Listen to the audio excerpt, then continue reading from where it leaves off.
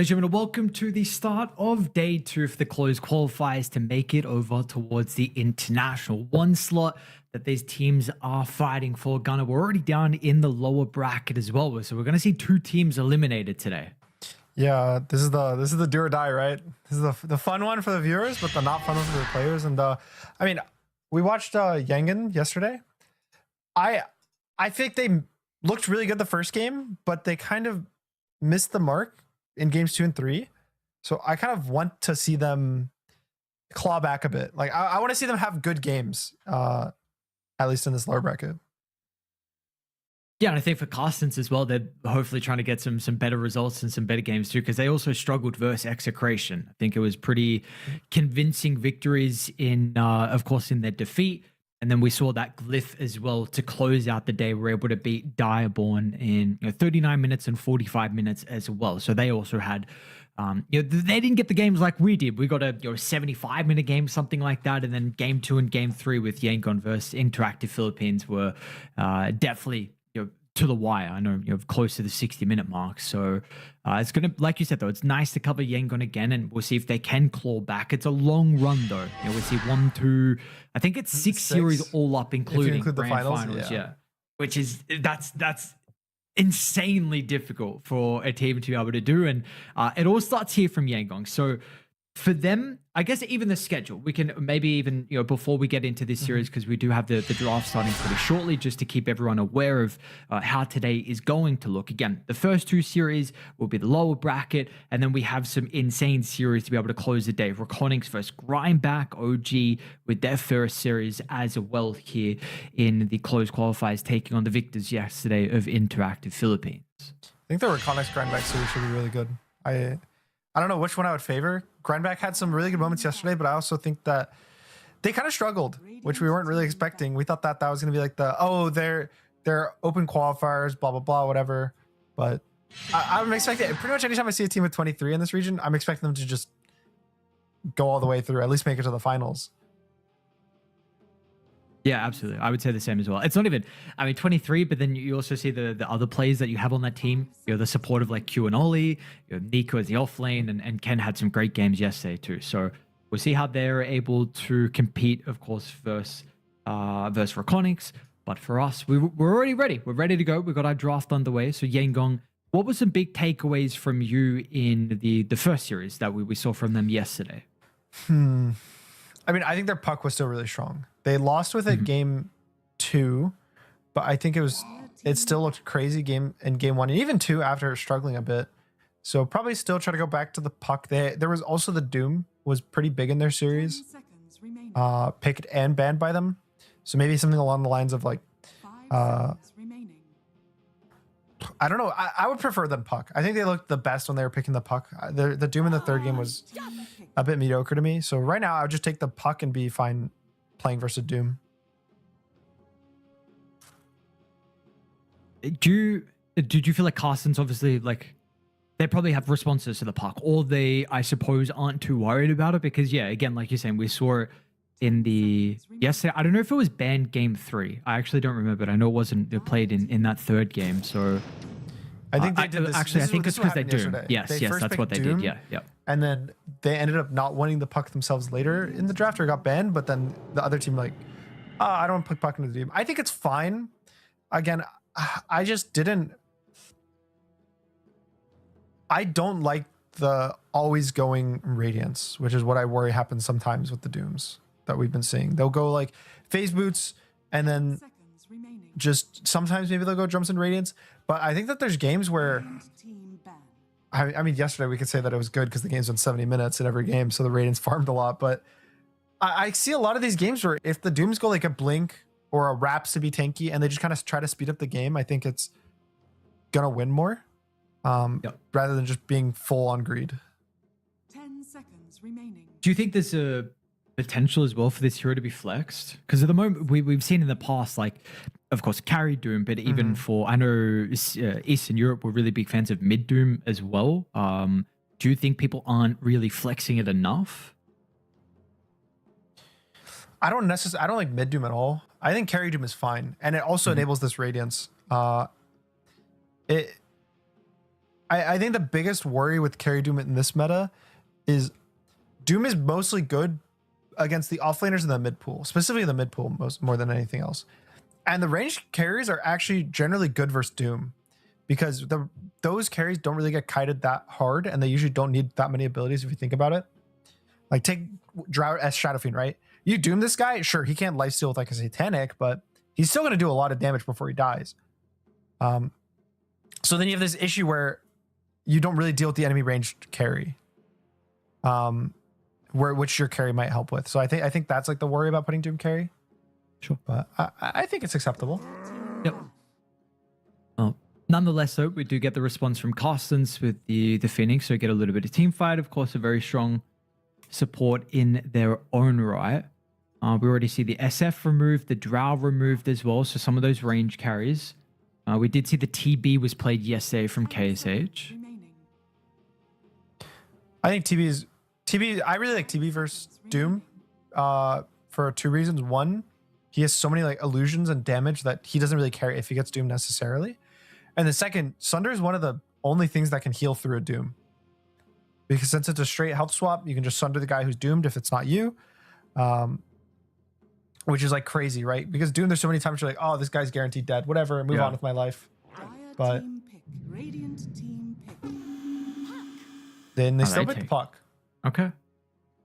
Now, this is a nice test. Yangon, they get to prove like, young PH, you have an exceptional puck, but how do you, in fact, try and counter the hero? So again, we saw Lewis yesterday tried with the Void Spirit. That didn't work. And then we saw the Earth Spirit in game 2 had great success, but that is a very, very situational hero in regards to like the play style and the player. To me, I would just be planning for a sniper on 18. It's sniper versus Phoenix and versus a puck.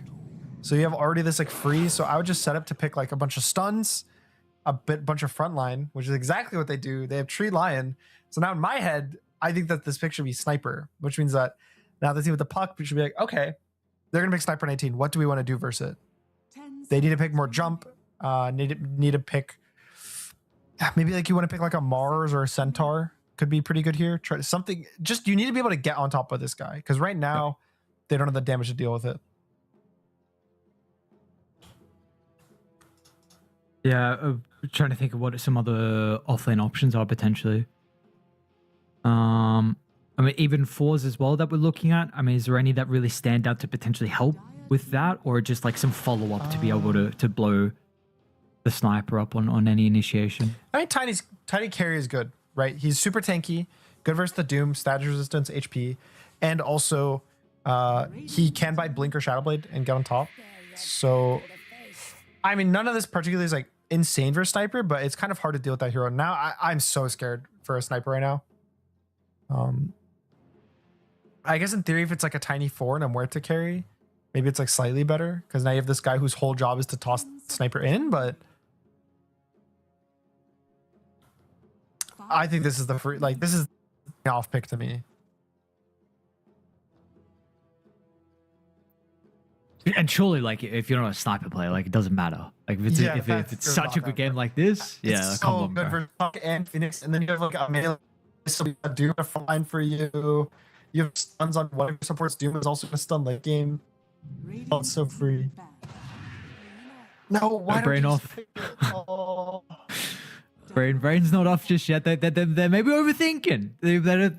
Or he has too many options. But I still, if that's the case, Sniper's going to get banned here more than likely. So I can see. Okay, the issue that sometimes happens with when you pick like more like niche mids. I think mid is the worst role teammates to niche if they're not ready for it, because in the past there's so many years of the mid players playing spirits every single game. Yeah. Right. I would say what, like 80% of the time you have some Ember, Storm, Puck, like Pango.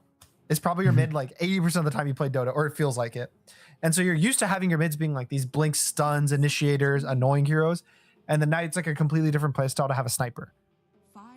So probably there's some teams that don't want to change it up, or mids that aren't comfortable playing that different play style. Just in like a team setting. What options would have they had as a carry to be able to fix kind of the problem that you're mentioning? Like if the sniper changes the dynamic of the heroes, then what carry could have been a little bit more active? I think Lifestealer could have been really good here too. Because with Sniper, you kind of just want to hold your lanes as long as possible so you can keep winning his lane. And Lifestealer would probably just be able to exist in the safe lane forever. Or you could just pick something with, I think anything that's down to go in. Or even like tankier carries. Like Luna is probably fine with Sniper because Luna's builds really tanky items, right? Scotty, Satanic, Manta. The W gives damage reduction, so you can just full commit to a fight.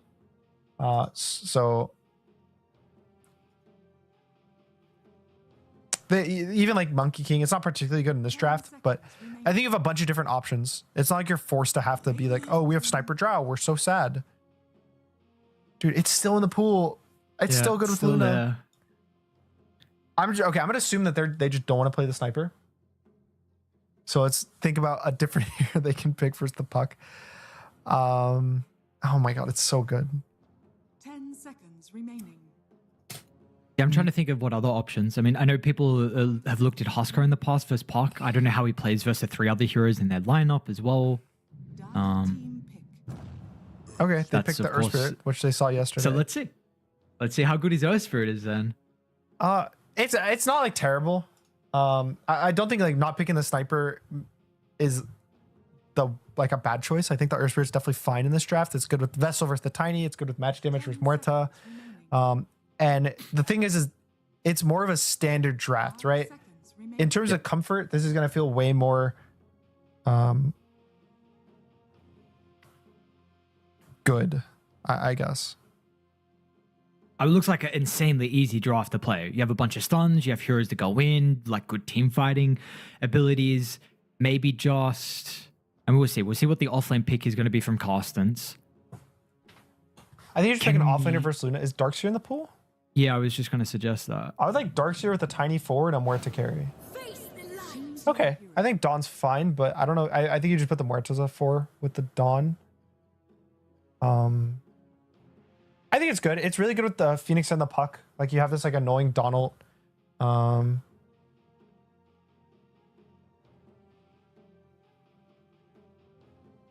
trying to think.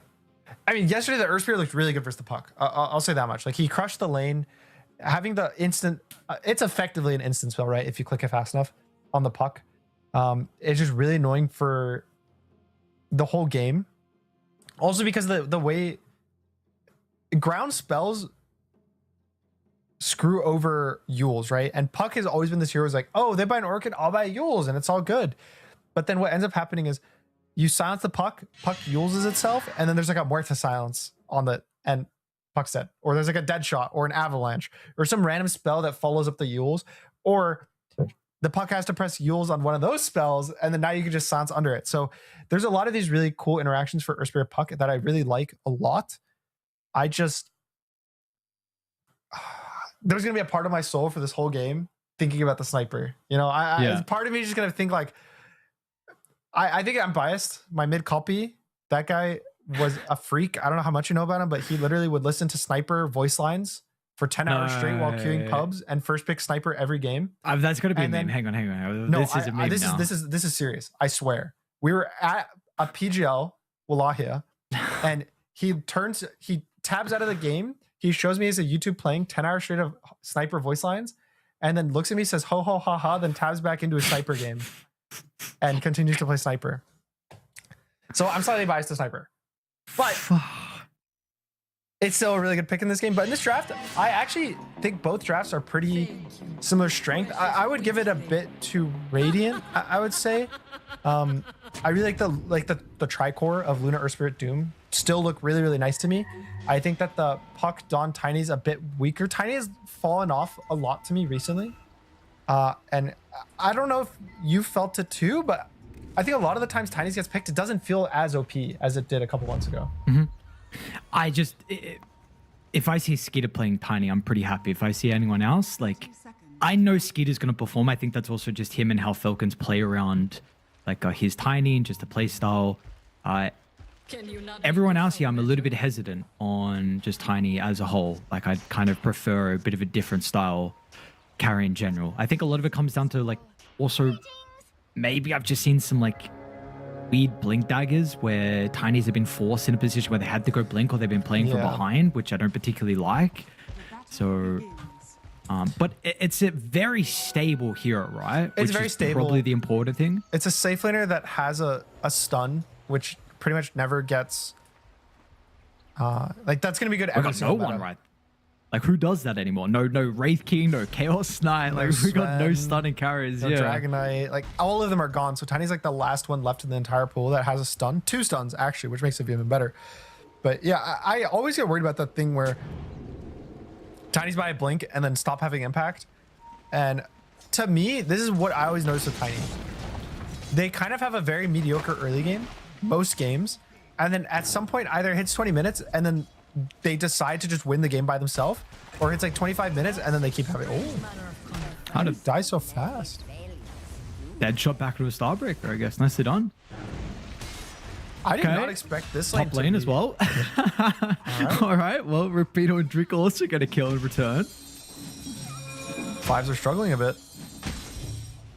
I'm surprised that the tree goes down level 1, especially with boots. Like, that's pretty bad because the Luna tree lane is in this patch. It's probably like the second strongest lane. Probably Drow's. It's comparable. They're good at different things, but dying early in this lane is going to be pretty good for Dire. Like getting away with the Muerta levels 1, 2, and the Dawnbreaker getting to like level 3 timing is just a huge power spike in the lane. Do you see any potential problems with Radiant's lineup with the like potentially countered by BKB? Where I know Luna at some stage, is going to have some physical damage, but is pretty split. Bottom, nice combo onto KSH. This time putting a bunch of damage into the carry instead of the Treant Protector. And with regions looking pretty bad, 1 Tango left. I mean, this is the Dawnbreaker lane, right? It's super strong. I would say Dawnbreaker's probably like top 3 just for laning offlaners. It's some combination of like Axe, Slardar, but even the Slardar I think struggles a bit more in the laning stage sometimes. And Dawnbreaker Axe just always crush these lanes, so I think they're doing a really good job already. I also do like the mangoes. He bought 2 on the Dawn, so it's really cool. He's just prepped to just constantly be casting spells, going on them. Level 3 is like the big timing when you get that second point in the hammer, and I don't think they are going to slow down anytime soon. Like even Huerta is just, when you get kind of ahead in these lanes, you get a good dead shot or 2, just snowballs so hard. How do you item build in general as Dawn? Because I know maybe you look at like Ace, for example, you're looking at auras, but then there's probably a lot of other people that really like the right click and then the kind of the scaling S. Do you think is there a preferred way to itemize from Dawn? I think the right click is just always going to be better this patch. Auras kind of fell off. People realize, oh, it's better to just have 3 carries than 2 with the auras. So Sure. I think you just go the general build. I either see if you're snowballing very hard, you go Echo Deso. And then I think the standard build is you just kind of rush a Harpoon because the stats are good. It helps you a lot with your Q and like escaping. And then after that, you can just go like BKB or Sanjin Yasha, ACs. You know, there's a bunch of just different routes you can go after you get that Harpoon. Okay. Well, we'll see how he's able to scale. Of course, we'll see the Doom as well. There was questions with his item build in general, if we're going to get a Radiance out of Rapido. Double brace of phase boots, of course, at the moment, so we'll get a better idea in a couple minutes. And so far, mid Young PH 19 and 6 compared to the 16 and 1 as well from Salamat.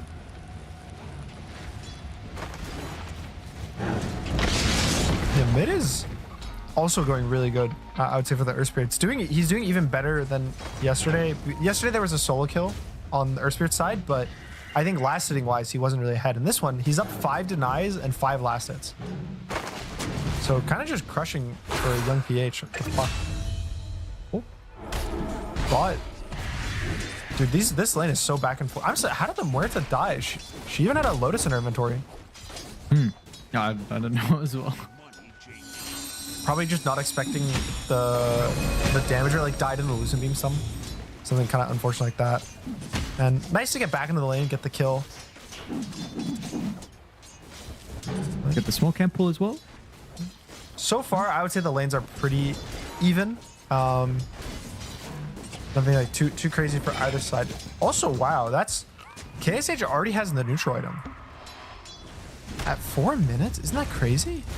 I guess he's been getting all the mat stones. So he has a possessed mask at 4 minutes into the game. Yeah, wow. So just getting a bunch of like health and attacks, that's actually massive. I want to say that's one of the fastest I see on carry. Maybe he was like farming, he was taking the mad stones for every pull. Like the tree would never take them and the Luna walked over for all of them. It had to be something crazy like that. Yeah, definitely. I've seen when the first, I'll hold that thought actually, because we'll see if Tihi did move instantly with the nighttime hitting. So he's kind of already set up, and Dire's scan is a little bit late. So Tihi was already able to position ahead of it, but they are still playing.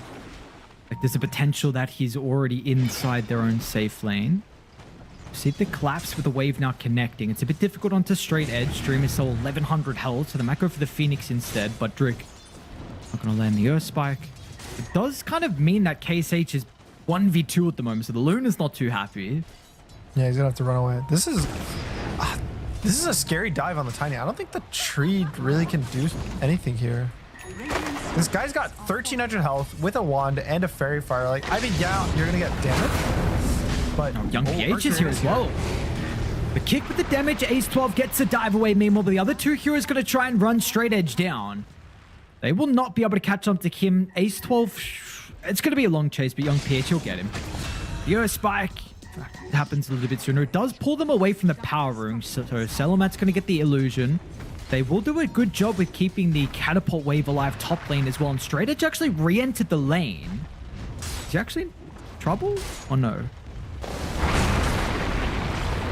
I think he's fine. He has Tiny. This is the best thing about Tiny, is the amount of health he gets early. I didn't like the move before I saw the Earth Spirit there, but now that Earth Spirit came, it was actually like an acceptable dive, and they get so much tower damage, right?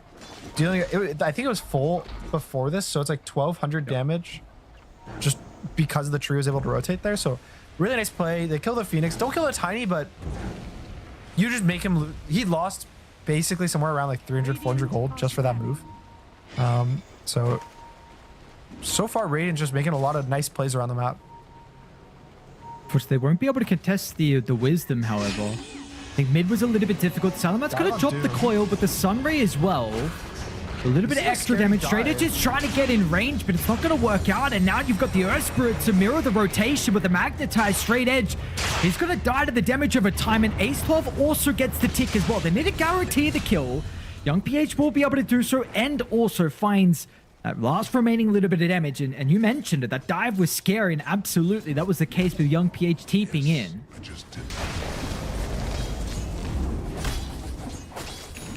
I want to say that the team should be making moves on the other side of the map, like to the Luna, to the Dawn for both sides, just because these heroes are so much easier to kill. They're diving like a Doom, they're diving a Tiny. I mean, Doom does go down, but is that worth losing, like trading it away for your carry?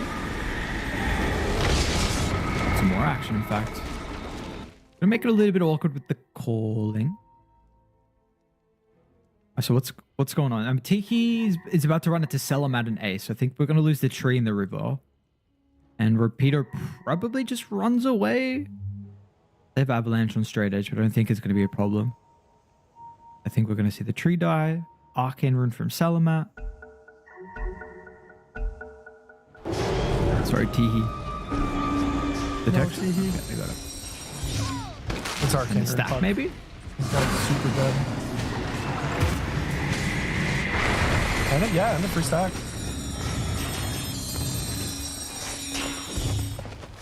So calling back, I mean, it's pretty close. I wouldn't really. The biggest thing to me is Doom is having another game that he's struggling. So, and he's still rushing a Radiance. I think it's fine. I don't want to super hate on the Radiance. I just always get worried when they're this far behind, because last time we saw it, I think he got like a 20-minute Radiance yesterday. It was super late. It was so late. It felt like, yeah, when the game hit like 50 minutes, like he was really strong, but is that worth giving up 30 minutes of your game? 30 minutes is such a long time, if you think about it, to get like pretty tanky, pretty powerful, getting like a Blink Dagger, BKB, something like that, whereas you could have that at like probably 24, 25 minute mark if you didn't go the Radiance. Yeah. We'll see. We'll see if Repeater is going to be able to get the time. I guess maybe you have this offlane Dawnbreaker on the other side that maybe you're a little bit concerned on if you can match his scaling, if you don't go down this route. I mean, we see Dawn is having a very good time on Same. He's second in net worth. He's got the Solar Guardian ready to go as well. So if they want, they can maybe try and make a play, potentially around the power runes that we have in 30 seconds. Yeah, I think the 10 minutes is going to be a pretty big timing for kind of whoever's able to get the rune, because it's the siege, right? I think the 10 minutes is like the most important power rune at the start of the game. You get like you get the power rune, you take a tower with the siege, it opens the whole map. So they're gonna get haste on Puck. I think probably what is gonna happen now is Puck is gonna look to rotate top to this Doom lane. They're gonna try to use the Dawn, take a huge fight on top, and it could just kind of blow the game open, depending on what happens. Like if they defend it, if they aggressive it. How do you set up that play? Do you shove out mid and bottom needs to get shoved out as well? I think the nice thing is you have a Dawn, right? So Dawn can just sit in the lane, vibe, wait for the play to happen, and you smoke. He's vibing right now, but maybe not for too long. Young PH is going to TP down. They got the Spirit Vessel and the Eclipse as well, so they're going to be able to blow him up. But for the response on Cast and Selamat, he used the haste, but to no effect here at all. So the power rune that you were mentioning, the move that we wanted to see from them, unfortunately, a reactionary one, and they don't get anything. Yeah, the issue with Dawn is you have to play very, very calm when plays are happening. Oh, going on Tiny now. There's a Doom, but this is a bit of a hard kill. They have the Supernova as well. Young PH, great target. Finds the Phoenix before he can potentially use the Supernova defense and the Solar. I mean, there's no way. That ultimate was going to do nothing to keep the Tiny alive, and you just gave a free kill over, and now put your ultimate on cooldown. The tower goes down as well. We're up to a 3k lead for Yangon. All right, and there's a rotation on the 10-minute siege, right? Like that's the big timing for the early game. Pretty much, if a team is able to get something done with this 10 siege, it means so much to the flow of the game. So I think I want to say there's just a really big issue with the Dawnbreaker dying bot for two namely reasons. One, his team is smoking in general. And you never want to die when your team's smoking because it kind of just screws over their play, especially if it's to you. And in this case, it was to him. He forces out TPs from his team because imagine in that situation, if he backed off, maybe they win the fight because his Puck's able to initiate. Or maybe they end up not getting any kills, but when the enemy team goes top, then they still have TPs plus the Donald, and it also goes better for them. And they defend the tower. So a lot of big things kind of snowball off the fact he just dies once in the Dawnbreaker. And yeah, now it's still only a 2k lead for Radiant, but I think that gives them the space that they kind of need to feel comfortable with this Doom Radiance. It looks like it's probably going to be around like a 50-minute Radiance at this pace, maybe 16, which is super good. I think that's where it feels good to rush the item. And then Earth Spirit as well, having a crazy game, 3 vessel charges, going for the BKB, and Dawnbreaker might be in trouble bottom, again. Yeah. The team is starting to move to bottom, but they're a little bit too slow once again to get in range. I don't know if actually the smoke even got popped from Young PH, who's trying to run down Ace 12. Won't be able to get the glimpse of the Phoenix. They'll see him now, but yeah, I mean, the Dawnbreaker, 3 deaths. It's the offlane.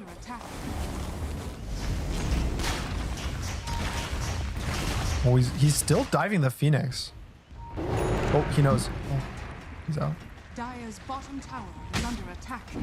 Yeah, the biggest issue with Dawnbreaker that will happen in games, like the biggest, I don't want to say flaw, but the strategy to deal with her is you gank her. You never play the other 2 lanes. You always play in the Dawnbreaker's lane. You always play on her side of the map. Because if you go on her, she can't ult to save. But if you go on her teammate, that's when her ult actually has value. So I really like how they keep always their first play on the map is always to go on the Dawnbreaker and kill her. And then whatever happens after that is where they kind of choose to make a play if she's dead. Now even more of the map's going to shrink. We'll see if they want to take a fight by the Wisdom or not. Radiant will actually cross-map smoke to connect back to mid. So Dire have 3 heroes nearby, anticipating that there's going to be an attempt to steal their Wisdom, but we'll have to see if Puck's also going to read this with how he's positioning. He's going to go to the top one, win the 50-50, and not be caught at the moment. Looks like he's fine.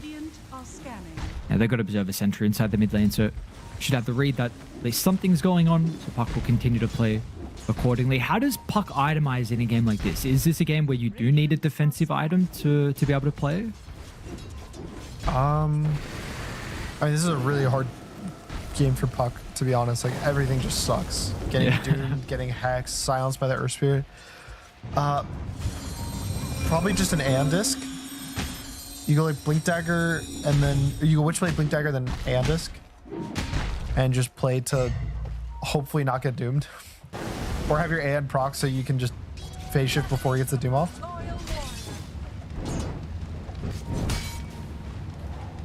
How much is that going to hurt you feel like Dies line up the fact that the Puck has to go one defensive item? It's not too bad. I think generally Puck is strong enough hero. You can go the one defensive item. It's like the issue is like BKB is kind of good versus Earth Spirit. Cool. He's been getting a bunch of power runes, but haven't really been able to use them to maximum value. But this one's a kill onto T. He maybe can help open up the tower as well. They've got that catapult starting to enter the lane. Middle tower is under attack. Dire are scanning. Maybe one thing as well is the fact that Muerta's actually pretty farm. It's already an ATOS 15 minutes in. But Druki's also getting close to the blink, but we'll see if they can do anything with this early item here from Arya. Dire's top tower. Yeah, and Radiance didn't finish, so there's like a 1540 Radiance, which is pretty much exactly what you want from this offlane Doom. And now I would expect that the kind of net worth is going to skyrocket for Radiant. I wouldn't be surprised in the next like 2 to 3 minutes they have a 3k, 5k lead. On PH. Attempt to the Earth Spirit Slipe at 2300 health as well. They have to go through. They bring him down to about 2/3, but not enough. Once again for the power rune. Drip's going to run into the Phoenix. Bit of an awkward position for the line, except but still they'll blow up. Ace 12. Nice silence. So yet to get the Supernova, and Rapido is in with the combination. Solid Guard into what Availor Seimei. Not going to be able to protect his mid laner. Now he is stuck, and with all the AoE spells they've got and the damage, Seimei is racking up the deaths and straight edge. They might be able to run him down too. The Spirit Vessel out. He's falling very quickly. Nice. There's no hiding for him. This tree line is not safe at all, and they are rolling in game one. Well, I did say they get to about like 5-6k gold lead really quickly, and I think they've had a way to get there even quicker with a really nice rotation. I don't like how they just kept walking in pretty much one by one. Like the support goes in, the Phoenix dies, and then the Puck's like walks in to try to help, gets doomed. Then the Dawnbreaker's like, "Ah, my guy, you got doomed. I got you, man." And the Dawnbreaker dies, or is there, dies. It's just, they haven't made a move on their own terms yet.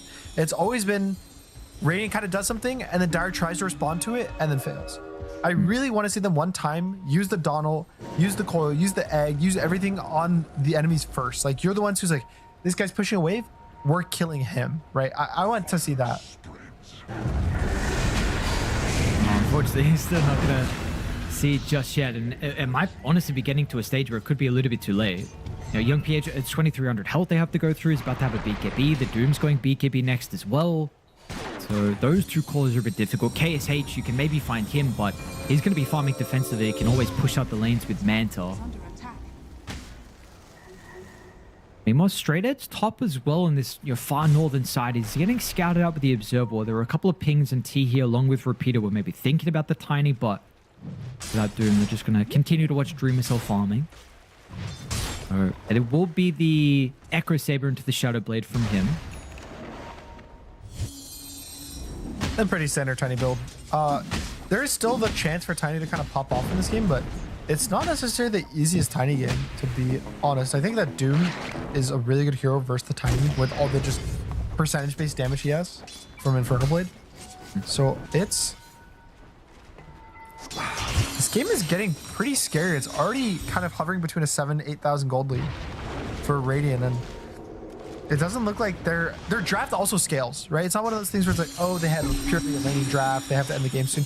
They got a Doom, they have a Luna, like they're good to go for the next 50 minutes of the game if they want. Sell him out. Maybe with the Luna Vision. The nighttime might help out. The coil's gonna hold Rapido back, but is Salamat just gonna die solo to the Luna? Pretty much look at the damage at this stage. It's Orb enough distance away, still without the blink, unfortunately. It's just relying on the raw spells, and They'll eventually be able to run him down, I believe. Anyone going to be able to tip into the T2 tower? Is going to look to try and tip out. Do they have vision of him? They do. Not only one kill, but a second across the map as well. We saw, I believe, a solo from Young PH in the mid lane. He had a little bit of help. The line was there to press stuns, so. But it's still just, they're pretty much playing way faster. This is what happened yesterday in their first game. They had a very, very clean early game. Their lanes went well. They ran around and they made the other team kind of look like fools, to be honest, which is what they're doing again. And I'm happy that they're able to perform this way again so far, at least in this first game.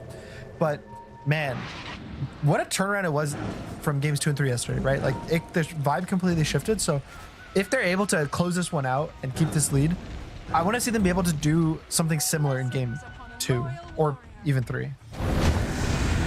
Top lane, I thought just so easy kill. Yeah, that's going to be the question, right? Is can there be the consistency from them? Because those games were very competitive as well, but it just felt like we didn't get the as dominant of a performance that we saw in game 1, and now this game 1 as well. So YG at the moment looking incredibly strong.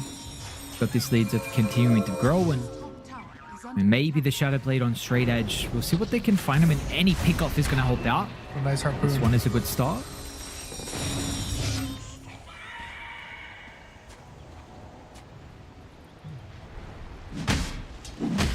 They really needed that kill. They needed like anything. At this point, the puck is starting to fall behind really hard, which you don't really want from puck, especially versus Earth Spirit. The fact that like puck is falling this far behind an Earth Spirit is not only bad in terms of the game, like the team fights, but just in terms of how fast the heroes farm.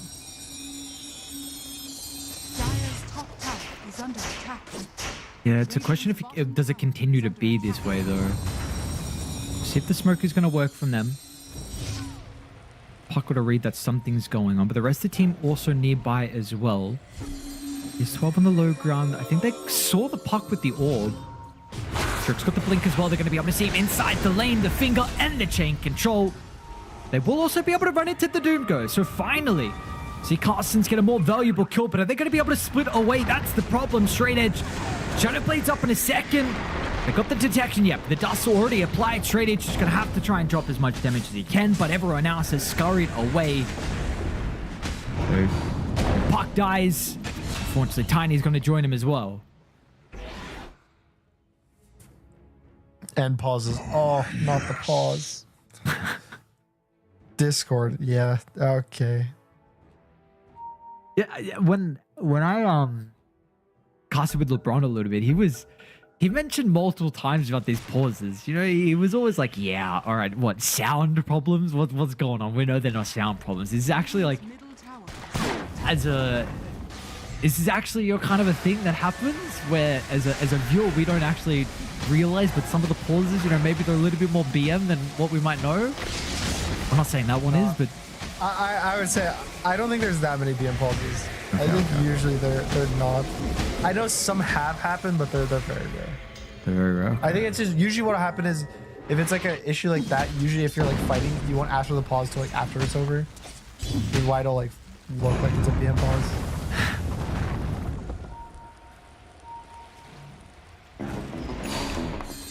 Get the shot so he has the eyes in the forest now. So gonna make this lead feel even more difficult for Carstens to play into. You got the BKB now on the Luna as well, so triple BKB for Radiant.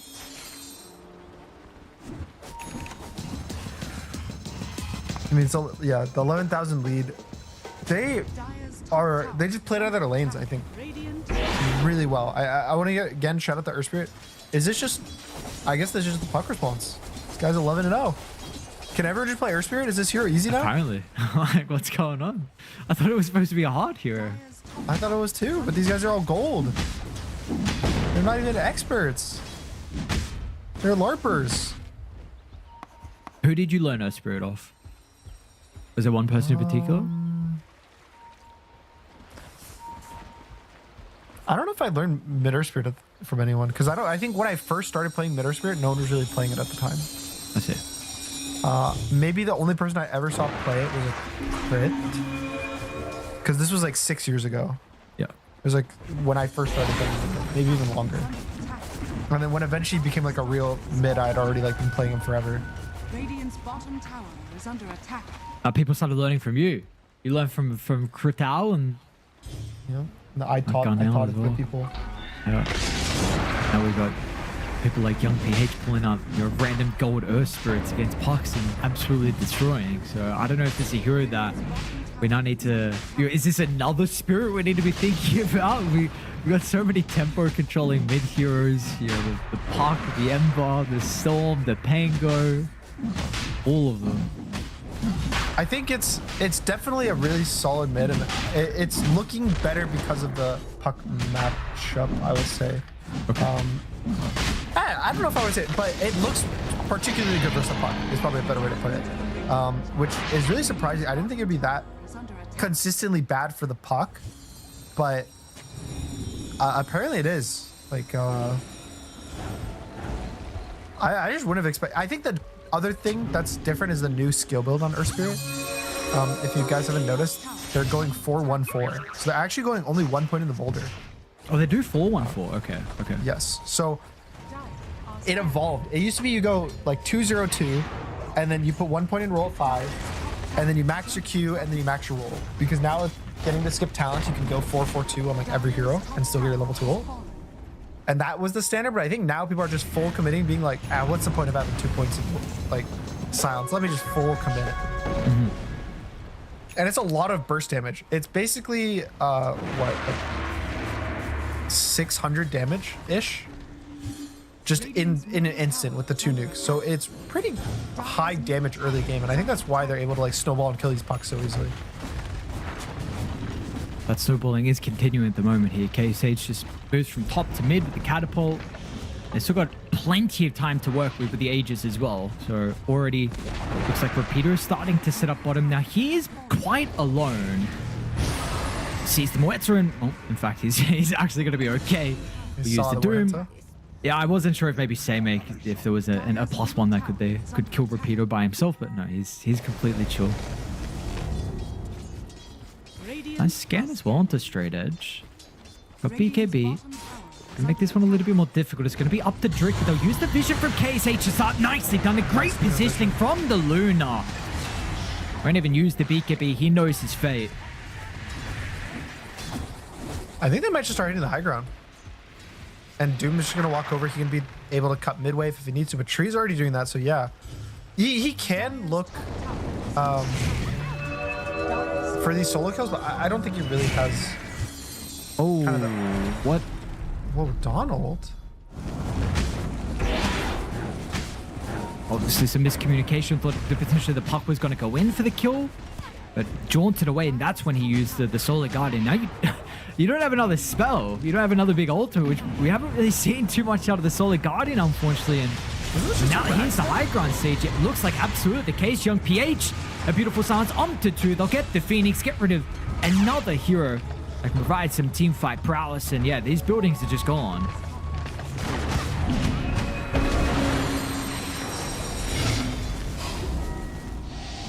Yeah, I think they keep going. There's still 2 minutes left on this Aegis, and... I mean, the game is getting... It's already out of control. I don't want to even say it's getting out of control. It's been out of control. Like, no one's done anything, I want to say, for Dire. They've all just been kind of struggling. They kind of were fighting back in the laning stage. It was back and forth, but I don't think they've gotten a kill past the laning stage. I think all of them were pretty much in the first, like, 8 minutes of the game or so. It's been a while at the latest. Yeah, it was like, it's 6 minutes, something like that. Well, let's pretend it was longer. I think they got We pretended the whole game. Yeah, They we're pretty much pretending have 0 kills. If you think about it, they got basically 0 kills. And they're going to go back, push to top. They finished the full Scotty now for the Luna. So still minute left on the Aegis. It should be a Rax. There's no glyph. I don't really see a way that they deal with Luna.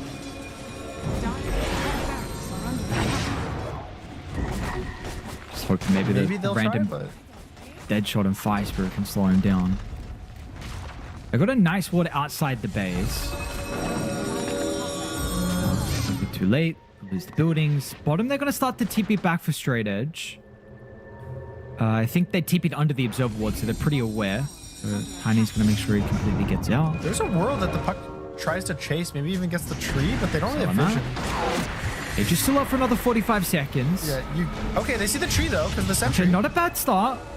They're going to easy pick off. They're going to be able to slow KSH down, however. Selamat just a little bit out of range here with the club, but the Blink's going to be back up shortly. Brady actually want to try and take the team fight, roll in.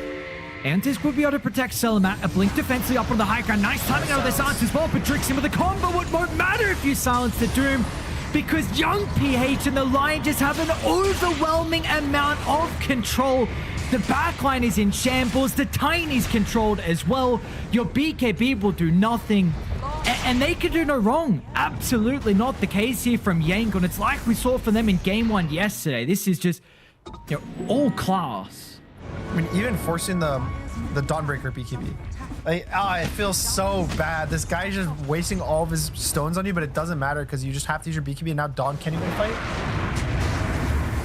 I wouldn't be surprised if they might just try to force Throne just to try to end the game, because there's no spells left for Dire. Dire's middle tower is under attack. Dire's middle tower has fallen. Let's see, do they go for it? When we play a little bit more of a passive game. Nope, they're in. Let's go. Oh, I mean, the safe play, the correct play is to go back and take the third side. I think most of these teams are these. Young PH has no BKB for 25 seconds. At the damage, silence kind of disrupts the puck, but he spells are on cooldown regardless. So, And literally nothing happened to him. He's fine. just fine. Use the Shiva's silence. It's like, all right, cool. Selamat? About running high ground into the Lion. Brick's actually, he's got an Aeolithic already. Pops to the Witchblade. Dire's bottom tower is under attack. What are we looking at probability wise? I'm seeing 7%. So, 7's higher than I would have thought, to be honest. To me, this game is like Dire's bottom 99. tower has fallen. Where does the 7 come from? What I are they have going to do no to the Luna? idea. I have This no guy has idea. 20% damage reduction when he presses W. All right, let's see. Oh, maybe now? Can he get the Lunar Orbit out? Oh, this is where the 7... Never mind.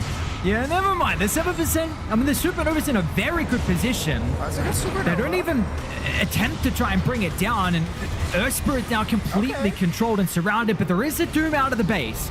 With the anti-scatter's resistance, it might not matter in the end, though. You know, he's just so goddamn squishy, and Drick has always been able to play these fights perfectly. There's a Scepter somehow as well on Moeta, but not enough to kill Tiki.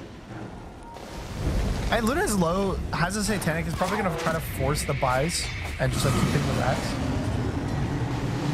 But, ooh, he wanted to go and his blink got canceled just at the end. That makes sense, I guess. You're going to say a like, little bit oh, funny. just do that for a little fun. Yeah, you know, it's just configurations. Why not? But yeah, I guess you're the blink getting Kansas definitely makes more sense. There we go. It's back up now. Everyone else is going to follow. And what an easy game for the Lion when you have all these heroes that can play in front. Line's been 3-0. So his spell casting has been on point from Drick so far. Now they're going to lose the Dawnbreaker as well. And also game 1 by the looks of it. It's start to finish. Super clean performance from Yangon. I mean, just a honestly very impressive game.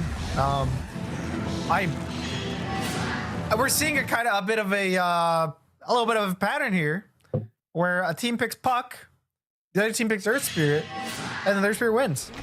So maybe I don't know if are you like forced to pick Puck? Or are they like, oh, they picked Doom, but you know what? We're still gonna pick Puck.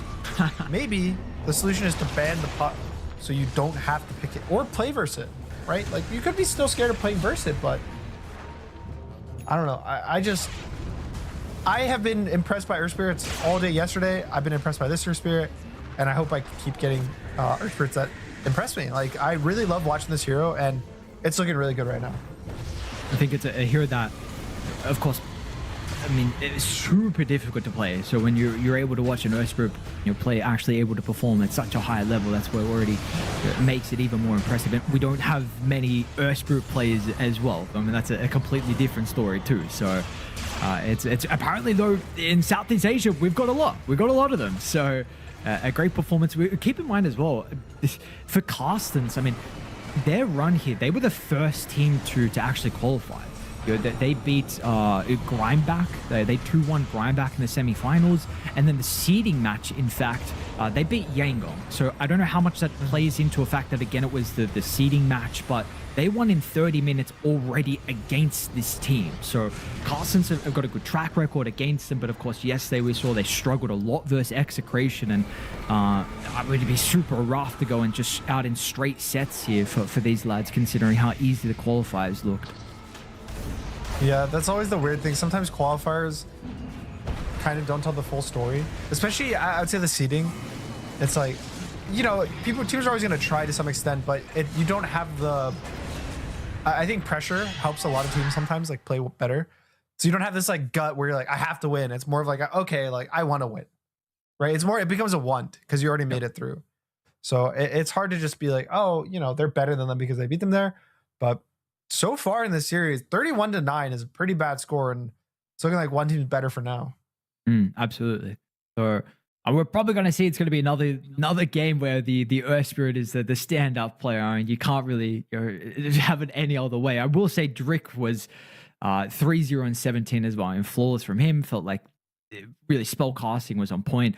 The early game though, right, is really the big thing. Where you were mentioning a lot with the movements. There was maybe one questionable one from Carstens where they went to steal the wisdom and maybe just didn't leave. Like they tried to force the fight with the coil and the dive on the Doom, and that's really where it started going bad from there, where young PH was able to TP in behind. We got the value out of the Earth Spear, and then Yangon made that play to the Dawnbreakers, or was it top? It was one of the lanes with the catapult wave that you were saying, where Yangon then blew open to a 3,000 net worth lead. So the early game from Yangon, which is what we saw in game one yesterday from them as well, was the big thing. So yeah, apparently so far, at least in our games, it's your Puck and Earth Spirit we're looking at, and some of the early game. But we'll see. We'll see if Carstens, if they're able to turn things around, because they are one game away now of potentially being eliminated from the run to the international. So that's just going to be it for game one.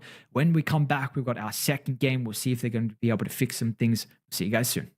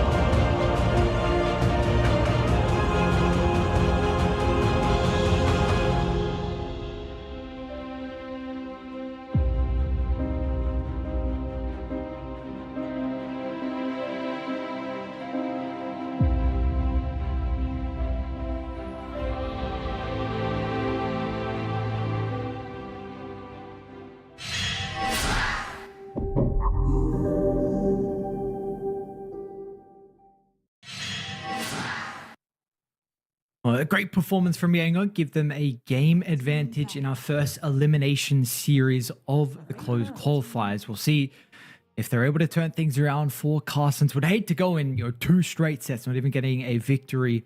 But we got some changes. Puck's going to be banned out, so we won't get that, and we don't get the Doom as well, Gunnar.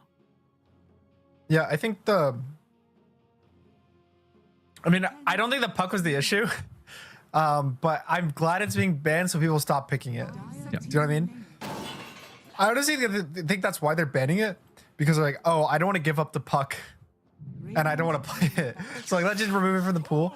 And that does mean Clock goes through. Clock is probably the most annoying hero of the patch. I actually can't think of a hero that is more annoying to play versus. The mana burn from the cogs is just like insanely bad. I remember I was playing with Quinn in the qualifiers, and we didn't ban Clock one game, and then every time I would hear cogs get activated, I would just hear Quinn go, "Oh my god, this hero's not real."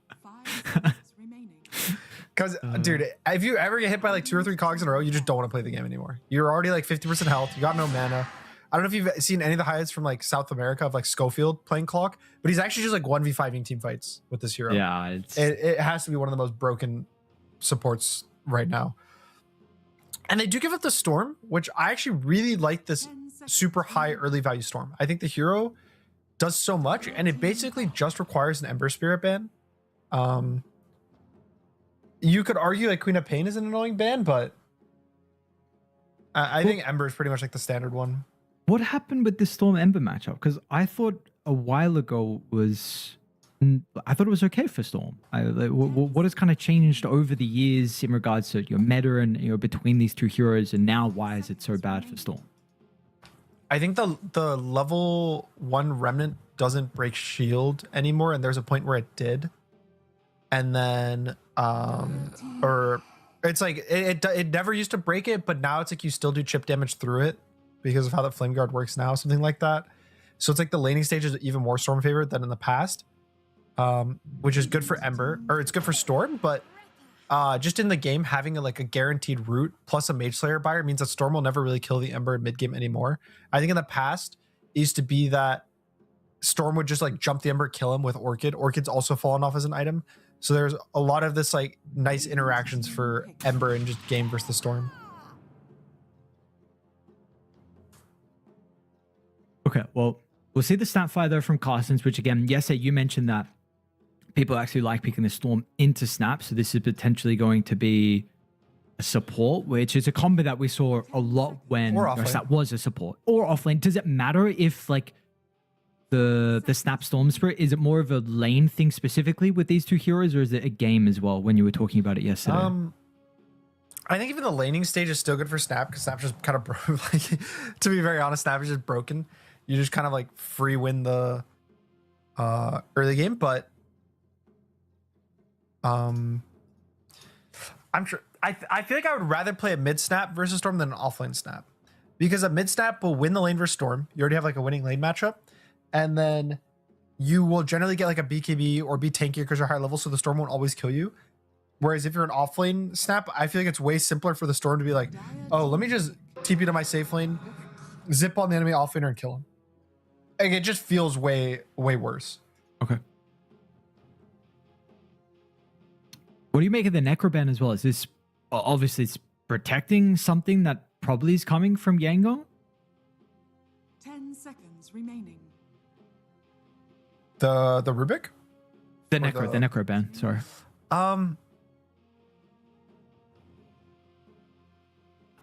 It might be, let's see, it's probably an Axe pick, I would assume, that they wanted to pick now, and they'll just pick the Axe +1 because Axe gets absolutely crushed by Necrophos carry. There's also a world they're banning it to protect their Storm, but if that was their logic, I wouldn't like it. I would like it if they're picking an Axe. Cool. And with this, you just pick your 5. I would assume they're just going to pair the Hoodwink with the Axe. So you want to pick a 5 that's most likely laning versus Rubik plus a melee hero.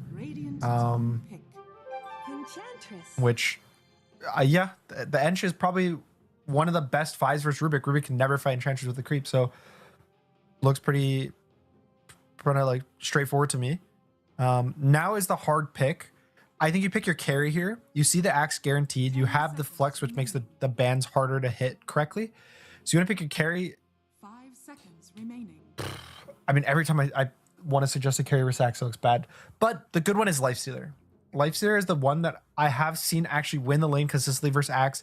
Doesn't die to the blade mail call. Also, you can rage. You can also save your teammates from the call.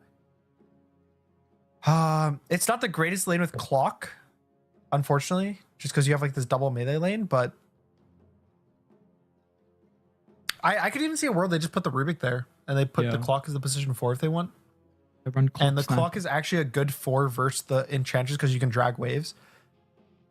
So I would like that. I would like Lifestealer plus a Rubik in the safe lane. Radiant team back to the tiny, unfortunately. So this is, I mean, a hero with status resistance. I think you brought this up yesterday versus the axe. So that's correct. No, was this something that you mentioned yesterday? So the tiny axe matchup in theory is good in the mid game. Like I thought about this. I've seen it in mid game. Sometimes it's very good for tiny. What happens in like, I don't know how often, it happens a lot because axe is kind of stupid, is the tiny just gets crushed in the lane by the axe. And then the axe runs around. We saw this yesterday. He went 0-4-2 on the axe, rushed a vessel and just like destroyed the game. I think it was Nico. Yeah. And I am worried about that. I do want to hope that the tiny should be in theory like acceptable to lane versus the axe. But I don't know. I can't actually think of the last time I saw a tiny carry win, to be honest. I feel like I always just see this hero lose. Is this also like your the armor hero playing the hoodwink? You know, is this also something you're factoring? Because I know you mentioned yesterday with the hoodwink versus Phoenix, where Akon shot, but also Phoenix being low armor. Is that something else where maybe it's something to the favor of Yangon in that lane too? Yeah, it definitely kind of like hurts for the tiny that the hoodwink's gonna do a lot of chip. Tiny's generally good versus magic damage because he has health, not armor. So he has a lot of health. So when you play versus these Akiras that chip you with magic, you're like, oh, it's okay, whatever. But yeah, the right clickers definitely suck to lane verse. So it depends on who his support is. I think if that's the clockwork in the safe lane, they're gonna have a really bad time. But I think if they end up putting the Rubik there, the clockwork goes to more pull waves. I think that their lane is probably fine and they should do okay, but it's still one of those things where Rubik can't really stop Axe from cutting the wave if the Axe wants to. So it's pretty much impossible just to win this lane for sure. I just worried Rubik might get ran down too. Like like Rubik's also not.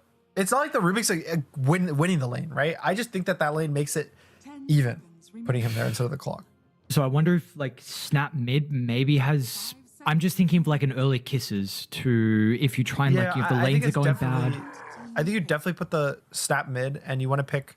I would have said Dawn if it didn't get banned because Dawn's good versus Enchantress. Ooh. Okay, that's interesting. Insta. And that is a great response to it instantly. So the brew I have thought about as an axe response because you purge Battle Hungers, you lift him if he calls your carry, if he's going more of like a Blink Blade Mail build. It lanes well with the clock because generally I think the clock builds are more so now they're maxing like cogs and rocket. They're not really maxing battery assault. Obviously they like will change the skill span in the game, but the TLDR is it's really easy to proc the Cinder Brew with just a rocket flare at level 2. So it makes this lane like really, really simple to play for the Brewmaster. And it looks like they are going to do the Clockwork 4. So I don't mind it, but Luna is definitely one of the best carries in the game versus Brew. I don't know if you've seen it when a farmed Luna has like the W clicked under the guy when he splits, but the panda just melt. Yeah. Like they will survive for like 2 seconds at most. Yeah, I mean, you're going to be very confident with the fact that how KSH looked in the previous game as well. So yeah, you had a good game 1. You get a good matchup with the Luna overall too.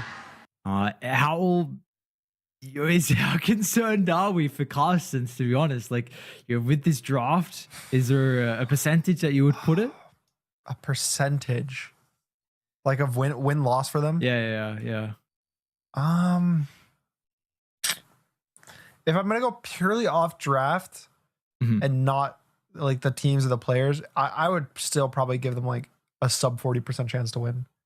Okay. Somewhere in the like 25 to 40%. 25 on a low. All right, I mean, 20 of it's a big difference. 25 is then. Yeah, I know. It's just I don't necessarily I like the brew concept with it, but I don't have much faith in brew this patch, and I don't have faith in tiny this patch. So it's like they have the snap, and I always want to have faith in clock snap and Rubik. Like those 3 heroes are all pretty much top tier for their roles. So it's like I'm like, oh yeah, they got broken heroes, and I know Tiny in theory is supposed to be this really strong hero, but I just don't personally like it. And then I compare that to the other team. They have Luna, one of the best carries, Axe, one of the best offlanes, Storm. So they have Tricore of all really good heroes, Hoodwink, one of the best supports, and Enchantress, which is like, I feel like it's like somewhere in like the A tier range, maybe like a high D. It's like a, it's a whatever hero. So Dyer's draft just feels a lot better. Dota Plus also does say 45-55. Yeah. There you go. Okay. I think specifically with the Enchantress, I think it's one of Tihi's better heroes. He's always really liked the Enchantress. So I've seen him play this in multiple different rosters. And we'll see from Carstens what they can pull out. This smoke, I thought maybe if they were able to just sneak through on the high ground, could wrap around on the brew, but they'll get some nice chip damage into straight edge instead. Maybe chip more damage. Than chip? Way more than chip, but we're going to use the blood grenade. There we go. It comes out now. This is a kill. It's not just chip. It's apparently first blood. That is just first. And Rubik now has been right-clicking the whole time. I don't know, buddy. Maybe. All right, he's going to turn it back on Drick. A rocket flare level 1. Okay, cross map rocket flare. Nice. I think the second they saw the brew turn the corner, they're like, why is there a brew here on this rune? But I actually was able to turn around the Hoodwink, so not the worst, but Axe, I think anytime Axe gets these like early kills, it just hurts the lane so much. So they do also have the lane matchup, like you said. Whoa, Ace, his ult's just... Oh, he's just half health. Oh my god. Oh, all right. Well, so yeah, Rubik down the bottom, but yeah, like you mentioned, I don't know if it's going to be any better for him in this lane. So, shall see. And again, I mean, you had Rocket Flare level 1 as well, which probably maybe not going to be as much of a problem. It's going to drag the wave too, but there's no I think the Rocket Flare's okay here because you're playing to drag the wave. So it's like a bit harder to use the cogs because you're not like breaking the trees and like being annoying to these heroes. And I want to say people just aren't really maxing battery assault because you almost always want to max cogs. And then at that point, it's like, do you really think that the damage from battery assault is going to be worth it? So they just go like a 1-4-4 build. So I think Flare's not really a big deal. Yep.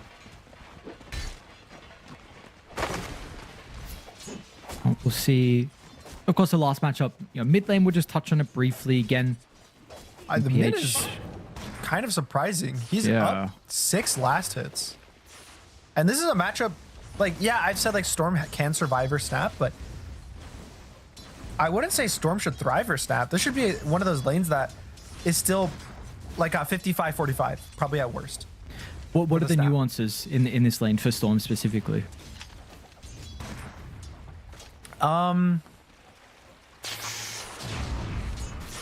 It's a lot of just Storm can trade really nicely into the snap, but a lot of the times I'll see like here, if he wasn't low enough that he's level 3, he would have just cooked it on the Storm and pressed Q and did like 800 damage to the Storm, and he'd be super low. But I think that the snap just took too much damage early game, which is good on the Storm for trading early. And because he took so much damage early, it means that it's pretty much impossible for the snap to be able to trade until now. And now I think that the lane should even out a bit more, but you're already in a good position to the Storm, right? Like you're happy. Like look at this. Let's see.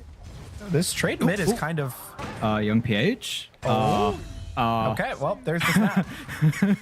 Okay, well, there you go. He plays on top of pretty much a full creep wave as well, so that helps sell him out. I literally was just watching that start to finish. The Storm just walked into 4 creeps and just started trading, and then he just died from 80% health to 2 spells. It was really fun. Every time I see snap, I remember why I love this game so much. Now he's top last hit. So before it was like an 8-9 difference, and now he's very happy with what he's seeing going on. But unfortunately, bottom lane, it's not too fun for Carsten still. I mean, we've got 2 points up in the Battle Hunger, double Bracer. You're already gearing up for once we get that 3rd level from Drick. There's definitely going to be a kill, and maybe even beforehand. Yeah, bot is... These axe lanes are so scary to watch. I always feel like... he just does so much damage with the battle hunger. I really like the build. I hope he goes a similar build of like the vessel. Oh, here's the dive. Oh, It's gonna be 1 kill at least. Surely should tick out in the end. Meanwhile, Drick is also running straight edge down, so they're not going to get just one, but also a second health, as one more well, right unless the deny. But Drick is able to just get in range, and this will be a full wave that Tiny's going to lose under the tower. KSH is also... No, okay, it's fine. Yeah, I mean, thankfully for them, they did get the trade on the Enchantress on the other side of the map. So a bit of a win for them, but the lanes are still... I know the score is close, but I feel like how the lanes are playing out is really good, at least for Dire, depending on how the Axe plays. Like, I think the Snap solo kill mid to me is kind of just putting the... Oh, okay, Storm's just low. It's putting mid kind of in the position that it should have been the whole time. Yep. And Oh, there's bot another kill. having Axe having... Oh, like what's happening bot? This is so good for them. If the Axe is able to like convert this into kills, convert this into map pressure, I really don't want him to go for the Blade Mill. He had it queued up. He unqueued it now. I really want him to go like Vessel and play fast. Yeah, I was actually going to ask, like, do you like double bracer? Do you remember what Nico went last yesterday if he went early? I think it was double Bracer and then it was Phase Boots Earn. Okay, I want to okay. say. So hopefully he goes that build, but look at top Snap pressing the ult on the Luna. Yeah, what's at end There's bottom a as well. Lotus We got and the Fairy dive, Fire. so both carries are going to be killed off by the looks of it. I mean, this is nicely done from Carson. Something we mentioned in the draft as well. With the Snap going mid, you need this like early level 6 from the Kisses to try and offset how rough the side lanes could potentially be. Yeah, I think Snap definitely is showing like why Snap mid is one of the best heroes. It just is too much damage. Like the hero at these like level 6 through like level probably 10 has to just be the highest damage hero in the game right now of the patch for mid. And oh, okay, I thought he was in danger. There's so much that can get decided between those levels as the mid laner, because that's 6-minute rune timing, 8-minute rune, the 10-minute siege, even like the 15-minute siege is around those like level 10 timings for the mid laners. And there's a TP bot with the Snap. Yeah, I think the straight Axe is in edge. danger of dying. Is he stuck? No, okay, got dragged down. Yeah, got to be a little bit careful here with the positioning. Selamat off the mark with the cookie. Might be able to TP out. Have they got the damage? No way. Nicely done, the sidestep. And now Selamat is in such an awkward position on the map. You would hate to be here. That's so sad. Radiant's middle tower is under attack. This is nice though from top. They with that kill that we saw on the Luna, he wasn't actually able to re-enter the lane. They've done a lot of damage with the catapult wave and also running Tiki down as well.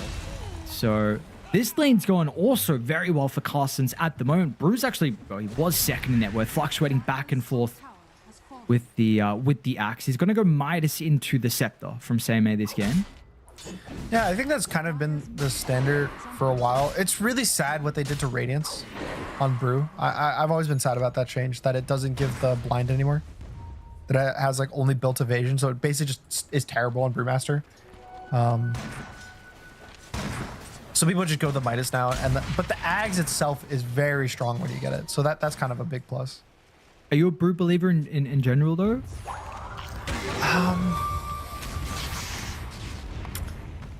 I think it's acceptable. I don't think it's unpickable, but I definitely wouldn't say I'm a believer.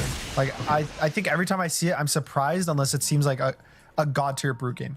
I think there's certain games that I'm like, wow, that's a really good one. Like first, maybe like a Tire That's Blade, a for big example. move. It's a massive move from Ooh. Seimei.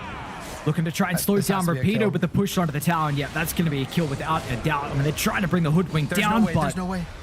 very close. Unfortunately, straight edge is still going to be okay. And now Seimei's we've got to try and think about catching up to Drick as well. He will be able to, because Salamat on the other side will actually... Never mind. Apologies. The Primal Split just ended before he was able to get in range for the Cyclone. They won't get Drick. They're still a bit of a stack, though. I think they also got the Power Room, which is nice from Salamat. Dire's bottom Looking for young PH, but oh, nice, like kind of juking the trees to zip past them. Just got to dodge the cogs now, Good too. bushwhack. hate these cogs. I hate them so much.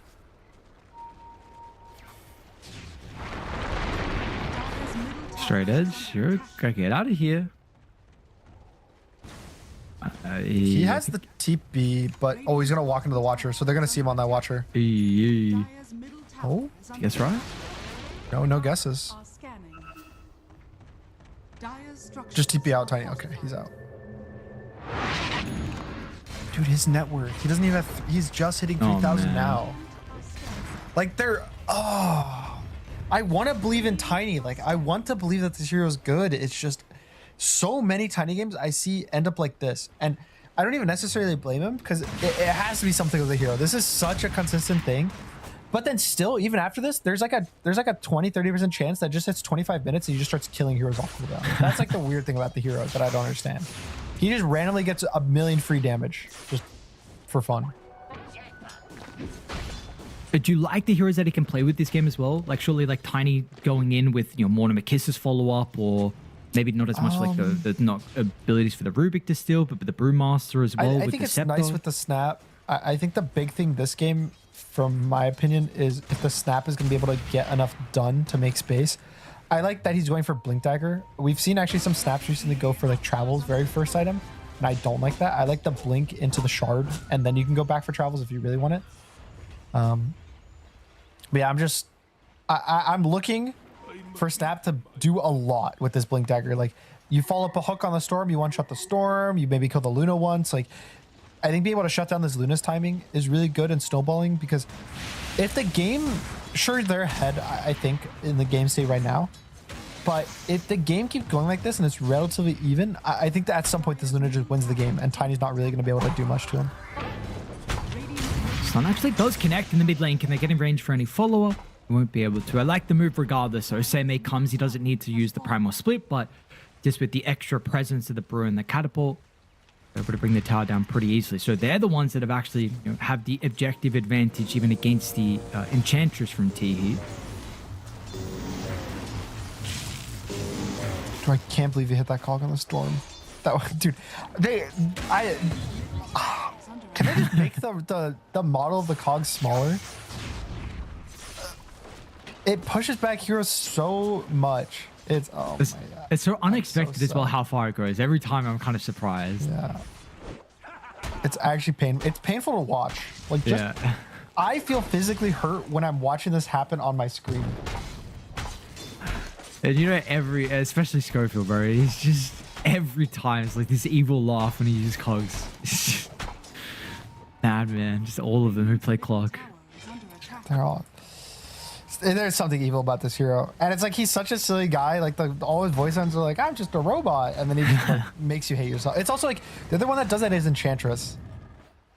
Like the "I love winning" line. Oh, when you just get ganked mid at 5 minutes by a creep, and then you just hear Enchantress go, "I love winning" in her high pitched voice. Oh my. There's definitely I've had some nightmares things of that before. Yeah, and because it feels like every position 5 player at the top level is they know how to play the Ench. Yep. The worst is you play it like Invoker and there's nothing you can do. Your tower's just dead at 5 minutes. Thankfully for them, this game the Enchantress did not take the tower, but I think that this game is going to be a bit slow compared to the first game. Obviously, no one's ahead, which is why it's slow. But I think even draft-wise, both teams kind of want to hit their timings. Like you got an offlaner with a Midas. Actually, oh wait, he's changed up his build. He's skipped Midas and he's going Orchid on the Brew. He did just buy and then sold it straight away. Yeah, but he sold it. Huh. Which Orchid? Why Orchid? I mean it has to be for Storm, but I don't like it. The Ags is so good. Yeah. This has to be. He's gonna change his mind. I think if he goes the Orchid, it's a mistake. The reason.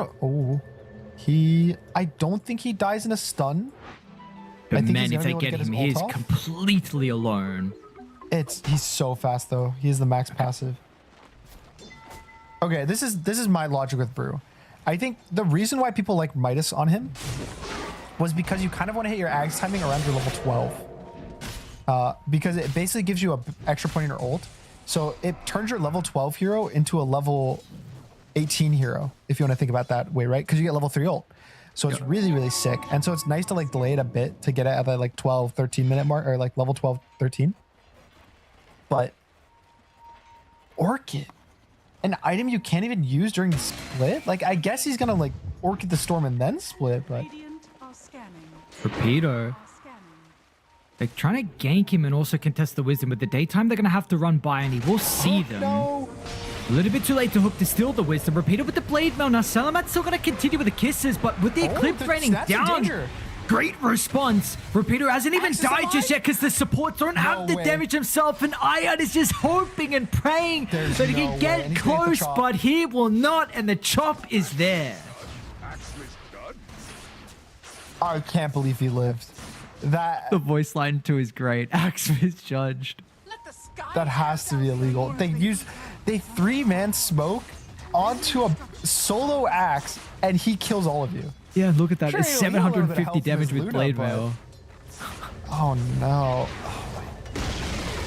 Radiant's middle tower. So that was honestly a perfect time for that to happen, because I was just going to ask you about the item build for the axe. I mean, we were bringing up early with the vessel and questioning, maybe the brew, if this was the best, cost-effective gold for him to use. And I was going to ask if the blade mail was the same, but I guess we kind of saw what just happened with blade mail versus Snap. Yeah, I mean, if they're playing this like slower paced game, like for how he's playing, blade mail is definitely better than the vessel, right? Like if he was going for the vessel, he would be running Straight around, edge. always being the one making the move. What a beautiful move from them down bottom as well. With the 2-man amp damage and sharpshooter. Down goes the Tiny. We're up to 4 deaths for him and top lane. Ayad with nice the hook hook shot. block. See, they'll still get him, but yeah, it's a slightly longer chase. He is a 16-6. It's gonna be really Actually. annoying.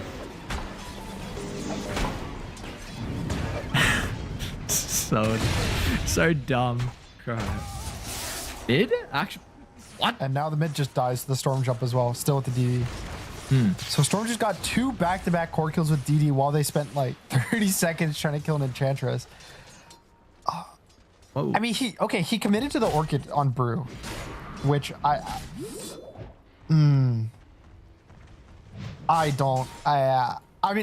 wanna like trust him that he knows what he's doing, Scanning. but I really dislike this. He needs to get like 2 kills on the Storm pretty much back to back with his Orchid for it to be worth. And especially based on the fact that they started like dying a lot on cores. Insanely deep. 4 rainbow. Are they going to be able to TPs. TP in fast enough? No, they got the kill. Okay, there's the Orchid on The Storm. Orchid's going to be out with the hook shot as well. So Okay. Storm, they'll blow him up. That's 1 for 1 in the end, which is probably, I don't know. I was going to say like the fact that because Storm went Yasha Kai, he's got the Manta queued up now. So I was a bit concerned that if he gets away and farms up, then all of a sudden you have this answer to the Orchid. But it will be slowed down a little bit longer. Bottom tower is under attack. Yeah, I'm surprised you went Manta. That was like the meme for I want to say what, like 4 months ago, something like that. Yeah, I think it started when Satanic was playing Storm mid carry, right? And then we saw Yeah, some maybe mid it was a bit play it. longer. Maybe it was like 6 months ago. Radiant's top tower is under And then more recently, I think people have been buying Lotus on Storm. I want to say the past like 3 months or so. Yep. I know there was a game where Nisha went like Lotus, Lincoln's BKB, like all defensive. Bottom lane. Going on the Brewmaster bot. Jump in. Ayad's don't going to think do he's his gonna best to die. try and tank up some of the damage with the Eclipse. And yeah, that's not going to be the kill for them. Seimei activates the split. Nice cookie. They'll be able to get the axe with ease. And now Drick as well, cycloned up in the air. As soon as he drops, it's going to be a second kill for them. So really, they are playing great around the Brew and the Snapfire. These 2 heroes, a big reason why they're currently even in the game state. And then top, they're trying to make a go in the Rubik, but Nice anytime cookie you're going to again. go near a tier 1 tower, there's got to be TP responses. Don't be afraid to leave your friend. Okay, 3 kills just back. I was worried. Oh, and the Orchid. It actually did, so they killed him. He just walked into a lane and killed the Storm with an Orchid. Just casually. Like the Storm went to go zip farm the wave, and he just died. So it's pretty much 2 back-to-back deaths on Storm. All right, well, we got a game here on our hands. All right. I was actually starting to get worried that Dire was about to like start running away with the game, but a really nice like wisdom rune fight into the defensive on mid, into the kills on bot, and I don't think they have anything to slow up the Brewmaster as well. Like I would say the Brew and the Snap are both doing their jobs like pretty much perfectly. Dude, how do we? Your Storm just died in this exact same spot to the same heroes. No, but he just had to confirm, you know. So there's more people here. That's where the Brew is. Yes, yeah. I forgot. My bad. Little lack of object permanence. The Brewmaster went into the trees, guys. I don't know where he went. He's gone. Oh, there he is. Dota Plus still does not like Radiant's chances, surprisingly, even though they kind of have the momentum right now. If I had to guess why, I think it's because of the Luna. Like, this is a really, really good Luna game, and Tiny is struggling. So in terms of the carry department, it's still really heavily in favor of the Dire.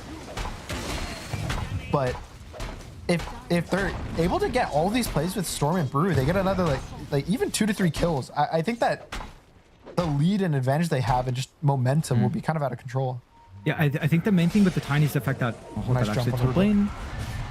Kill, but the Eclipse going to be used as well from KSH. For me, it's the fact that like you've stabilized this game from Radiant like in an incredible rate with all the other heroes, and now you've got Shadowblade on straight edge.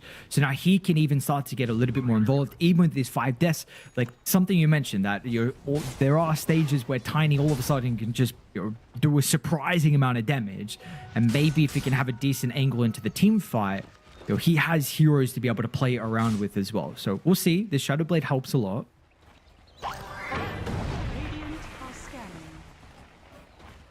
Yeah, I think if Tiny's able to get involved and get like a jump on the Storm or get plays, like you just want to help your Tiny get involved at this stage in the game, because it's one good team fight for him, and then he feels on top again, right? Like that's all it takes. It just right now he is 0-5, and I think that's why he is like struggling in our perspective. And Brewmaster the Orchid definitely, I mean, it did work. Like I'll be upfront, I didn't believe in it, but he did exactly what he needed to. With it, like he got the 2 kills pretty much back to back, and he has his Ags now. So I mean, it was really impressive. I think whatever they did on the map was just so good for them that I was not expecting it to just snowball that hard. And they're gonna try and move across the map with the smoke. I don't know if they definitely saw the Brew along with the Clockwork going through the portal. They also run into Drick by the looks of it too. Let's see if KSH can they slow him down. However, they're going to try and actually run towards the Luna instead of killing the Hoodwink. They will go back and get the Avalanche to stop the TP out. So they were very close to getting the carry. However, KSH will dip. KSH is going to have to put in so much work in this game. I think at this point it's starting to feel like one of those 1v5 games where he's got to put his team on the back, get this BKB, get like a Butterfly maybe for the Tiny, or probably Butterfly, and then you just try to manfight the Brewmaster Legions. I think that's the perfect, but Tormentor going to be pretty free for Radiant. Clockwork would be great to get a shard for. Nope, it's Rubik. Rubik's still good. Especially versus the Axe. The Rubik shard is actually super, super good versus Axe, because you kind of like soft stun your teammate by stunning him, by throwing him away like he's lifted for half a second. And then also you just drag the Axe away. So if it's like a melee hero like the Tiny, he's not gonna be able to right click for pretty much the whole duration of the call. For the Luna item build specifically to succeed on the 5v1 or the 1v5, is there any different items he needs to go this game? I think he wants to at some point have a Daedalus and a Butterfly and be able to just kill the Breelings whenever they show up in the fight. Because right now he does a lot of damage with ult to like kill these heroes casually, like as you saw, like the Clockwork just like instantly died to him. But bottom lane going up bot. Yeah, jump onto the Tiny. They're gonna have the damage before the rest of the team respond, because they are close. There's the snap with the jump in the middle. So much damage. And Teehee, even kisses, because yeah, you know, some PTSD with how difficult it's been previously to kill the Enchantress. Salamats like, oh, you know, 100-second cooldown on kiss sets. That's all right. Let's just guarantee and get away back to farming. I mean, that's what Tiny does best. He like sits on a wave. You go on this guy with 3,000 health because you think you can kill him, and then you can't. I think that was a bit weird of a jump to just do it as 2. I want to say like nerves hit dire. I think that they were doing pretty good early, and then they kind of had a couple oopsies, and then they haven't been on the same page since. Like Storm hasn't really been showing up in these fights. Storm died, what was it, 2 times back to back? I don't know. I just feel like, oh, his arcane room though. I don't know. I just want them to do something together. Like thankfully now they're all together on the 24-minute rune, but it's so obvious. I think they smoked just at a vision of the rocket flare, but this should be straight edge. Tiny get a shield rune. Hookshot's going to be able to slide on past me where Young PH is wanted to deal with the second support as well. Young PH going to be a little bit careful at the moment. The Orchid has already come out. He's manted it off. Doesn't have too much mana, however, which might be a problem at the moment. Enough to be able to get some more separation.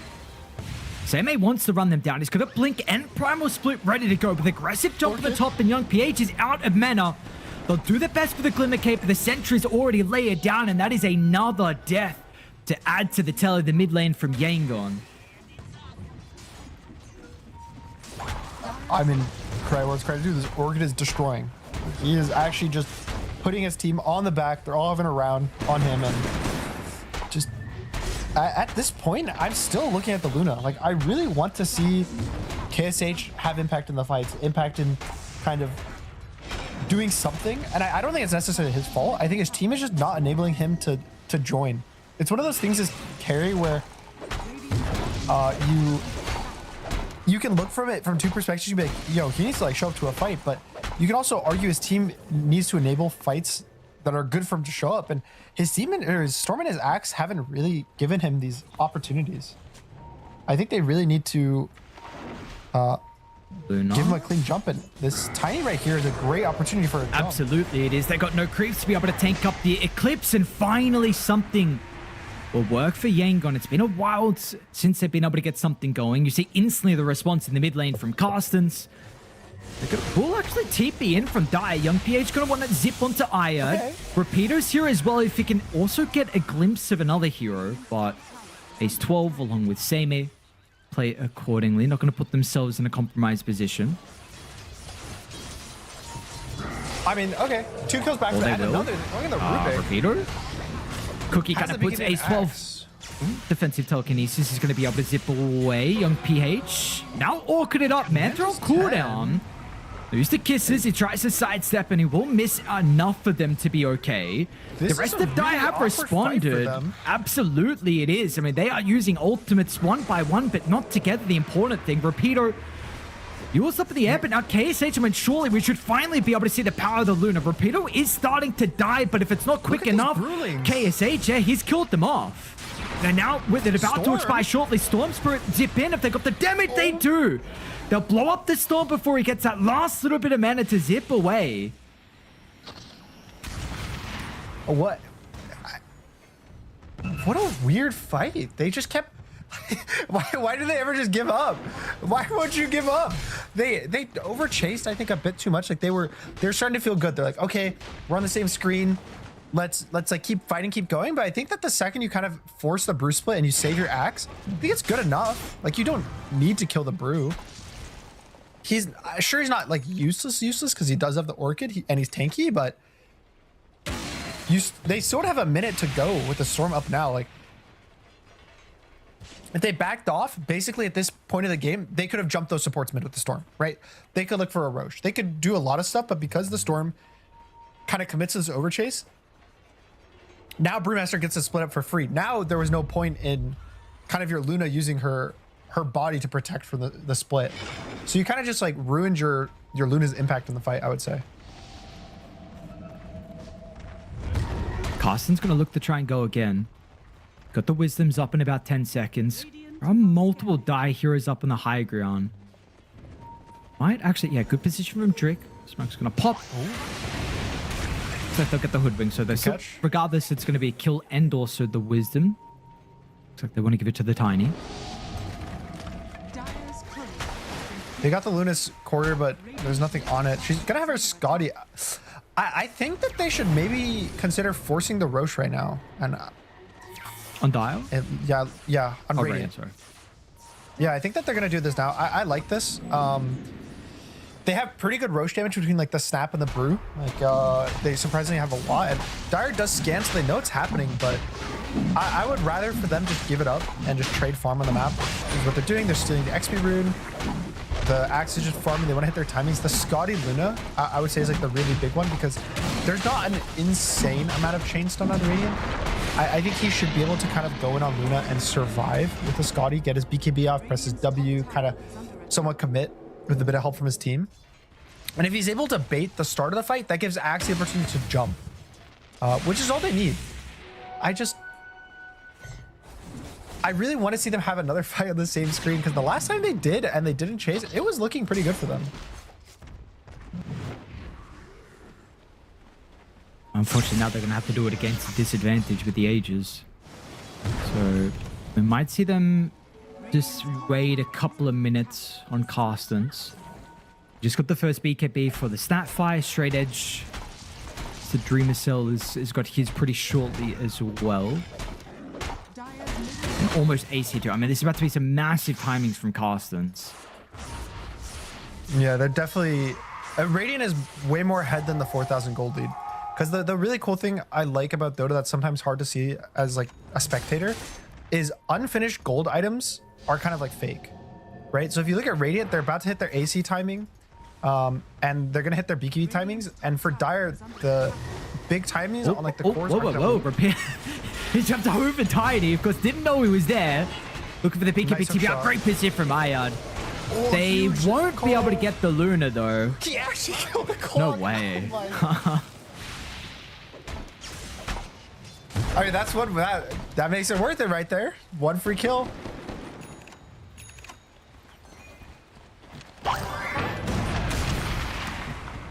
Take it. You have to use a couple of BKBs. Yeah, they use the BKB on the Luna, the BKB on the Axe. Radiant didn't really use any cooldowns, so I mean, it's still good for Radiant. You kill the Axe, like it's always worth, but there is going to be this Luna issue where I think, from what I've seen, there does hit a limit on the Brewmaster scaling, which is right around now-ish. It's like that level 18 is his peak. But then he starts falling off when the carry gets items past that. Because you don't have the 20 talent that he used to. He used to have a 1200 HP talent, but now it's only 600 at 15. So it's like Brewlings are a bit squishier late game. He has the AC to tank them up a little, but Luna just innately counters the hero with the glaives.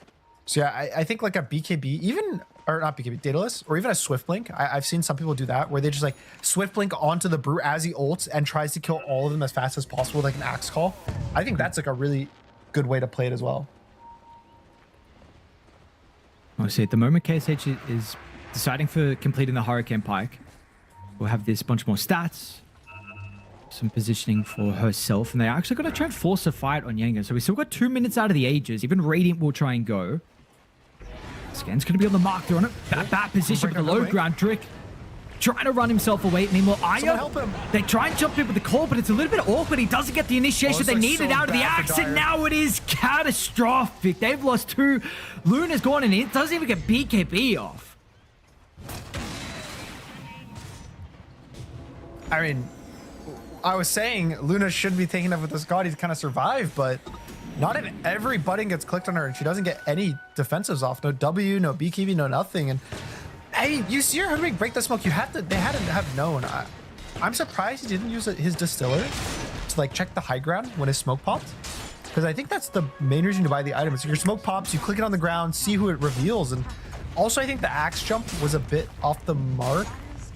I think in my perspective, the way that they want to take the fights is you have like your Enchantress kind of walk in, or your Storm do a jump on Vision, and then you wait for like the Brew to brew the split, and then you Axe Blink on the split, you call, and you kill that guy. But it's just they're kind of off the mark in a lot of these fights. It's the moment Carstens can be a little bit messy, like just a random spell, whether it's Kisses used early or a Rocket Flare, maybe a Fade Bolt, clips him, cancels the blink.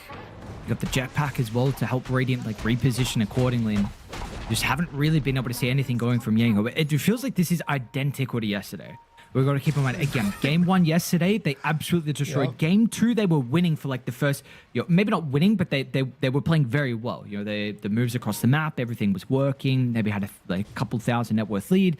And then we just saw some things didn't really go their way, and it felt like they kind of completely lost any structure. And we haven't seen that come back. And then game 3, we didn't really see that yesterday too. Yeah, my worry is with them is it felt like it was so momentum based, right? Yeah. Like first game they just had momentum the whole game. It was good. This game, momentum out of the lanes, and then it was on that wisdom rune. The second that play happened, it's like they felt super good because the axe killed all 3, and then they have like one bad fight. It's like, oh, never mind, guys. We forgot how to play the game. So, I mean, if this smoke doesn't work, maybe you kind of take a step back, go get some fresh air, and lock in. But for now, they're stuck here, and Luna needs to get her BKB off, and she needs to kill the split. I think the fight is still winnable. Luna's still extremely strong. It's just you need this almost perfect execution team fight for them at this point. Very interesting how everyone's... Dai got behind Radiant. Now Radiant will control the outpost. Of course, see, it's going to get taken if they want the Tormentor, but it's a risky play because if they instantly beeline down and you're low, it's going to put you in a very awkward position. They're actually going to run potentially into their triangle. He's away from the team at the moment, so you don't have the Enchantress to maybe have that first point of contact to enable Repeater to get the jump. Straight edge. Initiates in. Same as well. They'll get rid of the ward. Instinct. There's the call with the Luna damage as well. Is it going to be enough before the Brew ulti? It's close. It's close. Is it enough? The defensive telekinesis is out. Same will live, and meanwhile now you've got the Cyclone up on the Luna with the BKB over. She is gone. It was close, but unfortunately they were just lacking a little bit extra damage. And now this high ground, you're potentially under siege if they want to walk up. He saw from the storm on ball with the snap. Oh, he knows he's there. No mana for TP. He didn't TP. Oh, and that's going to be Gem. He's going to try and TP now. If you got the damage for Selman, no, he doesn't have enough. Dude, he almost caught him on the Rubik actually with the telekinesis AoE stun. I want to say that commit on the Brew was a bit overextending. I don't know. I think it's so unrealistic to actually kill the Brew at the start of the fight. He's so tanky. You need to like jump him away from this team, but especially knowing that the Rubik has the shard, which it's not a surprise, right? He got it at what, 22 minutes from the Tormentor? Yeah. Everyone knows this. It gets announced. Has it been? Okay, well. By Enchantress. And now Seme as well is also going to run into Drake. So both supports just giving some freebies over him. Now, this will absolutely guarantee a second full set of barracks in the mid. You've got no tower top as well if they want to look to try and swing over there. Yeah, I think they're going to try to go for the mega creeps. I mean, yeah, you could see the Luna fight, but dude, I really want to see one-time Luna actually focus on the Brewlings. Like, we saw that one-time mid, and the Brewlings died so fast. So it's like, just let him press split. Use a bait. Use your Storm. The Storm, I feel like, has had...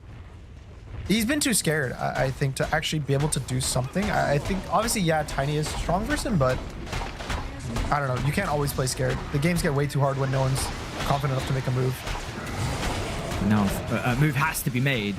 They aren't just going to protect the clock for the moment. The Cookie as well to get him away, but looks like it could be a free kill onto Aya, which maybe gives you an opportunity to try and run Radiant down as they're disengaging from the base. They did get the Mega Creeps, and Seme actually jumped in to put his body on the line, but he's got the Aeon and the split as well. He's guaranteed a second life at least. And meanwhile, they're just going to be pushed further back. He's surviving long enough, but enough. Double Cookie with the Arcane as well from Selamat. And they will live to tell the tale. Mega's 24,000 lead and one fight away from game 3. Looks up. I got the BKB up on Tiny. You can just get careful, Ace 12. Telekinesis back. Nice 4-star.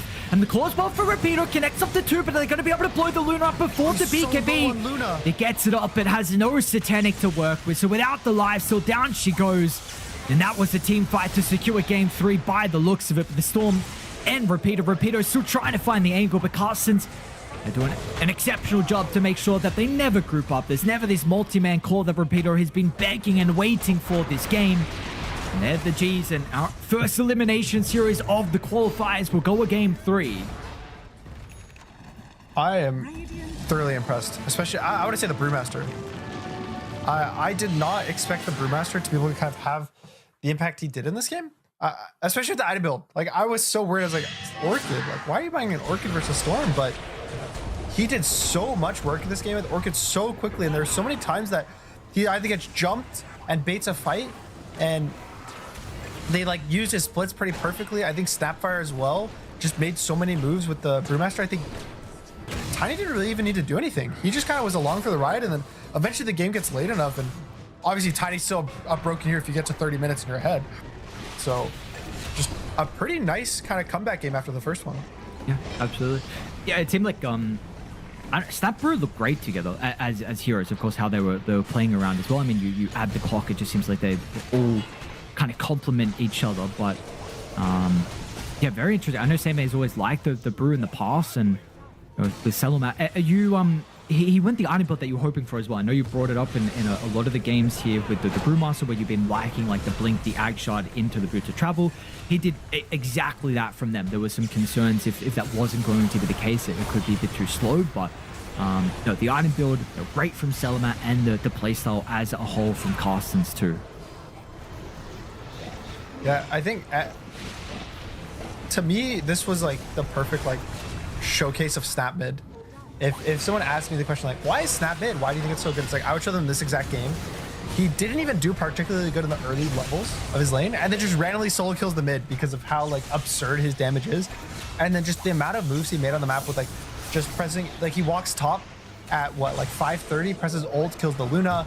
He's running around. He had that one tiny misstep at the 7-minute room, like going for the wisdom, and they all died to the axe, but or that was at 14, right? I believe. But anyway, it was, he basically just like dies to the axe once. But I think besides that, like kind of one move, it felt like Raiden was always doing stuff. And I don't know. I don't want to see a repeat of yesterday. I really don't want to see them kind of like fall back on momentum. They stomped this game one. You have a good game one, just take a breath, play your game 3. You won 2 games, really stompy games.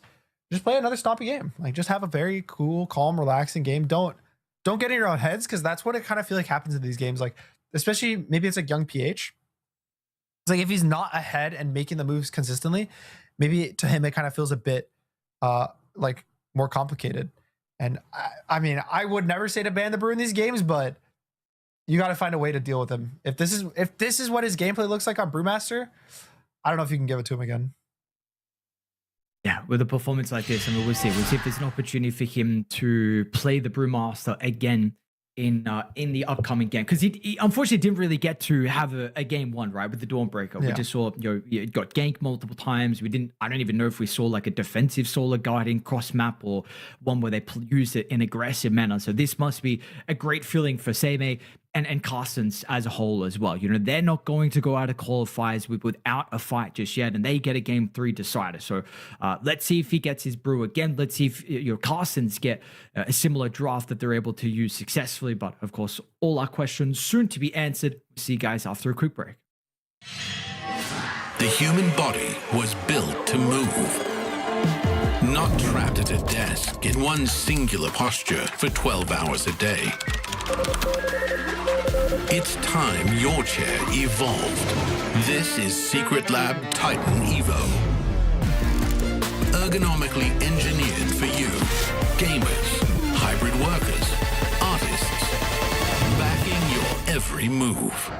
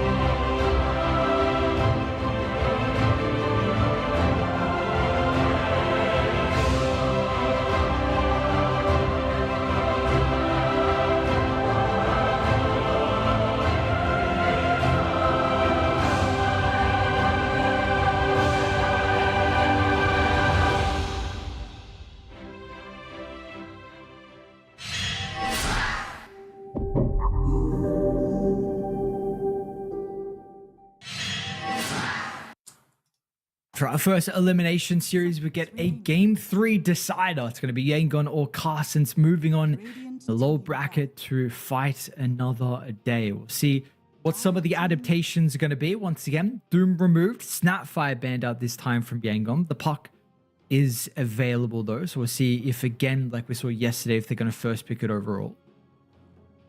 Yeah, what a fitting. I always think the game 3s for elimination are fun, right? It brings you back to the like best of ones at TI for elimination. I miss those. I don't know about you, but like the first round where every team basically made it through group stage, and then they have like day 1 best of 1 eliminations in front of the crowd. Oh, peak. You want that But back? I think, yeah, I miss it. I miss the like intensity of all the like back-to-back 1v1s. They're so fun, but we get to have it right here because it's one final game. Whoever wins gets to go through, have the chance of playing 5 more series to make it Sick. 5 seconds. and if you lose, you're gone. You're done. Your year's over. You get to take a break. You get to chill and watch and be really sad. So Diley teams want that. They all want to win. And to win the game number 3, you pick Bane first pick. You don't sound I have a theory. convinced. Do you have a theory? What's your opinion? I have no opinion. Just it's just the Bane. Okay. My theory is they have noticed that Puck is bad or something like that. And so they're picking the Bane as like a preemptive Puck counter to hope the other team doesn't pick Puck and then they won't pick Puck and no one will pick Puck, but they don't have to waste a ban on it. Dire team That's my theory. Okay, this hero was left in the pool. I didn't notice that one. Why didn't they just ban the Shadow Fiend and take the snap? Why was that not an option? Well, Shadow Fiend, as I don't think I've seen him in this qualifier, at least Southeast Asia. I think it's good. It gets like first pick ban pretty much every single game. I'll check right now to see if there's been any Shadow Fiends, but I actually think this is the first one. So that's crazy. Hero's really broken. If you're not aware, basically just having Mask of Madness on this hero, just with like, because range carries are so in, I would say this is the most like stable, consistent one in the past few years. Like the amount of lifesteal he gets with Mask of Madness in the early game, breaking it for like a later game Satanic, going some like Yasha, like a Manta or like a Sanchin Yasha even in some games. It just feels like he does too much stuff in the mid game, which I personally, and it's a fun hero to watch. Like his laning stage is also really annoying. Like, and there's a bunch of like skill in how well he's able to harass using the raises. So I'm already a bit scared, just seeing the Shadow Fiend, and thankfully Clock and Tree are banned, so the best melee supports are banned, and the Tusk gets banned. So you're gonna have to kind of dig into your pocket for what you want to lane with him. I'm trying to think if there's anything like super crazy. Maybe like just a Jakira or a Lich, and just you pick a very strong ranged hero. Or you pick So the Hoodwink. is this lane with the SF? You're saying sorry? No, yeah, this would have been to lane with the Shadow Fiend, but I think that Hoodwink is just gonna be a 4. Yeah. Some teams play at 5. I think it's 5 is acceptable. I think this is more so 10 seconds. you take your strong 4, you take it away from the enemy, so they can't pick Hoodwink versus your Shadow Fiend. And then now your position 5 gets to respond to the support he's actually laning versus, which makes your lane even stronger. Dire team pick. Oh, whoa. Darkseer Breaker? Earth Spirit. Okay. Interesting. Wow. They have seen this hero just crush every game, and now they're like, okay, we're gonna pick the Earth Spirit. So is this? I approve. Do you think this is more than likely a mid-Earth Spirit, or because of the dark? Like, it's of course I know Darkseid with the melee hero, but we're not getting we're not getting a lot of Earth Spirit. We're not getting a lot of melee. Position 4 Earth Spirit. I think it's a mid Earth Spirit. I think that the chance that it goes 4 is super low. I mean, obviously, yeah, there is a chance for flex, but I think the reason they're double picking cores is because they want to just they have like 3 cores in mind that they want, and the only way to guarantee all 3 is to pick them in this phase, kind of like this. This does open the ability for a mid plus a 5 that's good versus Darkseer to be in the pool. What 5 is really good versus Darkseer? That's not crazy. I mean, Oracle in the past was good, but that hero's kind of okay. I was about to say Oracle in the past, but it's not the greatest hero. They pick it anyway. It's still very good versus Earth Spirit, and it's a purge for the Bane. And now they get to pick their mid versus Earth Spirit. I Storm's decent. It's kind of annoying versus Bane, but I think Storm is kind of acceptable versus the Earth Spirit. What in general like is you look at against the Earth Spirit? What does he struggle in general again? He struggles with stuff that when he goes and just kills him. I think Leshrac also is good. It's good with the Oracle too. Slardar, another hero. Until he gets the Shivas, Earth Spirit's kind of low armor. He's a strength hero, so you can kind of just roll in. Slardar presses BKB, presses ult on the Earth Spirit, you kill him. Until he gets Shivas, then he gets tanky. And then pretty fast Terrorblade response. I feel like all these everyone's just picking very powerful heroes. It's not a great TB game, no? Like, are you kind of... It's like, good in the sense of physical damage. Like you have very high armor, so the Stratofiend armor plus the Slardar won't really affect you too much. And there's not too much magic damage to kill you. So I don't think it's necessarily bad. The reason why it's not the greatest TB game is because he doesn't really have too much like stuns, easy like ways to hit them. Like he's gonna have to be running in a lot, trying to catch people. He'll get kited a bit. But I do like it. I think it's a pretty decent TB game, to be honest. Let's see if they ban... Oh, they're going to ban Viper Brew. Interesting. I was going to say, well, just bring up the Zeus. Yes, but the Zeus was played twice. One game into TB. I don't know if it was both games into TB. They do have like Darkseid plus Earth Spirit, another hero that could get onto the Zeus, but so just with yesterday's games. 10 seconds remaining. See. 5 seconds remaining. That they... I think Zeus is fine. I would prefer they just put the Slardar mid, assuming it's an Earth Sphere mid, and you just pick some offlaner that lanes versus the Terrorblade. Even something weird like a Bat Rider could be kind of cool versus the TB. Also, the TB, I like it versus Shadowfiend a lot, actually. The matchup is really good versus Shadowfiend because you seal his minus armor aura. So you just like get bonus physical damage for yourself. 5 seconds remaining. Radiant team pick. They just need a 4, right? Okay, there's your 4 techies. Good versus the Oracle. You have Purge for the Slardar as well. Now they need a offlane versus Terrorblade. Look at the heroes. How does Timber look this game? I don't know, but the Earth Spirit, maybe the damage is too much. Okay, I got the hero. Okay. I have the hero right here. It is the boy who plays the guitar, Largo. Ooh. Really good lick game for the Darkseer, the Surge, Ion Shells. You can remove Magnetize from people. You do a lot of magic damage to help your team out. You can remove Nightmare from your teammates. You can lick the techies out of the air in the early game. Remove the zap. He doesn't need to really right click. And he doesn't give TB like any ores or anything. So it gives you like so much sustain with Oracle. Like Oracle ults the Largo, he'll be full health. Oracle ults someone else, that guy's full health. You don't really have a great target to use your Eon, but I think Largo by himself. Oh, okay. They go the Zeus. Kind of what you said. I think the Zeus is fine. I was just worried about putting the Slardar in the offlane. That was my biggest concern with it. Yeah, I completely agree. So, because you would have, I mean, I'm not sure how Earthspirit goes into Slardar mid, but I know Slardar does very well against a majority of the melee heroes. So, overall, like, are you a Zeus believer in general? I know we can't really... Yeah. I think it's a very good hero this patch. Really? Okay. Why do you think we're not getting it as much? Is it more situational, though, with the Zeus? I think it's the same reason why what I was talking about Sniper for last game. It's... people just... He's a different mid than normal mids. So you have to change your playstyle a bit. Like, you compare it to if they had the Slardar mid. Slardar does the same exact things as all the spirits. Blink, stun, take a fight. Zeus is, hey, I'm gonna be on our side of the map and never click a button on enemy hero after like 35 minutes into the game.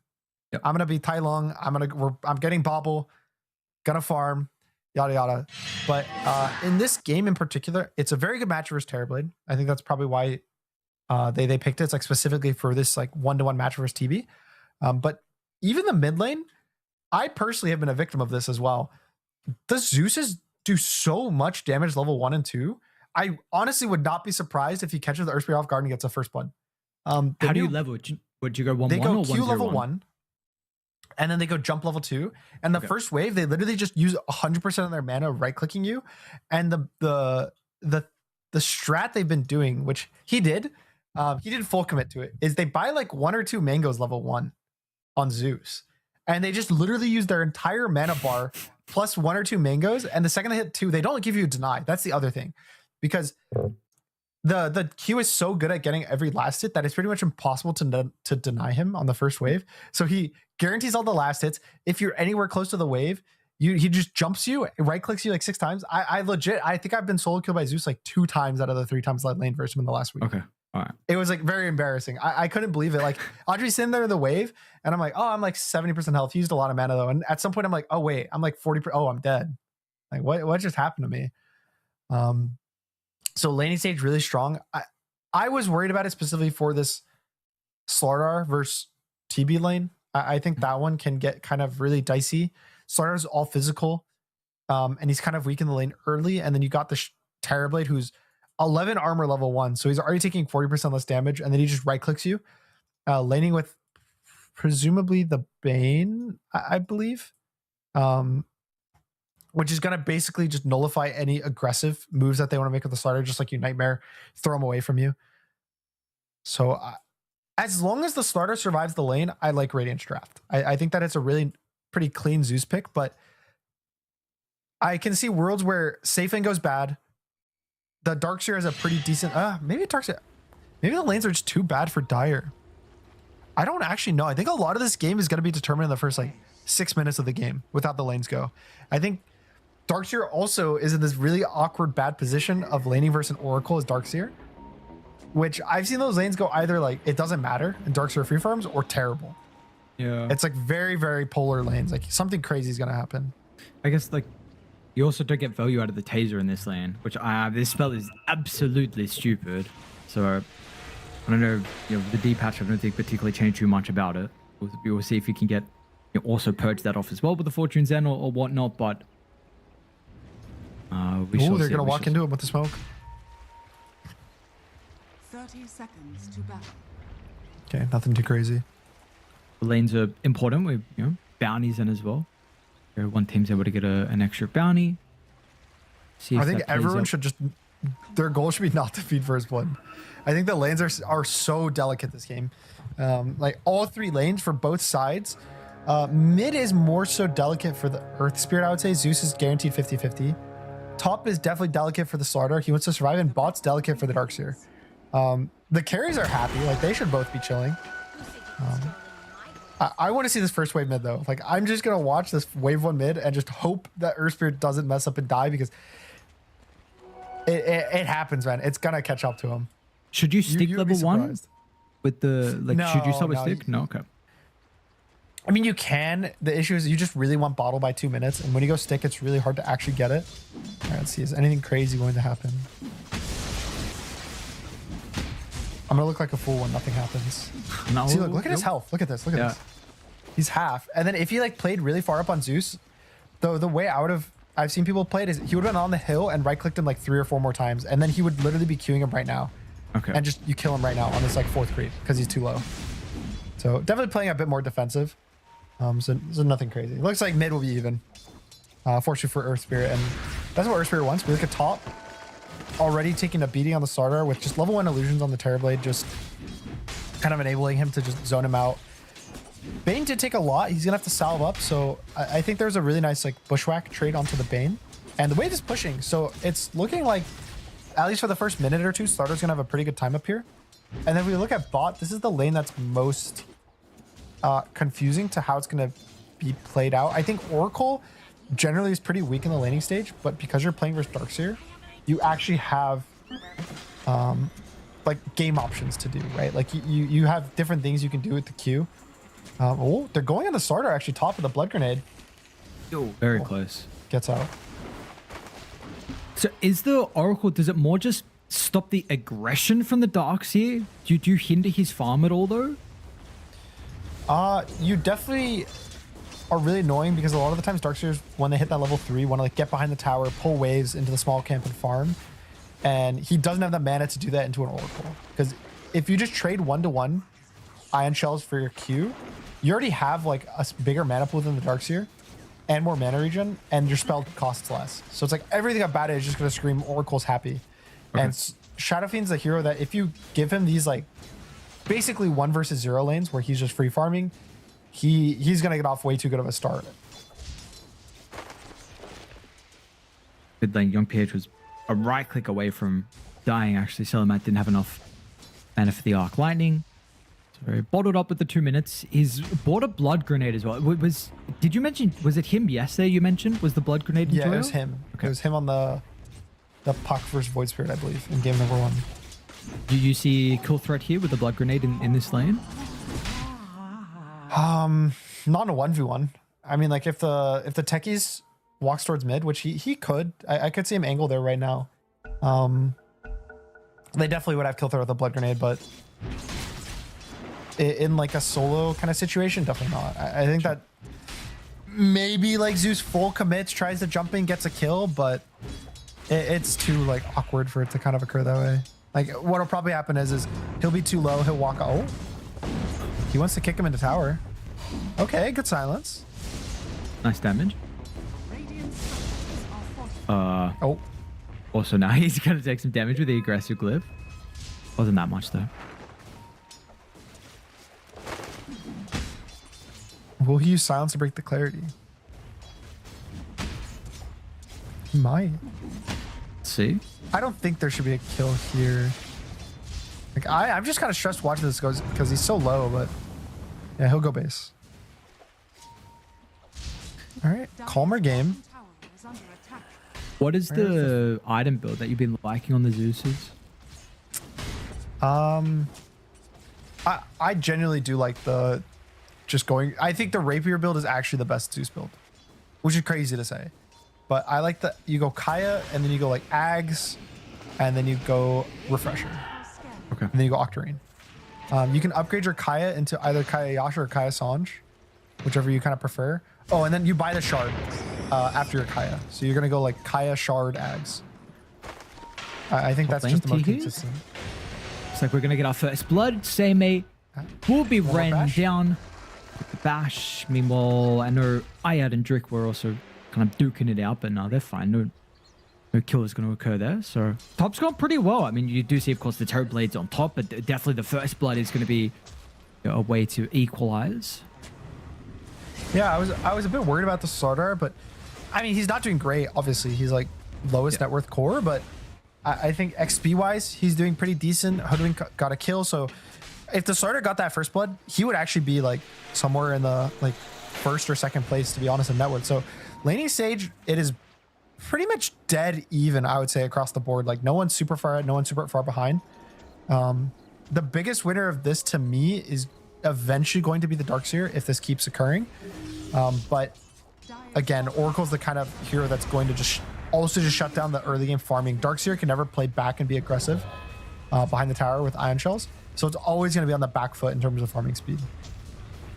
How would you like for Peter to itemize this game? I know the Darkseer can have a quite a versatile item build.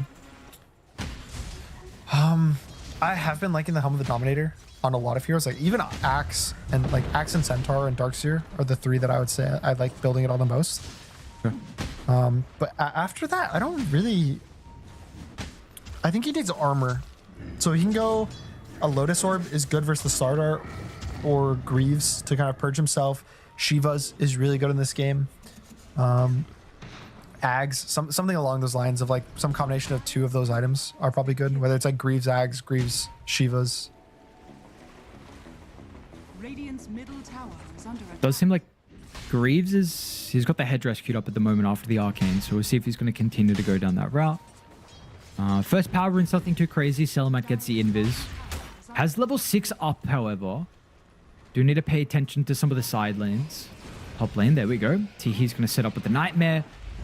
TP will come through from Drick. Even Young PH is here as well, so we saw him be pretty active in game 1 when he was playing the Earth Spirit, but the bigger kill is actually going to be bottom instead. They invaded the triangle to stop Repeater from farming here. This was, level 5 as well. No need for the Requiem. Yep, another Oracle matchup. You hold your Q on him, and basically if he doesn't instantly press his Surge, you're going to root him for 2.5 seconds, and if he does instantly press it, then you insta-purge it. Same So it's kind of like no-win situation. Even Zeus is is slowly kind of starting hard to to waddle find. on over. He's going to have a really good position to just spam Meta's some out. spells, and it could be a bit awkward from Dire. Well, Shadow Fiend's think even Dire needs to TPing get top as well. Absolutely. They're going to dip, but unfortunately, Young PH will not be able to another kill. cast since they bring the numbers, and they'll get someone with the wisdom. There we go. Ace will go back.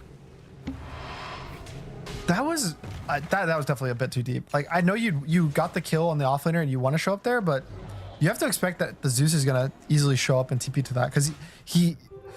It's not like he's a mid who is gonna TP to the safe lane and set up a kill. He's always, if he's going to use TP, just use it defensively.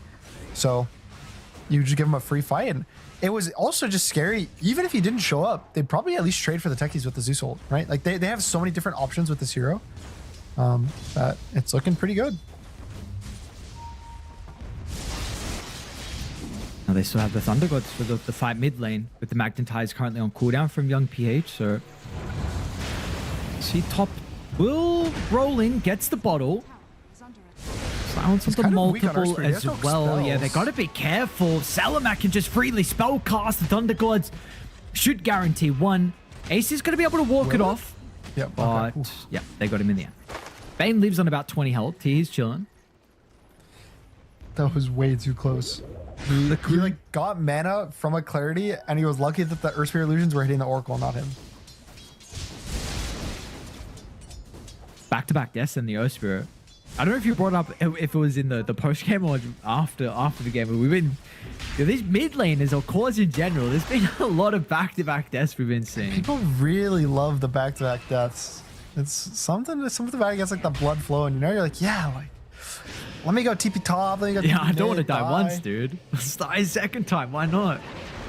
Yeah, when you die the second That's time, you're like, pushback. oh, I'm making space. The first one, it's a feed. The second one's making space, and then make sure first one a space making death as well. I think that's a big thing. But he's going to go earn into Blade Mail from Young PH. So it will be the first game that we've seen. I don't know if is this our fifth Earth Spirit game, fourth.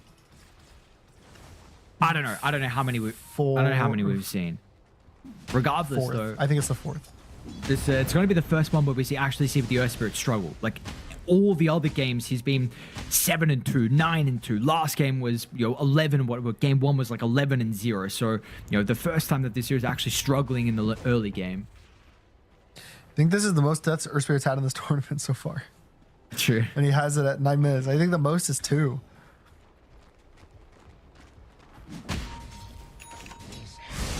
Let's see what he can do to catch back up. Of course, your early game movements with Magnetize, with the damage that he's able to provide. Once again, the important power room, though, this time the 10-minute one. Be a regen from Salamat. Can help him farm the big stack. They've got a triple or a quad. Sappy. Ace will get some experience too, so it's getting pretty close towards the sharpshooter.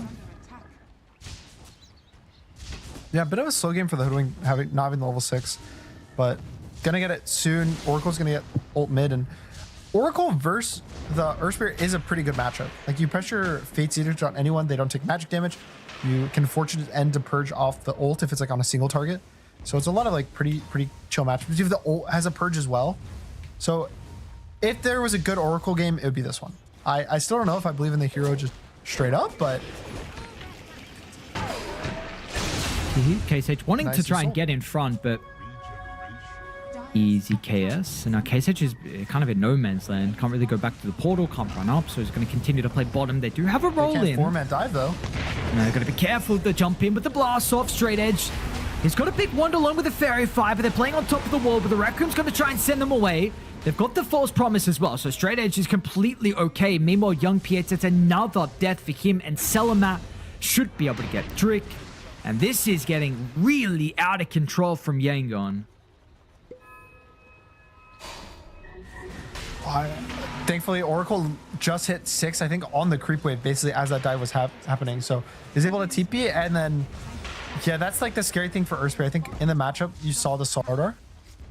Like, Sardar responds to the TP, presses Crush, presses ult on the Earthspray, and he's just dead from full health. And so, kind of like you said, this is the first time we get to see the Earthspray actually struggle and see what it looks like, like the little guys down here. The guys who are not top of the network, not 8-0 after the laning stage. He's going to be struggling. This Vessel is I guess you don't even really want a vessel. Is the probably the reasoning for his blade mail? Because of the oracle. Like he's just gonna purge it anytime you cast it. So think about just a casual urn, and yeah, he's even gonna skip the urn. So full committing to kind of just the blade mail, which yeah, it gives you armor, but there's not really much damage for you to reflect in this game. Maybe, yeah, I don't know. See. It's going to be a problem. I mean, it's really just like if wherever you go, you're hoping the Oracle's not. You know, the Iron Shell can potentially fix some of the damage problems that maybe you were missing without the urn or vessel. Another thing as well, they lost their wisdom as well on die. So both supports are still on their level 5. And this tower up top is... should be for free. No one's going to be able to contest it. Yeah, you need the Techie 6. Techie 6 is such high damage. I think the new tech with the mouse wheel, have you seen that? No, I haven't. Where they What bind is the this? ult to the mouse wheel? Really? You basically, while you're in the air, you can cast mines while you're jumping. So Why? you put it on scroll wheel, and you like scroll like up as you're jumping, and you just like go in a circle, and you just place mines all around you. So it's like you perfectly place mines like as you're landing from the thing on them. Must be so It's awkward having so on hard to scroll deal wheel with. though. I like what? I think you can have it as both. Like you can have it as R and scroll wheel. So as long as you're Really? not, yeah, I think you can have 2 keybinds for it. Like one's quick cast and one's like normal cast or something. Top lane KSH, they're slowly starting to dwindle down the TP to force some response. Now Salamat's gonna poke his head throughout with the Zeus. Nice magnetize as well, but young PH, he's got to play his distance. He know he can't commit heavily. It's a bunch of damage, but until the Shadow Fiend comes from the north, they've angled off the Earth Spirit. And now Drick's going to be ran down as well. We're up to a dominating streak already. It's just bad to worse, and we're not even done. Tiki as well. Nightmare's on cooldown. Same-A's going to be able to wave him goodbye. He's got the rest of the team shortly nearby to also get a third for them. Yeah, and Zeus is looking I want to say Zeus, but at this point it's kind of every hero on Raiden is looking really good. The game is just starting to snowball out of control. Is this really just a repeat of yesterday? Is it just like the game 1 stomp into games 2 and 3 just kind of nothing happens and they just slowly start losing? Dire's middle tower has fallen. Guess, I don't know. At least yesterday game 3 was a bit close. It was like a repeat of the game 2. Yeah. So this one is... This was definitely the worst of the 3 games. But yeah, the Zeus is also insane farmed. He's going to have Kaya and his Shard at the 15-minute mark. So his net worth's just going to start scaling like crazy. The Shard is just... It's so good on Zeus. The Shard is why he's good. It basically, you get free 30 attack speed, which is already how much gold of value? It's like 600-ish gold of value, give or take, from like Gloves of Haste. And then you also just get a free arc lighting every time you auto attack. So you don't even have to use that much mana to farm anymore. You farm extremely fast. It just is so good. And another kill on the Bane. Do you miss the stupid right click Zeus? Oh, with the Manta? Yeah. Kind of. I've always thought that like the random right click heroes are always cool, but they always end up devolving into you buy a Manta and you're just the most broken hero in the game. Like, do you remember the axe carry meta? Yeah. Oh, that was... Yeah, I was so stupid. Was it Ame who started that? Oh, maybe I think it I might can't have say been one. Ame. I don't know. That sounds accurate. If we go all the way back, I remember TI5 with Fee playing the axe carry, that one game in the grand. Maybe even there was more, but that's the first one I remember. But of course, that was no stupid Manta axe. That was. No, it's just a carry axe because he had like that was just offlane faces void. Universal. God damn. There was also what are the other stupid chip heroes there's been? Dragon Knight. I missed that. You know, I invented the. I was gonna say, didn't you bring this up? Yeah, I remember on another cast you said that you did this. I was just like, maybe I can use the Manta and just scout everything, because that was also like when the Ags was relatively new. Yeah. Just Ags Manta. Dude, they Such a always good remove Ags, them. dude. Illusions are just, they don't do anything anymore. Yeah, yeah, good. I like that. Oracle, they're gonna get a kill by the looks of it. What is he up to here? I guess has he got a wall? He got a sentry. He's feeding. He's giving it a kill. It's kind of charity work. Doubling the deaths. It's nice of him. It's very generous. Yeah, I don't know. I'm happy for like those builds to not be not be like meta anymore or in the game. I mean, I will say I do really like many item builds being possible, but that one just made it seem like it was a bit cheesy. Like the Axeman. I see the world that it's like basically every time that they allow like an ability to work on illusions, the hero just revolves around Manta style. Yeah. Even like anti-mage. His Q doesn't work on illusions anymore, right, or something? Or I know don't it still know. does. What am I thinking of? It's diffusal. I think it doesn't work on illusions. Yeah. So it's like even like PL doesn't buy diffuse anymore. There's all these like weird illusion interactions now. They're just kind of more of a right-click bot. Catch on the Slardar, but it's more the Bane that got caught. Can we able to get the You could T1 just tower rush. down bottom? Yeah, they're gonna walk into Roche. And this is like the minus armor. You have the Slardar ulting for minus 14. Are they You have the fighting? Shadow Really? Fiend. This Because maybe is- they can land a combo with the could be blast off really and the good with the Earth AoE. Spirit. Yeah, absolutely. They're going to use the Sentinel for the vision. Nice read Maybe from with a good Carson. So I'll make vacuum? sure that multiple people get out of the pit so they do not clump up. Straight. Have they got the detection? Anything? Straight edge. Walks with the Shadow Blade. They don't see him. And what a crush from Seimei. A hope and a glimpse with maybe how low the SF was, but that was short-lived. Yangon with a potential way for them back into the game, but now Tiki's going to be ran down as well. Seimei jumps over. They'll add a fourth, and of course, Roche shortly theirs. That's so sad. I think it was scary anyway to want to fight it, but they had to. I mean, the issue is the second your creep dies on the Darkseer, I think the fight's kind of lost because you stop having this vision. Maybe, but you also can't not send it at that time because you don't know how low Roche is. Like you're in this really, really bad position. Because if you give it up, is there a way you stop the Shadow from hitting your base in the next like 2-3 minutes? Like he's gonna have an Oracle behind him. He's going to be compared to your carry up how much gold? Like 2,000, 3,000 gold probably around that time, if not more. Like he's already almost 3,000 gold ahead of the Terrorblade. He's going to have his Silver Edge, so like I get wanting to take this fight, but yeah, the second that you see the Centaur die, I can't believe they just stuck on each other like that and just give that 2-man crush into the Bushwhack. Oh man. Bottom lane. They've got a great ward outside as well. They're going to kick Nice back the kick into the SF grip. into the grip. They'll use the Nimbus to cancel, but it took too long. So the kill is there, and on the respawn is the Oracle going to be in range or anyone to protect the SF. They'll lay down the wall, and Straight good Edge kill. will be killed off. I had tried to get in range for the smoke, but he was too far away. Salamat will be able to find an angle to potentially deal with the Terrorblade, which is going to be problematic for KSH. And look at him separating.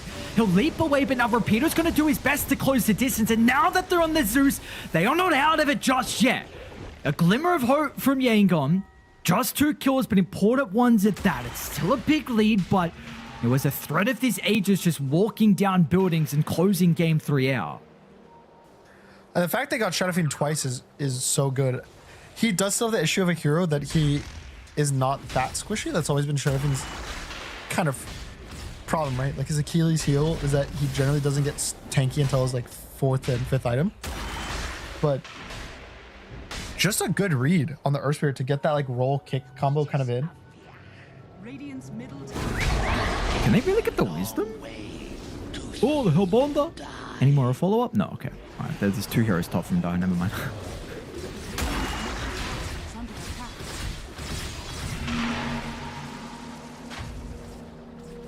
Ooh, so this is how we catch up on Earth Spirit. How we go recovery Midas. Oh, I've done this. It doesn't work. It doesn't, Yeah. especially this patch. The current Midas is probably the SF worst top version of lane? Midas. No, we're just baiting, right? Yeah, they Thunders. They There's say no no one's threat. there. It's fine. They're just trolling. I think this has to be the worst version of Midas in an extremely long time that I can think of. You get no bonus XP. Yeah. It's purely gold. I mean, the gold's good, especially if you're using it on, you know, like the random like the baby skeleton. You just have printed like 180 gold out of the air. Like, oh, Why did they do this? Was Midas actually that strong? I don't even remember. I think it was good on like supports or something stupid.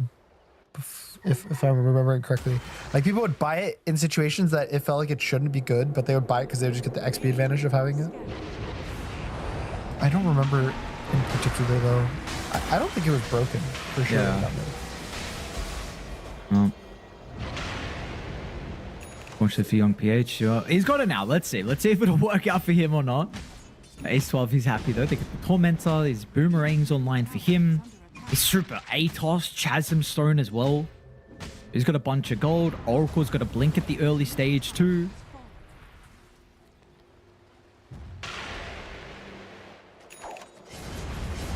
But TB's got farm. I don't know how much it matters in the...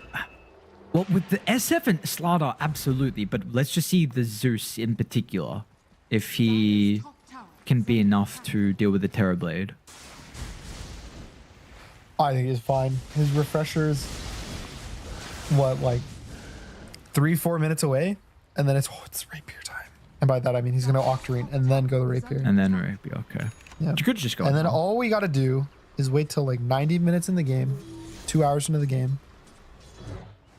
Gift him all of your bauble energy. Hope he gets, well, that's only if there's a bauble for him. Gift him all of your bauble energy and just hope for the best. You should have actually taken the... I guess they're... Yeah, you should have taken Dormant Curio.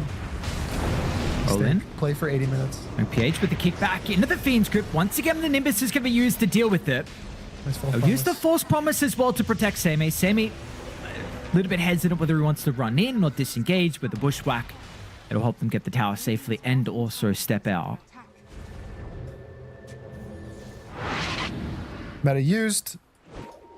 Kill tower acquired. And they're just kind of playing with their food.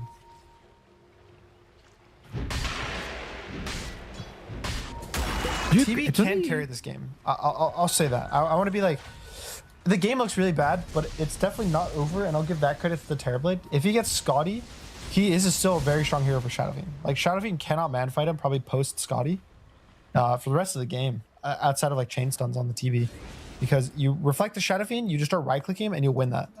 There's no Manta or anything on him. It's going to be the BKB, which he's going now, but even still...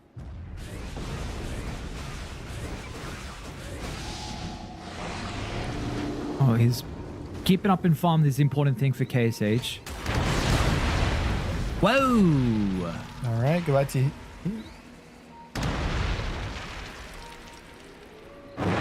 Deal with a bunch of the mines there as well. Let's just see. Easy. This is their ability to stall out the game is very good on Yangong with the illusions, with the Darkseer creep as well. So maybe that can be something to distance the game and get you in a position where the Midas can work for young PH along with, of course, the Terrorblade. I can't believe the Midas. It's so funny.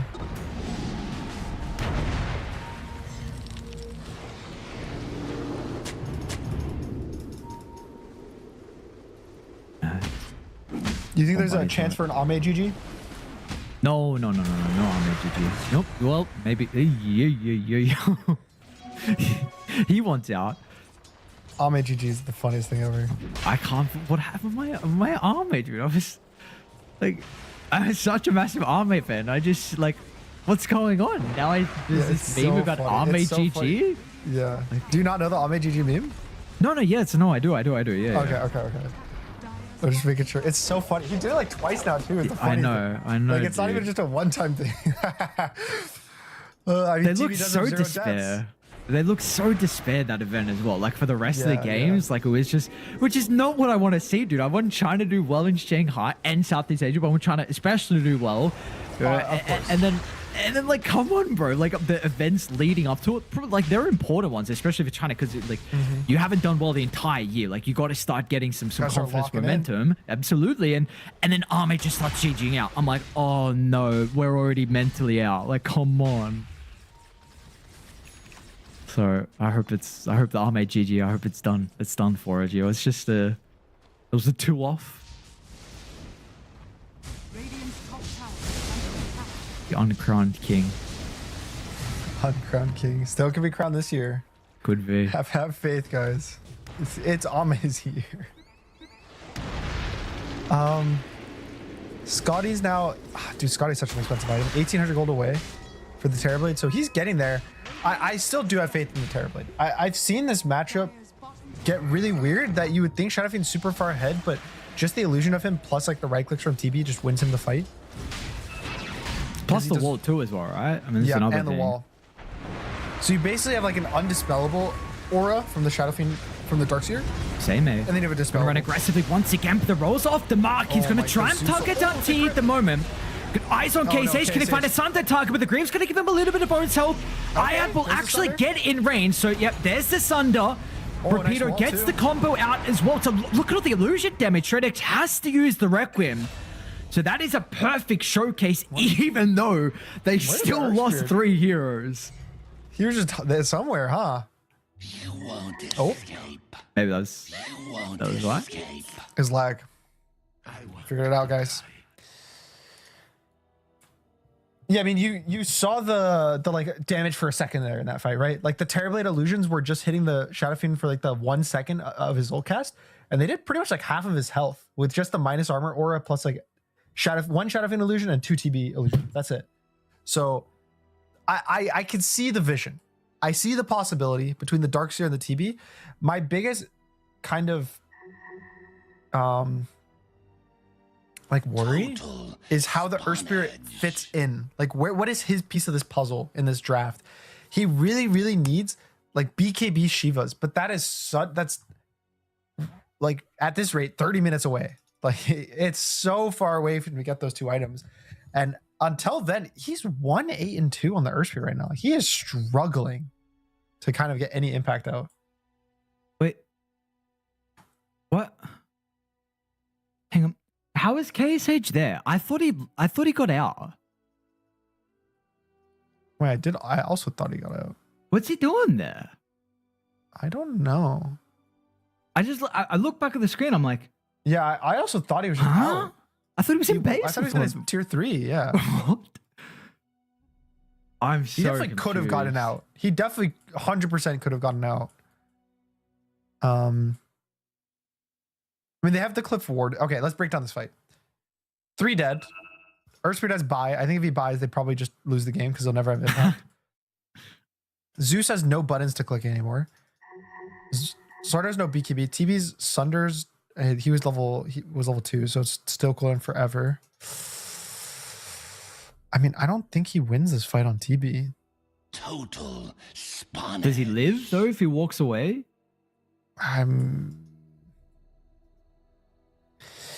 If Darkseer is able to run in and save his life with like run in, surge the TB and like kite that way potentially, but yeah, that's I can't believe he's here. I was not paying attention to where he is. I just like saw it and assumed it was an illusion.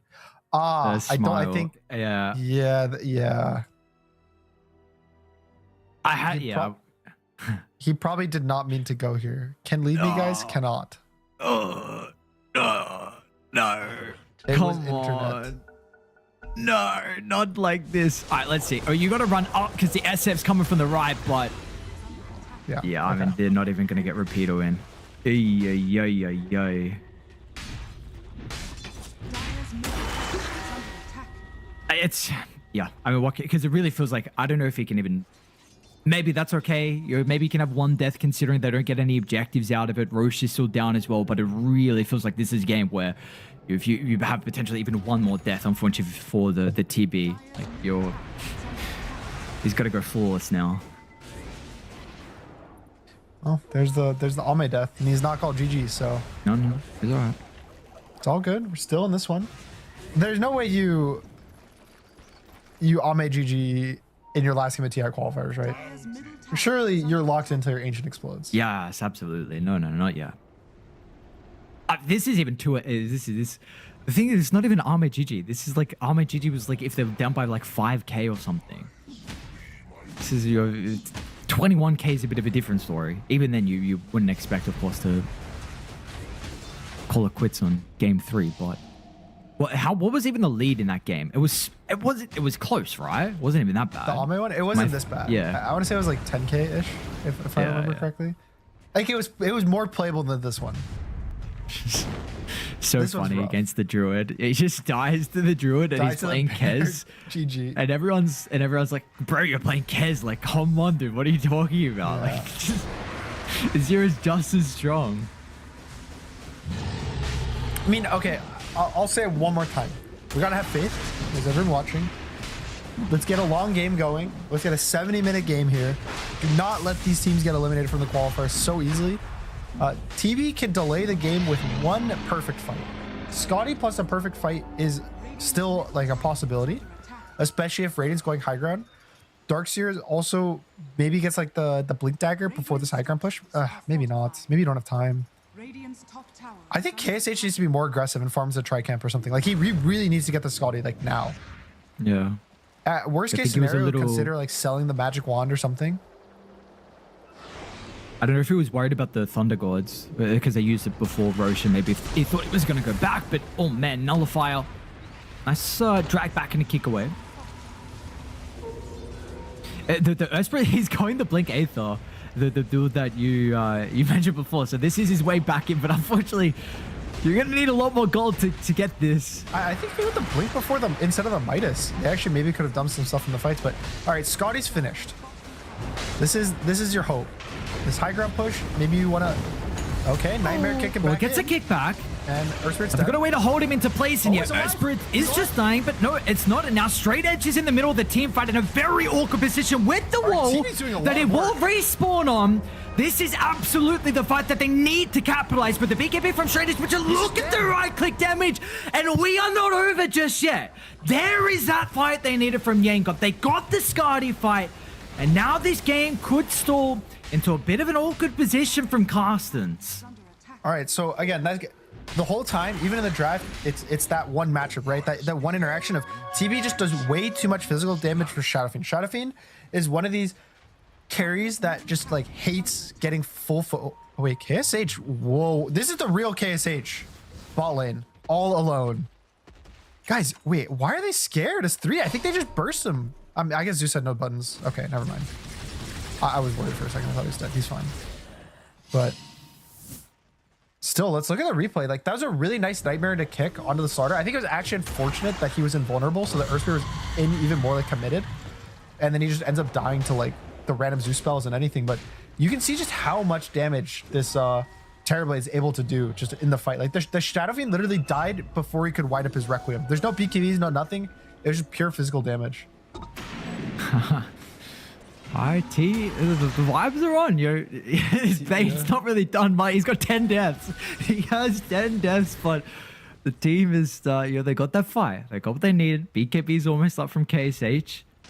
Yeah, let's wait till the Dire base gets a little like Christmas ornaments, all the techies bombs just go everywhere. So anytime a hero blinks in, dude, I actually have seen so many games thrown because of techies mines in the base. Yeah. Like I can see it already. The Slaughter like blinks in to try to like, get some good jump on the Bane, and then he's like, oh, I just died.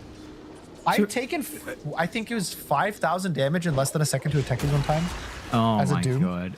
I That's was so a Doom with the stupid. heart, and I just died 100 to 0 by blinking into the base to try to get an initiation. Yeah, because surely you think you're right. You got Yeah, a you're like, heart, oh, 5k like I'm health. fine. I think I had a consecrated wraps too, and it was literally like 4,000, 5,000 damage just on like stepping on 5 mines instantly. So do you like this build then from Young Peach? Because again, he's changing. It looks like he's going Shivas. So I was, we saw across the Blink Aethelins. I was going to ask you then, like, why is this any different from like just going straight rushing Scepter? Because we just saw if like the SF is out of position with solo wall on him and TB illusions, he dies. It does not matter. Ooh, Zeus should, oh no, Zeus had to commit the ult like half a all second out. earlier. He would have gotten the Bane. Oh, cancel the Earth. Oh no. Okay, Earthspirit's gonna live. I think the Shivas is good now that you've won a fight because it'll enable him to actually live when he presses roll and goes in. Like if he had a Shivas for that last fight, he doesn't die there. He gets like the real like reset, like he kicks, he walks away with the Shiva's armor. So I like it now, but based on how the game was playing before, I would have preferred he went like Blink Aether instead of the BKB Midas. and gave his team good fights. Like gave his team those clean initiations. So I like this now. I think it's good. Do you like this call though, to try and force a fight? Did you just farm the map though? Not particularly. Like I think you're happy in your base. Like just keep making the game go longer. I mean, if you get a good fight, sure, but your Bane is never going to be able to get a grip. It's going to be Slaughter that runs him to first. He's really slow to react as well. He does not see that Yang gonna directly up in the face, and Salamat as well. The leap's already been used. They got the French grip, but an even better false promise. They'll cancel this end slim that push them away as well with the Requiem case. They're just starting to beat onto the Shadow Fiend, but the Force Staff gets him out of danger. Have they got detection? Do they know where Straight Edge is? They do, but they want to disengage. A BKB TP out. Will they all make it as well? Bane escapes. All right. And they're too slow to catch anyone else. So just one person dies on the Esper, but they may now stick back inside the base. I mean, it could have been a good fight. The hardest thing I think for Tihi in this game in particular is having to deal with the Zeus. Anytime he grips someone, there's always going to be a Nimbus to cancel it instantly. I think at this point, he's probably, unless he's getting a kill guaranteed, he'll just cancel it. I think the biggest issue I saw in that fight was the Darkseer wall, to be honest. I think you can't wall anything but the Shadow Fiend. He like he vacuumed the Zeus and then Case Oh, okay.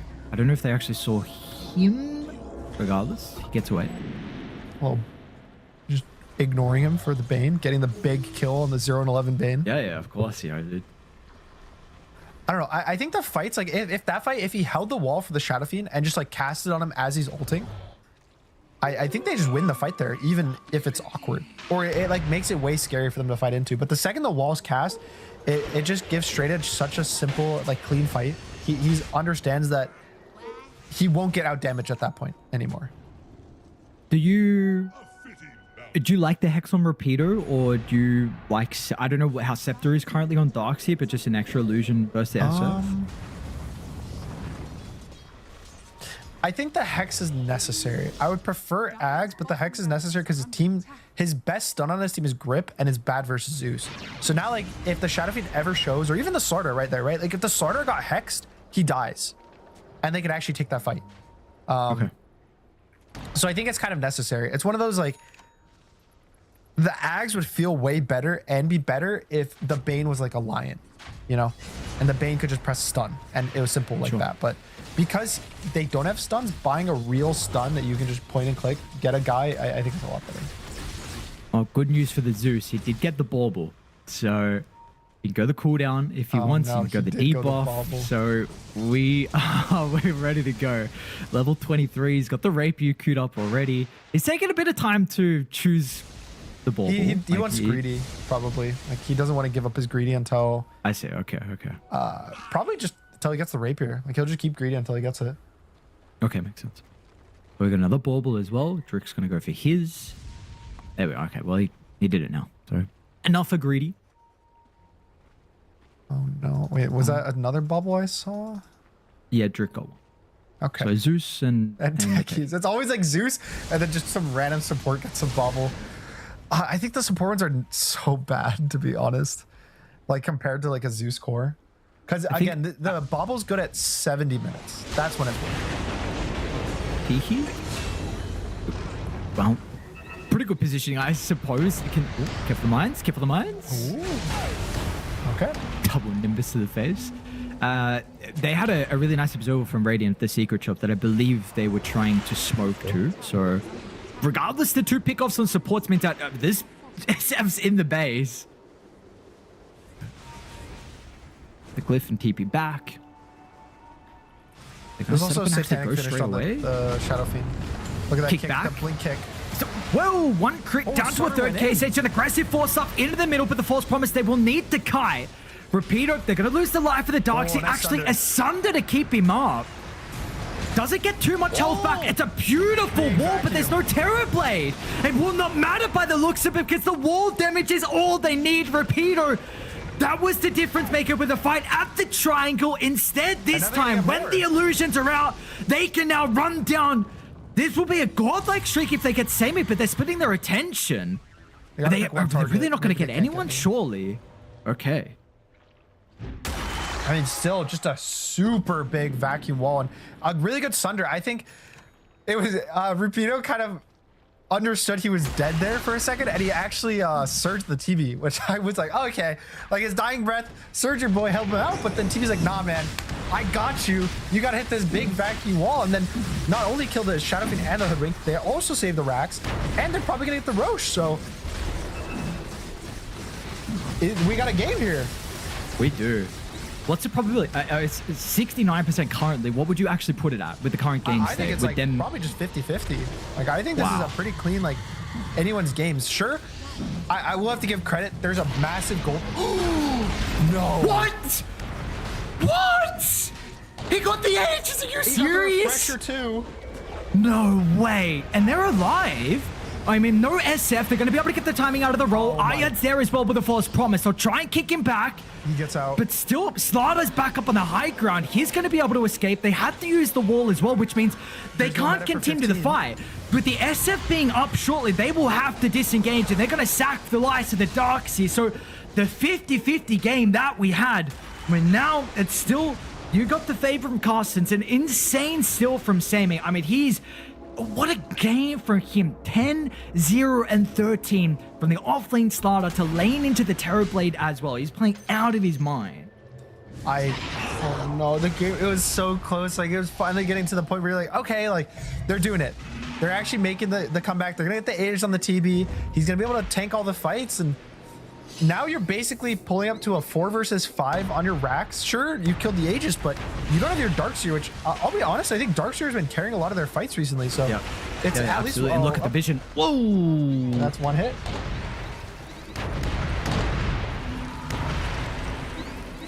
Fate's Edict. And then Take it Oracle. up, buddy. He's just pressing. He pressed Fate's Edict on the Shadow Fiend. He just pops all the mines. I mean, they have to try to hold it until the Darkseer. It's a bit scary, but yeah, I would just try to press at least like some reflections. Kick back. Okay. Oh, bit awkward still. False Promise is going to be there once again from Straight Edge. He's slowed down at the moment with the Sky. If they got detection, a couple more right clicks will fly out, but going to be able to get away safely. So full set of barracks, tier 3 tower mid. They get the buyback at a T here, the all-important 0-14 buyback, but Darksea is alive now for Rapido. I mean, Terrorblade is pretty much 6-slotted. He's got the butterfly. Like, he can't get too much stronger. It would pretty much be like Swift Blink instead of Boots is probably his next thing. Or, I mean, you could get like the random, like, replace your Pike for some Satanic or Daedalus or something, but I don't know. I need to see a probably BKB. Yeah, BKB on the Darkseer, I think, makes the fights a lot easier. And there's a Blink Aether Lens for the Earth Spirit. So pushing it is still difficult. Like, this game can definitely last another like 10 plus minutes, but oh, it's gotta feel so bad to like see the comeback and then just have it ripped away from you. Like, you're like stressed out, and I know the comms just got super loud when they won the fight, and now they're quiet again. Yeah. And now they're gonna have to win another fight with the team already inside the base without the meta for another 45 seconds. They hopefully have the mines. There's no buybacks on the Dire. Just the Earth Spirit. He's actually going to go all the way around. He'll avoid another mine. Oh, Vision, nice Young dodge. PH gets the kick. Drag back over towards the Hoodwink. So a quick and easy kill. Bunch of damage from the Zeus, but nothing alive. guaranteed just yet. They'll sustain through with the Greaves. And Radiant, they would just lose the Hoodwink. I mean, I will want to shout out the pipe on the techies is a really good buy versus Zeus. Obviously, like, you're like, yeah, it's really simple, like pipe versus Zeus, yada yada. But I think it actually let them survive and take these fights. Like, I think also the last fight in their base that they were able to win was because of the pipe barrier, just helping out bit versus Zeus damage. Because we didn't mention it when he actually got it, but he's had this rapier on Zeus, and he's about to get a second rapier on the Zeus. Yeah, look at that. 58k damage. Okay, they got the SF. Hex is start. They've got all the chain control, and there is no one even remotely close to save him. This will be buyback potentially forced. I mean, they're going to have the Hoodwink up shortly. Wait, they wasted their glyph? I think they forgot that they don't have a tier 2 top. Oh. So, like, they just have no glyphs for the mid-racks. This is definitely going to be a Shadow Fiend buy forced. The Zeus's refreshers cooldown for 30 seconds. Like, yeah, sure, he's have one round of spells, but You can't deal with 2. Careful if young PH can find that opening for the kickback. We've seen previously double rapier online for Selamat as well. Can they nuke him down before the Sunder? Force out, just out of Nimbus range. Oh, goodbye, He will Tihi. give him some fresh health. And that is the Pressure Zeus back up. spells. I mean, you can back. I think backing's the safe play, right? Like, oh, I thought say there was a that. blink. I think There's no meta, guys. Just take the win. Back up.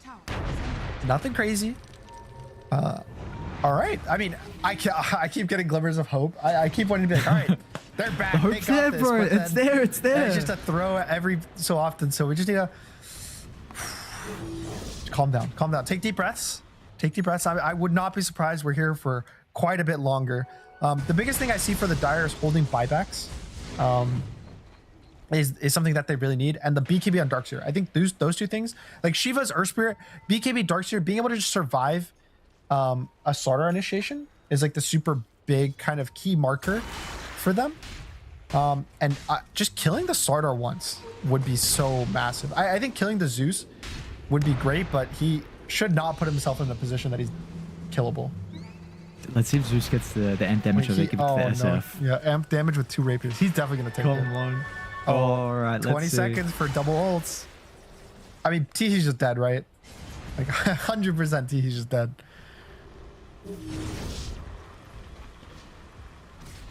So I'm for multiple reasons, I'm hoping this game goes late. Of course, for a decider game 3 in Sure. close qualifiers for TI. But You just wanna see the I bubble. Be heard. honest. I You want just to wanna see. see the Yes, bubble. absolutely. The thing is, I heard about it, but I didn't see any clips. I didn't go back and watch the game. okay. I've only heard about it, so I don't actually fully know firsthand experience visually. But all Goodbye, right, T's dead.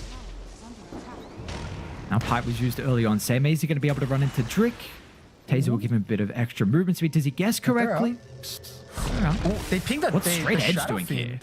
They saw him for a second. I don't know if they're actually able to catch him. And there's a ward on. He has a ward for the Shadow Fiend, so he shouldn't get. There's a blink on Earth Spirit. If he blinks forward. Okay. Woo. Radiant's bottom tower is under attack. But I don't know if I've ever felt like this game was so close with 30k lead. Like Yeah. we're not even at the stage where you say the goal doesn't matter that much. We're getting there. We're getting to like Yeah, your there's 50 another, like, minutes, 10 55, minutes. 60. But I think a lot of it does have to do with the carry matchup and Yeah. the Darkseer, like both Darkseer plus Terrorblade combined versus Shadow Fiend makes it like this very like on edge, and also generally the Zeus I think makes it closer than it is, if that makes. Oh, no, They got him there's the straight kick. edge. Ooh, a little bit That's a awkward. really early They will Oracle. still get the wall nonetheless. Straight Edge going to be able to step away. Seimei tries to jump in to put a beacon onto his own life instead. Just chaos is the main thing for them. As long as they can get the SF out and kite There's the a wall, refresher shard on the Oracle. they've got... Are they able to close the distance? Refresher, TP out. He's going to make it out. Straight Edge tries to use the Requiem to cover. Meanwhile, I mean, Earth Spirit is in committed. no man's land. He's rolled in, and unfortunately, everyone else was not able to follow at all. So 2 for 1. They're coming back though. I think they need to. They need the Darkseer to be closer to these kickbacks, and like hex him as he's getting kicked back. Because I think if in that situation Shadowfiend got hexed before he got his pike off, he's like way too far committed and probably just dies to the Terrorblade damage, even with the Oracle. I guess the Oracle did have the refresher, which, you know, again, shout out to the Slardar for stealing that refresher shard from the Roche, but the only reason he's surviving on the Shadow Fiend from this is because of the pike. Because the only way to stop the kick from kicking you is to have another force movement be cast on you. Like BKB won't stop the movement, so it's only basically in this game gonna be a force staff, which is really hard to get your teammates to force staff you. So why do you go Blink Aether instead of Scepter? Is it just... Yeah, why do you go this? So with Scepter, what happens is like you have to roll in, cast on them, and kick, and then you're stuck there for 2 seconds. With Blink, you blink, kick, and roll, and follow the guy that you kicked in. So it's like an instant escape effectively for you, and it's about the same price, and it has a less, way shorter cooldown. I think Ags is what, 45 seconds. So instead of a 45-second abduction, it's an 11-second of just getting this guy into your team. And it's instant as well, because Blink kick are both instant cast abilities. So it just ends up. I like it more. The Ags is good now as like another layer on top to like guarantee that the guy's stuck into your team. And maybe gives you a way to deal with the 4 stuff then, or the pike from the SF. It's a sad game when you go the second item Midas on Earth Spirit. You had to sell it super early on as well for this, but you know they are in this game, which is the most important thing. And it still feels like as it continues to go later and later, I actually don't know if this changes much with the Zeus. He's got another rapier as well. It's disassembled in the backpack. Okay. Why did he, I guess he wants to buy his but this is such a waste of money because he has no buy. Look at this smoke. Wait, do they find an angle? Wait. They have a what in the bait? Oh, they have a. Why do they have a sentry there? There's a random set, I guess, from the push previously. So that's so unlucky. If they didn't place that ward, he was actually dead on Zeus.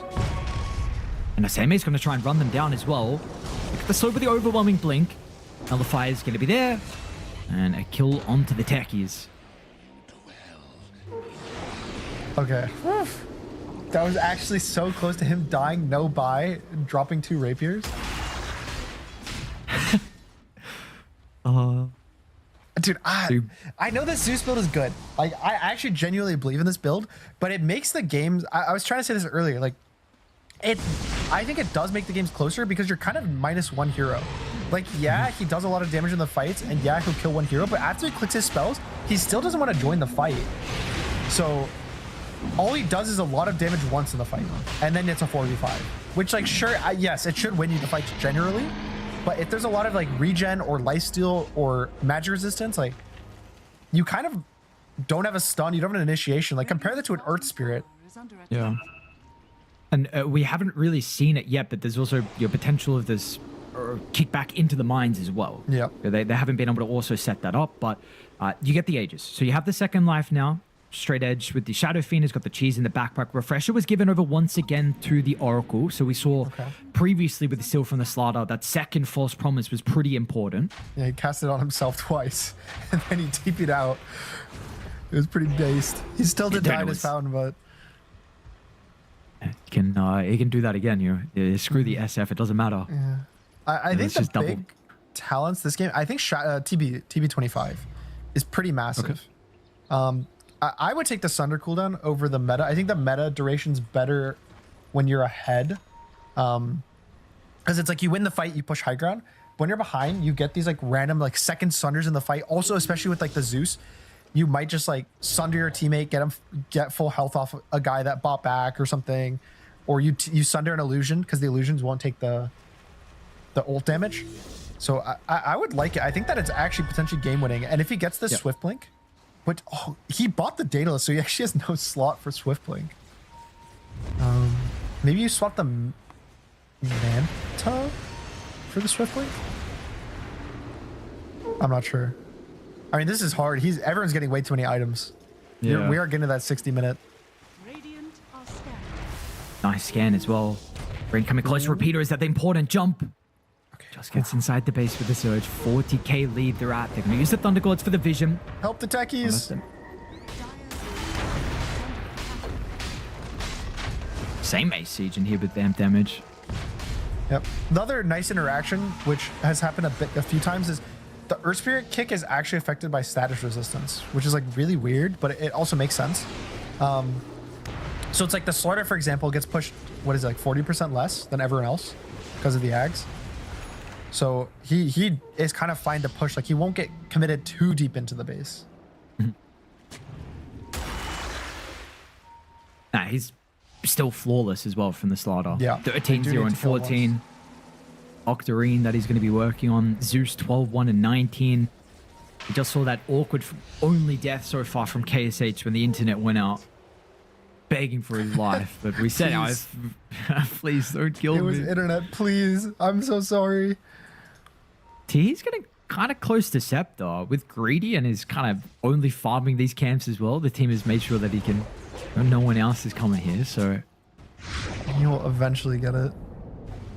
I mean, the Scepter is really big versus Zeus, right? It actually enables him to press his ult instead of being completely useless. Which, like, I don't think is necessarily his fault. Like, the reason he's struggling. That's just like a very hard matchup, Bane versus Zeus. I wouldn't be surprised if he ends up like selling his wand for it or something in the next minute. We're actually getting 60. This is crazy. 42,000 net worth lead. What's a win probably? 89%. Yeah, I was going to say it's strange because it feels like the map positioning is Radiant waiting for Roche to spawn. Like they're all waiting around this dire pit, kind of like AFK holding, but they're the ones with Aegis. Like they're not, they should be the ones like doing something. They have a minute left on Aegis. You think in their heads like, hey guys, it's okay. Let's go to 100 minutes and we have a Zeus. Or fine. Yeah, they're actually going to be able to get around and also find the Slaughter. Young PH kick back into the Hex. Oh, the TP got started for the creep, so we didn't get the damage out. No way. They needed that extra little bit of damage from KSH, and now they are so far out of the base, it is going to be difficult to disengage. KSH, he needs a TP or he's going to run towards the rest of the team. They've already lost one of the supports. The buybacks will be necessary. Rapido finds the wall. The damage from KSH as well, but the false promise will delay the inevitable. Straight edge, without a doubt, is going to die afterwards. He's going to die once. Can they kill him a second time? Aegis still for 30 seconds. There we go. He has BKB and a Satanic. It's a bit scary to go, but I mean, it's still really good for Radiant. I wanted to be like, yeah, at least they killed the starter, but it's still a 4-for-1. You force out the Earth Spirit by. I think that was like a big showing of how much damage the Zeus really does with the triple rapier. 7.5k. Okay. Well, KSH got the gold from CMA, so 9.2k in the backpack. It's pretty slotted, unfortunately. And without the Darksy, this is. I mean, guys, there's no Zeus ult. This is a good time to go. Yep. Kick back. Oh, instant hex. The damage without the meta, though, from KSH, we see with the early false promise as well, but Rapido's buyback is so important. The fact that they forced it out on Radiant. They won't be able to run into the Shadow Fiend, so it looks like he can get out, and Ace 12 will also live. So that's a dieback on your Earth Spirit, and you get the what feels like just as important of a buyback here from the Dark. So his life along with the Terror Blades, and now if you kill him again, this game gets much easier. But he'll now get the BKB on the Darkseer, so he has like a way to commit into the fight and not die instantly.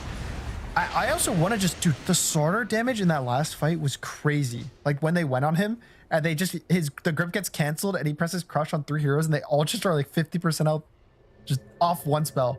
But thankfully for them, they have the Bane Ags. So you can actually Fiend's Grip for sure. There's no way Zeus can cancel all 3 with at least with 1 Nimbus, or even 2 Nimbuses. So there's a big possibility of like an Earth Spirit kick into a grip, killing the hero, or like a vacuum back into a grip. So the Slaughter is honestly not 100% safe. Look at this, like, sure, you have to deal with the Oracle, I guess, is still the worry, but Slaughter, that's a lot of mines. Oh, very close to getting the He back. almost got vacuumed. Oh, there's the Jump Oracle. in with the Fate's Edict. There we go. Very cool, very fun. 20 seconds they need to hold to the Earth Spirit's back alive. They don't have Glyphs, so it's about to be Megas with the jump in. They got the Hex under the Terror Blade, but SF is dying. Wait, SF is dead. Is there a false promise? Now they get the jump in. Finally, last second. It was so close. I think he's still dead. Nick of time. Shadow Fiend, though. See if they're able to get some more important he kills got as well. a bit No, of looks like he's Satanic fine. Case actually jumps Okay, in to full try and follow the Oracle. Sunder is available with the chain controls. They're going to be able to find an opening. The Requiem Sunder Feed target. Hex as well with a follow-up. Anyone trick getting range? No, they won't find it. So it doesn't get the second health back, and on the respawn, he won't have metal, and they won't have heroes. Nice kickback Will on they? Shadow There's the Fiend. buyback. Kick back into the damage. No meta, no problem, apparently. the Satanic. Gets a little bonus health back. Blast off. They got the chain control, but the buyback's going to be there. He will look to rejoin instantly at 2 versus 5. But the hope of staying in the close qualifiers on Yangon. You gotta get in there. You have no glyph. You gotta go. Young PH, how are you going to be able to start? KSH with a double jump in as well. They'll kick straight edge over towards the right side. Fiend's Grip's up in 5 seconds. Tihi's going to get controlled, however. Seimei has been so pivotal for them. 17-1 and 20 is what the Slaughter will end this game on. And man, 51-16 was the kill count, but god damn did this feel so close. And he ended the game with 4 rapiers on Zeus. He had in his inventory Octarine, Kaya Sanj, 4 rapiers, and he had a backpack refresher. Like he would cast his ults, refresh, and then put everything back in, cast them again. He did, let's see how much damage. 6,000 damage. Almost 97,000 damage. And he was just in base pressing ult off cooldown. That's all he did. God damn, what a hero. What a hero right now. That's crazy. I mean, devastating for Yangon, unfortunately, of course. They're road to potentially make it to Shanghai, cut very short in the first round. Straight sets, you lose in the upper bracket, and you lose in the lower bracket as well. There was glimmers of hope. We saw what could happen here with the Darkseid, with the Terrorblade as well, with the matchup, but just the net worth lead and execution as a whole for Radiant, just too much for them in this game. Yeah, I think there was definitely some kind of moments that there was a chance for them to come back. I want to say the biggest things was like the Slardar, just in general, the way he played the whole game, but especially like that Age of Steel. I think Bane also having a slow game and not getting the Ags also definitely hurt them. Like right here, we're gonna see this. Like if he doesn't get this Age of Steel, like let's say he blinks in and he misses the Aegis, right? And he dies here for free. I think that's such a big throw for them. They give away the Aegis to the TB. They would give away another like 1,000 gold to TB. That's probably like a Rax that they would lose there. There's so much momentum that would be lost if they didn't get that. Also in this fight, there would be the refresh on the Oracle, which gives like even more time. Like right now, they wouldn't be hitting this Oracle. They'd be like maybe killing the Shadow Fiend to the left. They could be helping the Earth Spear. Like there's so many like small things that just all happened because of Sammy. And I was just like impressed the whole time. Even like here, look at this. 1 versus 5, he's going in and killing heroes just by himself. Yeah, I mean, this is we just were unsure of like how the Slardar was going to look. In particular, we were calling for it potentially to go mid to avoid the Terrorblade matchup, and he did quite well in the lane. Like was able to get out of it with experience, and still behind in net worth. But that was his first death at that stage, 55 minutes in from Sammy. So an absolutely exceptional performance from him in the end. And Carsten's move on for Yangon. This was a bit of an experiment for them as of lately. This has been an organization where it has been 5 Myanmar players for pretty much the entire time that Yangon have been around as an org. So they try and bring 3 Filipinos that were previously on Ivory. Unfortunately, their run, they're not going to work out. But for Carsten's, you got a mixed bag here, right? You got 2 Mongolians, an Indonesian, Kazakhstanian, Malaysian as well. But Randy and the boys will continue here. So their next opponents, who have they got? Who have they got actually next up? I believe. Actually, I'm trying to get it. I think they're gonna have whoever loses, right? I don't know if we know their opponents yet. I think it depends on who loses. Yeah, no, we don't. Yeah, no, you're right. Yeah, it depends on who loses. But they're looking not too bad. What do you make of Carstens? Because this was our first series from them. We saw 2 from Yangon now, but what were big takeaways for you? I mean, Seimei kind of just cooked, to be honest. I mean, I would want to shout out to Zeus, but I feel like he had a pretty easy job this game. It's like one of those things that it feels like he pops off so hard, but I think a lot of it was enabled because of the Slardar. Like the fact he's picked into kind of a rough lane, but is able to go relatively even, and then just the amount of impact he had without dying. It's not the easiest Slardar game in mid game. Like if he ever got caught by like his sprint being purged by the techies or getting gripped by the Zeus, the Bane, he just dies. And yeah, here we have the 4 rapiers on Zeus. I don't know. Like what is there to say about this guy? Like you just click your ult, you refresh, click your ult again. You've basically gotten like 5 kills worth of damage. Right. I don't know. This how do you remove this? Do you think this is good for the game? Do you think buying 4 rapiers is good? I look, it's probably not how they intended the Zeus to be played. I can't imagine, this is what they thought when they're like Zeus. Let's. I mean, also like think that one time where they smoked. Imagine they were. It was this close. That was like such a good smoke for them. I was so impressed by them. And if they got that kill on the Zeus there, I think he had 2 rapiers at the time. But like imagine TB gets a rapier and like Earth Spear gets a rapier or something. And the Zeus loses them. Like now he doesn't do all this burst damage. Now the TB's just one-shotting the Shadow Fiend. Like the game could have been thrown so easy by the Zeus, which is so funny. All it takes is like a random smoke because he's also buying no HP items. He has like 400 bonus HP at 0 armor. So like a Bane grip plus a TB would kill him in half a second. Yeah. So the it's one of item those build, things I mean, where it's like, definitely. I do think that there's a bit of adapting, a bit of learning where the Zeus is going to farm on the camp, smoking, killing him. But yeah, I think an impressive game for the most part, especially again, the Slardar just, if he plays like this, you can make it to TI. Just got to keep playing consistently like this. There's a lot more matches. It's 5 more now still for this team, but Yep. one day at a time. Just take it one day at a Yep. time. One day, one series. It wasn't even this Slardar performance, right? It was the Brewmaster as well. We got to keep in mind in game 2 too. So he cooked in that game as well, which is a big reason of how they could force a game 3 and then move on. So for us, that's just first series of the night, of the day as well. So we're going to continue in the lower bracket. Another elimination series coming up. We've got Direborn taking on Mentality Monsters after the break. The human body was built to move. Not trapped at a desk in one singular posture for 12 hours a day. It's time your chair evolved. This is Secret Lab Titan Evo. Ergonomically engineered for you. Gamers, hybrid workers, artists.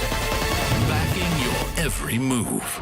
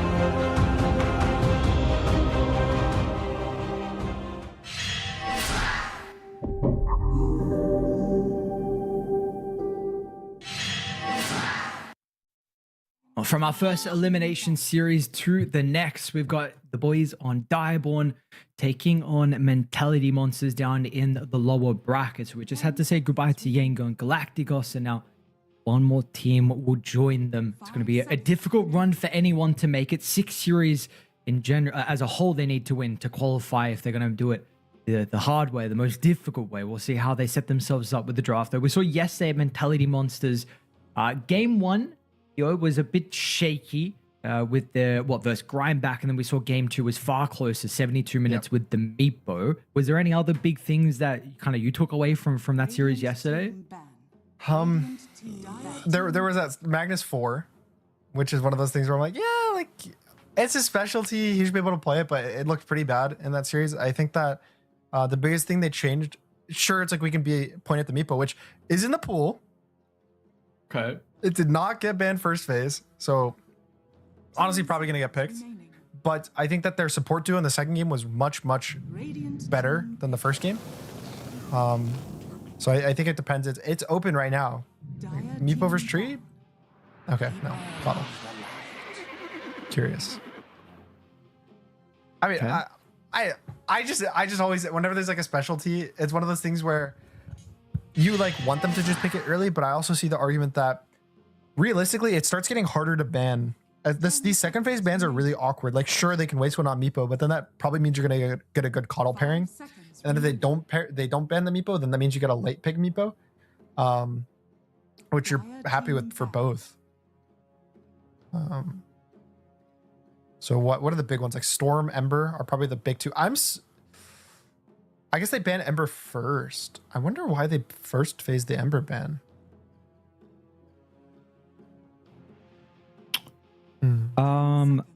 Yeah, that's a good question. I haven't actually covered many of Batatu's games.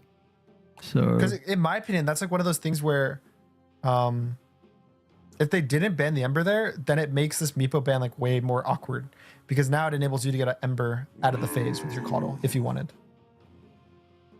But now your best hero is probably Pango, but then you're picking Pango into Tree, which you're like, do I want to do that? Like the answer is yes, you do want to do that, but it definitely is not a super win for you. Is there anything else that's like super sick with the Coddle you can out of the phase? I mean, if there's anything to go off, Zeus is pretty good. Obviously, that'd be probably a later pick. I don't think you pick the Zeus now, but I mean, of course, Phoenix versus Tree. We've seen this be an answer in the past. Your Overgrowth as Supernova. This is kind of the problem we had in the game 1 draft yesterday, where I don't know if I like these two supports. Probably a lot of it depends on the cause. If you covered part of my screen and showed me the supports individually, yeah, great supports. Like Phoenix individually, one of the best supports of the patch.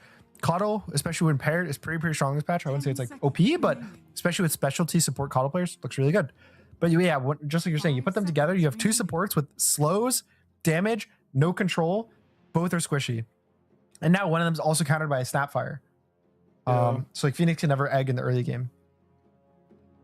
So it's a bit scary. I super want the Pango now, seeing the Snapfire. I do like that matchup. Like mid can get hard, but that's just what you're kind of asking for whenever you give away Snap to the enemy team.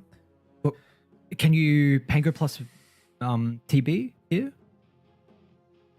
You can. You're gonna get Dark Seared, but I think that's fine.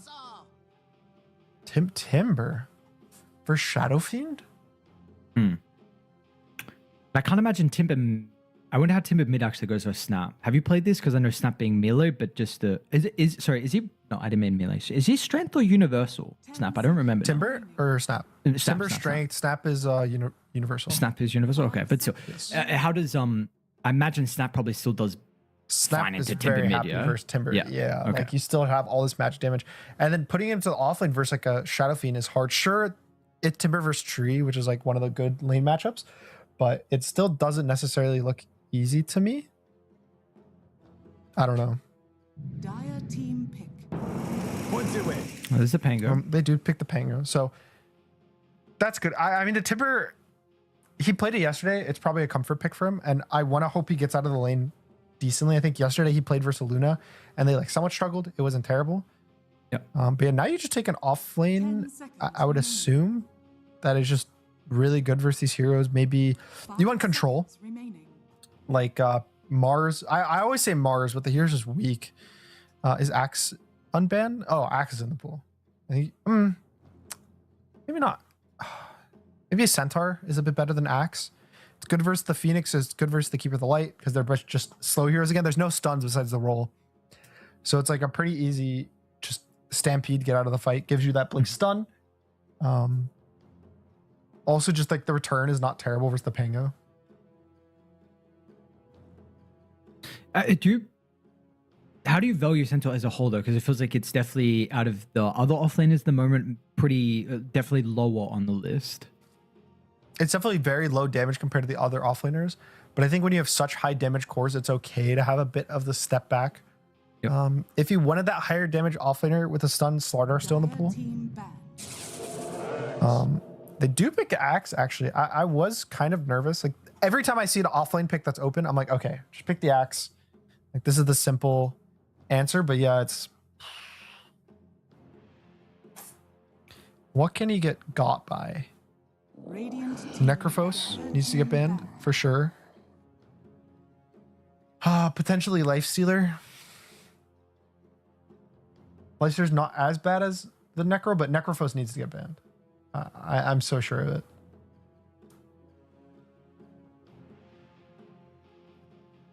Got to go back to you're not meepoing here as well, right? Just double checking. It's been banned. It's been Oh, it's banned. banned. Sorry, never mind. Everything's okay. No last pick meepo here. Sick. Sanking ban is kind of interesting. Radiant team I wonder they left the Necrophos in. I wonder if they're picking it. Maybe they're like trying to troll, put the Snapfire on 4 and be like, haha, see, we didn't ban the Necrophos. Is there a world where like the snap magic damage and SF, if he goes magic into Necros? I mean, yeah, Possible? it's like decent, but again, it's one of those things where the second Necrophos gets like a wraps. Okay. The one shot damage is just Jover. Like imagine Necrocoddle could be a bit annoying too. Radiant team picked. See, okay, Ooh. so interesting. Wait, okay, that's a bit weird. My understanding is it's good with the Axe in particular. Like gives you Sunstrike Call is really nice, but it's not particularly like they went from a very winning lane matchup to kind of a mediocre matchup with the Pango. Like it's still fine for the Invoker, but I don't know why. I would never swap off Snapfire with like a free lane like this, especially versus the Phoenix. Like you have such a chill core matchup. And like the cookie and like this, all the damage with the Axe, like you still get a lot of damage with the Snapfire on Axe calls in the early game. Yeah, I just wonder if like as a cold, maybe the positioning is even easier against the Phoenix as well. Yeah. Maybe it's purely because Invoker's better versus Necrophos scaling wise than Snap. Like Snap has the early game advantage, but and they don't pick the Necro, they pick Alchemist, which Forgotten hero. I mean, it's a very good Alch game in terms of gifting Axe. Yeah. Like you have to consider this hero for the past couple months is effectively just an Ags bot for his team. And back when he was really popular, the two most important heroes to pick with him were Pango or Queen of Pain. And Queen of Pain's been nerfed since then, but Pango really hasn't. So the Pango Ags still is going to get a lot of value. I think in this game, Mage Slayer is pretty good after the Diffusal Blade for like the Axe and the Invoker. Even the like Snap, like it's a really nice Mage Slayer game for those heroes. So maybe if the Alchemist is able to kind of like survive his laning stage, can pop off. And then obviously all three other heroes have great Axe. Like Keeper of the Light, Timbersaw, both have really nice teamfight Axe for the mid game. The Phoenix ones is a bit sketchier, but it's not bad. Like even at worst case scenario, like you can have your Timbersaw go in, then you egg him, and then you like protect him with spells. So it's not even a bad eggs. It makes the egg harder to kill anyway at all stages of the game. But it's definitely the worst. I wouldn't be surprised if he kind of skips it and buys 3. But I don't know. I like the other draft. I would like it more if the Snap was mid and they didn't pick the Invoker. So I've actually lost a bit of value. Now I'm kind of more of this like 50-50, but Alchemist is a question mark. Okay. Well, that's definitely not really a question mark I want to be hearing, especially with I feel like this is a hero that is you're pretty feast or famine as well. Like if you have a bad lane, then all of a sudden what are you going to do? You're hoping that the Pango is going to be able to get that Scepter, the Timber as well. But we're also quite unsure how the Timber lane is going to play into the SF tree. Because you mentioned yesterday it was Tree plus Luna, who had a very difficult time. And now this is kind of, it's not really much better. So we shall see. We shall see from them, Mentality Monsters, on how they can shape up and how the boys on Direborn are able to perform as well. Say that it's good to see the 4 Indonesian. He's gonna walk in the lads. tree actually. Oh, okay. Smoke breaks. That wasn't even smoke. They're just they just walked in. I think. Just full Chad. 30 seconds to battle. Like how they've there's name changes following. Why is Roche walking out of the pit? They're just chasing Shadowfiend. They like hit it once for fun. Just bored. Okay.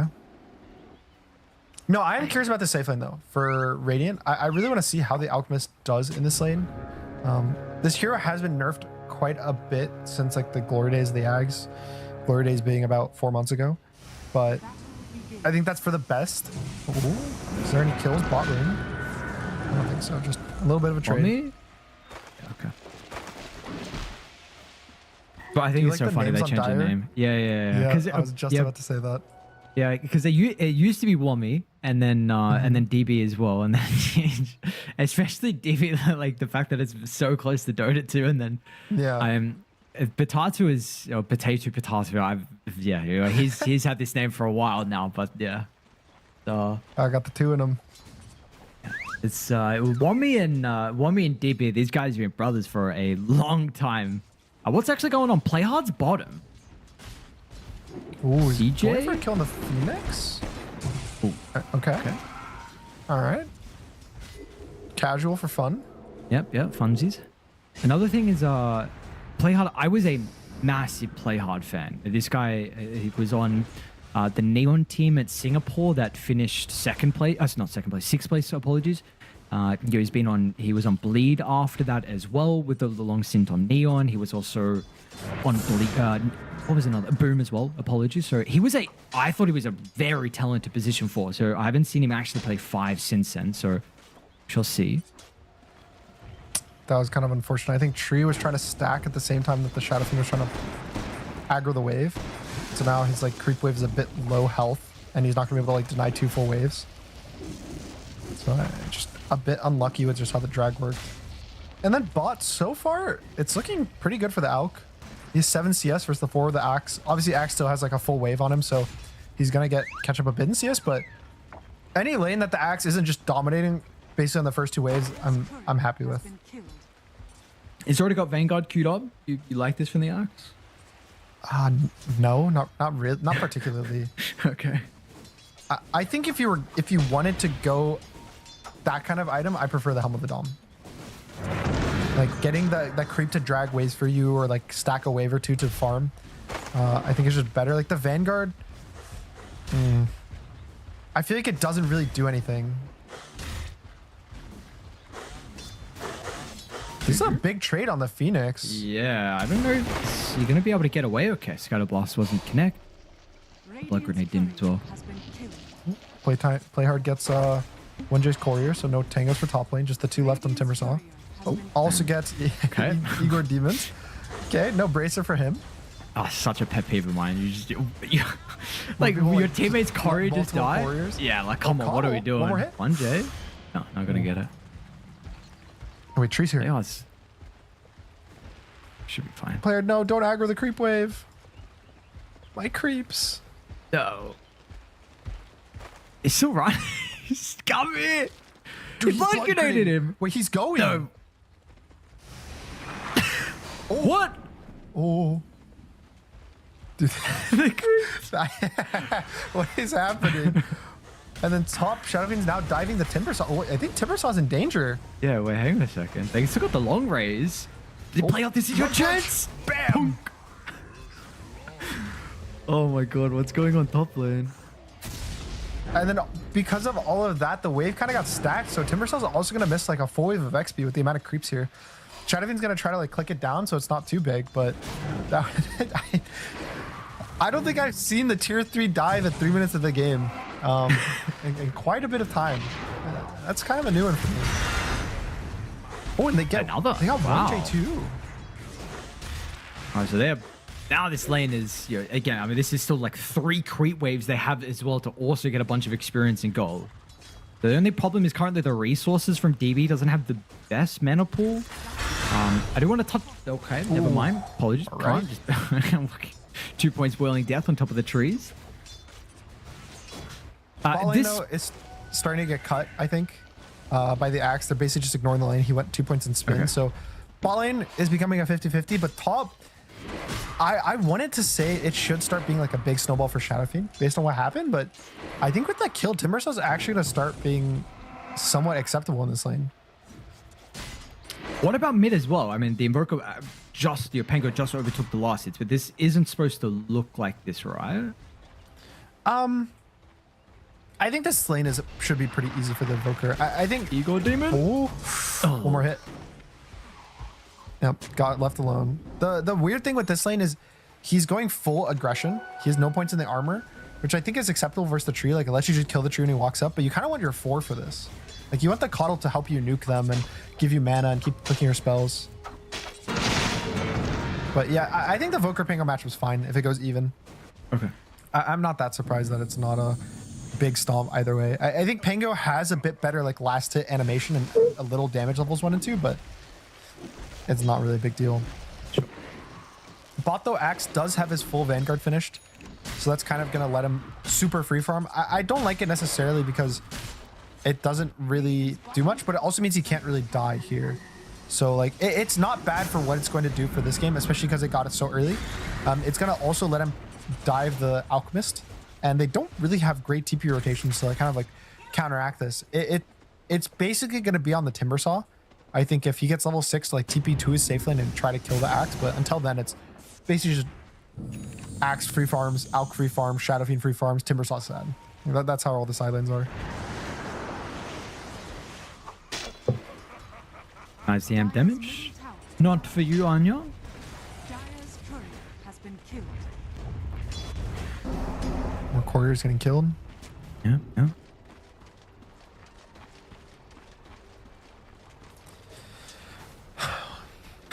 Courier kill Kiana, do we? Yeah. 4 is actually crazy at 6 Yeah. minutes. Guys, just start micing your couriers. Like, send it in the I send in the river at this point whenever I don't see the position 4. Pango's getting kind of low. He is a stick. Yeah. Ooh. Maybe a little snipe with Sunstrike?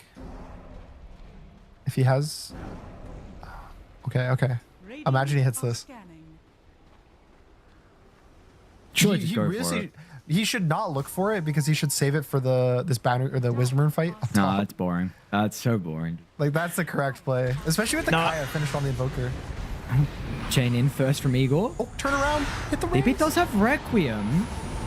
There's a Sunstrike that you were hoping Doesn't even for. need It it. doesn't get the kill, but now problems for DB to actually get away. So with the first roll of the game from Anya.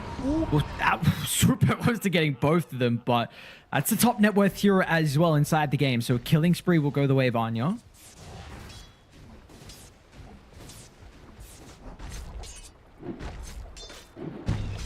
Okay. Pretty good, I think, for Radiant to just be able to take down a Shadowfiend. And they also got the Wisdom. Yeah, they got the Wisdom. Oh, no, 1J. And Nice. Playhard gets the armor up. There's a Q in 1. I don't think there's armor. He missed the Oh, Q. out of range. Oh, no. And then there's a root in 2. He's going to get a... Okay. Gets out. Oh, that's so unfortunate. He like armored himself right as the damage from... Oh, Invoker? Okay, it's fine. He like armors himself as the damage from the chain that would have killed him came through, so it actually like blocked the damage. That was so close. This is... You finished the Meteor Hammer, right? On the Invoker? He's got Scepter Yeah. queued up straight away after you. Okay. Wait, is he not finishing it? Surely. Oh, wait. He's not. The whole point of the Kaya is to go the Meteor Hammer. Like I'm surprised he even has the boots. Just because, like, sure, when you get level 10, you have a farming tool with the Ice Wall, but like pre-10, your farming speed's kind of slow, and I mean, at this point, it's gonna cost him like, what is this? 750 gold. It's pretty cheap to upgrade it from Kaya to Meteor Hammer, and it's super value in my opinion. Huh? Interesting. What do you think overall of Invoker? Because not a whole lot of people are playing the hero at the moment. I think if you're able to get out of the lane, kind of like he did, relatively in an acceptable state, right? Like mid is even. He didn't get stomped. He just had like an okay time there. I think Invoker's a really good hero going into the mid game, but okay. I know he's one of the most prone to getting crushed mid. And like an Enchantress being able to creep mid, diving him, doing all this crazy stuff. So it's just, I'm happy for him that he got out of the lane. I'm just still surprised. Like, why not go Meteor? I have not seen anyone just go the Kaya. Huh. I mean, it's just a good item anyway to increase the Sunstrike damage to help with the axe. It just, that's how bad Midas is, guys. You'd rather go a casual Kaya than a Midas. Yeah, true. Holy. Invoker not going Midas is insane. This is... I mean, a big hit with the experience, right? I mean, this is definitely a hero that got a lot out of a bottom lane. Corner the Sunstrike. He already had the ultimate activated from CJ, so without the Chemical Rage, a kill, but a little bit of poke. It's going to start to be pressured though from Mentality Monsters. They've got the Catapult, they got the Rolling Thunder. I think Diffusal coming out of the corridor as well. My Snapfire is here with no mana. We can drag the wave. You can just get dove right now. He can also just die, I guess. That was... Oh, Tornado. There's a swash up though because he got mana. So much damage right now.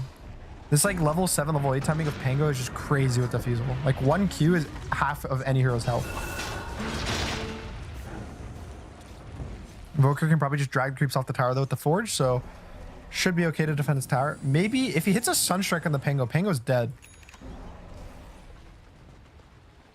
Which I think they're even looking bottom as well. Oh. Bottom.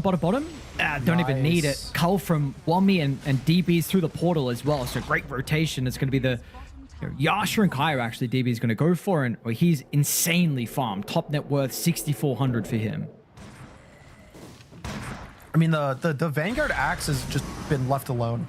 Like, in the sense where it did nothing because no one ganked him, but I can also see where no one ganked him because of the Vanguard. Like, no one felt comfortable enough to actually like, deal with him. So it's enabled him to kind of free farm. And so in that sense, it's kind of done a lot of work. But the Blade Mail is a bit of a... I guess he's so fat, he doesn't need the Blink Dagger, right? Like, he can play just extremely slow. And he's still... The extremely slow, quote-unquote, Blink Dagger is still going to be, like, 14-minute Dagger, Blade Mail, Vanguard. Like, that's some crazy farming. He's ahead of the Alchemist, which is insane. I guess only... The question is, like, you have this Invoker who, regardless with Kyron and Sunstrike, like, you could just be picking people off on the map. So maybe there's a question behind that of, like, would you have rather did a little bit earlier?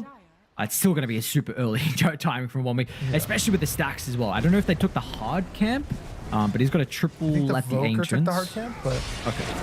Yeah, I could have seen a world where instead of this Blade Mail, he just went a Blink, and then with Blink Vanguard, you can just make plays, and Sunstrike is basically your Blade Mail damage. But I also think it's fine to be a bit greedy in these games and play a bit slow. Like, get your Blade Mail, get the extra farm. They still kill Alchemist once with just a Blade Mail, like walking at him. And even with all that, though, it's going to be about like a 14-minute radiance for Alchemist. So his game's looking good, and I think both sides have this like weird, like 18 to 20 minute big timing. For Radiant, it's probably going to be the Ags and the Pango. And for Dire, it's probably like the Shadow Fiend getting his second item plus like Ags on the Invoker.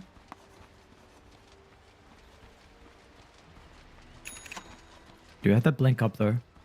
So, Wami, let's see where he looks to try and position with the team. He might get scouted out with this observer ward kind of by the bottom power rune. So we'll see if they get a glimpse with him with this blink delivered. They will.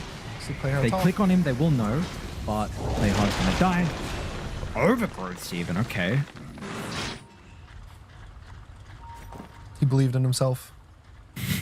Well, overgrowth now, so... Invoker's going to try to push mid right now, kind of out of smoke with these Forge, and hope some random hero TPs to collect this wave. And then they kill him with the axe. Which, again, I would not be surprised if they're not expecting the Blink Dagger. They probably think that he still has like a minute left before he gets the dagger, maybe like 30 seconds to a minute. They should know though. He ran on division. Okay. I think, yeah. So they click on him. They should know. But I mean, if they also know. Here, Anya. he's just dead. Oh, they're actually going to go for the Timber Saw instead. I thought they saw. Did they not see the Pango? That they absolutely so sure they did. Yeah, absolutely.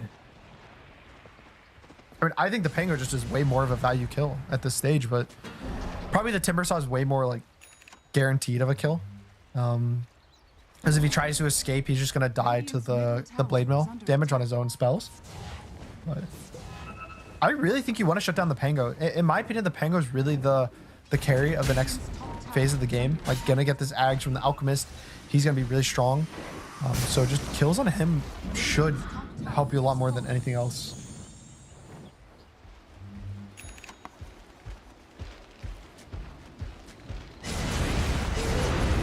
Anya's at least happy that they don't go for him.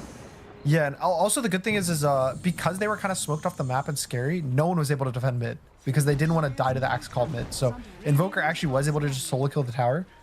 And he's going to get a pretty fast Ags timing. It's going to be around like 16-ish minutes, which Ags plus, I would assume he's going to go Cataclysm. I don't think there's a reason to go one of the other two. The way I see Invoker Ags is if you have a good Cataclysm partner, you should just go Cataclysm every game. And then if you don't, I generally go the Quas. You can overgrow. There's no way Playhard does this. DB? Wait, tries to come through. Cookie on over, but no, it's not going to matter. They're going to be able to cut down DB. Top net worth here. It's a great call from Womwe, which may be able to turn the tides of the fight, but there's no follow-up. Invoker will try to TP him too late. They could kill the egg. But is Invoker going to be able to get away as well? It's so much damage onto CJ. One more right click. He doesn't get it. Number Tatu. Detection? Question mark?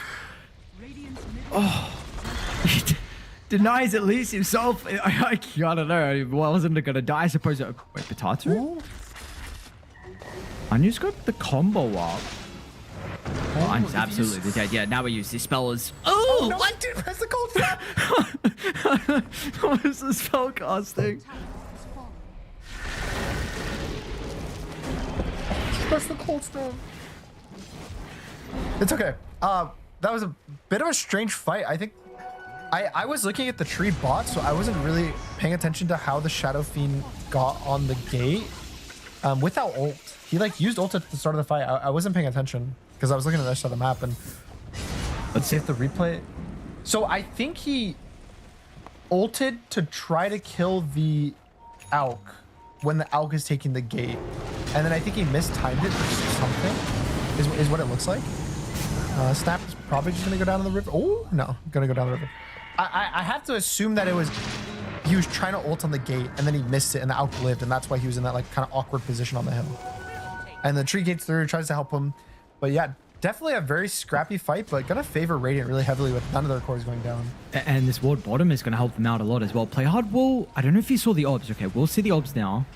So it looks like Womwe along with DB potentially going to back away. Will they? Well, they want to jump Juju instead, but it's potential bait. Cataclysm will fire. Anya as well is going to crash in the middle, but a quick sidestep. And now they've got their overgrowth to enable the damage from DB, and Anya's just going to die inside this. Yep. That's the one worry with playing Pango versus trait. Like every time you roll, there's a danger if you don't have like a Manta, you don't have a Disperser. I think in this game, you should just rush Disperser, which he is. He has it already queued up, so that's going to be... It's 3,600 gold. It's not like super cheap, but it's your best option to get.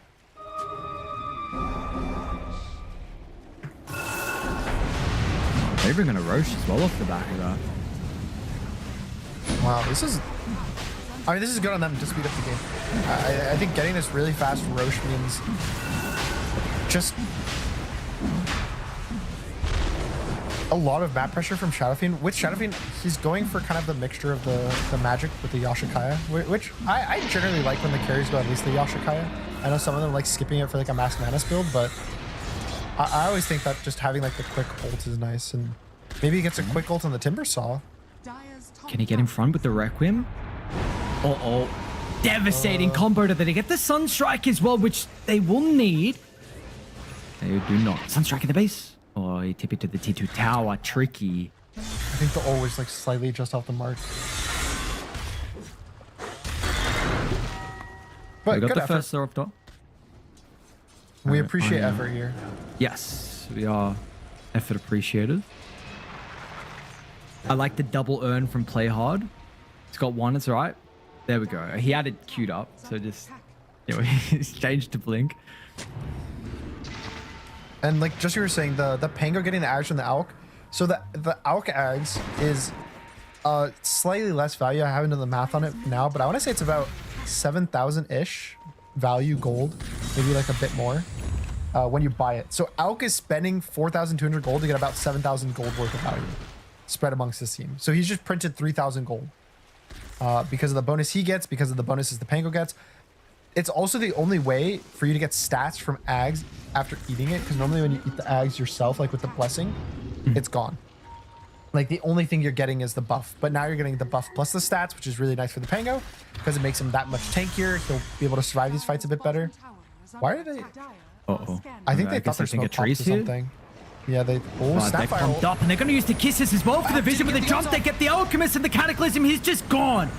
It's going to be a team fight that they need to take without their carry, so it's up to the Pango with a fresh scepter. Yes. It's a bunch of damage here from Anya, but the go over. DB needs to enter the high cover. The Tornado will enable him. Phoenix is burning them Juju's all. doing so much damage from the Phoenix. Just the constant spam. Fire Spirit dive makes it messy, but nonetheless, it's a fight that surely the boys on Direborn should be able to get some more kills and eke out a bigger advantage. They won't actually be able to chase 1J or Anya down. So a 2-for-2 with the Aegis dropping, but Tatu's going to try and cut away Anya. Maybe did they actually took it up to 1J?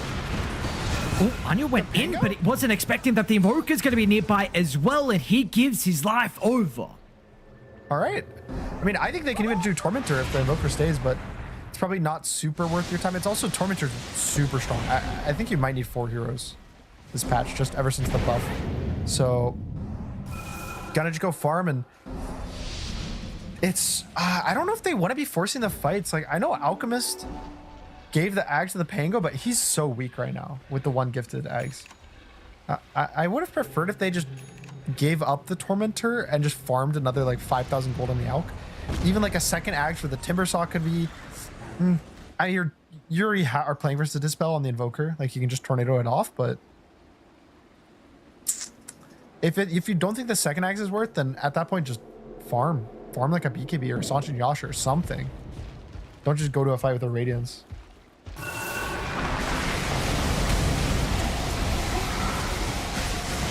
Unfortunately, showing up to that fight means that now you built up a bit of a lead on Direborn. They're going to be able to get the Tormentor. So Play Hard gets Eyes in the Forest. Was the item that just got delivered? I feel like I just saw the big item. What got delivered on someone? Am I tripping? I don't see any big items that are recent. No, I don't see much. Never mind. I mean, there's a 4-staff finished on the Coddle. Sick. I Oh, don't we know got if I'd BKB surely on particularly say DB. Yeah, no, I don't know. I thought I saw something. Maybe not. I mean, Lotus is finished for the Timber Saw, so they're getting some items to fight back. Basically, the issue with the two teams right now is Radiant has to deal with an overwhelming amount of damage, especially on initiations. Like Axe Call, that hero's dead guaranteed. And whoever Shadowfiend's hitting is also probably dead, especially with the tree. And Dire right now is kind of dealing with the issue of Pango and Phoenix just also like, but Ever just has a crazy amount of damage. So it's just on whoever is able to carry up bottom the lane, fight and DP. survive. With the Requiem this time, it's going to be able to work out. Dixon's also nearby. They don't need the kisses. I don't even believe there was a Sunstrike as well. I think it's just whoever gets their damage out first is going to win the fight. It changes a bit with the Pangolier Disperser because it lets him go in, tank damage, force a trio, purge himself. Like he gets options to play, but it's not easy game for either team yet. Does it? Do you agree with just the one scepter from CJ? Hold up. What's going on bottom? Roll up? Just the snaps. I thought they saw the Shadow Fin as well. You should. They were kind of gonna looking to kill try to see him? if they could find him, but yeah, he should be there. I personally, I haven't played too much Alk this patch. If it was the previous one where he was unnerfed in terms of like what the Ags did, I would definitely say like 2 to 3 Ags. Wait, where's DB still here? Okay. I think Yeah. like 2 to 3 Ags is good. I think this patch, there's definitely an argument that since the Ags themselves are weaker, it's fine to only go 1 and then go for normal items because they kind of might need them in these fights. But and the other reason I think it's fine to skip the Ags is because of the Tornado and Invoker. Like the Timbersaw Ags is he Nice, missed the definitely chain. blast timing. And strike with the overgrowth. Potato is going to be able to get the kill. I think he missed the chain, or was it the Deafening Blast that like knocked him out of it? Maybe he missed. I'm not sure. Either way, just really nice kill from the Invoker, being able to get that pick off. And as I was saying, this like matchup makes the Ags worse for Timber. But honestly, I think buying an Ags for your Coddle could be very game winning. Come on, bro. Coddle. Coddle Ags is good. Yeah? It's so good. Yeah. Against you press Snap it on though? the egg. Yeah, and what's that Snap gonna do? Hit the egg, hit the Coddle? Well, yeah, I get. Well, you can't do both, right? Yeah. Can't hit both. All right. The aforementioned Disperser is now finished on Pango. It's the fastest on record. We got one. We got one game. 100% win rate though. True. True. He still dies. Anyone dies to an axe call, I think that Radiant's bottom tower is under attack. basically if Pangolier can start the fight with a roll, Radiant has a good chance of winning. But it's all on if Pango can enter the fight starting with a roll. Like especially if he roll connects on like a Voker and he gets bursted or a snap, something along those lines, like super good for him. But if it's anything axe jumping like an alchemist without BKB ult and teammates close, Wummy I think it'd be rough. enters the high ground. They're going to be able to get the. He gets Wait, he didn't ult call. and he gets ult off. He didn't call. He didn't do anything. Yeah, Wummy now use the BKB. Look at the temperature of the Alchemist, and now he will call him with dead. DB's right click. The Elk just disappeared, and Eagle Demon as well.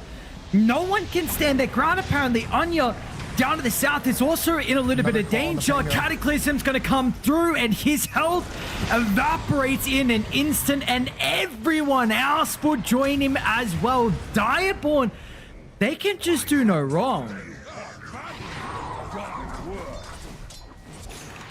Well, should have bought the Ags. You know what? I figured out the Ags. It was the Phoenix Ags. And you go in on the Alchemist, and then Phoenix eggs on top of you. Puts you in the egg. Thoughts? And then I get a little shredded and right click down with Alacrity on SF, and then 2 heroes die. Sick. Yes, but imagine if they don't. Okay. And if they do? I mean, I think this was like like a perfect fight. You get Elk ult off, and probably could have clicked his BKB. Very easily could have clicked BKB, but it wouldn't have changed anything. He just dies to Shadow Fiend right clicks. Again, to me, this is another round of like. I think he fought too early the first time, and he's fighting it again too early this time. I think the first time he fought, he should have had Blink Dagger or BKB, and then this time he fought, they should have waited till like a plate mail for an AC, something like that, so he doesn't just have 0 armor. I don't know, like this Alk pick has not looked good to me this whole game. Because remember, in the pool there was a Necrophos they could have picked. Yeah. Which, if we go back to the laning stage, Axe had no pressure on him at all. He was complete free farm. So it's like, if you compare that to a Necrophos in the safe lane, Axe wouldn't have a game. The supports probably could have rotated to help mid out more. You would actually have a tanky carry that wouldn't be killed with right clicks because of the Ghost Shroud. Like, the game would feel so much better. And sure, your Pango wouldn't have his free ags, but has he really done enough work with it to kind of make it feel worth it to pick the Alchemist? Yeah, no, not at all. Tato's going to be able to run into the Timbersaur as well with the damage from the Monoba Kisses too. Now, the Invoker's going to be a little bit careful because he is insanely deep, hoping that the BKB is going to be open enough. He doesn't get the kill, but doesn't stick around for too long to see what could happen if he did.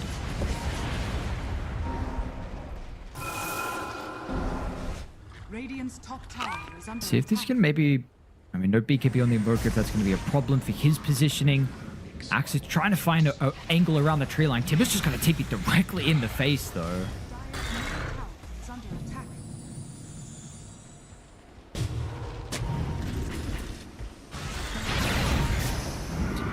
Either side will kind of play different high grounds. Raiding to the triangle, Dire towards that far west side. Scam will be on the mark from Dire, so they get confirmation. I feel like Igor Demon is not the person that they're comfortable with jumping. They're letting the Elk be able to counter-initiate, but importantly, the Pango gives the Phoenix a good positioning as well to find the egg. So they're happy with just a little bit of damage. Go back on the other side of the map. They do still have a nice high ground ward that will give them a lot of information, with the rest of the team starting to come towards the bottom room. What? How aggressive a swashbuckler look? What? Okay. I mean, he was hoping he'd be able to like blink out instantly, right? But oh, not mid lane deaths. Come on, guys. It's TI qualifiers. You can't be dying in the mid lane. This is like the most old school bad place to die. And now Shadowfiend's looking for a kill on the Timber. I don't think Timber goes down here. Oh. Oh, Well, that definitely doesn't help. They try and clip DB. BKB chain down. Can they cut him off? Nice TP spot. Okay.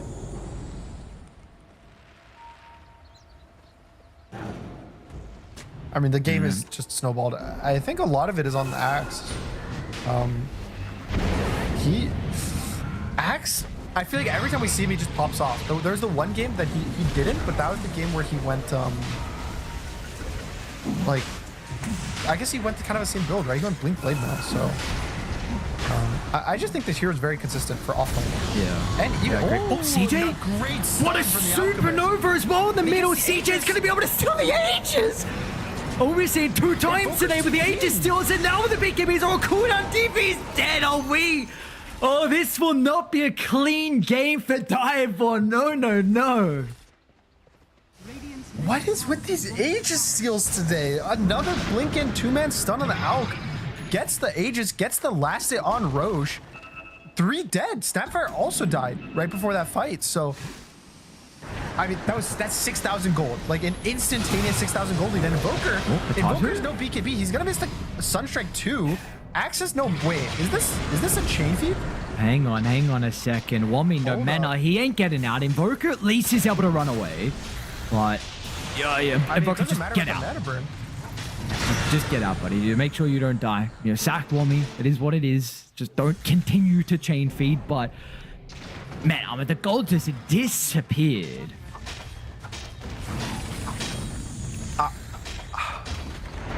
I'm a bit speechless. Dude, is Invoker going in, guys? You're like dead. You have the BKB. You can. What is it? This is absolutely insane stuff. He tries to counter, he kills the Coddle, but it doesn't matter.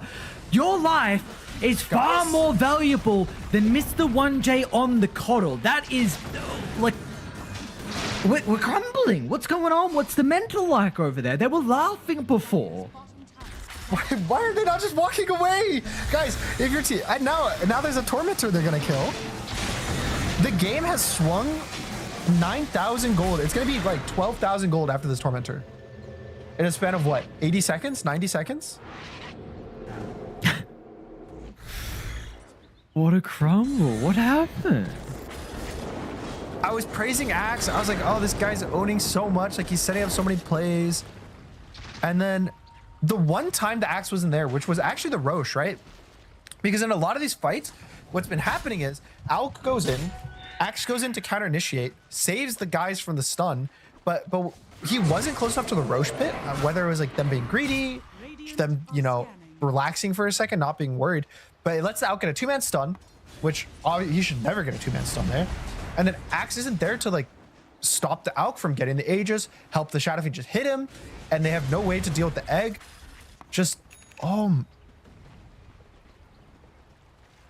the crazy part is usually a lot of these steals end up with the guy stealing the Aegis dying instantly, right? And then it's like, at least he doesn't keep the Aegis, but now Alk kept the Aegis, still has it for 2 more minutes, is gonna finish his AC in like 400 gold. I mean, we have a game. Oh, that's crazy. Oh man, and now it's like in the back of their mind, it's like, is this the correct play to make? You know, are we making another mistake? Okay, they're smoking up. They are saying to themselves, guys, let's just jump them first. Don't let them do something to us. I mean, there's still good options, right? You get a Pango with the jump, good. You get like the Phoenix with a jump, good. Just don't jump the Alk. Don't jump the Timbersaw, probably, because Timbersaw bought a heart. Oh wow. Like, straight up, he just has a heart. So probably ignore him too. But is the Shadow Fiend damage still going to feel overwhelming? You say That's ignore him. question. But he's running head first, and they're going to jump him. Cataclysm, Solar, everything used, but they're just one force out. It's not even going to be enough. And now, meanwhile, with the Alchemist, he's onto the Shadow Fiend, which is proving a little bit problematic, but a point blank Requiem, good night. Down goes the Aegis from CJ. DB is going to take control for the moment, but it will not matter in the end with the BKB on the second life from CJ. And they're looking to try and run down more as well. It's a good disengage. The 2 supports are out to the north. Meanwhile, Patatu all the way to the south as well. Don't show Patatu. Oh.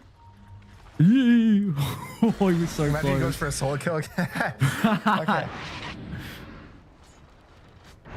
mean, I think Shadow Fiend has this issue.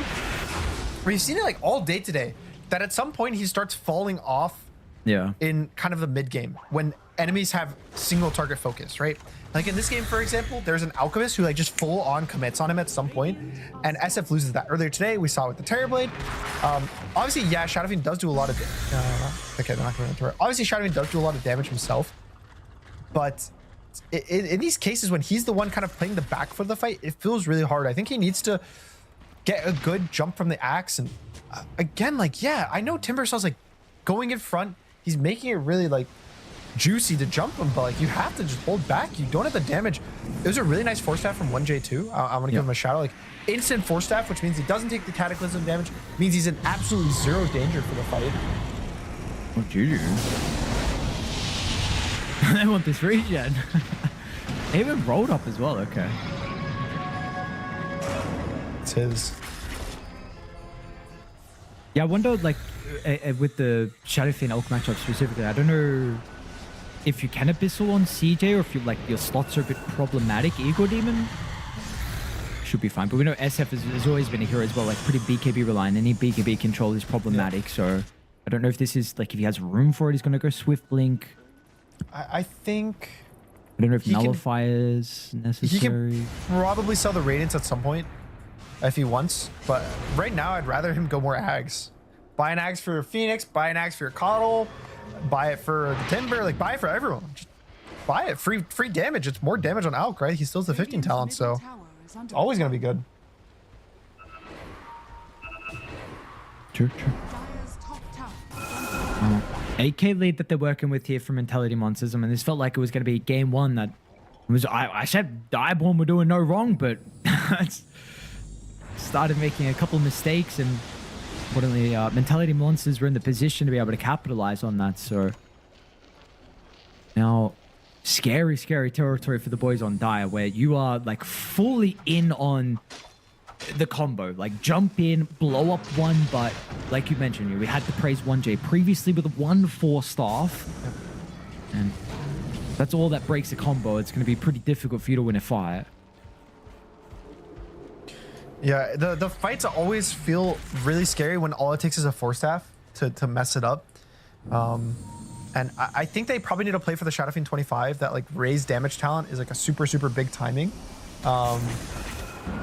And he's getting close. He'll have that plus the Daedalus probably in the next like 2 minutes or so. So maybe there's like a chance for them to like have this big burst damage for the Alchemist. But the fights are getting really complicated, right? You have this unkillable Timbersaw. You have eggs that are going to just pop off randomly in the fight. Pangolier is also unburstable because he has the Andisk. So it's like now you're just saying we have to kill the Alchemist only. And even he's getting to the point that he's tanky. Yeah, 2.7k health. Effective out of the Chemical Rage as well. Bunch of armor. And there's another Scepter that he's just bought. So let's see. All right, who my gives it guess to. is Phoenix or Coddle. I think at this point he's tanky enough to give it to the Coddle. Oh, I don't sorry, think he buddy, did that it's like the Hail Timber. Mary. No, it's the, oh. That's so boring. Timber's already unkillable. He doesn't need it. Come on, guys. They have the Phonags. Think how happy one dude. Anya blinked in. He does have the Andisk. Like he wants to bait the accent. I think he wants to force stuff. I see. Shut up, though. Still working on the Daedalus. He'll hit 25 and the Daedalus off these like last 2-3 camps. And Roche is up. It's bought for 40 seconds. I don't know if Dyer's gonna be able to hold or like kill it in time. Maybe if they all in it, they can do it, and it's not gonna roar because they didn't kill the last one. So maybe if they all in, okay, no, Invoker keep it out. I actually think the play was to try to all in this Roche here before it goes top. And now without doing so, Mentalin Monster's going to be able to move over. They get the Daedalus at least, so they will have this now. But yeah, opportunity for them maybe to go for that play. Be a full contest here for second Roche. Power Rune's going to be top Invis, or DD or Amplify.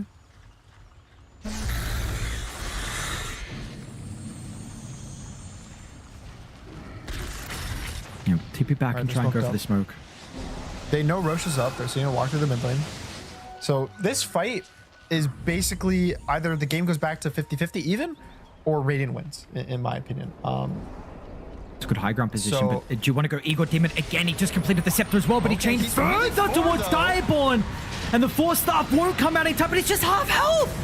He's He taking is no just damage. half health, and they're on the Invoker on the backline. The main damage source out of die. Down goes Potato with DB's beekeeping on cooldown. He will be ran down without any remorse. Radiant. Absolutely. Okay, Unless the call from Mommy, but it is just not enough. It looked beautiful, but it just wasn't even close to anyone dying. And again, Gunner. Like, when is it insanity when you continue to go for the Timbersaw time and time again?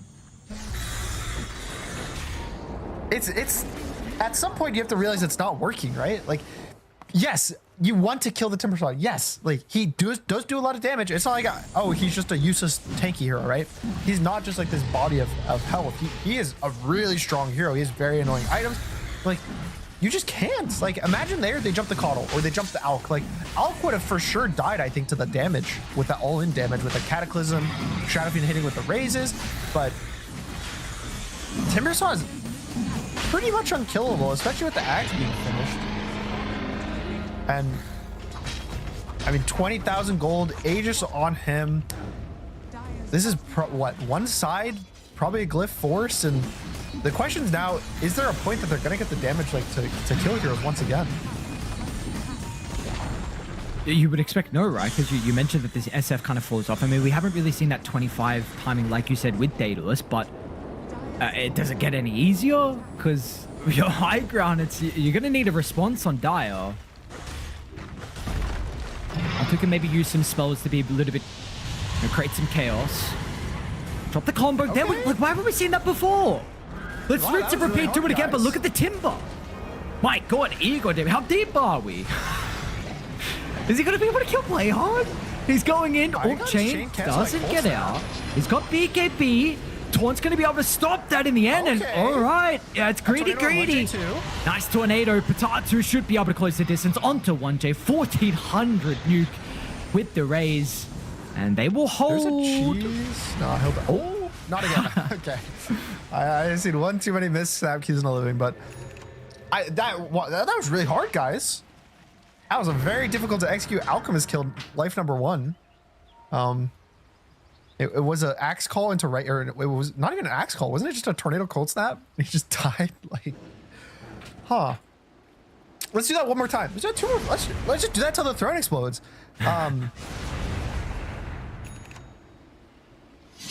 You think like maybe it's gonna be at this point like, okay, look how simple this was, right? Tornado EMP. This guy has BKB, but he like didn't click it instantly and he just dies 100-0. Sure, he could have BKB'd there, but even if that's kind of what happens in the live game, it's still a lot better to force his BKB and put him on like the back foot rather than have him give a free fight, jump on your Pango, jump on your supports, like do whatever he wants. Surely that is like the signal for them. You know, we're seeing what just happened there. They're like, all right, yeah, this is what we need to do. Or maybe, you know, they saw that they could kill the Timber and they're going to try again. But you got to keep in mind, they were you know, like, that oh, guys, we got him in our base. We did kill the Timber. It's definitely not because he cut every tree and he didn't like BKB the cold snap, so he got stuck in our base or anything. Like, it's all good. They'd love the amplified damage. And be able to go back and by the looks of it, get it. Not too much damage. I mean, Tier 3 tower about down to half in the mid lane. We're getting close to anything. The Invoker level 25. Invoker 25 is like surprisingly a bit uninspiring, to be honest. I always like I usually go the Wex bonus or like the Cord bonus. Ooh, nice pick up by tree. But it's like that Radial Deafening Blast really doesn't do that much anymore. Yeah. Like it used to be good when it was a stun. Oh, Timber's going in real hard. He is up in the face. CJ's going to be able to find the Invoker, but what a call from Wami as well down to the south still. The Shadow Fiend trying to play. They'll get the overgrowth. Refresh up. Anya once again is going to be able to stand firm. And as soon as DPB's on cooldown, he actually gets out. Silver's Edge runs away. The AoE damage from Igor Dimon will secure the kill. He's got a buyback on the SF, but let's just cut their losses and try and take a fight inside the base. But Potato, what? He's leaving the base. They've got to observe a sentry. Anything else? There's a gem. He gets a blink in. Oh, Blinding Light pushback. But the BKB should surely help him get away. Wami's going to try and find the angle. They're going to be careful here with the buyback. There's the first one. Timber's in once again. Wami just gets the call with the Cataclysm. It's going to be good surely for a kill onto 1J. They've got the damage. Meanwhile, the Timber's also controlled as well. They're kind of Chaotic Meteor does finally get the chain out. So he's okay. The Alchemist also. The tornado? It got him. I think he's okay, right? Cuts the trees, gets the chain. Not enough separation. Maybe it isn't. Yeah, he should be fine.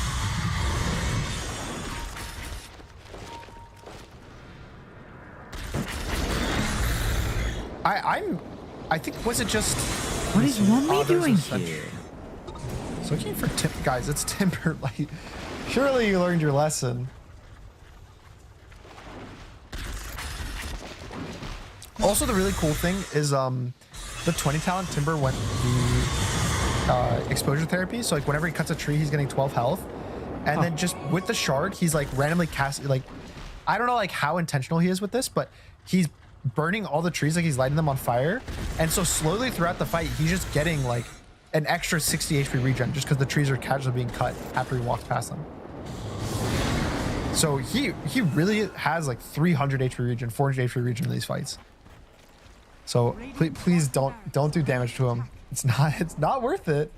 Do something else. How long does it last for the regen? It's just like an instant 12 health. Oh, okay. So it's like the tree gets cut, you get mana on health instantly.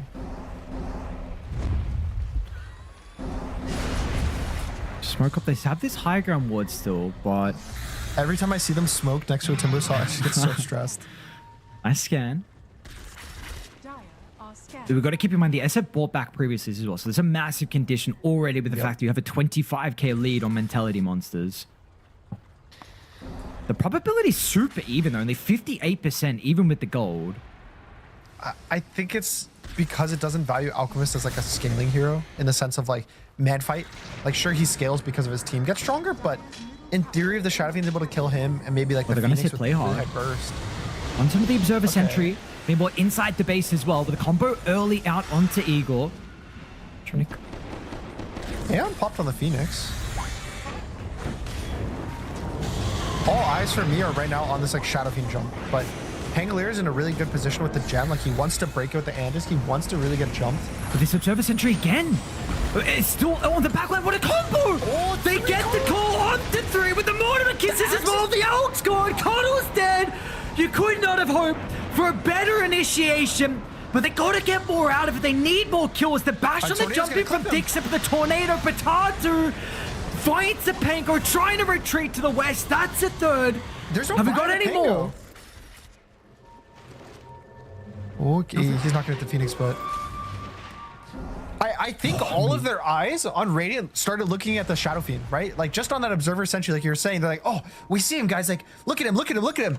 And then there was an axe there, like still smoked, waiting behind, and he just gets that was the perfect call, right? Like we always say, oh, Pango's on Nandis, can't get jump. Timbersaw, infinite health, can't get jump. There's 3 heroes that you have the ability to jump, and what are the 3 heroes Axe gets in the back? He gets all 3. Shadow Fiend just perfect raise on the end to kill the Alk, and the fight is just over as it starts. I don't know how you're going to mount the defense here. 50 seconds, no Pango. The Elk can buy back if he wants to, but the Timber will create some chaos. But Timber alone. Now, this is a different story. We've seen he's been very difficult to kill, but now 2v5, he's going to have to be a little bit more cautious. And remember, Balrex is dead, so there's only one side left after this. And Jump in. Axe gets another one. No, Be able to find the Phoenix to take control before the dive. Should be fine. He actually dives in instead. The Coddle's back alive, and Elk is up in 10. They need to... He's going to TP out. Eagle. Oh, they just get the yours. nice healing by Coddle. I want to say it was a bit... I guess it's like a okay play if they get that Phoenix there. Like if he doesn't miss the cookie, but basically the second you commit to that dive, you're hoping to snowball kills instead of forcing a glyph. I think if they go top tier 3, they can maybe force a glyph, which helps their like next play. But that's like the greedy, like you want to try to get a big advantage as opposed to get a smaller acceptable advantage. And something cool as well, Shadowfiend picked up the Hydra's Breath. He sold his Pike, so he bought the different Dragonlance item. And that is one way to try to help deal with... It's kind of like an anti-tank item, right? In some sense, because it is percentage health. So maybe the Timber's killable? Maybe?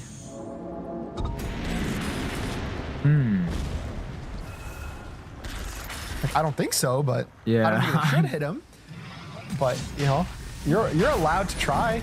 You can limit test. Looks like Roche, but should be pretty free though. So 4v5 are not in a position to be able to contest this. So going to be able to get the refresher shard as well on the side of Radiant. Juju? No, Tornado misses. There we go. What do we got? Who's going to get the Aegis? CJ will find it. Take it, sorry. Cheese refresher shard on 1J. Give refresher to Anya.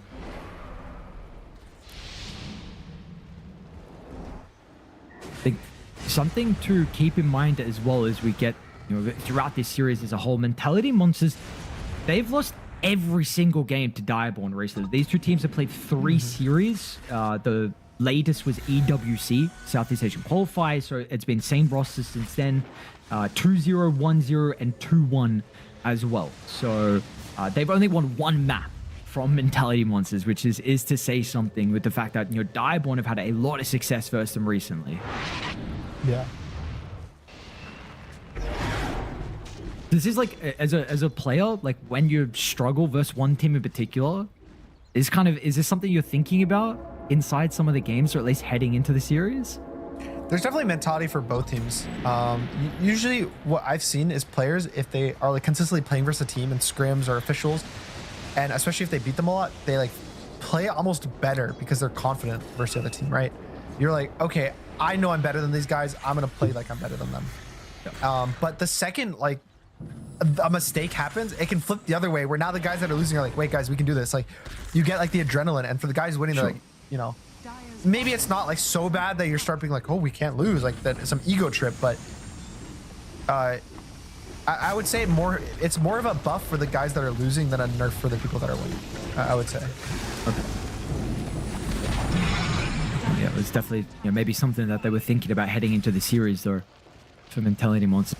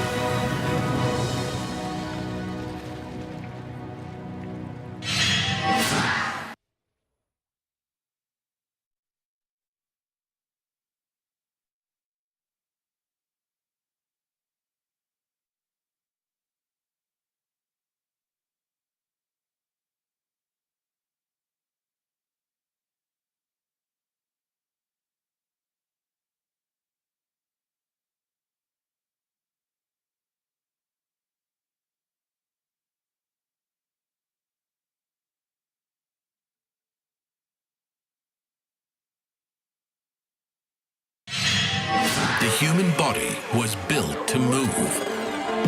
Not trapped at a desk in one singular posture for 12 hours a day.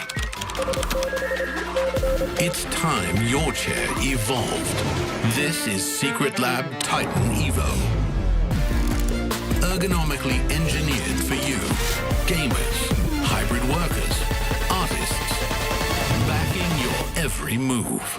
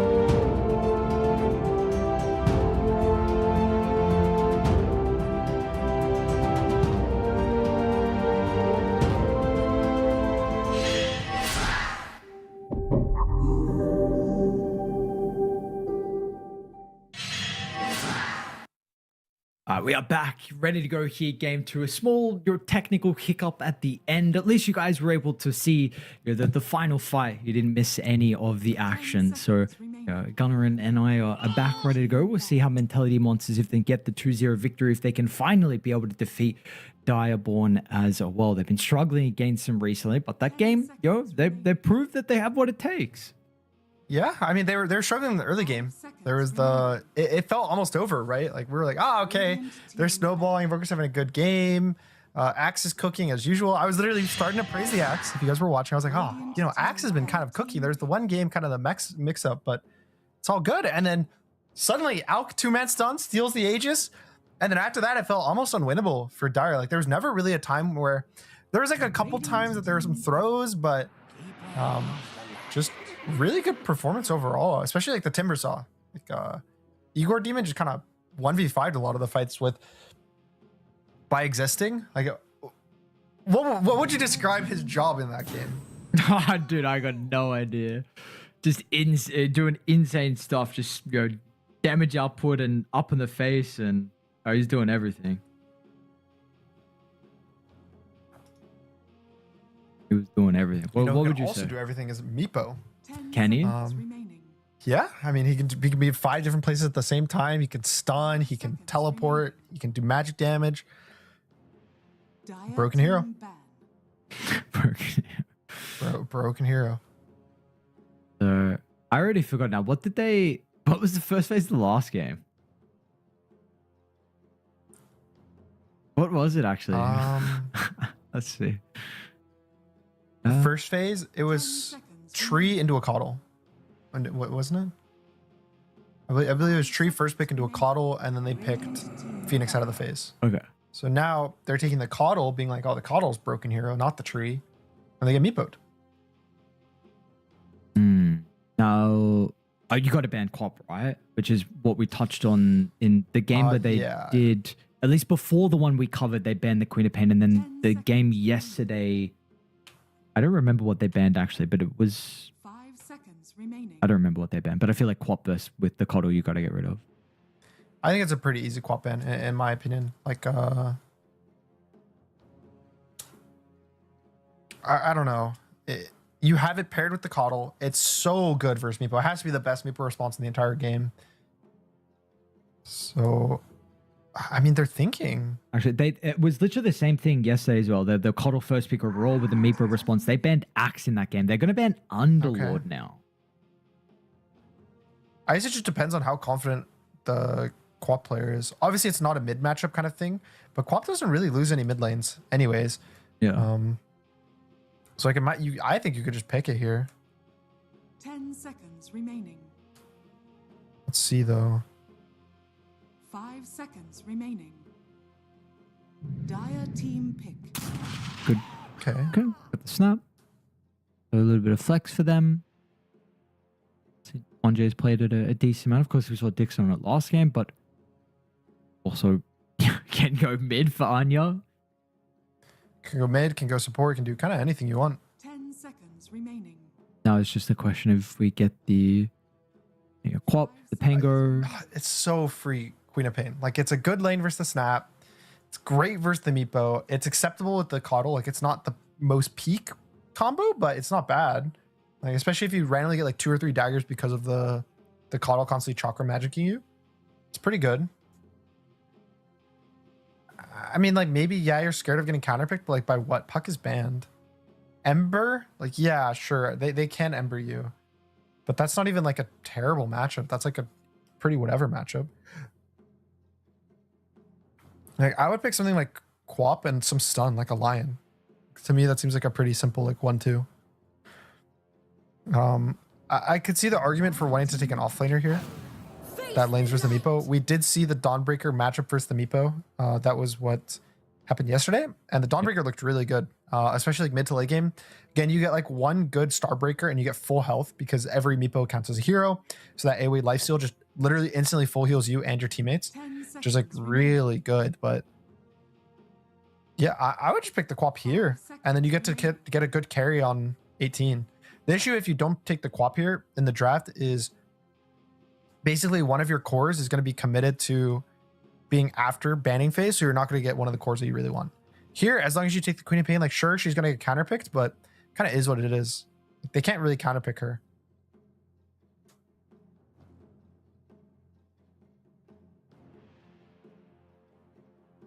I mean, if they were really crazy, they would pick Queen of Pain here, get Embered, and then pick Huskar and put Queen of Pain carry. That's the like based play. Okay. Or Necrophos mid and Queen of Pain carry. But The interesting draft right there. something. 10 seconds. But this Sometimes you want to win. yeah, sometimes, yeah. Just sometimes, you know, maybe not every game. Yeah, not all the time. Yeah, you got to let the other team win sometimes. Radiant team. It's only fair. AA, huh? So yesterday we saw versus the Meepo was the exact same 3 heroes. Coddle, Dawn, and Lich is what Grindback had. Then they had Pango and Necro. You as think their they just last two. copied the? I don't know. Copy, but it's a interesting air. I mean, you know, Coddle and Dawn, I suppose, with the heal. But 10 seconds remaining. don't really get the Ice Cream Man much. It's a really good lane with Meepo. Like the second Meepo hits 3, Okay. you can do Cold Feet into double net, and then he'll also get stunned after. And they do pick the Ember. Also, it's preventative of Necro and Huskar. Right? Like both of those heroes are kind of the anti-Ember, and you're Not true. pre-countering them by picking AA. Maybe. I mean, look. Do I keep saying the same hero, or is it like there's like bad vibes? Like they're just not gonna pick it just to spite me. There you go. Well, at least I know I'm wrong. We got 4 out of the Yeah. 5 heroes from yesterday from Grindback. Like I get it. I understand. Pango is a simpler draft style. 10 But- seconds remaining. I feel like just Queen of Pain is so good. They have no stuns. They only have a Meepo. Like this, they have roots, right? So like Queen of Pain would never die with a BKB. Radiant Like imagine you get here, you pick Alk, safe lane, give your Queen of Pain an Axe for free. Just go Kaya BKB. GG. Is this So hero Kaya just not BKB that good Bloodstone? anymore? Like after the patch or what? It has to be. I mean, if you were a Queen of Pain player, going from the AoE of the last Ags to like the new AoE of the dagger, it feels really bad. But the reason why I think it's still fine is because Meepo pretty much always is standing on top of each other. So it's like no matter how small the AoE is, you'll probably always clip all the Meepos. So for that reason, I think it's fine. But I guess maybe like the Pango with the Dawn might be a little bit easier of a combo to play aggressive. Like, do you want to? Maybe it's fine if Quap blinking in and solo. Like, it's better than at least you're getting healed and a follow up stun. But it will last pick with the Tiny. So what offlane is? You know, Doom's removed, Timber's removed, Axe is in the pool.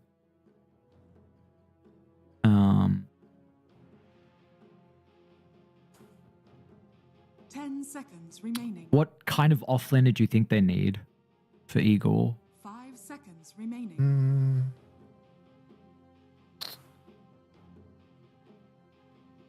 It can also if you might snap just as well. Yeah. Snap, yeah, that's what I was gonna say. And you pick what's a broken hero in the pool?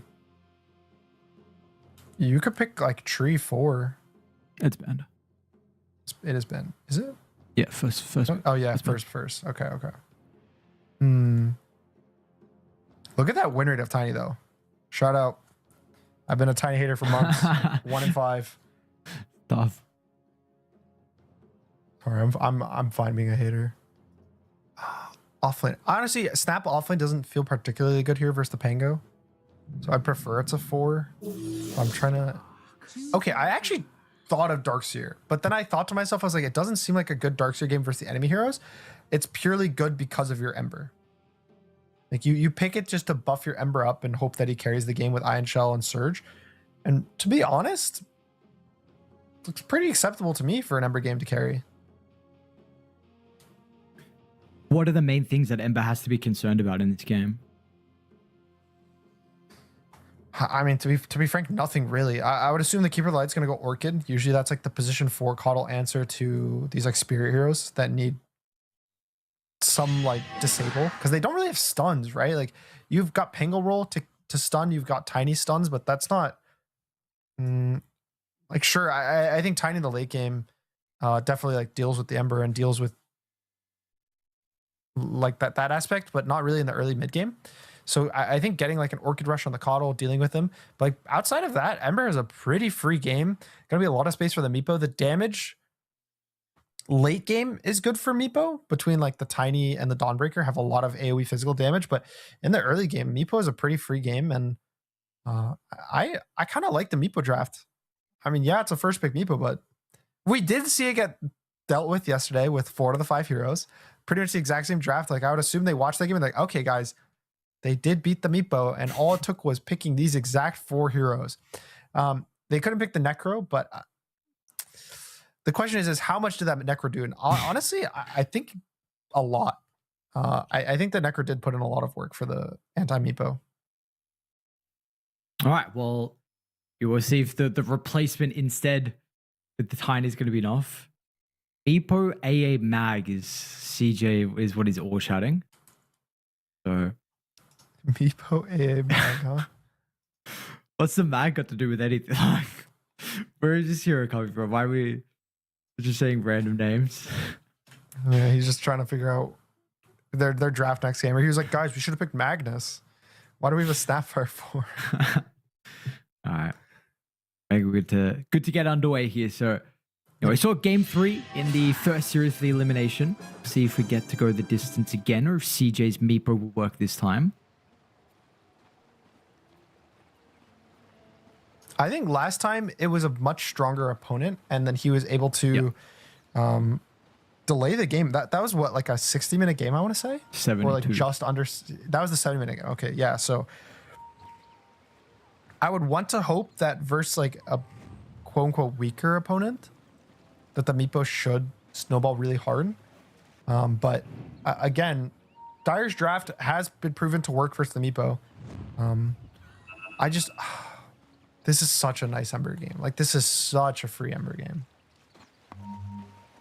So are we really looking at like Diffusal Blade from Batatu, like the Diffusal plus the 4 points in Swash and the Chakra to be able to do a bunch in the early game? Is that how you don't get too far behind against the Meepo and then like you can play this lineup? Or what is the big thing on Dire to try and make it work? Yeah, it's generally Pango and Coddle, like both of the heroes individually want to just control the mid like 3v3.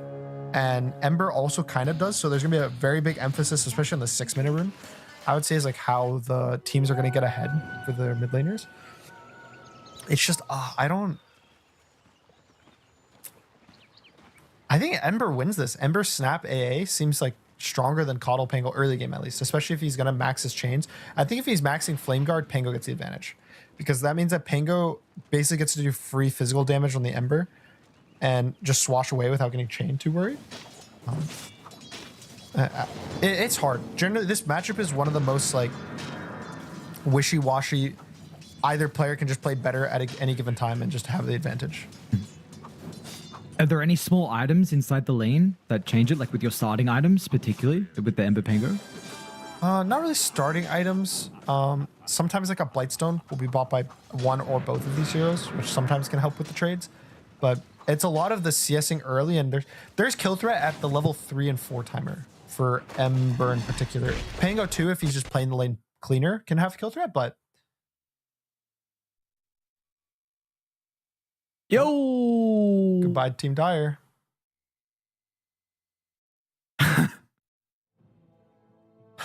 What can you do? Sometimes it happens. Yeah. Sometimes you just get. I guess so. Radiant lagged too because Snapfire paused. Like 1J paused the game first before they all disconnected. I think Or maybe he saw someone like AFK or something.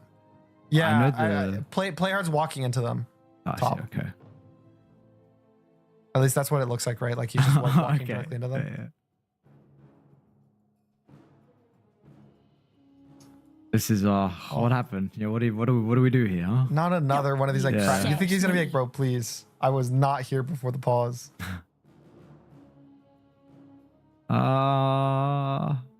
Sorry, buddy. Sorry, buddy. TI Quals. No friends in TI qualifiers.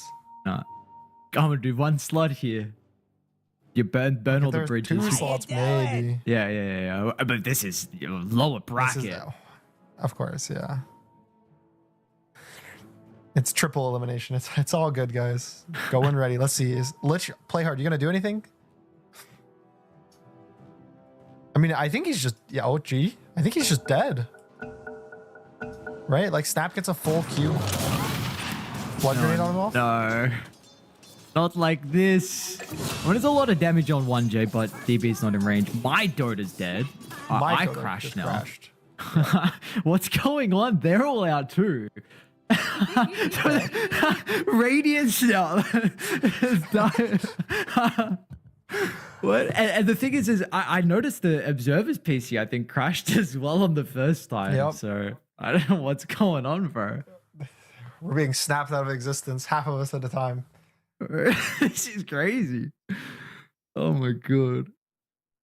A couple of XDs. Yeah, now hang on, who dies here? Is Igor Demon dead now? What is it? I guess DB. Yeah, wait, I think he might be dead on the Darkseer because he's in melee range of the Tiny. How many tree hits no. has he got? It doesn't really matter he's as long as he's 4. got one and yeah. Yeah, I think like 1 hit, maybe 2. Try a bit Oh harder no. next time. Try a bit harder next time. Good start, huh? Man, that's crazy. I've not seen that. Feet down. Yeah, how many Looks like all of games? us are kind of getting in. Tata D knows. Yeah, no, Igor Demon's like, yeah, a couple of smileys, but was it him in the last game or was it the last series? That was the it last happened? series. The last Okay, series. okay. That was with the Shadowfin TV. Yeah, that's right. I think he's Alright, let's he's hit it. dead, right? 1. Oh, is he? He didn't really. Oh, I feel like he stepped. Is he Oh, dead no. now? Now he's dead. Why did he go up? I don't know why he didn't just like full commit. Like 2 hits and a tree throw. Like, yeah. All right. So the pauses have given advantage to Radiant twice, even though one time Radiant was the one that walked in melee range. Oh, what's going on mid? 8 and 5 to the 2 and 2. Man, what a start from the Pango. Yeah. I mean, like I said, like technically the early levels are just basically just a pure CS brawl. Like there are these 2 melee heroes that don't necessarily do too much like anti-melee. That really starts around like level 3, level 4. So this is kind of just Pango outplaying him. If it is this like far favored through the first couple of waves, does it continue to snowball for the rest of the lane, or it's still kind of fine? It's still just really skill dependent. I would say it's definitely going to start snowballing because like the big thing right now is if you look, the Ember's bottle is not going to be delivered before the water runes compared to the Pango's whose is. So the Ember is basically going to be behind like 2 bottle charges worth of regen. So like Pango's full health with a bottle charge still, and the Ember's going to have to use all his bottle charges just to catch back up.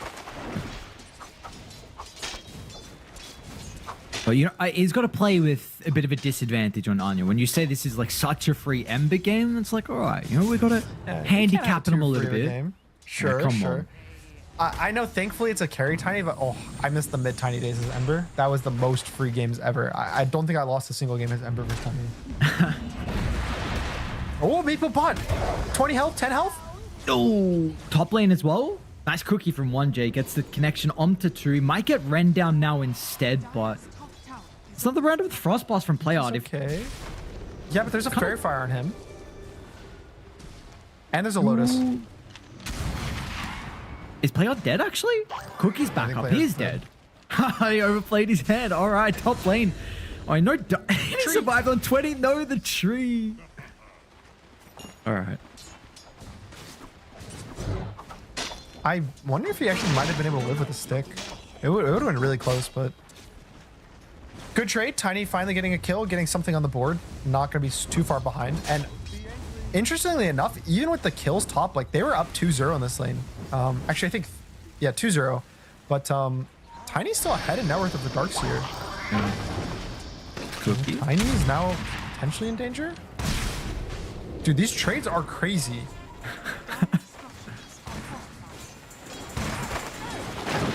And Oh man, they even rotate. Oh, okay.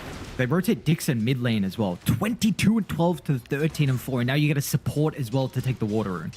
Like, come on, bro. If you weren't already destroying the lane enough bottom, though, there's the timing that you were mentioning. They've got the Earth Bind with the Cold Feet. A bunch of damage onto Wommy. Not enough to get the kill. Yeah, and even top lane, Snapfire just walked back to the lane after dying, used both spells in Tiny, and now this guy's sitting at like 300 health. So it's super scary for him if he ever walks up like a bit too aggressively. They could pretty easily dive him with the Darkseer level 4. CJ? Oh, yeah, it's insane stuff happening all over the map. Top, we can go back. This is a crazy start to the game. We're about to have 7 kills. DP. Oh, we lived. Oh, we got him. Can't kill the dead. Okay. All right. The top lane's now just super in the favor of Dire, which... Okay, how did they win this lane so hard after getting like 2 free kills away? Level 1. I mean, yeah, Tiny's really happy. Super good laner versus Darkseer. Going on Meepo again. Might get blinded light into the Dawnbreaker. Play odds here. Oh, the Lich. Okay, W. 5 kills on the board now. Meepo dead twice. And this is your first pick. This is like your heart of the team right now. It's the Meepo, and he's definitely struggling a bit. And like the Pango mid, like he is crushing, like you were saying earlier. He's up what, 600 gold now? 700 gold actually. And this is level 6 already completely. Clarity up and just go back inside the lane. Anya's gonna get rotated on from play hard as well. They miss on the swash, a little bit awkward. Yeah, they don't have a glyph either, but Ember has no slight. He has a chain, but he's gonna miss it.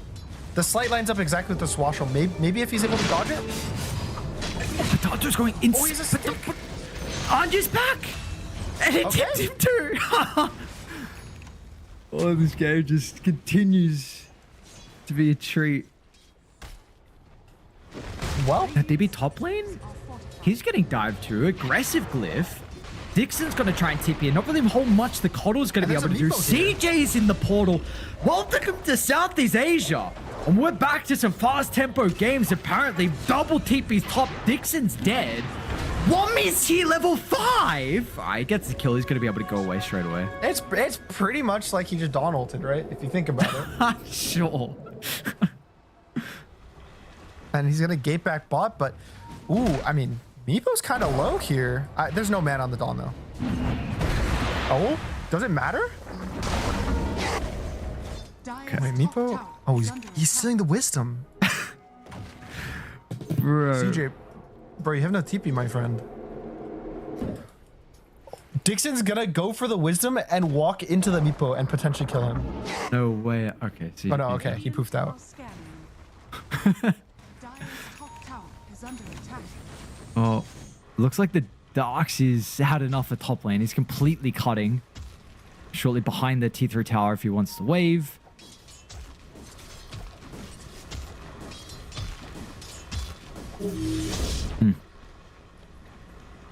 I mean, a lot of kills, and basically because of the nature of all these kills, the game is just even, and everyone's going to be kind of ahead of what they usually are. I would say when the game's a lot back and forth, everyone's getting items a lot faster. He got back. Is the Pango dead? Ooh, a nice Donald is going to try to save the Pango. Oh, he clips the snap. 1J's probably going to go down. Okay. Also, something interesting, and I think it's good and cool, is the Pango is skipping ult. I know Amar does this specifically in the offlane, but I think he's going here because it's pretty hard to actually get a roll connect on the Ember. Because either he's going to chain you during it or he's going to like remnant away. Like it's pretty hard to actually use it on him. So just like full committing to basically playing like this harassment trading game, which I kind of am down with. Like farming, especially with the Coddle, right? Like you have a guy who's buffing up your Q and W specifically. So just make them as strong as possible, as early as possible. I think Melrin's also started doing it as well because of Amar. I know there was maybe 1 or 2 other mid laners that I saw doing it a bit more frequently. I think Malrain does it. too. Yeah. And I do like it, specifically with the Coddle, because look how fast he's farming. Like, he's about to get his Diffusal Blade pretty much like at around 9 minutes. Like, it's delivering right now. And having a Coddle to give you mana with a 9-minute Diffusal's Pangos is perfect. This is exactly what you want. Where do you go on the map now for the Tatu as he refreshes?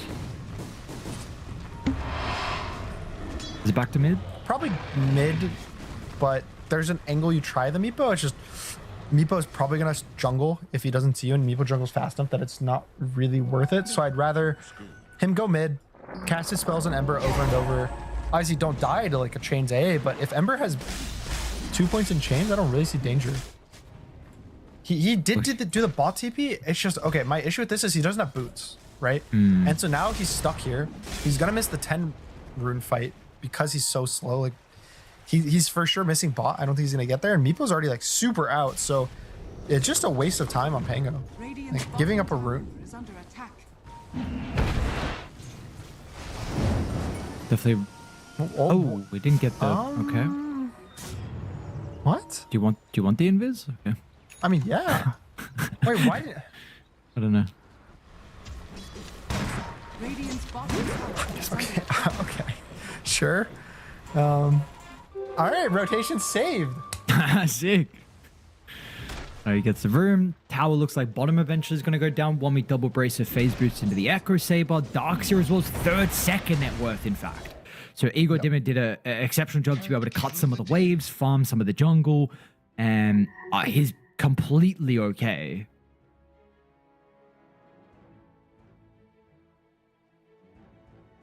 I'm surprised he actually caught up to the Tiny. I guess that's just the power of Darkseer. Like, Ion Shell is such a good farming tool in the early game. And he's about to hit this Dominator, so he'll get even more farm. Because the cool thing with that is, like, you can put Ion Shell on the Dom, farm the wave while you're farming jungle close enough to get XP. So you're like kind of farming two things at once. And if they try to ever gank you, you can just stack a wave or two and then pull them towards you, and you can farm defensively. There's a lot of like different cool mechanics you can do. And one of the mechanics you can do is probably try to dive the Lich right now top with the Snapple. Great and fair mechanic. Eat this Chain Frost. Bit unlucky here with the bounces. Ice Blast as well is going to fly on the opposite side. Donald. Still haven't secured the kill on to play hard. Now they will. He's The wall's alive. going to make He it a missed the little bit hammer. frustrating as well. And Igor Demon's actually going to be able to walk this off. Oh no, he missed the hammer on him. And now Pango's TP. What is Pango TPing here for? The tower's dead. Like, guys, he doesn't have boots still. He's gained 300 net worth in 2 minutes. Are fortified. Dire's middle tower is under Like, he's legitimately, I want to say, like, almost lost net worth. He's used 2 TPs. He TP'd bot and then he TP'd top. So he's pretty much gained 0 net worth in 3 minutes. And if he dies here as After- well, looks like they'll run into the Coddle instead. Cookie goes over Dixon. Dire's middle tower is under attack. Play hard. What? I think he's Chains? okay. Ice Blast about to be back up in a couple of seconds, but Tatu goes in Pango's for the really nuke. strong. Yeah, absolutely. Just gets enough experience off the back of the kill, so Rolling Thunder there, but unfortunately, they want to stop for the Ember from getting out. Maybe he goes for 1J, but this is a bit risky. Oh, actually, Tatu with the wraparound as well. Look at There's Igor Darkseer Demon's behind him, too, positioning with as eye well. shells. It's going to be a dead Pango, so his game continues. His bottom net worth of the cause. Dude, he did so good mid. Like, okay, I get the idea. Oh, just misses the slight chains. I get the idea. It's like you hit your defusal and you want to make a play. But going to the off lane with no boots versus a hero that can jungle very easily is so risky. Like, I get it. Yeah, the Ember kind of messed up and gave him the power rune, which he shouldn't have.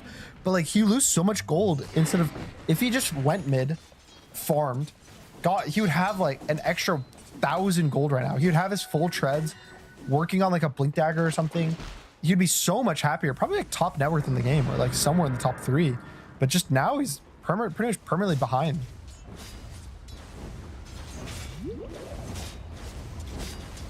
He was set up for so much success here with the early game. So now it's, we can see what the Ember is going to be able to do. It's a Spirit Vessel game for Anya. Dire's top And tower. they're going to try and smoke as well and move towards Igor Demon. who's in the middle of a couple of heroes, drops the wall as well onto Batatu. I think I wonder they're going to have a he's just, commit. like, trolling at the wall, but They got the kisses, the ice blast as well. All or nothing to get rid of the pain clear. So with a 1-for-1 with cause to die to start, all but right, Tiny's here, but do you have the damage? I don't think so. Flame Guard's out. Chain's going to be able to hold them back. Meanwhile, over towards the right side, we see Dixon die as well. Woman's going to try and run down the supports. He's incredibly squishy. Unfortunately, Juju, yeah, not the position you want to be. Tosses Mommy down to the low ground. Now, Snapfire Cookie's up as well to Sapphire 1J Ember point still? blank, but not going to work out for them. I mean, honestly, if he had the Vessel there and Ember, like he just had a bit more gold, I think they win that fight. Like he presses Vessel on the Dawn once, the Dawn's probably dead, can commit a bit further.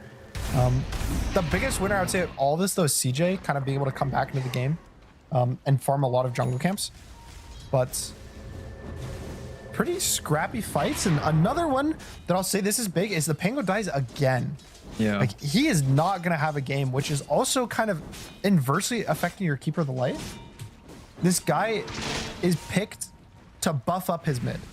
And then his mid kind of just dying off cooldown. So now Kato's just not going to really feel too impactful, at least for the early game. And like I think that's why it seems like they're so far behind. It's purely because the Pango and the Kato are kind of down 2 heroes. Can they make this play onto CJ? A really nice scan from Radiant. I guess it was 2 supports anyway. Maybe they could have. They didn't even have solar anyway. So they're going to try and think about mid instead. Dixon will go in here with a solar bind. Flame Guard's going to be able to avoid a bunch of the damage, but he's got no mana. So it doesn't get the remnant away. And play hard. It's going to be all right. Ego Demon's here.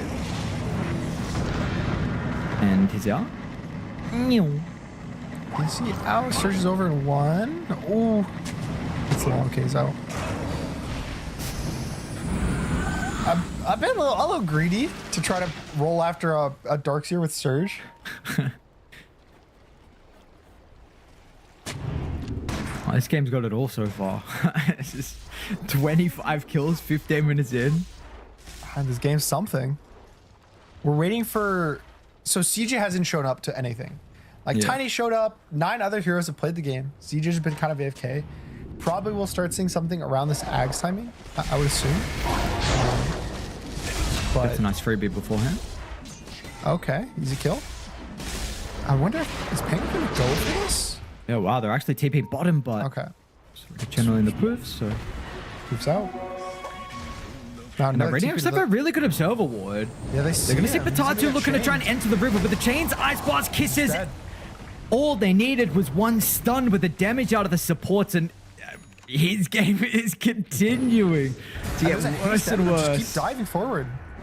And this is just the start of what could be solid.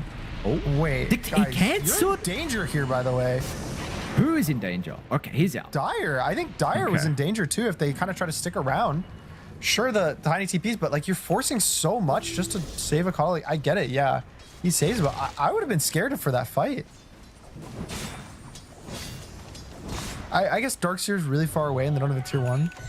So they kind of feel like that's potentially one of the only fights they can take, but still. Now there's a Surged Ember running at you again.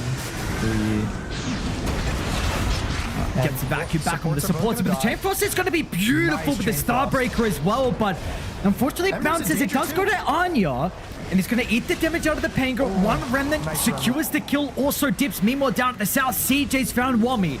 There's that first fight we were waiting for the Meatbro to get involved. Batatu can't really do a whole lot. DB's got to try and enter with the Shadow Blade, but he needed the stun to be able to at least close the distance. Without that, at least they're going to get away. It could have been a potential for Rainy to maybe catch them on the retreat, but this leads up to 3k now.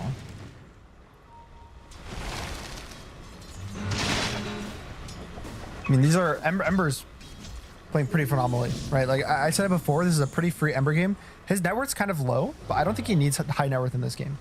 He just needs to be able to be a body to slight chains people to help his AA.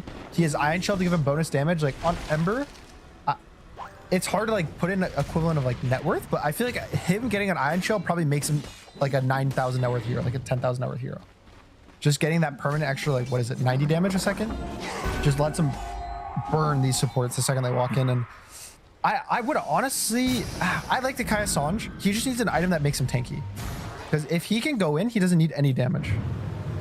Ooh, this is the chains. And the Kaya Sanj does that enough? It's okay. Basically, the choices you have are Mage Slayer, Kaya Sanj, and Shiva's, or BKB. Those are like your big 4 choices. Mage Slayer is bad. They're all physical. Shiva's is good, but it's kind of expensive. Kaya Sanj is a bit of a mixture, and BKB I think is like a bit too committal, especially because, again, they're all physical. I think Kaya into Shiva's would probably be a bit better than just the Sanj here, but I think that's a play. It's a Pango. Okay, he has the shard, so he's able to survive. He's got to use the ultimate, however.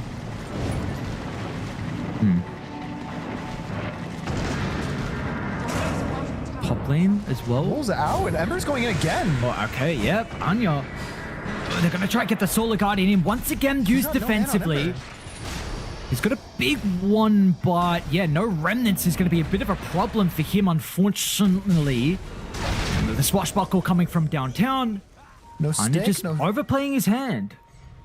All right. Well, this is what happens when I say it's a free Ember game and he's cooking. All right, I will take the blame for that one. That is my fault, guys. Yeah, come on, Gunnar. It's okay. Dude, I what the baited hell? him.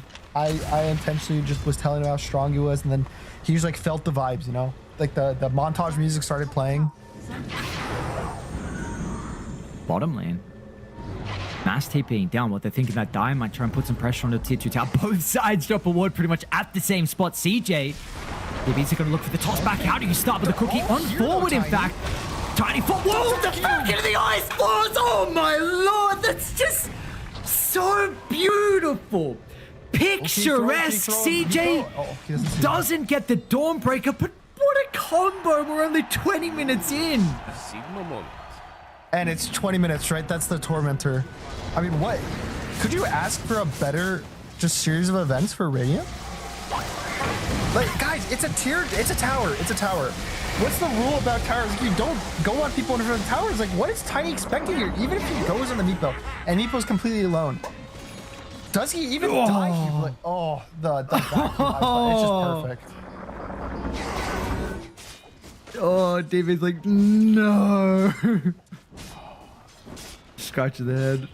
Feeling the pressure. Let's not do that again. Bottom tower is under attack. 7k lead now. I mean, there's no way they thought the Meepo was killable there either. Swami He's killable? so tanky. Relying on the Ag shot here for a little bit of protection, but the vacuum nice into the Centaur Conquer with the Ice Blast. It'll get Wami. They will also find the AA over towards the other side, and Wami somehow steps away, but the secure is going to be there from Anya. Meanwhile, look at Igor Demon. He's got the wall onto 3. It's a difficult kill so far. Potato is doing a really good job with the bounce back of the Rolling Thunder, making sure it's unable to. Yeah, but you're absolutely right. All the armor out of Igor Demon, and now they can just go in. Dire, they used everything without any spells left. They are just licking their lips. The base is free. The heroes are not going to be able to withstand this. It's a 10k lead. Should have been the Meepo. I don't even know if it's a Meepo doing anything, but should have been the Meepo. I mean, honestly, if we're gonna say it should have been anything, it's Igor Demon from playing Darkseer. Like, is this legal? What he's doing? This can't be fair. It's crazy. He's had perfect vacuums the last 2 times. He's so farmed. He's only being surpassed by the Meepo, which, like, if a Meepo on your team that's been free farming is only barely ahead of you, that means you're doing something right. 222 losses. I'm a very good game on Mr. Igor Demon. It's gonna go hard next as well. Yeah, okay. He loves it. I don't know if it's necessarily the best item, but it makes him unkillable. Like, I don't think he can die with the Shivas and the Heart together. And look at him. He just walks into the enemy like, oh no, not Pango again. He has no roll on the Pango. And if they actually just went for him. Back. I think he's just dead. Guys, full commit. Yeah, they can just go for it. A little bit hesitant, but no one else in Dire is actually playing behind. Scared. They're gonna get him, right? I think. Surely? Okay. I wasn't sure. I mean, I can respect it. Like, you don't want to full commit and give the enemy an option, but I don't know. I think there's also a point to, like, trying to take the win and, like, full committing to the win. because there's so much stuff happening on the map. Meepo is currently basically soloing Roshan. And now the biggest question is like, is Tiny going to get online early enough to have like killing impact? Well, I don't think so. Like he needs a BKB. Oh no, wait, Evo Demon? Can he kill that? Okay. Didn't see the Dawn break. Go get Dixon. Yep, it's probably good enough. Surge's Ember. Get Aegis 2. I'm surprised he's not buying the shard on Darkseer. I think the Surge is so broken, especially with Ember. Because if you Surge him and then he Sleight of Fists, he drops the slow on everyone that he Sleight of Fists. So it's like you just basically add a slow to it, which is super. And then he like remnants through and gets everyone. But by the heart, I mean, heart is unkillable territory for him. Yeah, Scotty, he just wants to keep styling. Reaper's got Scotty too, so even more survivability for CJ. Set me. I mean, this Meepo is unkillable. He has 3,000 health, so basically the thing you're asking is you have to deal 3,000 damage in a chain stun on every single Meepo, or the real one's gonna just poof in and mega Meepo, and then all the Meepos are full health. And unfortunately, we're not at that. We're nowhere even close where they're going to be able to do that. Maybe with a Pango that was supposed to be competitive, but and especially with the start as well. I mean, it was absolutely insane. Is his game this bad? Like the mid lane was such a stomp. This wasn't like the. I would have expected this if it was kind of the Ember favored lane, where it's like Pango messes up, he takes a really bad chain trade at like level 3 with the Flame Guard, and then maybe he gets solo killed, you know, something like that, right? Sure, he messes up his lane, but he was like quadrupling the last hits and denies of the Ember. EB? Scary. Look at hey, the just got a gem. Oh, they have because the guy's plus in his coast, and then he thought you would never like. Why is Juju here? It's just if it was even a little bit further away, that Ice Blast doesn't cancel. Meanwhile, mid lane, Darkseer he got Demon. He did have one Jade for some backup with the ult, but I don't even think he needed it. That was just to try to get the +1 kill on the Dawnbreaker.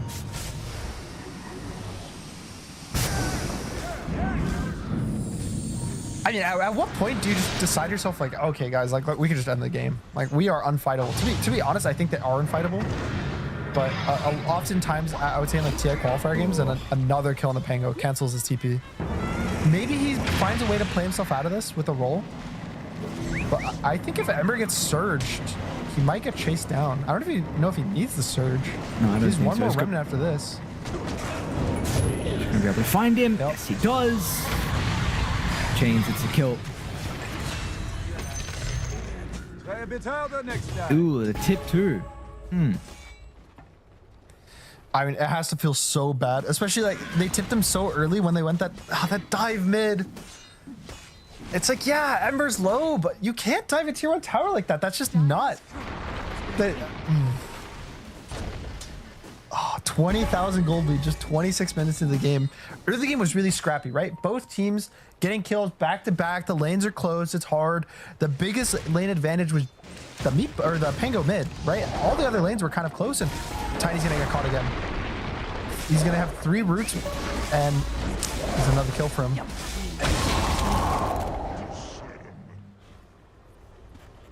Oh no. All they can do is put the coddle to cut the wave. Yep, and he's getting TP'd on by the Meepo. I guess wrong.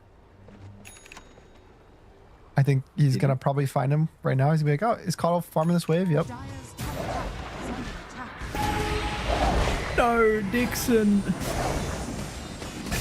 More kill. Saved one Meepo at the enemy base so he can poof all of them back and go back for this push.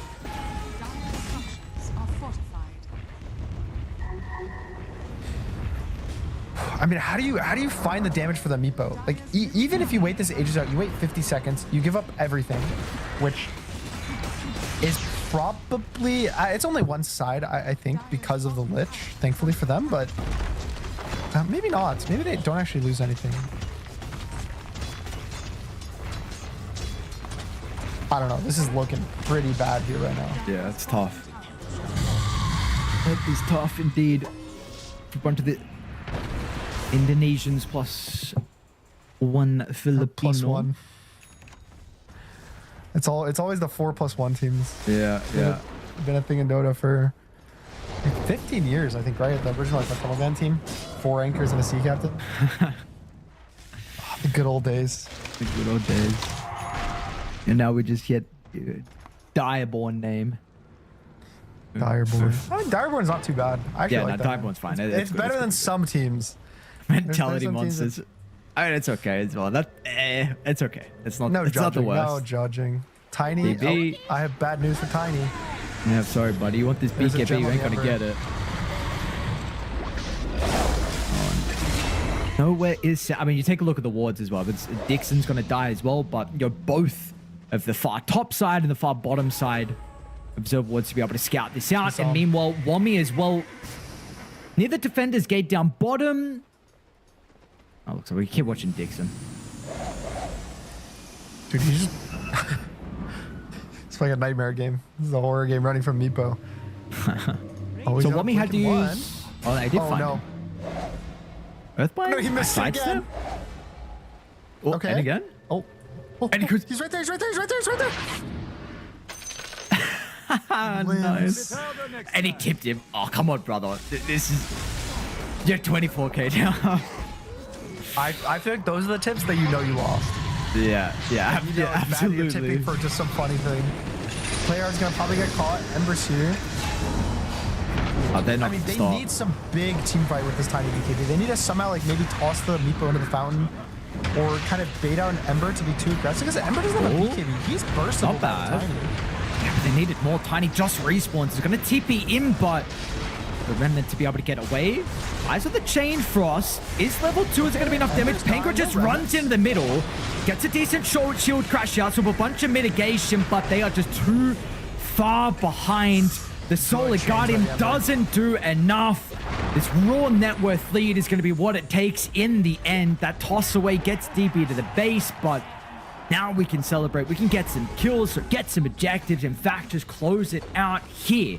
A 2-0 victory from Mentality Monsters. We've got to keep in mind as well, 3 series that these two teams have played against it every time, and it's actually been Direborn that have been winning.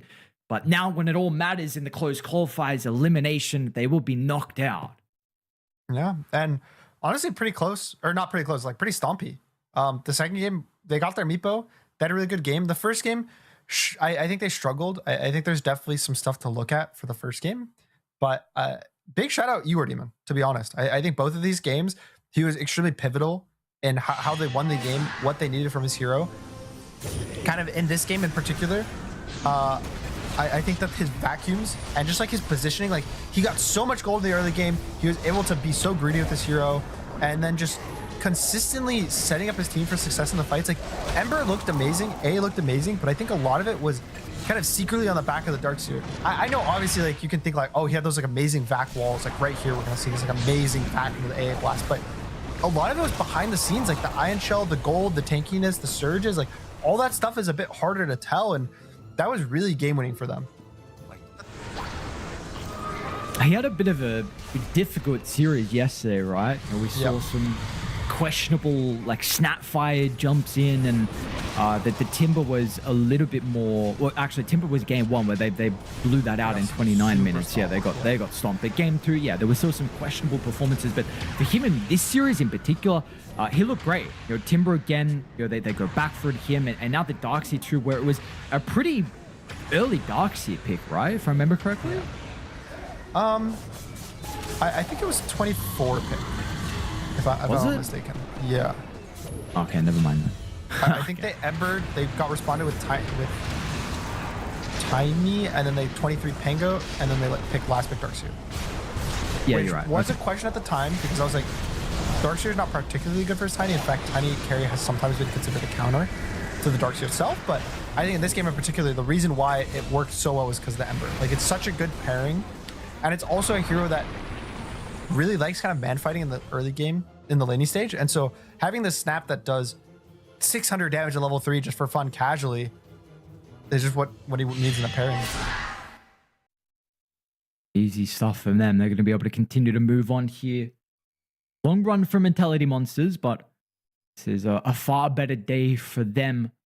So again, knocking out Direborn, condolences to them for Indonesians, and play hard as well. And this sets our sights on the third series. We're going to go up into the upper bracket now. So no more teams getting eliminated tonight. But for them, for Mentality Monsters, I mean, let's see who gets the standout. Yeah, it's going to be Igor Demon. So at least for their run, it seems like he is a pretty pivotal person in their success. Yeah, I think it's also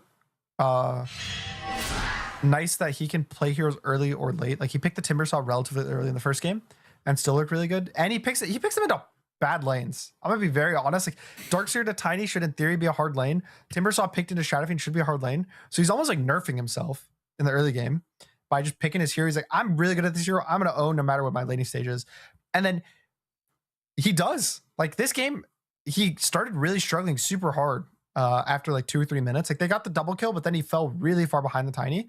But then he's managed to come back. He's cutting the waves and he's playing the game in a way that it's really hard to shut him down. And he converts it into map pressure, which I really like, as opposed to just like greedy. Some players get their gold and they don't do anything with it. He got his gold and made stuff happen. Yeah, and that's the important thing. So as a result, they're going to be able to get this series victory and they will move on. So again, for us, we're going to go to the upper bracket. We've got the boys on Reconics taking on Grindback. We saw these two teams play recently in the EWC qualifiers. Reconics were able to win that in 2-0, but hopefully it's been a little bit more time for Grindback to be able to scrim and prepare, and we'll see if indeed they are back or not. We'll see you guys after a break.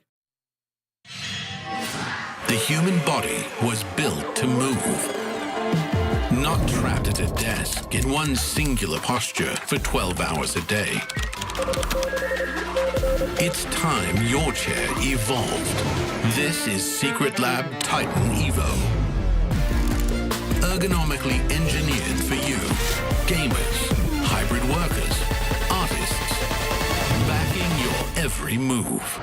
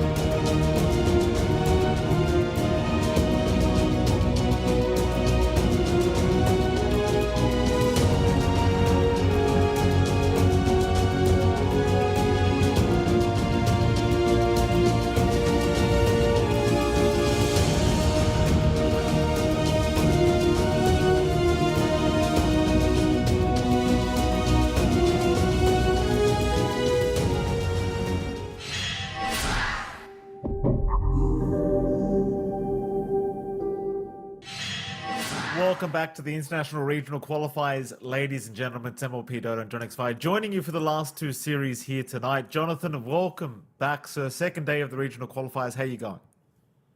Doing great. We had some exciting matches yesterday. We have some exciting matches lined up right now, and we had a pretty exciting series beforehand, and our first series, of course, where we saw Zeus with 3 Divines, the picture of Paladin Dota 2. So they got to experience that. There was even a Techies on the other side as well. That felt like it could have gone for 90 instead of just 60. But new series, this one's pretty cool to see. You know, grind back up against Reckonix. I think this is going to be probably the closest series we have today. I think by the numbers, this should be on paper pretty evenly matched. I do love seeing this. You know, Reckonix, the Indonesian dream team, just maybe arguably lacking someone like Dream as well. But in your dream, Kiki back, FBZ, Mr. Ipul, the married man, and then the 2 experienced support duo, Dalol and Varish, who've hung around together for a long time, and Jacroy, that promising carry that everyone's been building up for a few years now. So up against Grindback, who are, you know, grinding back. You know, Savage, Ken. You've got Q, of course. It's a pretty lit lineup. Nico looking for redemption. So it should be a fun one. And it's going to be very interesting to see what both sides bring out here. I'm very curious. I mean, this could easily be a 3-game series. I mean, this could be a close one. And you and I were talking earlier, and I honestly can't say who I would favor in this series. I think it should be a close. I mean, arguably on paper, most people would probably say Grindback, you know, just based off the roster, is the better team, right? Like based off the individual players. But as a 5-stack, who's actually better? You know, like the 5 Indonesian stack, they know each other pretty damn well. So is it are they just going to play better as a unit? I can only imagine. Yeah, I think there's these two teams have played against each other once, and that did go the way of Reckonix 2-0 on the EWC close qualifier. So, you know, there's a bit of an advantage there, but Reckonix is an older team by comparison, right? Like they've been together for a bit longer. They managed to get to a couple of lands. They are in Team House. You can see a lovely Team House as well. Look at that.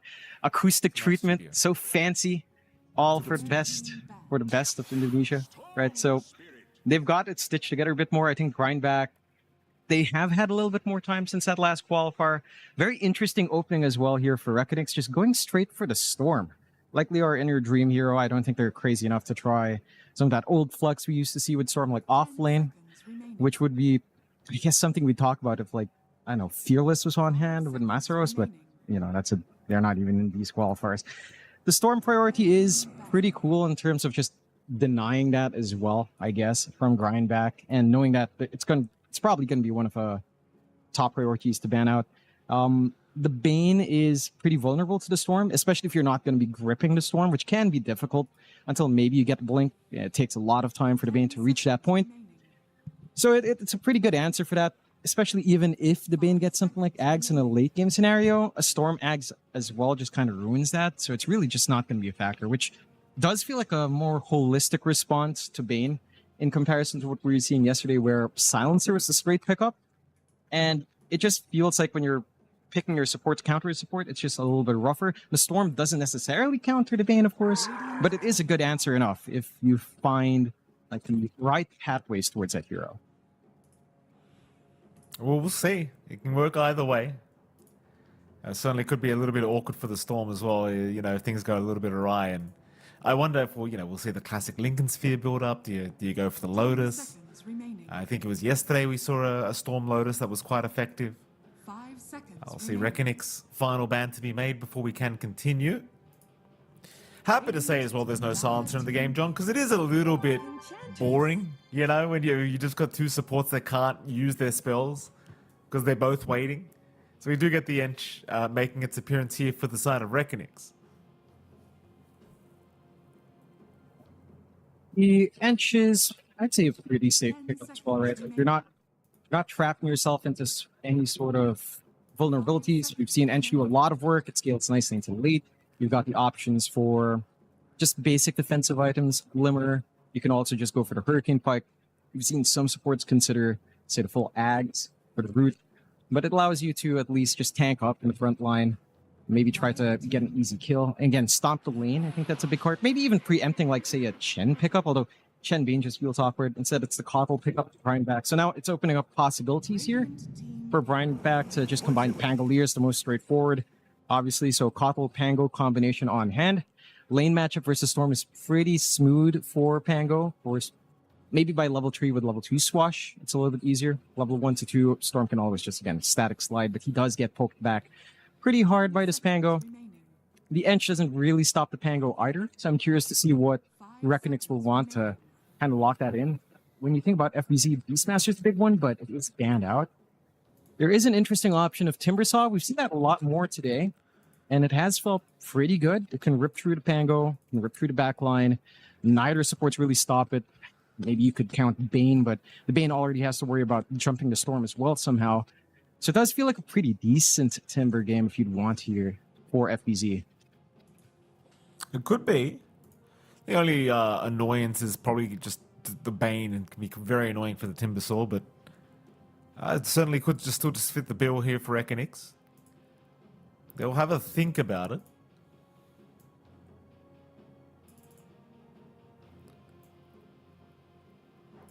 Minute 30 on the reserve time left here for this Reckonix side. And historically speaking, they've only had one series against each other, and like you mentioned, it was Reckonix that had the better time. Just, you know, again, you kind of just feel that way just based off the fact that they've been playing with each other for a while. You know, they should have the advantage just based off the way they can play with each other a little bit better, I'd say.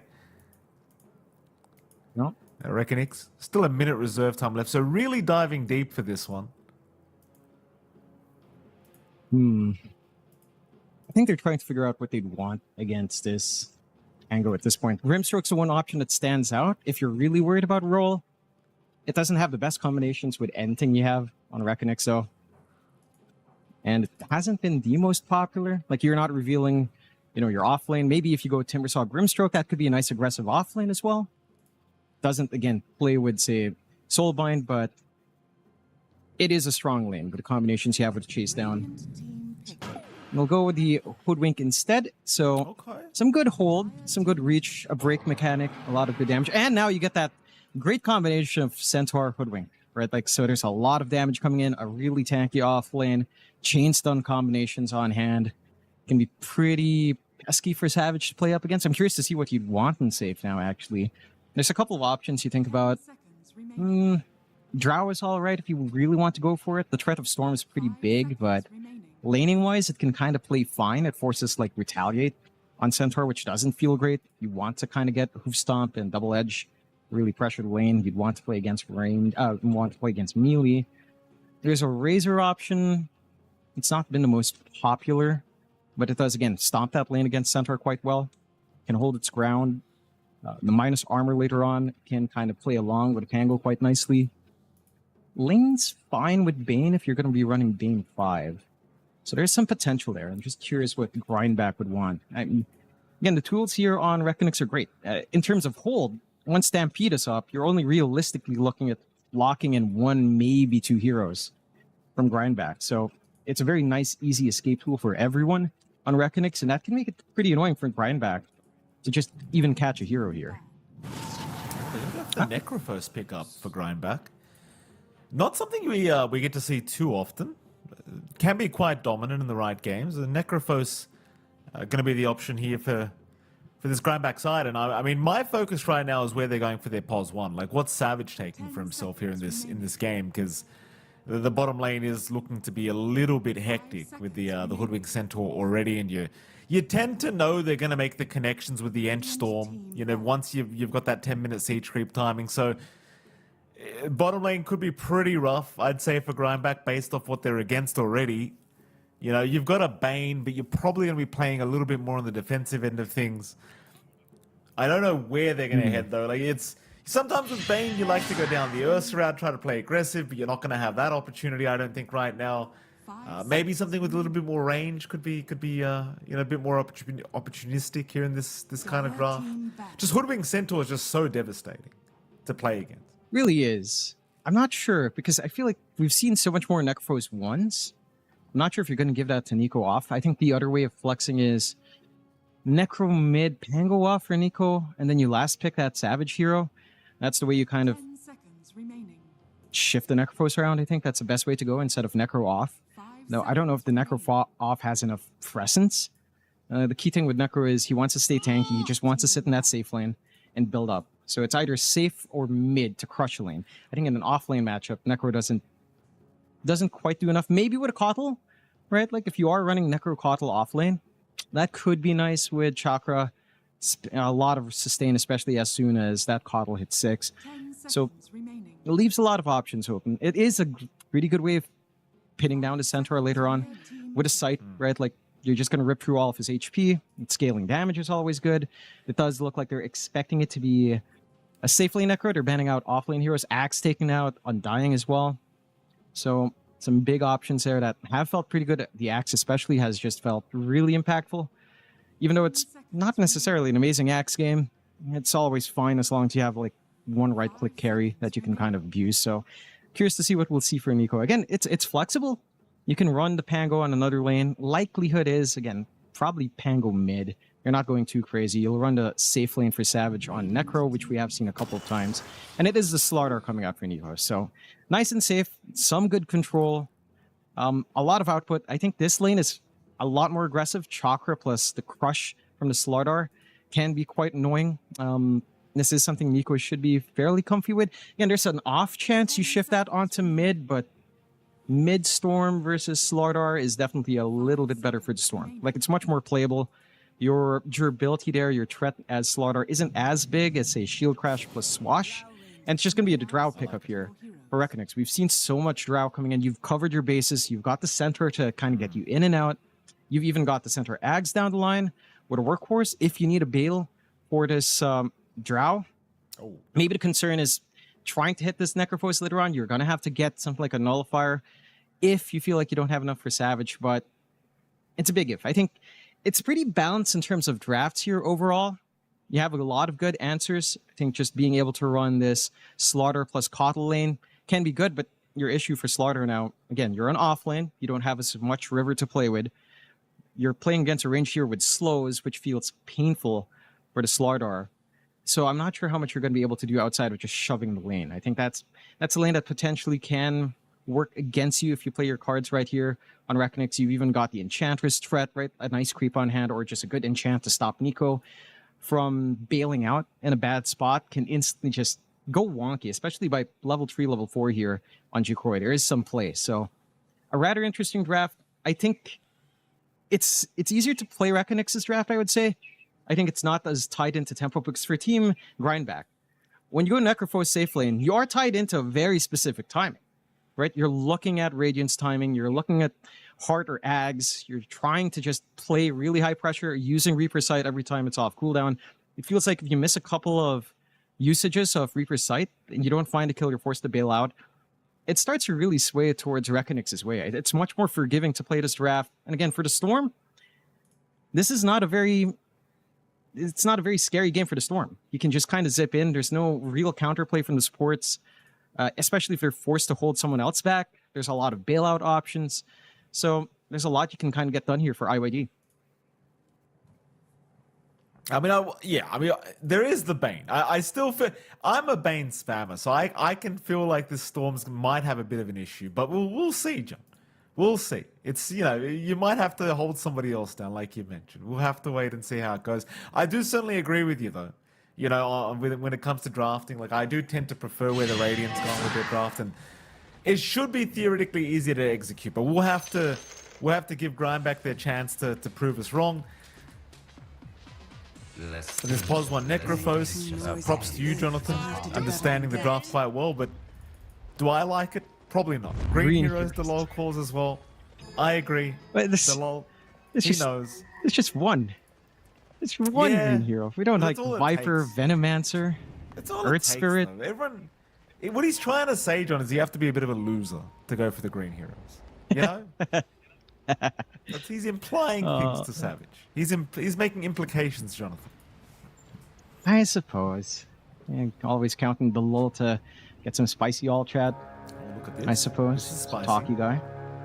Bit of a sneaky kind of wraparound from Nico. Not so sneaky though. He does get spotted out. Jacroy's still going to stick around to see if he gets a bit harassed. Doesn't even bother. Looks like it's going to be a 2-for-2 on the boundary rune trade anyway. So nice even start here between the two.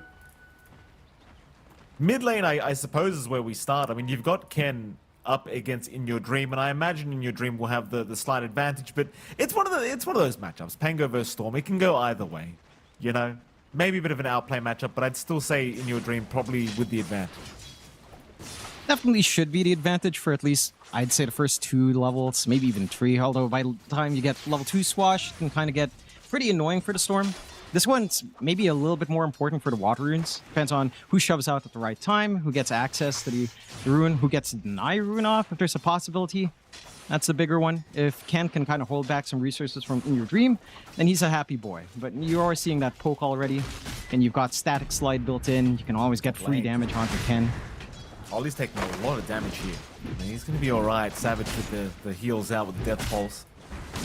In this top lane, or in fact bottom lane now, Q getting chased down a little bit. I was saying just a moment ago, John, I mean, this top lane pretty yucky for the side of Grandback to have to deal with this Hoodwink Centaur. Mind you, Necrophos Bane isn't fun to go up against either, and obviously you've got a lot of sustain here with the Necrophos. But once you get to that level 2, level 3 mark, I think you start to get a little bit more intimidated as Grindback here up this top lane. For sure. Again, you have to play thinking about all of that setup from Bushwhack into the stun. Again, Savage, so long as he doesn't miss time, say, a Ghost Shroud later on, should be perfectly fine. It's going to be hard to find a kill opportunity on the FBZ, and the Lul should not be putting himself in a position where he is in that firing line to trade with Ollie, to get just maybe 1 or 2 death pulses off onto him. That's really not a risk we're taking. We'll have to see. At worst, this does end up being a farm lane, although Savage... Yeah, stuns out, Savage. There's only so much he can do, and he does nothing. It is what it is, John. They will get FBZ at the very least. It's to be expected. Like, this is the level 2 spike. There's nothing he can do. He could have thought about... Well, in fact, he couldn't because he's still level 1 anyway. So there's no options at all for Savage. There's nothing apart from maybe trying to pop a Fairy Fire. Probably would have been wasted anyway. I feel like that position of the creep wave was just not ideal. I think they went for a little bit of a pull. The creep wave ended up meeting in the midway point, closer to trees. So that placed Savage directly into a really good spot for the setup. And that kind of cost you early on. Not the best thing to see there. You've got to be careful. You've got to be careful. Like, it's never safe now. You've hit level 2 with this combo. Pushback lands, basically anyone's dead. Yeah, and again, too far forward. He was just farming the large captain. Yeah, it's this pull camp being available. I'm surprised it's not blocked off. They tried to use it on Grindback, and again, that kind of leads Savage to stand right by the tree line. You just can't afford that. You only have the quelling on Savage. You don't have a cheeky like double quelling. Yeah, again. Yeah. No, Nightmare's going to save at least. Delol does not take the Nightmare fast enough. No, they're still fighting! Yikes. Oh, they're going to get FBZ at least. It's all right. They got him. Savage, he does the calculations. He's even got the double fluffy hat combination. He's all right. He's a tanky boy. And they will eventually bully back the side of Reckonix here, Jonathan. Happy days here for the side of Grindback. Yeah, this is something we've seen from a few Necrophos players. I think we saw it yesterday in our first or second series. I mean, the first or second series of the day. There was a double fluffy hat as well. It does help pad out from all of this nuking damage, but you have to appreciate what FBZ is doing. Level 2 double edge, he knows he can just go for the nuke down on Savage, so long as they're not overly trading. Mind you, every time Savage finds these kills, he does reset to full. In your dream, he doesn't get the water rune. Ken outclicks him here. In your dream, still trying to outplay, but they're 2 against 1. And Ken, he's so confidently moved in with the swashbuckle. I mean, had he not found the water rune, it may have been his own death. But he takes the risk and it pays off. And it just goes back to what we were saying about this timing for the matchup, right? Like, water runes are so important for either side. Whoever gets the advantage is in a pretty good spot because of all that action top and because of how vulnerable Savage is. You can't rotate the Bane. So it gives an opportunity for Ken to just lock in, move in with his Kotl. Bot lane has been pretty rough for Nico, to be fair. Like, he's bottom in terms of CS. It's been a free lane for Jikori, free farm, which is to be expected in this matchup. So he's going to have to find a way to salvage his game elsewhere, already jungling kind of early on here on the Slardar. But it does at least provide openings on the side. Things are getting a little bit dangerous down at that bottom lane now with the level 2 frost arrows available for our Drow. So you've always going to be a little bit nervous about how close you get to Jikroy at the moment. of a quiet period up top lane because the LoL has rotated to ensure that In Your Dream can at least secure a water rune for himself and just get some D wards out while he's there. So he's going to hit down to the bot lane, maybe see if he can secure a bushwhack to secure the life of Q. It's kind of the thing, you land the bushwhack, he's just guaranteed to die here as the keeper of the light. In fact, even the Slardar would probably just be dead. But Nico has the foresight, of course, to know just to farm the jungle at this point. There's no farming the lane now. And this was the excellence of the Drow pick, right? Like, it was an obvious pick to make. In fact, hold that thought, because Q's now been caught. The Drow's not close enough, though. So he's going to be okay to just outrun them. Nice tree plant attempt, but it doesn't make the difference. Still, the chase does continue from Delal. But he won't bother in the end. But this bottom lane, as I was saying, John, it's a complete whitewash. I mean, you chose Drow, and not really many offlaners can do much about it, let alone Slardar. And naturally, of course, Nico just forced the jungle very early on. I'm surprised they're committing 2 supports down bot. Like, there's no threat onto Jakoi. Mid just gives away the rune at 6 minutes, right? So it's a free bottle for Ken, shield rune as well. They missed the bushwhack as well. They don't get the kill onto the coddle. It's pretty unfortunate. Yeah, but what does a kill on the coddle do for you here? It's a little bit curious, because again... They want the tower. They're just protecting the siege creep, I think. Yeah, but Delal, it's not contributing much there. Again, because of all of the space, Ken just has a support sitting on mid. Again, shield rune's ready. He has a 6 slightly early. IYD at least hit 6 now, so there's no opportunity to play with. But maybe if you get a shield rune, you could dive it a little bit more within your dream. You know, I mean, you've shoved this Slardar into the jungle at what, 4 minutes? 3 minutes in? This is bad. They just gave up both shrines as well. Yeah, it's bad. Yeah, because you're just stuck in this bot. Yeah, they're just stuck bot pushing against the coddle of all things. Yeah, it's just, yeah, you gave up both shrines as well for this. And he's still pushing, like he's still trying to get through it. He can't do it. They've committed too much now. They've got to go all the way for it. Yeah, this feels pretty wasted. Oh, FBZ? I mean, FBZ in the meantime does go down. So yeah, it's an expensive tower. I mean, it does open up that side jungle against Nico, I guess. But that's an expensive tower. Yeah, it really is. It's not like Nico is farming jungle that quick. It's not the comfiest for Slardar. I mean, I guess it's sustainable with the crush, but he's still level 4. You know, he's at the level of these 2 supports that have been camping bot. You could have used that time to, again, secure mid, bully out Savage before he starts building up on sites. IYD? In Your Dream would have loved that arcane rune as well. Bushwhack way off the mark to boot. It's kind of the thing, like they really haven't given the most advantageous time here to In Your Dream on the Storm, and Ken still slightly ahead of the Pango, just keeping parity very nicely. Not something you like to see in this matchup. Gonna allow Ken that fast build up into the Diffusal Blade, and that's a pretty nice spike for the Pango, as we've seen multiple times throughout history. It's getting a little bit problematic. Does feel like your Drow got a lot of farm, but is that enough to carry you through the mid game? I don't think so. I mean, it's going to take a while until the Drow is like a major answer to Savage, right? You compare the 3 lanes. Top lane's been free for Savage. He queued up Travels, but he's skipping it for Radiance first, which is great. This is what you want. You're in a winning position. You want to keep winning. Radiance will allow you to do that. Just stand forward with all of your damage. Get your sustain off. Even a couple of misses here and there going to hurt some of that potential burst that Reconix is looking for. And even if they take that bot tier 1, Nico is still in the jungle somehow. Hasn't been scouted out. They haven't really brought their heroes forward to scout and try to pin down the Slardar. So it's slow recovery for Nico, but he is getting EXP. He hits 6. All he needs to do is mark something for Ken to clean up. Looking to collapse top now at the very least. No, this is a trap. This is a trap, it looks like. The turnaround now from Savage. Stampede pop, but they'll just lock him in it. Oh no, they didn't go for the Rolling Thunder play. He cancelled? No. There was a really cheeky stun from the creep. Okay. Yeah, nice little enchant creep stun onto tree. So they hold him back. Maybe if you commit a bit earlier there from Ken. It felt a bit hasty as well. Savage just running in quite early. So it's a signal to back off. And that's a site wasted. So a minute 10 Regen. without that regen. Oh, very nice fit In Your Dream. Perfect timing if they want to force a fight here. He's going to try now to Ken. Rolling Thunder has been committed, but it's very ugly. It's all for Varish, and Varish is looking to just get knocked to the low ground. This is not really the fight they wanted. Varish, eventually he will die. But what is it going to cost? The answer is quite a lot already. Ken is gone.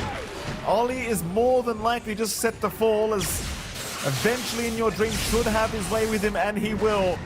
Savage does TP in, but he doesn't have the Reaper sight to play with, and the Bushwhack's going to lock him down now with the heals out as well on Delol, not allowing the kill to come in. Oh no, that's horrible news here for Grindback. That's horrible. All that for an edge. Dire structures are fortified. Yeah, not quite the angle they were looking for. They've been on point with these runes, but finally an opening out for Reckonix to kind of get something going here for IYD. Pays off in a decent way. You're still getting free space everywhere. You're forcing a response from Necro pre-Radiance. Nice rotation from Jacroy. Very strong rotation. That's good foresight from Jacroy. Gets a T1 top tower as well. And yeah, I'll tell you what, John, you and I, we were questioning that bottom T1 tower, and I still think it was quite an expensive tower to take, but nonetheless, mid? now they've got the top tower, mid. Maybe they can at least get in your dream, and they can. I was starting to say that Reckonix, they're doing a pretty good job of starting to control this map pretty early on. They are. The big pain point is still Nico, right? Like the Slaughter, very behind the network, looking for just the blink rush to initiate. Hasn't really connected even with Corrosive Haze because you can't really do much in this game for Nico right now.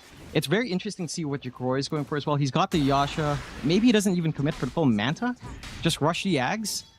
And that would just instantly offset the durability on Savage. Yeah, he's got Ghost Shroud. Once it fades, though, if you're not getting that much healing, you're going to be bursted down. Everyone's going to be susceptible. Nice pushback. Well, are we doing this again?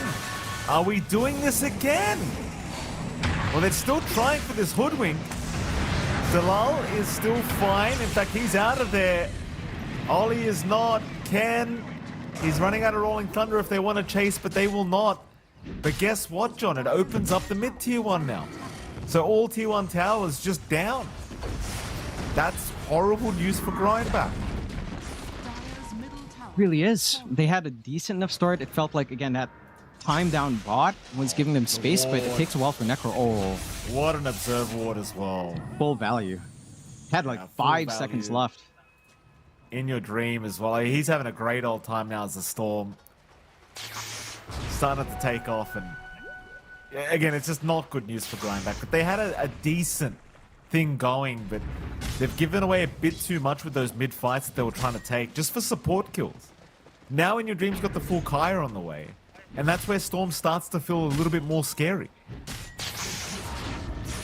He does. At least Savage now has the full Radiance, so it's a start. There's more presence out from Necro. Really wants to shard up just to have a little bit of that mobility, a lot more of that healing coming in. But again, your hurting point is just Nico. You're basically playing 4v5, and you're waiting for that blink. Still 1,000 gold away for Nico. He's not left bot. He's farmed that right side set of jungle camps. He's farmed a creep wave, and they don't even care on the side of Reckonings. They know they've done the damage. The Slaughter will eventually be relevant once Blink is up, but again, is it too late at that point? Because this Storm's getting harder to pin down. This Drow is going to have an Ags build up, and it's going to be next to impossible to try to sustain against her. Your Pangolier doesn't really have anyone to play with outside of whenever Savage has Reaper's Sight or when you have the grip up on Ollie. So the timings are just a little bit longer once you commit those spells, and it's just kind of easy going for Reckonix. They can farm, they can just look for plays if they want. They've got Stampede ready. We haven't even seen it pop yet. So you have a way to weave yourself in and out. For Grindback, again, this is something concerning with the draft. You draft an Necro 1. It's very tempo-based. Your top lane in the first 2 minutes, 3 minutes wasn't the best. There was some trading back and forth, not an outright win. Your bot lane lost hard. Maybe you find FBZ. Tanky boy, he's got Stampede available. T1 Tower's still standing there if he needs it. They're moving though, they've got Fiend's Grip up, and that'll at least force the Stampede. But that's a 4-hero committal. For nothing. I mean, had they at least landed the Fiend's Grip, I guess, it might have been worth, but doesn't really feel great. Has allowed at least Nico to have the full blink dagger up now on the Slardar, so at least you've got that initiation now. But that's Nico sitting at 5k net worth as your offlane. He's not in a very pretty position. Like, he's basically good for one stun in a team fight, and then he probably just dies. As of right now, at least. Maybe if you get good stun onto someone like In Your Dream, you can start to get some big kills. They're losing their stacks here from just how much control they have on the side of Reckoning. Smoke out, though. He's hiding the blink, though. The blink's still on his courier. He's not showing it. In Your Dream does get caught. That's a big pickoff. They can secure, and they do. That's a good one. In Your Dream, not too happy to see his life go away like that, but does get caught in a pretty awkward position. Yeah, some good punishment. They did lose the stacks, but you get the bigger kill in the end. Rune control as well. Ken gonna be happy enough. I'm trying to think, because... Okay, so now Nico's a factor. He's going for his shard, so he's going to have more utility with that Blink Crush. Do you really play off the minus armor that well? I mean, it's only really Ken that kind of needs it. So I guess, again, it's down to whether or not you catch IYD or you catch a Jacroy. And then you can start to crush him much quicker. Like, the damage on Ken's ridiculous. Savage can come in for cleanup. But those are all ideal scenarios. We'll have to see if Reckonix, again, provides these openings. They're the ones sneaking around just a tad bit now. He's going to find himself Q. Still pretty healthy. They're committing. The Bushwhack is going to land, but still not enough to kill off Q. In fact, the Reaper's Scythe kills off In Your Dream instead. They go too deep. They get nothing for it either. And these fights, I mean, they've been feeling a little bit on the desperate side. Like, it really feels quite unnecessary to force these. It does. You have to appreciate as well that links back to just getting that Invis rune on Ken. Has it on hand. They don't have detection in that area from Reckonix. They don't even have vision in that area. They're just kind of running in and hoping to spot someone. Ollie almost catches himself a Drow Ranger too.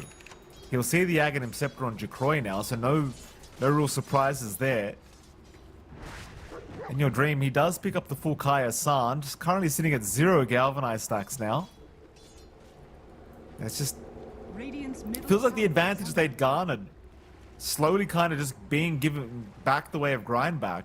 At least Savage is holding a lot of net worth now in this Necrophone. It's starting to look like a real threat. Mid lane, they are going to at least pick off Q. So they will eventually get their revenge. Get access to Arun as well, cutting that off from Ken. Pretty big. I think what you'd want in Reckonix is some forward vision. They're starting to get some D-wards off. They've got the Blink and FBZ, so now your Centaur is an active tool as well. As, again, FBZ was also just kind of hanging back, farming. Had the Dominator to just kind of be a pest as well with some of these creeps. And the key thing now for Savage is, with that Ags up in Jacroy, he is not tanky. Like, he comes in, if he pops the Ghost Shroud, you've got the Ench to Dispel. It doesn't take a hard Dispel to take that off. So, you're going to just be susceptible to not even using your regen game. And that is scary. Again, it does feel like at some point your game is kind of dependent on Nico and Ken getting these connections, which they have found a couple of times now. They're inching closer towards the Ags timing as well for Ken. So some pretty big spikes lined up eventually after the next two parts are done. Still a good game for Reckonix in terms of net worth, but it does feel like Grindback has found some of that tempo back. On a 3k lead, Savage still being above Jacroy, but I don't think that's too relevant when you've got a hero that's very, again, timing dependent on that Necro. There is still a window here where Savage is quite strong. He has gotten himself 3 Reaper Sight kills. That's a good start at 20 minutes in. See if Grindback can find something off the smoke. Drawing lines onto top. FBZ, pretty tanky hero, but they do have a lot of damage here. If all these tools again connect, if you get that Corrosive Haze, you get some good swashes off, wouldn't take too long here. No, he's got an idea though, FBZ. Twin Gate usage not going to be enough. Nico will be around to stop the usages now. The Stampede has been popped. They'll have Ollie to cut him off though. FBZ surely not going anywhere. And he will not. Nice easy pick off and... oh, you know, it's nothing flashy, John, but they'll take it. Still a nice pick off. Meanwhile, Reckonix, they're not looking to... oh, they are going through gate. And they've been spotted. They know it's happening. Stun Ooh, comes out ooh. of the two of them. Oh, this could oh be my bad. God! This could be bad. Oh, that's disgusting. Boy. Oh, that's really bad. DeLol with the bushwhack. Oh, grind back. They got put in the grinder. That's not good. Oh. That's not good at all. Yeah, it's just terrible. They were having themselves, these opportunities to come back. The game was relatively even, and that word off that wipe. 7K lead now for Reckonix. Only Savage not going through the gate. Saves his hide. But it's... Look at FBZ. He's just dragging the creep wave around as well. A massive creep wave, so there's an opening top to shove in. Someone's going to have to respond. Bots being shoved in. They're finding everything, Reckonix. Oh, that face says it all.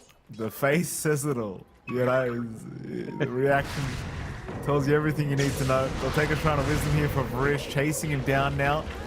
Bushwhack gonna land on Savage. Savage, he used Ghost Shroud. Luckily for him, nobody in position to try and force a fight, though. Savage still playing games here with Grindback. Just without Ghost Shroud, you get a little bit scared with these aggressive styles of play, but he'll be alright. Still on the hunt is Grindback. It does not look like they're too happy with that Twin K usage that they had. Certainly looking for some kind of fight to force, but for now, nothing being given their way. It seems like they're going to try and run up top towards FBZ again. He does feel like the easiest target to go for, especially before this pipe is up. It just doesn't feel like the target you really need, because your issues in your dream, your issues, Jacroy getting all of this farm, the lulls being a menace with all of these bushwhacks, been on point for a long time, even from the laning phase. And Grindback, they've got themselves some good spikes. Ags up on Ken, so a lot of damage. Going for the Blink next. You've got some of the durability starting to come in for Savage, trying to go for the Lotus into what seems to be like the Shivas as well, probably here. Try to sustain true, but I mean, you've got Spirit Vessels on hand, you've got the Ags, you're playing against Ench. Would he enchant this spell? It's just a difficult game. So, I think for Grindback, the key thing is they have to be the ones taking initiative. Yeah, that gate usage looked bad because they walked right into a creep, but it's the right idea, right? They have to be the ones looking for opportunities because they've got the draft that has to play tempo. This Necrophos is just not going to be a threat at, say, the same kind of threat at 30 minutes, 35 minutes if the game reaches that point. And at that point, you're just playing into a Drow game. Oh man, Grindback, they're going to smoke up. Head up towards the Roshan pit. Roshan, less than, well, not even less than half HP, just around 1/3 being removed so far. Nico will lead the front lines here, breaks his own smoke on In Your Dream, guessing someone's in the pit but won't jump in. In Your Dream will zip himself out, and now a counter smoke from Reckonix, looking to wrap around and see who they can find. Plenty of vision being provided here by Varish, who will spot out Nico, but Nico's forced to blink away. Nobody in the pit. Oh! They'll move in. Oh, Nico. Nico's gone. Nightmare's going to save him for a little bit, but not for too much longer. 2 down. They also lost Ollie. And of course, Roshan if you want. I mean, we'll count Roshan as the third. And this is just so obnoxious to play against for Grindback. Right, like the smoke breaks on the side. FBZ, they have to hold that position with Nico. He gets scouted out with creeps. Just so many creeps coming out with the Dominator and FBZ. You don't really have much new top. Oh, they found another. Cute.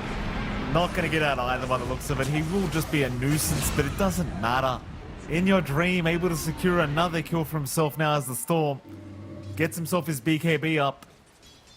They'll even find an amp damage here for In Your Dream if he wants it. See if they give it to him or somebody else, but nonetheless, it is going the way of Reckonix.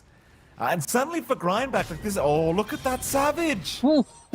Just so much damage on Savage. Thankfully, no TP cancel around.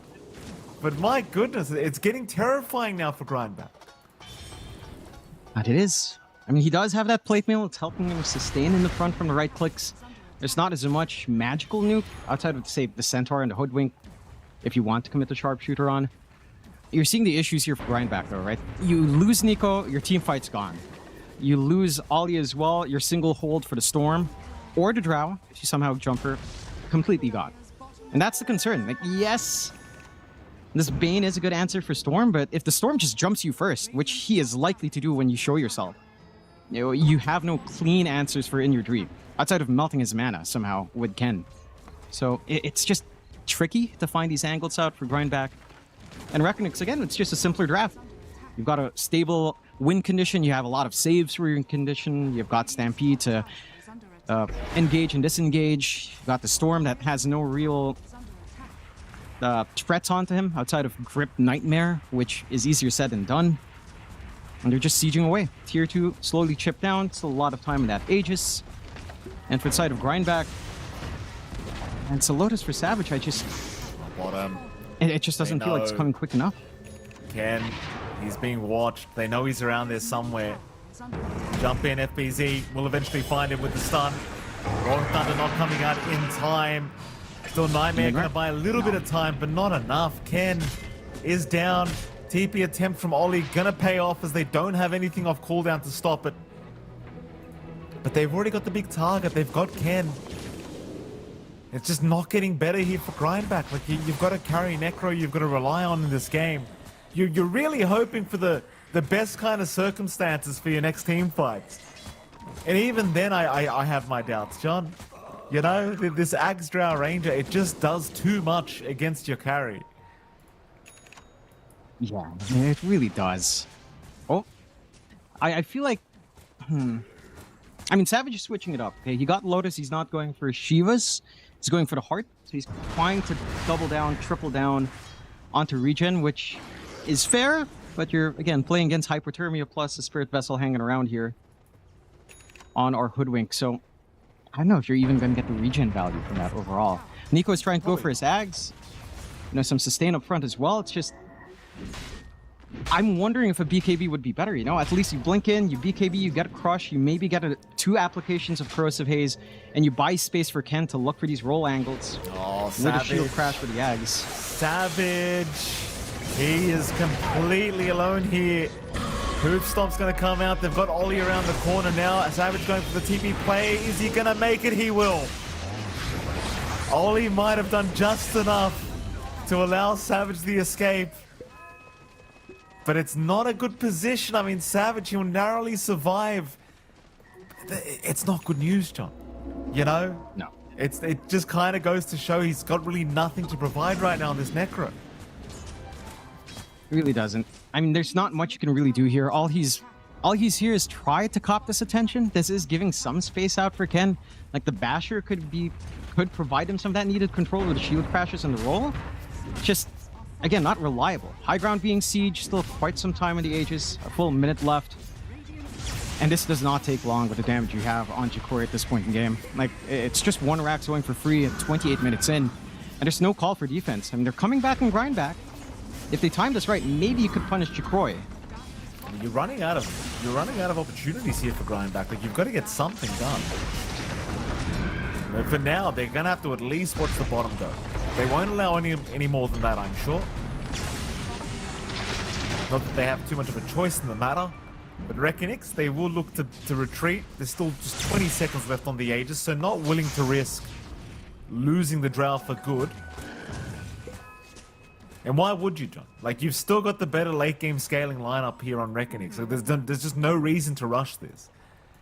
Hell, even the Enchus is going for the Hurricane Pike, which tells you they already feel like they've won the game. And when your Enchus going the right-click build, John, it's pretty much as good as over. Yeah, and Q would know that feeling, right? He was one of those guys who really enjoyed going for carry Ench, so he's going to have to deal with it in this game. He's a smart Not going to have too much fun. Again, for Grindback, they've got that Basher up. You need to hope for some connection somehow.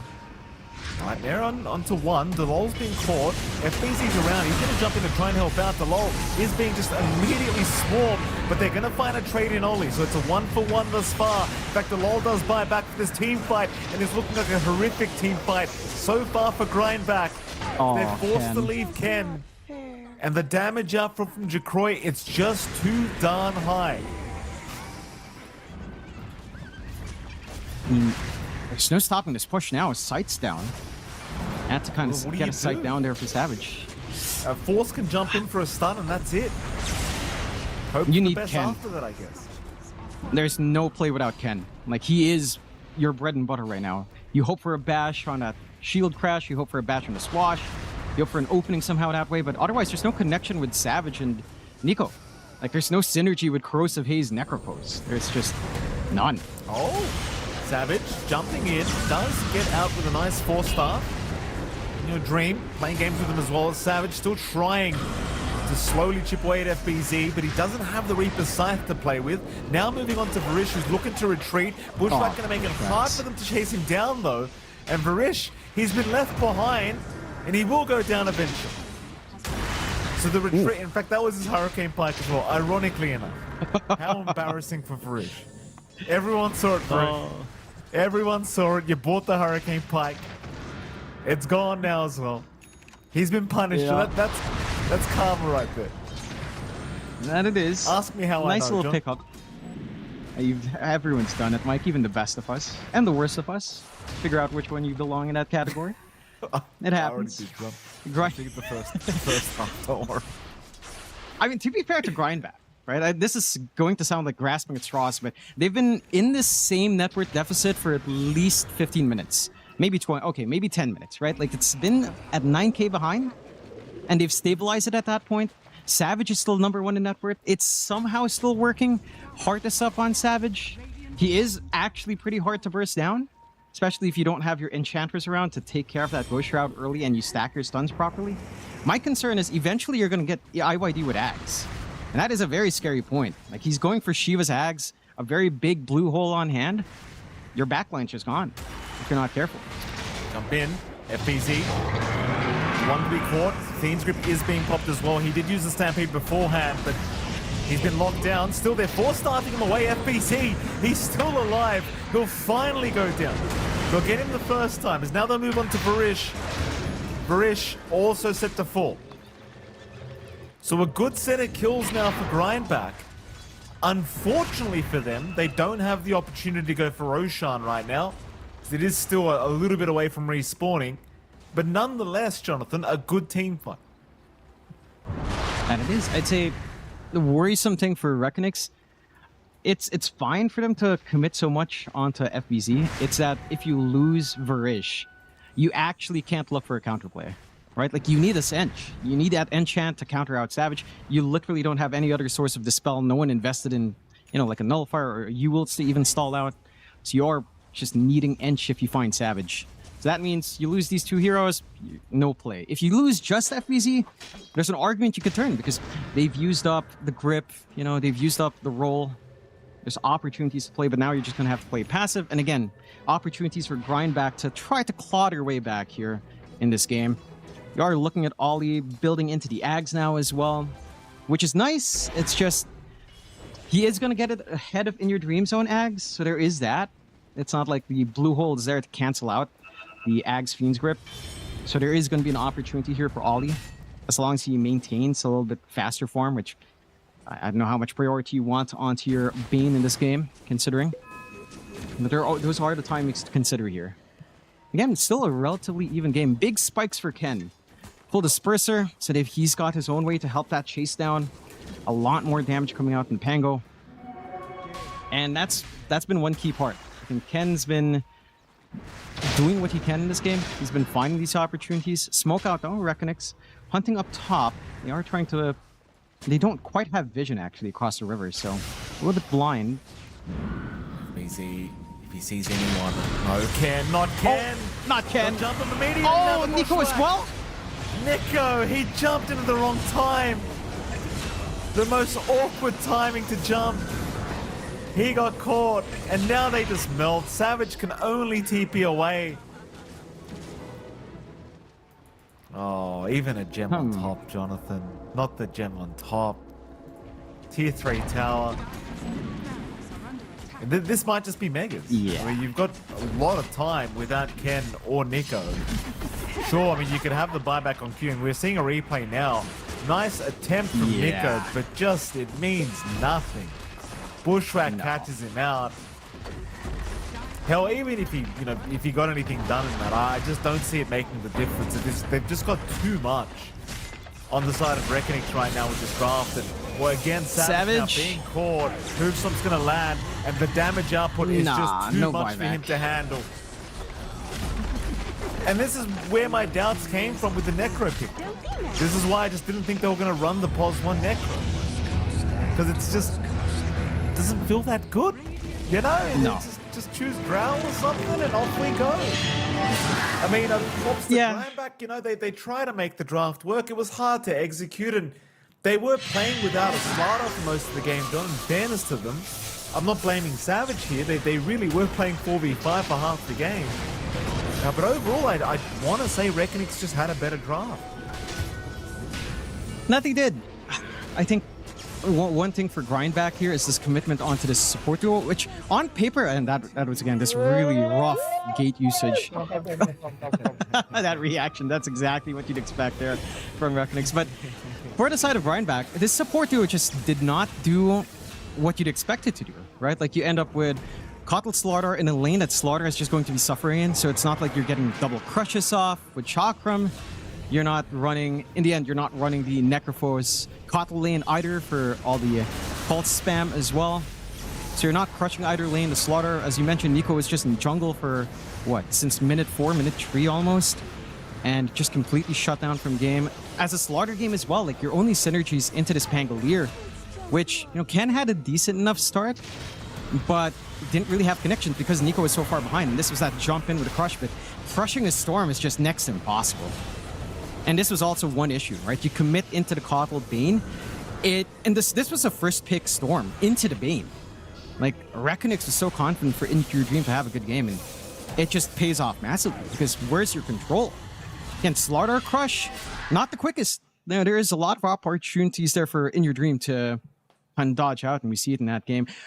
I don't know who I'd give the player of the game. I think In Your Dream did a lot, but I think the lull, Varish or FBZ deserve it. The lull for all of these great bushwhacks, FBZ and Varish for their micros, maybe the lull overall. His bushwhacks were very clean. His rotations across the lanes were pretty good. Maybe, again, that focus on the tier 1 bot could have been used better, but it's like optimization stuff. They were already winning on Reckonix anyway, so yeah. They made it work, because, you know, we can doubt as much as we wanted. I agree with you, by the way. I think Delol was the standout player here today in this game number 1. And yeah, he was a huge pain in the ass, this Hoodwink, I'll tell you what. And I think that's maybe where the In Your Dream Storm first pick comes in anyway. So they saw the Bane, but they know Delol and this Hoodwink's not going to allow the Fiend's Grip to go on for that long anyway. And he was very on point with his positioning and just always being in the right places at the right time. So props to Delol doing fantastic work. I think Reckonix, they just go ahead and do what they did. Team Grind, I'd like to see Grindback come up with something maybe a little bit easier to execute for their draft. Jonathan, I'm going to be frank with you. I don't think we need these position 1 Necrophoses. You know, just give Savage the classic style of carry that he's used to.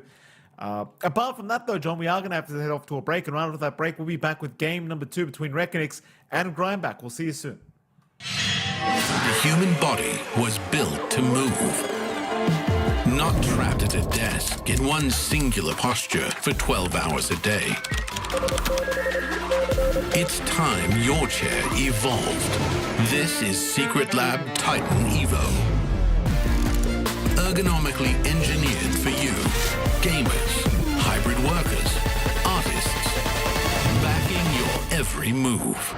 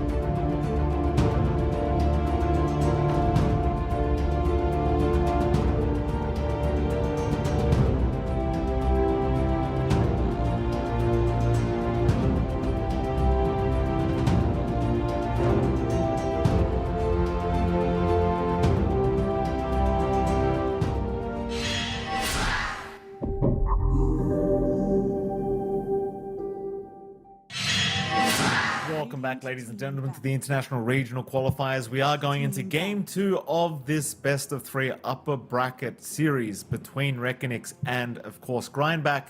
If you weren't watching Game 1, I want to say Reckonix was taking in a quite convincing fashion. I want to say it was a drafting... I wouldn't say issue, John, but it was definitely a draft difference, in my opinion. And I think in yours too.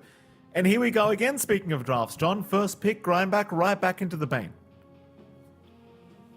Yeah, look, I get the value of the Bane. I know it's been, by it's statistics across all regional qualifiers, it's been a winning hero. It's been top priority support in the past 2 tournaments on 7.41. So it makes sense. You have to be able to cover any weaknesses that the Bane picks provides later on. I don't think the Kotl covers that weakness at all. I mean, it's very single target focused on Bane. It focuses on crushing lane. The Kotl as well focuses on crushing lane and sustain, but not any additional control. Your control last game was really stuck on a Slaughter that didn't have a lane and a Pangolier that had no Slaughter to play with. So I think you just missed your timing there. I think draft-wise, there was still a window where you could have run Necro mid and just kind of cop the Storm lane, run the Pango off lane into the potential Drow, and you last pick a different Savage hero. That might have worked out a little bit differently there for Grindback if they saw that in the draft. Also, one really interesting thing for this matchup is that I was just clicking around, checking on Reckonix and what they've done in the past year, how their qualifiers have been, and I just noticed Mind Control's been on as a trial coach for a while. Grindback, as I know, is coached by good old Coach JL, who used to coach Execration. You know, he has a lot of teams under his belt. And it's an interesting blend of ideas, I think, for the coaches, especially in terms of draft and what they prioritize, right? Like last game, we saw the Storm instantly picked up by Reckonix. This time, they're a little bit more cautious. It's been banned out. They go for the Ench instead. They prioritize that into this Bane matchup and potentially, again, blocking off or making it awkward for the Necrofoe's pickup. So I do like this overall for Reckonix. Lots of potential with micros we've seen in the last game. So I can't fault them. You can't fault Grindback as well for the Bane, like you mentioned, but I want to see maybe a different combination. Not Kotl Bane. I don't think that does quite enough. Oh, we'll see where they go with it. I mean, for now, we're going to have to wait out these next bans before we can see where these drafts are going. It's for now very similar styles of drafts. Hoodwink going to be banned out though from Grindback, which I agree with as well. I think the Hoodwink from Delol was a little bit too good last game, so they will not be messing with that again. And of course, during draft 1 was something that we didn't really talk about too much, but the Hoodwink counter towards the Bane, it's pretty annoying. You know, like you just the ability to close the gap very quickly and just bushwhack through the Fiend's Grip can be very frustrating to have to play against as the Bane. So just not allowing that either for themselves here on Grindback. Reckonix, one more ban to go. They'll get rid of the clock.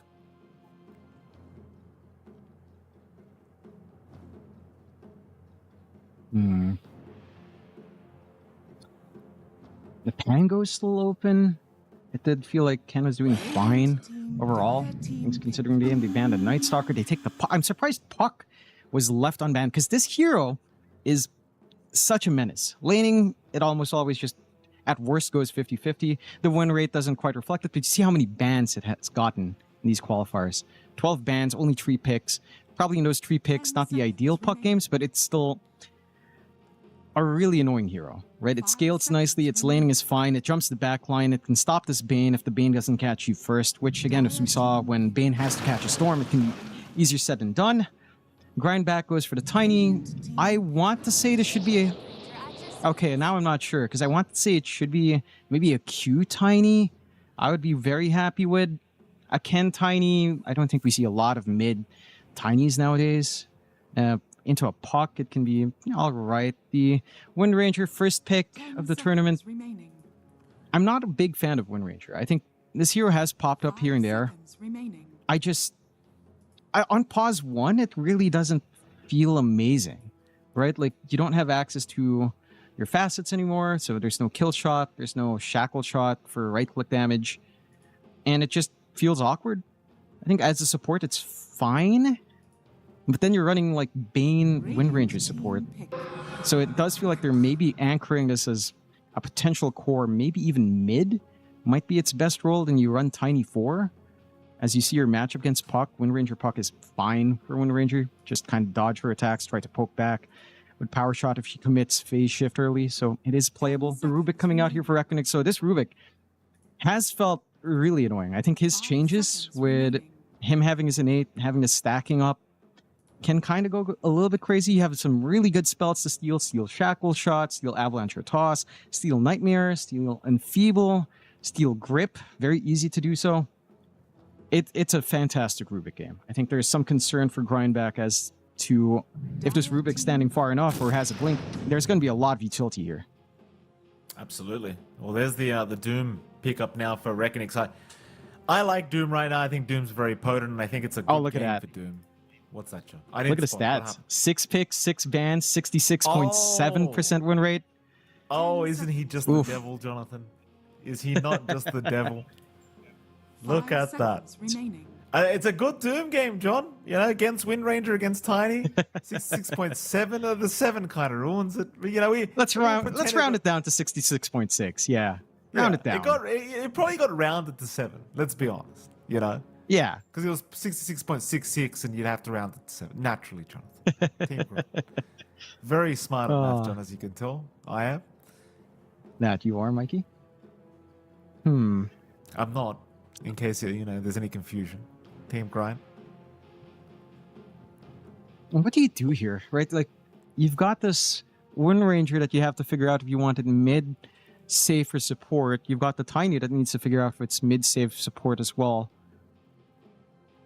You kind of need to close out this flex now, and the anchors on Reckonix, just Puck, Doom, are just so stable. They go with the Axe. This is not an amazing Axe game, I will say. You don't know your safe lane matchup. I mean, Axe overall, it's a great hero. You and I, again, had this conversation yesterday where no matter what they do to Axe in terms of nerfs or whatever, he is fun. But this is the regional qualifiers for TI. The goal is not fun. The goal is to win. And Axe can easily find himself in the lane that sucks again, like Slaughter did for Nico. They ban out Necrophos just to protect, which I don't think you're actually looking for here on Reckonix. I mean, I guess Necrophos into Axe is a pretty rough lane for Axe, to be fair. What if you just go back with Drow? I'm sure theoretically Axe does get harder and harder for Drow to kill, I suppose, but it's a great range hero to have in lane at the very least against Axe. The early levels don't feel particularly great. You got slowed down. You can't really try to pressure with running up and getting some spins. You get punished pretty well. You're already laning potentially into the Ench. So there's already some poke back in the enchant that you have to worry about. It's not a smooth Axe lane already lined up here. So, maybe they're expecting Reckonix to flex that Doom onto 1 for Jacroy. I know he's done it a couple of times. So there's some room to give it to Jacroy or FBZ. But it does feel pretty stable on offlane. I don't see a reason for FBZ to go away from the Doom. Like, stable enough, whether you're laning against Tiny or Wind Ranger, you're just going to farm. You have valid builds in, say, Phase Boots, Drums, BKB Blink, or Boots Radiance, depending on how well your lane is going. Like, there's not much pressure to kind of think too much about your itemization here. I don't know, I just don't think the Necrophos was a necessary ban. I think you'd want to just ban stuff. Well, again, I suppose it is something the Axe hates to play against, but in terms of the game, it doesn't feel amazing for Reckonix. No, yeah. I mean, I'm kind of leaning back towards the Drow again. I'll be frank with you. Yeah. John. With the way things are going, I wouldn't blame them for running it back with Drow. Tiny can be a little bit annoying towards the Drow, I guess, once you have the Shadow Blade timing, but that's all I'm seeing here. Sure, Blink Blade Mail Axe is pretty annoying against Drow, but even then, like, it's not that crazy. No. Yeah, like you disable the marksmanship when you blink in. You know, it's not exactly the most amazing counter towards Drow if they want to run it back. Apart from that, I know he's not popular right now, but Ursa seems kind of okay. You know, it's. I'm just spitballing here, Jonathan. I feel like there's a lot of good options here for the side of Reckonix. I wouldn't mind the Ursa. There's some other stuff as well. Slark can be interesting into Axe. Laning wise, it's not amazing though. Even And the Venge we MP. saw yesterday, like Venge is ultra annoying. The Pos 1 Venge against Bane's kind of nice. You know, just always cancel Yeah. the Fiend's group and swap. Like, I'm just saying, there's just so many options for Reckonings. It's a Yeah. pretty. They're going to go down the Luna route. Interesting for grindback. So not running the Pos 1 Tiny at least, John. That's good news. That is good news. I think this plays pretty nice with Axe. This should allow you to go for an Ags build, maybe Manta Ags, and then you go right click just to get some you just go timing. like- Remaining. Do you just go TB or something, John? Yeah, 5 you probably seconds. would. I mean, lanes into Axe really nice. You don't really Drow? care. I think Drow's still I'd good. say TB over Drow. TB to over Drow, I think, overall. Like, it feels like a better TB game. I think Drow had weaknesses, not just losing marksmanship, but if the Axe does roll... Okay, it's a Doom carry. FBZ Doom Enigma carry. coming out, so they shifted for Jakoi. Wow. I mean, to be fair, that lane into Axe, that is painful. The way you build... I'm curious to see if Jakoi goes for it. It's either to really crush the lane, it's like a 1-1 tree or a 0-2 tree, right? That you just max Infernal every time this Axe comes in, just whack him. And the Ench slows him down, you get some sustain, you're tanky, you chase him down. Nico can just kind of be forced to jungle. At least if he is jungling, Axe is better, even at level 2, level 3. So it's better off. But this is a very good Enigma game. There is some AoE clear, of course, from Ken, from Savage, so the Eidolons aren't going to be as much of a nuisance. But when it comes to Black Hole teamfight, Dream Coil, Black Hole, there's nothing to worry about here for the Enigma. And you're going to be forced to kind of think twice on your Bane again. Do you want to try to lock in a puck if you're not caught in Black Hole? Do you just stop Black Hole, let the puck play its game? It's another question they have to answer here on Grindback. At the least, again, their win condition, it's a much more traditional Savage carry. You saw the stats for that Luna, I believe, is 75% win rate over 4 picks. So it's won 3 games, lost 1. It looks like a pretty decent Luna game. Laning into Enigma, you're going to be farming fine. Your range isn't that high, though, so there is some nuisances the Enigma can kind of leverage. But it should be a much more impactful game for Savage. I am just really curious to see how much Ken can get done with a mid-Tiny, because, again, it feels like Tiny's just been nerfed and nerfed and nerfed in terms of that magical burst. Like, the one Tiny game we saw last time, at like 20, 25 minutes in, a Blink Avalanche toss doesn't kill a support.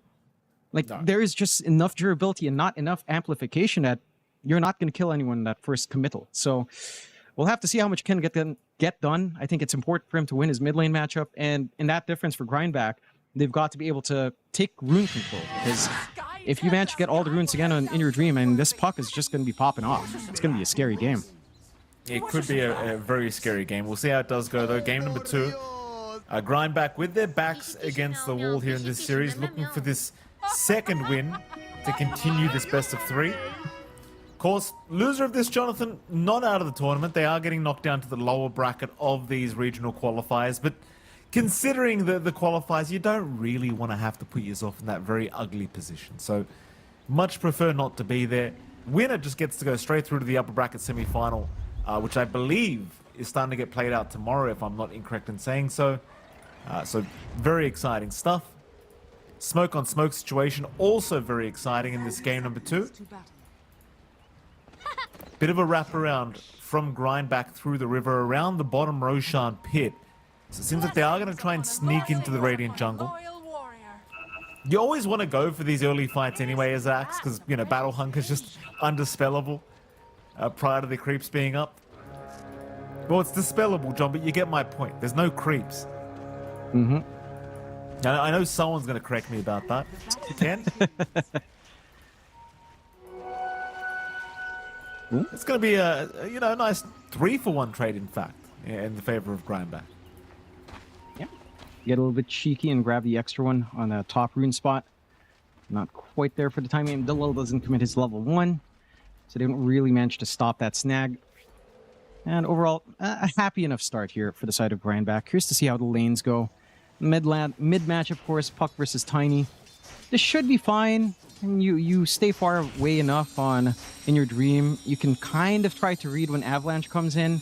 Ken doesn't really get a safe zone to come in and just try to right-click away with a tree grab as well.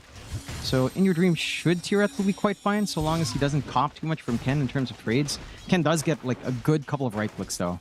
So I guess that kind of offsets for that first wave. Rune control is going to be big. In the last game, we didn't see that much coming out from Grindback. A lot more emphasis on Reckonix, but they also did win like 2 side lanes. And that's one improvement we have to see. Already dropping a bit low on Q down bot, which is again concerning. Jacroy does go for Scorched Earth and is queuing up the Radiance build, which is fine as a carry. You can see he is just willing to run forward. He's just so tanky in that Doom. 700 HP, 4 armor. The right-click trades from Q doesn't really push them back far enough. And Varish does have sustain to help them run down. At the least, again, melee matchup for Nico means he's not going to be shoved out early. The top lane, last lane, of course.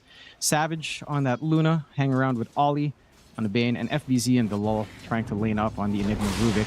Have some combinations here. Yeah, Ollie, a lot of damage with these Eidolons now, and there's no escape for him as Delal.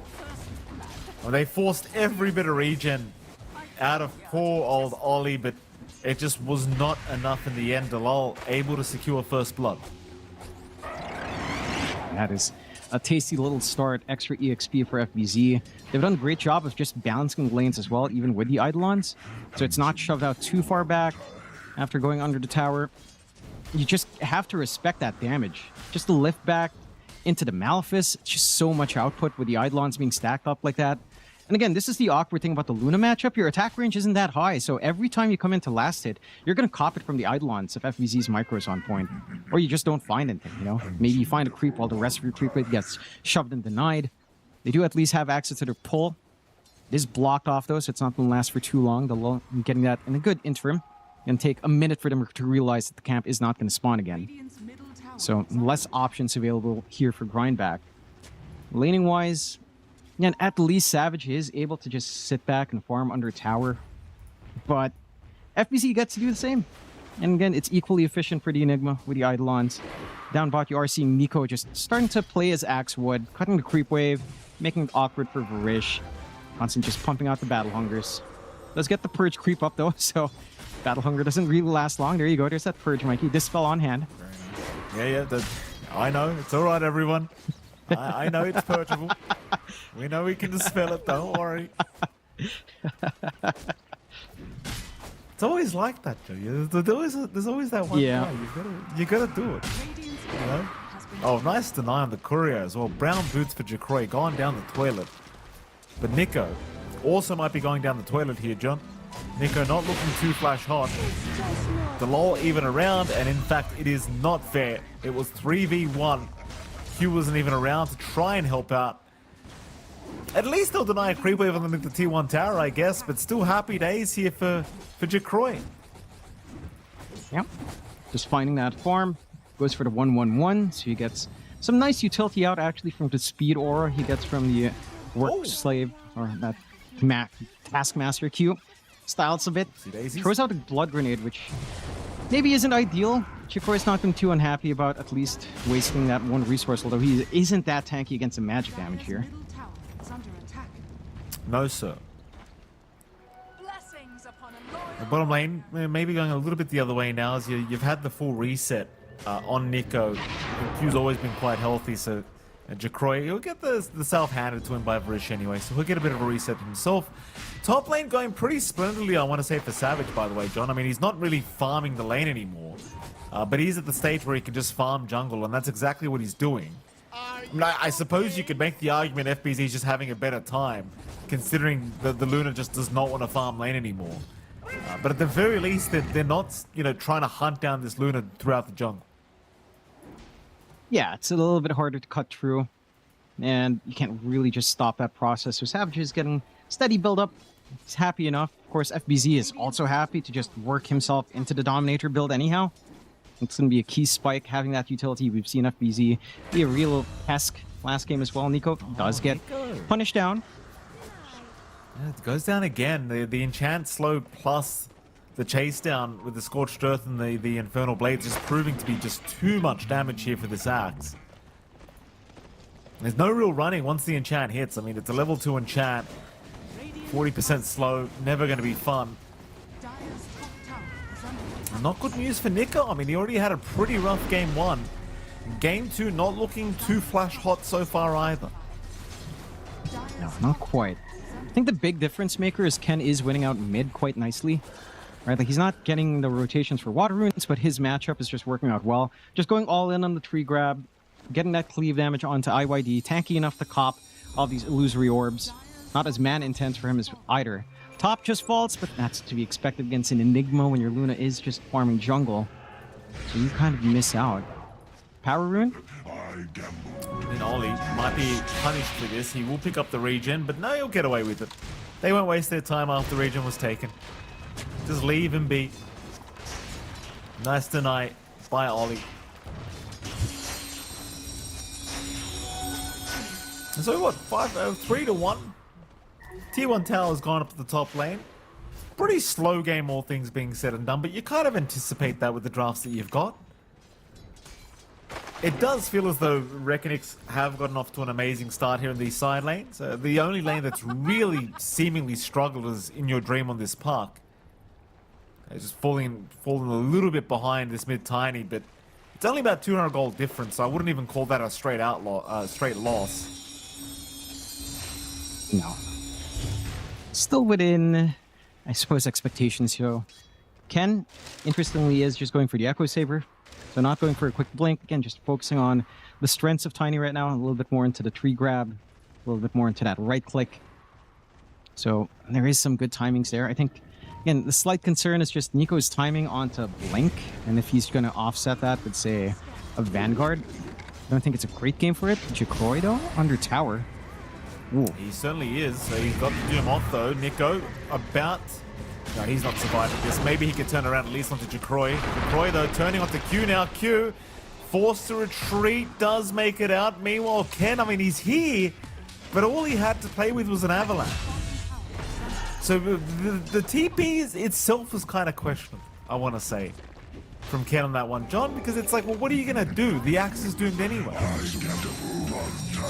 Yeah, maybe expecting some punish, but without toss. I think we've seen this a couple of times. I think Gunnar himself keeps pointing out he understands going all in on the tree grab, but not having toss means when you TP in, you really do nothing but just hope a couple of your right clicks are great. You don't have attack speed to really burst someone just with phase boot, so you really don't do much on the Tiny. You're just gonna be farming for maybe a couple more levels here, and like that just again gives all the Ooh, Varish means they should kill him here. Varish will die.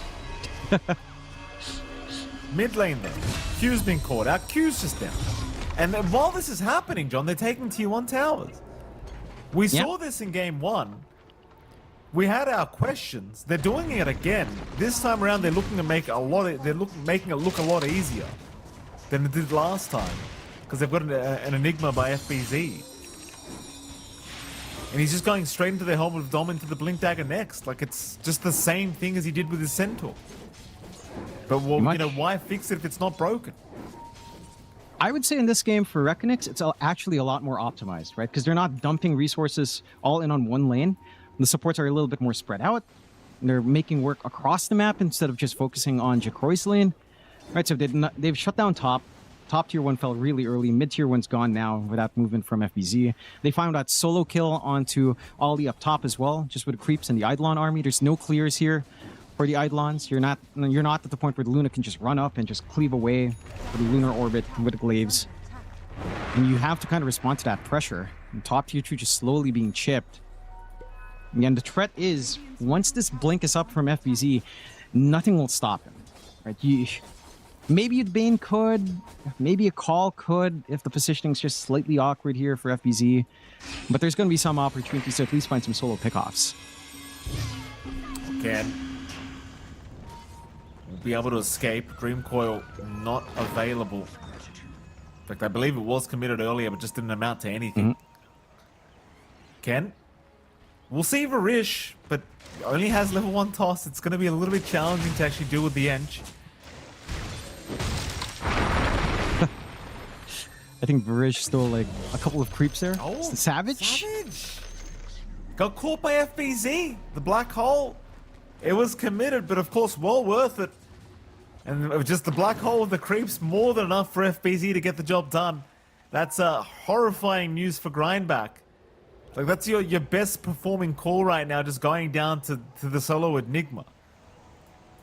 And meanwhile, John, I mean, Jacroy and FBZ, they're still farming out of control here. It's really just not good news here for Grindback. No.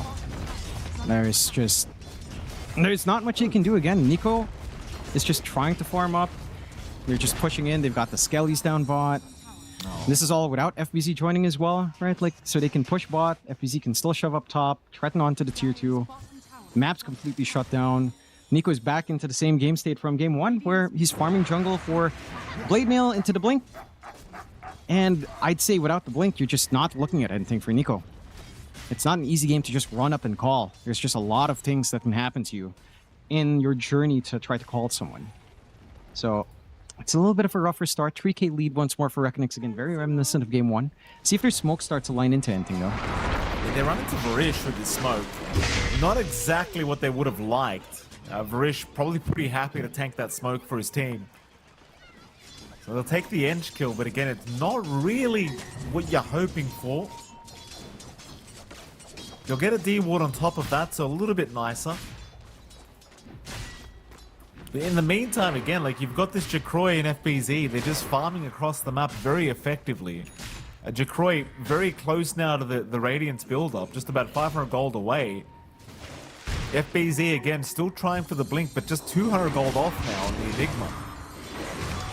And you're nowhere near prepared for that. In fact, Nico, almost going down. You're not prepared at all for the Blink Black Hole at the moment. Like, you really haven't got the answers for it. No, you really don't. I mean, you hit this timing now on Ken, so he does have Echo Saber. It just doesn't feel great without the Blink, right? Like, okay, he can right-click pretty fast. Who is he right-clicking without that way of gap closing? Really, no one. Smoke out from Reckonix, just setting up some good wards for the push onto the tier 2. We'll see if anyone comes in for the response as FBZ again. You leave him alone, this tower's just gone. It looks like at this point, Grindback might just surrender it. Although Savage? Oh boy, Savage! They snuck up on him. And it's really just that easy. Not anticipating the rotation. Savage stuck around to try and force the wave back, but it cost him his life again. And this is it feels like at this stage of the game, you kind of would rather someone like Nico be there to defend this tower, and now he's there, but it's just too late, and Nico doesn't even want to be around. He's just taking too much damage already. All he's got is a Blade Mail to play with at the moment, poor old Nico. He just wants a bit of catch-up farm, but he can't really get that time either, it seems. No. And they don't have access to their top jungle. Look at FVZ, draining every single camp. They've got ward. They're farming under wards. It doesn't even matter, because how will you jump in? You don't have a blink in your Tiny. You don't have a blink on your Axe. You don't have a way of finding kill. They jump again. Yeah, you love to see this. You love to see it. FBZ, no hesitation. Just gets the job done, shows off the blink. And I'll tell you, I mean, it might be a little bit early to say this, but Reckonix, they are just kind of outclassing Grindback here in this game 1 and 2.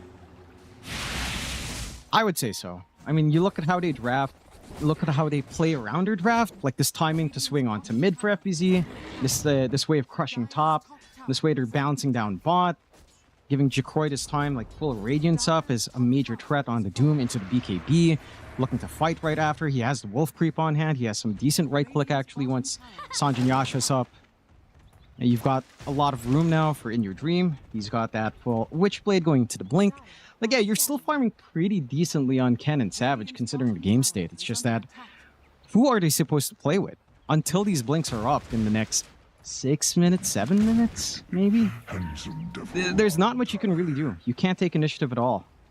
Mind you, I mean, we're 15 minutes in. A 6k lead is significant for Reckonix. It's 9-3, so anyone looking for 10 kills, well, you're having fun here. You never know if Southeast Asia can hit the 10. We've at least got Mangabi that's made an appearance up north where Nico is, John. That's good news. Just to the left. There it is. Yeah, I see it. I there see it it. is. Yeah, We've got it. We see it. Yeah. He's made A his little appearance. cameo. I think it was That's, Nico who put him down too. Yeah, it's his favorite sticker. Praying tribute to Mangabi, hoping that the luck comes in. There you go. Ollie's down now. Mangabi not happy apparently. 23 Savage. And the rest of the crew still hanging about. Not really advised to try and force a fight, I don't think, Jonathan, unless they can find themselves a nice angle to just pop the Eclipse and run. Because you do have Doom available. Top lane, Nico, certainly not being helped by Mango. Bot lane, they are going to find Delol. Would not really call that a very good trade if you are Grindback. No, surprisingly not as much as you'd expect, considering the deficit. It is slightly more gold than finding Nico, but Nico is the one you need some farm on. You really want that blink. At least Ken has his blink, so there is that source of play now. You have that jump potential. You've got some burst potential on hand. You just need to kind of find it somehow. Like, find these opportunities, because this game gets pretty scary pretty fast. Like, FBZ into BKB, like we were talking about a while ago, that's a very scary point. You have to commit grip just to stop the black hole, if you can even catch him. With the range you have on Ollie, he is trying to go into an Aether Lens to have that reach right outside black hole range. You've got this puck that's just already a menace, hasn't died, very hard to catch. Your control isn't quite there unless you again get this perfect blink timing from Ken, or again you commit your spells out from Ollie. And Jacroy is just free riding into BKB, and he's got the 2 parts, just lacking the recipe. Not much more to say. It's smooth for Econix. And for Grindback, I mean, this time it's more feasible for them to play a slow game. You can kind of see that idea of the late game here, because you've got Luna, right? Like, if Savage can work his way into the butterfly spike, then this Luna is a menace. Even something like a Ags down the line to tie into your tiny blink or Axe blink, that can be quite devastating. See if the smoke works out through the gate here. Oh, they're heading right towards Jacroy. That'd be a great target, but gee, I have my doubts as to whether they can actually kill him quick enough, that is. They'll head mid instead. Jacroy will narrowly avoid the gank. Mid lane, they'd love a puck. Not going to see that opportunity either, unfortunately. And they've got the blink initiation on Ken. They're just not seeing the opportunities required. And now Ken will reveal his position. So nothing coming out of that 3-man smoke. They know exactly where Reckonix are. I mean, they have not been hiding it. It's just, they've been very disciplined with their positioning. It has not allowed Grindback any easy opportunities. And, well, they've kind of just been hanging around with each other for the last 2 minutes, John. Nothing's happening. You know, you'd rather kind of see Ken farming here, but, well, they're going to try for Jacroy again. This is by the tier 1 top tower. He has help if he needs it. And here they come. There's no burst, They cancel. Man. They just cancel. TP I mean, for you what? see the problem with Tiny, right? Like, blink, avalanche, toss, and what was that? Maybe a quarter of Jacroy's HP? Again, Less than half? Try again? This time? Oh no, the BKB was there in time. Maybe they get him. Maybe not. Got the Doom off the black hole. Oh, they got him. Oh, That's just so depressing, John. It's just depressing. Oh. I mean, FBZ's been too good. I mean, we'll give props to FBZ before we talk about how depressing it is right now for Grindback. John, FBZ on this Enigma has been playing, I want to say, a perfect Enigma game. But for Grindback, John, depressing game. Very depressing game. that it is.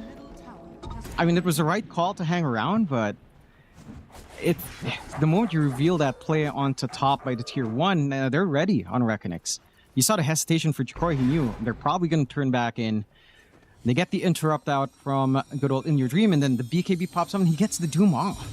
Like, he doesn't even die. There's just such a big damage issue. Like, Wind Ranger with Focus Fire, it's not amazing on support. You have no damage steroid right now for Ollie, so he's just kind of tickling a Doom. Avalanche Toss, again, is an amazing amount of damage anymore. Nico, you're forced to use grip. Nico's a bit too brave here, John. Nico top lane just lost half his HP to FBZ, and that was a Malefic's Midnight Pulse. Meanwhile, Savage, currently being bullied by Varish. I think it's time for the Hurricane Pike Varish. Meanwhile, Delol will tank the gank of Ken. Eclipse has been popped for this. Eclipse It's on the surely kills creeps. Varish, but yes, it was on creeps, John. And Varish is actually just tanking all this. They'll get him. It's just concerning how long it took for the support duo, but they get him. It's still a big gold influx, still a big XP influx. And in fact, it should lead to a Tormentor on top. Happy days here for Grindback. That it is. Just a couple more objectives for them to kind of claw their way back into this game. I'm a little bit surprised they didn't look to commit back with no Black Hole, no Doom. IYD, his TP point was pretty far. It's not like you can make it in time. You are right, though. It's concerning that it takes such a long time to kill off 2 supports. And it's very unfortunate for Savage that the creep wave, or the camp, was right there, fully spawned up. And now they're kind of looking. Ken. FBZ, he's just such a nuisance, this guy. He just, those creeps and Eidolons constantly chasing Ken across that top area of the map. Nothing Ken could do about it. He was just being stalked the whole time. Nope. And that's actually a big enough kill to offset those 2 support losses. Right? You killed someone that wants to get this BKB timing. You stalled out longer for Ken. You're feeding into FBZ, who's just going for Lincolns now. Nightmare on Varish means nothing. Meanwhile, mid lane, Jacroy gonna have all his team smoked up around him. I mean, they really just feel unstoppable right now. At least Eclipse will be back up for this next team fight, but this is into the BKB of Jacroy if he even needs it. Ollie will go down. Blink now up for Delol, and he's also stolen himself Nightmare, which is a really, really yucky ability to give away if you're grind back. And Vrish, I believe, has heard my calls, Jonathan. He has built up the 4-star. He'll go for the right-click build as he should, John. He deserves it. As he should. He's got the drums up as well to help with some of that right-click attack speed. So he's feeling great. I am trying to think about the ideal circumstance for Grindback. Blink call onto Enigma +1, I think is what you have to hope for. Yeah. You're hoping for Nico to do something in this game, John? I'd hate to... He's sleeping. I'd hate to... Oh, that's not nice, John. It was factual. Oh, the neutral! MVP! Meanwhile, Q. He's alright. Q will win run out of it. Nico acting like that was calculated as well. It was definitely not. There were a couple of ticks on him. He can really scavenge anything to be positive about, you know? He's one of those guys that he'll just find anything. You know? Just anything. That he does. I mean, it's space. You know when you wake up and like you've got no milk in the fridge, John, you already poured the cereal? You know? Nico's like, well, we got water. You know, we can still use water, guy. That's the kind of guy Nico is. I don't think even Nico is that unhinged, Mikey. Well, I was, John. When I was a poor kid, Jonathan, I had to do it. You know? You would it not be better off to just wouldn't it be best to just have the cereal and then have a glass of water on the side? You know? Well, yes. Isn't it would have been, John, but you know, sometimes your teeth hurt, you know, the sugary cereal's not very good for you, John. You know, you got to dilute it. You need some dilution, Jonathan. As Eternal Envy would have said. Ollie in trouble and feeble now as well. Oh, good times. Very nice indeed. 4-0-9 for FBZ now. Lines being drawn directly through the mid lane. It's funny, you and I, we were having our questions about which team was stronger before the series started, didn't we, John? Yep. Reckonix have so far put that question to bed, I'm going to say. Yeah. Q, they're ignoring Q. They want the bigger target, and they found it. They know he's there somewhere. FBZ, he doesn't need to do that. He knows he doesn't need to do that. Yeah. But he's just one of those guys, isn't he, John? He just can't help himself, FBZ. No. I mean, that is, you know, one of the 2 big targets you want. That's either the Luna gets Black Hole or the Tiny. You just kind of take what you can get. I mean, to be fair, it's a longer cooldown than the respawn, of course, so you don't have access to that Black Hole. At the same time, it just doesn't feel like they even need it. Yeah, exactly. They've got Doom, Dream Coil. Yeah, I mean, Q, only so much he can do here, John. He's locked in with the Dream Coil. He's gone. Oh boy, I mean, it's one of those games where you really are hoping for that big blink call, blade mail situation for Nico, but it's just hasn't happened, has it? And now bottom lane being forced in tier 3 tower. FBZ's hunting down Savage as well. Look, the Eidolons, John, they're just keeping up the vision on Savage. This guy's just splitting Eidolons everywhere. He thinks he's playing Broodmother FBZ. There's Eidolons everywhere.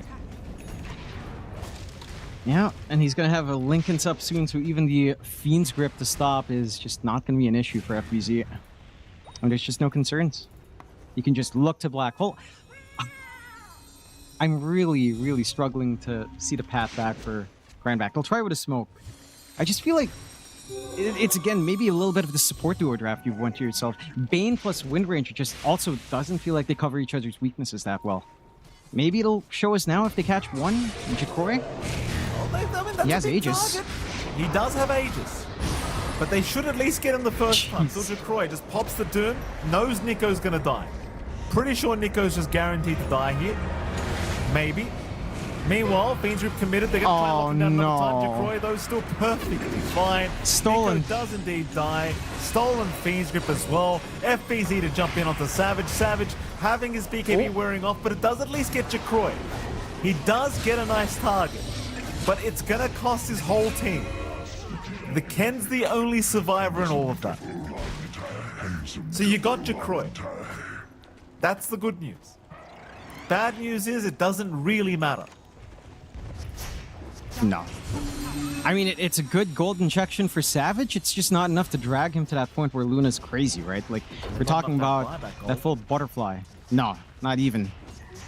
So, the Rats just set to fall. We've got that push pace coming out from FBZ. Black Hole's coming off cooldown now on the respawns. So, he has a way to still force this fight out if they'd want to kind of keep staying on this high ground here without their Doom. And they're not even fully backing off. Again, they don't care. Black Hole's back up, by the way, John. FBZ, he might be trying to be a bit stylish this time, I think. He's waiting for the multi-man. Q. Jackal's out. Nico gonna jump in. They've got 4 up now, trying to move in for more, but Nico's just getting torn a new one. Varish has the full Hurricane Pike, by the way. Very nice.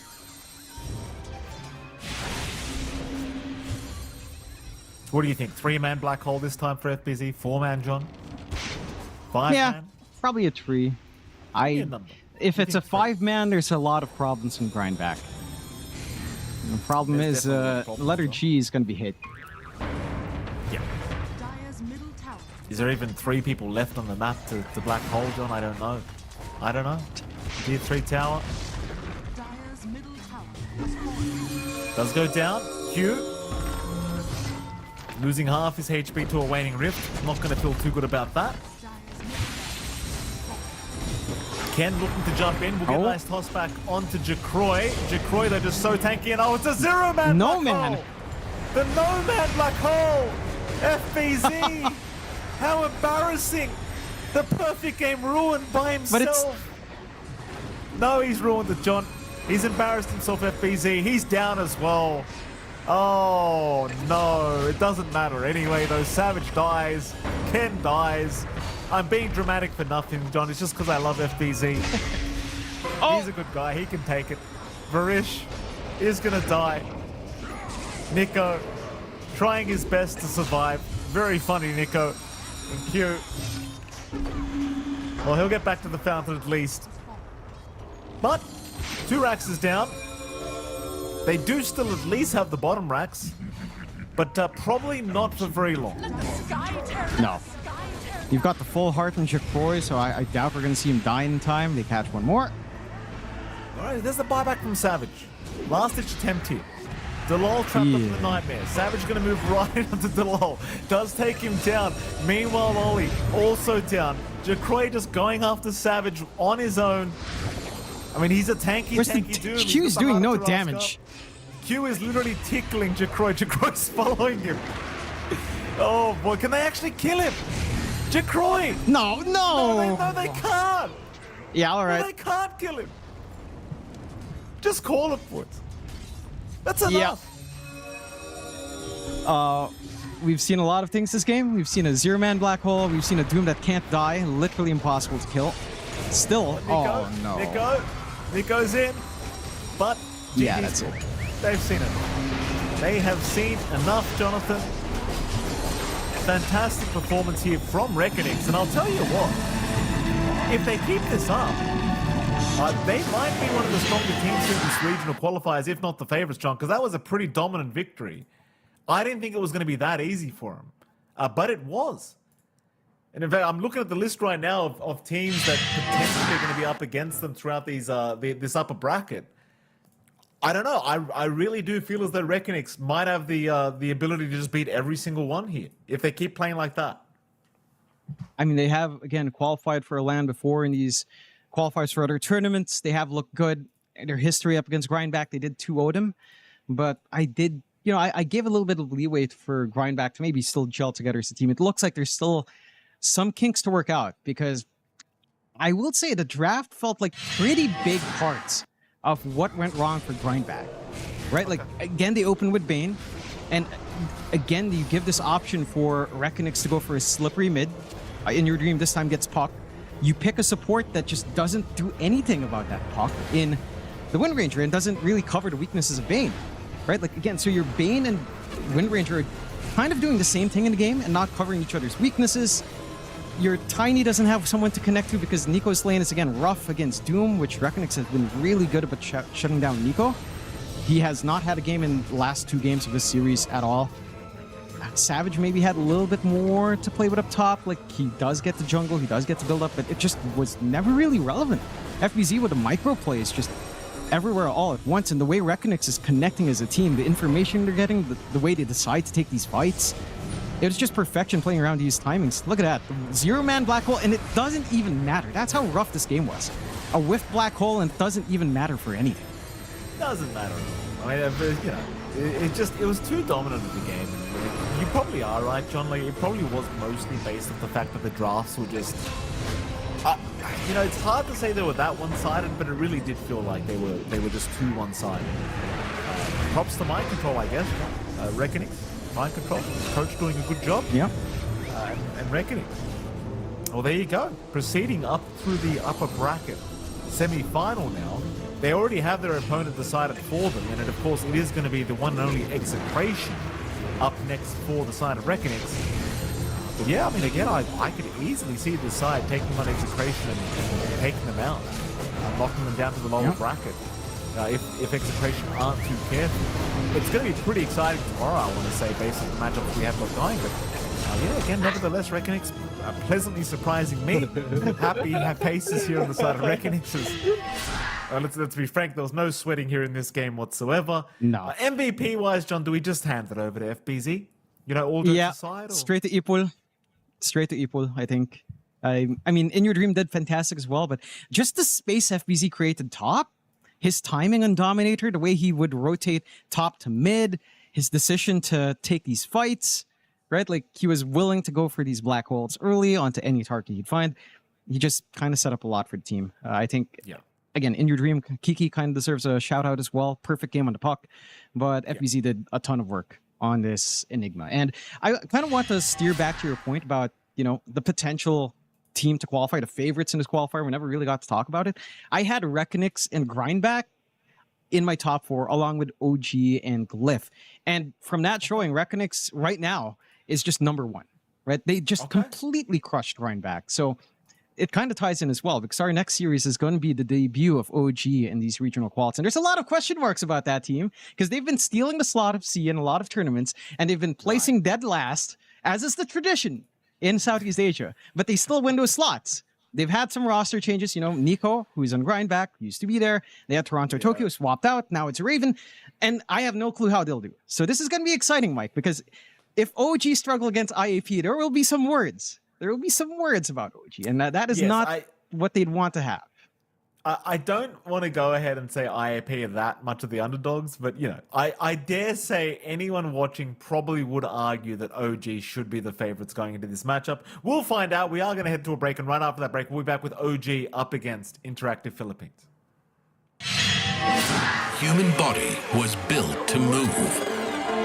Not trapped at a desk in one singular posture for 12 hours a day. It's time your chair evolved. This is Secret Lab Titan Evo. Ergonomically engineered for you. Gamers, hybrid workers, artists.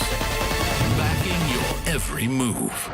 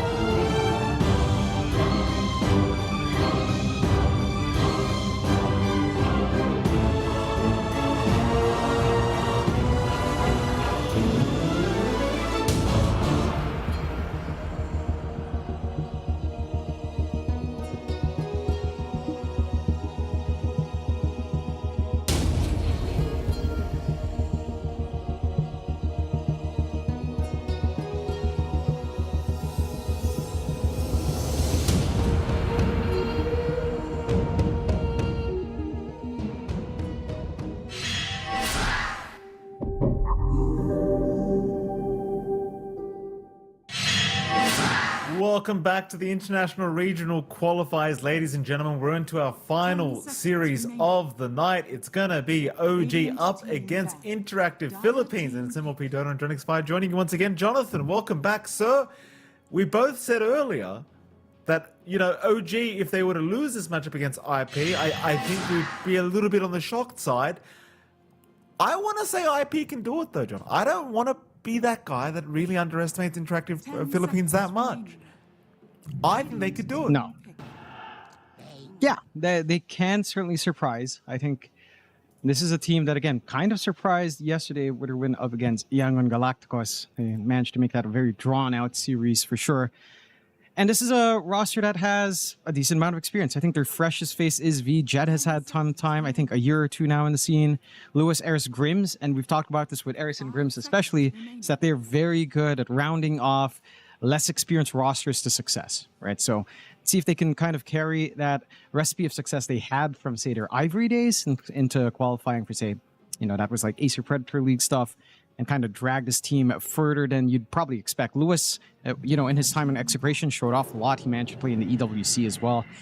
So there's a good blend of experience and skill here on the side of IAP, not to be underestimated. And again, when we talk about OG, this is a team that has had a lot of ups and downs in their time in Southeast Asia. Start of the tour last season in the first Wallahia at the end of 2025, you remember? They looked pretty good. They placed top 6. They managed to get another top 6 placement as well. And then it's been kind of downhill in 2026 itself. So we'll see if they found that magic with this change from Nico to Toronto, Tokyo to Raven now, and see if that reflects here. Again, normally I would give you some insider info, but it's been a lot quieter with our manager on OG. He's not been willing to say how they're doing. He's like very calm, very quiet, maybe trying not to jinx things. We'll see if that holds up, as we already have that draft on hand. It's the Bane opener once more, as we've seen throughout our series today.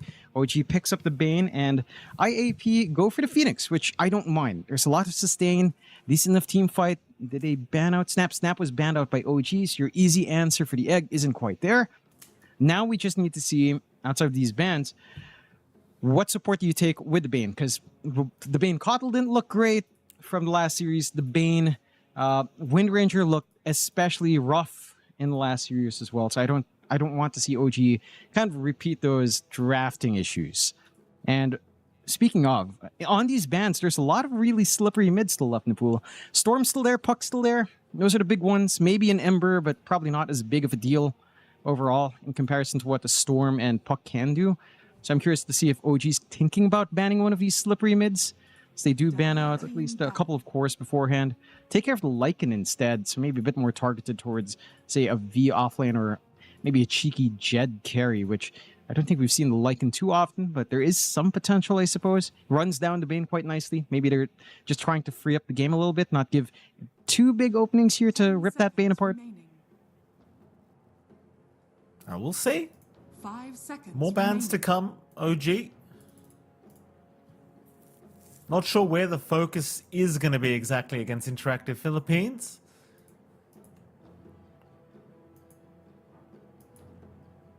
OG still thinking about it. 45 seconds reserve time. Of course, they still have 3-4-3 in the coaching role, I do believe, for the OG side as well. Radiant team ban.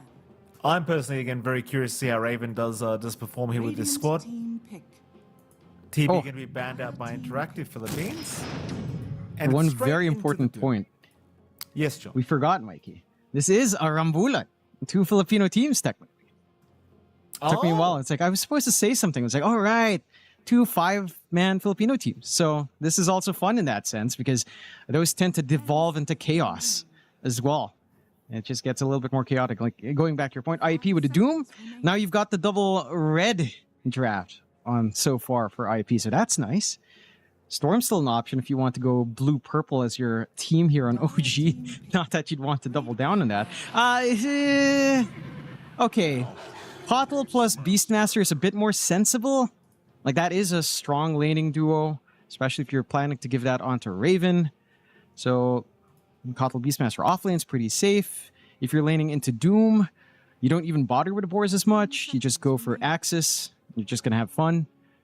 But again, there are weaknesses to this support duo. Kotl Bane does lack control. Mind you, The Bane, or at least the Beastmaster, offset that a bit with Roar. So you have 2 BKB piercing stuns on hand with a Fiend's Grip plus the Roar. And that does make things a little bit easier. Beastmaster tends to get the blink, so you should be able to catch someone slippery if there's someone that does slide in on mid. Again, Ember, Storm, Puck are all available here for IAP if they want that. So all of those options. Does have some answer in OG if the blink timing's on point here for Raven. Assuming this is a Raven Beastmaster. We've seen some Beastmaster flexes. Yopaj could play it mid. You could run it safely and for Natsumi as well. There's the Hoodwink that we've seen be completely destroying Banes. As you know, we saw some great bushwhacks from Delul in the last game. I would expect the same here. Flinks as well. So very interesting out from the side of IAP. A lot of ways to rip through the Beastmaster army for sure. So I don't think this is a game where you even consider like a Dominator. You just kind of want to go for your Ags build up here. The lane for Clinks into Beastmaster should be okay. Maybe it'll take like level 2, level 3 for that to kind of line up. Lots of push potential coming out here now. Lots of ways of hunting the back line, right? Like this Bane is going to be a sitting duck. The Coddle is going to be a sitting duck to just the Clinks hunting once he has, say, a Deso and manages to start to get some room for himself to get some kills. Also, IAP are keeping themselves kind of red, except for the Hoodwink. There's the Puck.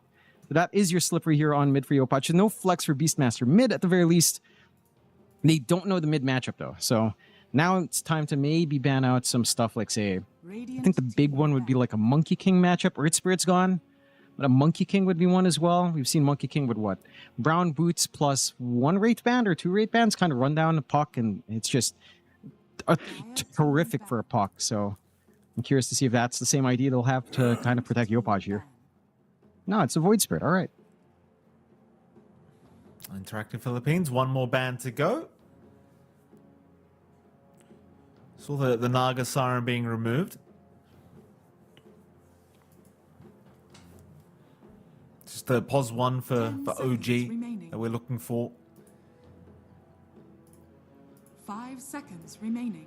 This is Clinks, you know, I really don't like this hero very much, John. I'll tell you. Never really inspires too much confidence in me, this Clinks hero. Like, it's one of those heroes where it either just does incredibly well, like, or it just does nothing. You know? Yeah. I think in this game, again, it makes sense against the Beastmaster lane. It makes sense in hunting down these 2 really squishy backline supports in Coddle and Bane. Right? So you go Orchid, maybe a Deso as well. You just melt these 2 heroes. There's no way to stop it if they're isolated away. You can kind of just take objectives really quick as well, quite nicely. So I think it does fit what IAP want. I do agree. I don't think the Clinks is really the most winning hero, but it does make a lot of sense in this specific draft. I think it does work with what you'd want to do here for IAP. I would want to see something that maybe takes initiative here on the mid, because you could end up in a state where Clinks and Doom are just farming up, so you don't really have anything to connect with your supports. I do not like that pick on OG. You had some words for Natsumi last time we saw him when he picked this one, Mike. I mean, look, Johnny, you know, he's all right. He can, you know, he performed, Jonathan. He did his job. It's all right. Do I like it, John? No, I don't. I don't understand why even bother. But, you know, he did perform all right after my conversation, I might add. Not before. Yes. Beforehand, he was playing like straight trash. But after I had a chat with him, you know, I had a chat. He learned quick. There's your Ember Spirit for InterActive Philippines. What is it, John? Well, big props to IAP for going 4 red heroes plus a squirrel. Very nice thematically. Yes. Now you can all chat red heroes here from OG if they want. I do feel like this is... I know, there's just such a big question mark over this Wind Ranger 1-man. It can look amazing some games, but again, no shackle shot right-click amplification, no kill shot any longer. So as a carry, you lose out in all of those aspects. We haven't had Whirlwind in a year, so that's just a fever dream at this point if you're picking Wind Ranger for like killing off a lot of heroes. It does feel like the win conditions really Raven and Yopaj here, or like the Natsumi. You know, I think the main thing with a Wind Ranger pickup is that it can stand up against Clinks with Wind Run, right? So you do have evasion. The Clinks is not going to melt you down. You can maybe shackle, buy yourself space, buy some time for the supports to reposition, or actually get, you know, a grip on something big and just kind of play that way. But as a win condition, Wind Ranger is just not great. The damage just isn't good. I mean, to be fair, we saw Q play it support, but it just, as a support, it felt like it has no damage. As a core, maybe with Maelstrom, you know, that's a decent timing, but it still doesn't feel amazing. I don't know what to expect from Natsumi here. It feels more tempo-based, and again, he's more acting like as bait, acting as something to break that combination with the Clinks, but I don't know if you needed Wind Ranger for that. I think you could have gone literally any other hero, and you would probably do the same job if you're tanky enough. It's an interesting one, John. You know what? If it wasn't a Clinks carry, you know, I'd probably have a lot more to say about this Wind Ranger pickup. But you know, at least you have a hero that can just chase down the Clinks and just target him. You know, maybe that's just I don't know. I'm coming up with excuses now. I don't know why I do it, John. You know, I don't know why Natsumi's picked it. I don't know. He just likes the hero that much. Yeah, maybe he just can't help himself. You know, it's like, all right. We're coming in, regional qualifiers. Let's set expectations up. Pick me Wind Ranger. Can only go up from there, right? If it's good, then he's going to have better performances on other heroes. If it goes bad, he's like, I just picked Wind Ranger. You know, I can play something else. You know, so they're setting the bar. Let's see if they can clear the bar here first for OG. As again, coming into this one, you would expect OG to be heavy favorites. So look, you can't underestimate IAP. For all the reasons we said a while ago, Eris Grimm's guiding younger stacks has been pretty successful previously, but this draft, they worked themselves on IAP. It's pretty straightforward, right? Like, this is a draft that honestly plays very smoothly from laning phase into the 15-minute mark, into the 20-minute mark, into 30 minutes. It has some good spikes across the board. OG really has to show their laning potential here, right? Like, they have to show their strength in laning. They have to kind of prevent this rapid buildup from the Clinks for... If he goes for Orchid or Desolator, I think both options are valid. Maybe the Orchid's a little bit more winning in terms of finding some pickoffs. But it really hinges on, like, Raven crushing a lane. I think we have to really watch this new off lane for OG. That's got to be key. See what Raven does get done here on this this Beastmaster, this game one. Yeah, I had my doubts too, Jonathan. I'm looking forward to seeing how the performance does go. Bounty runes. Looks like it's going to be a pretty easy 2-for-2 trade. Doesn't seem like any real fight is set to break out. Neither side really too interested in getting involved this early on. So mid lane matchup. You are going to see Yopaj on the puck, of course. He will be up against the Ember Spirit of Lewis, and already, Jonathan, the win probability 58%. For InterActive Philippines. Look at that. Amazing. That's exactly what you want to see. And I think that's the handicap OG placed on themselves. Well, Natsumi, you don't get to disconnect just because you pick Wind Ranger. You know? That's right. You don't get to do that. Yeah, Scam as well.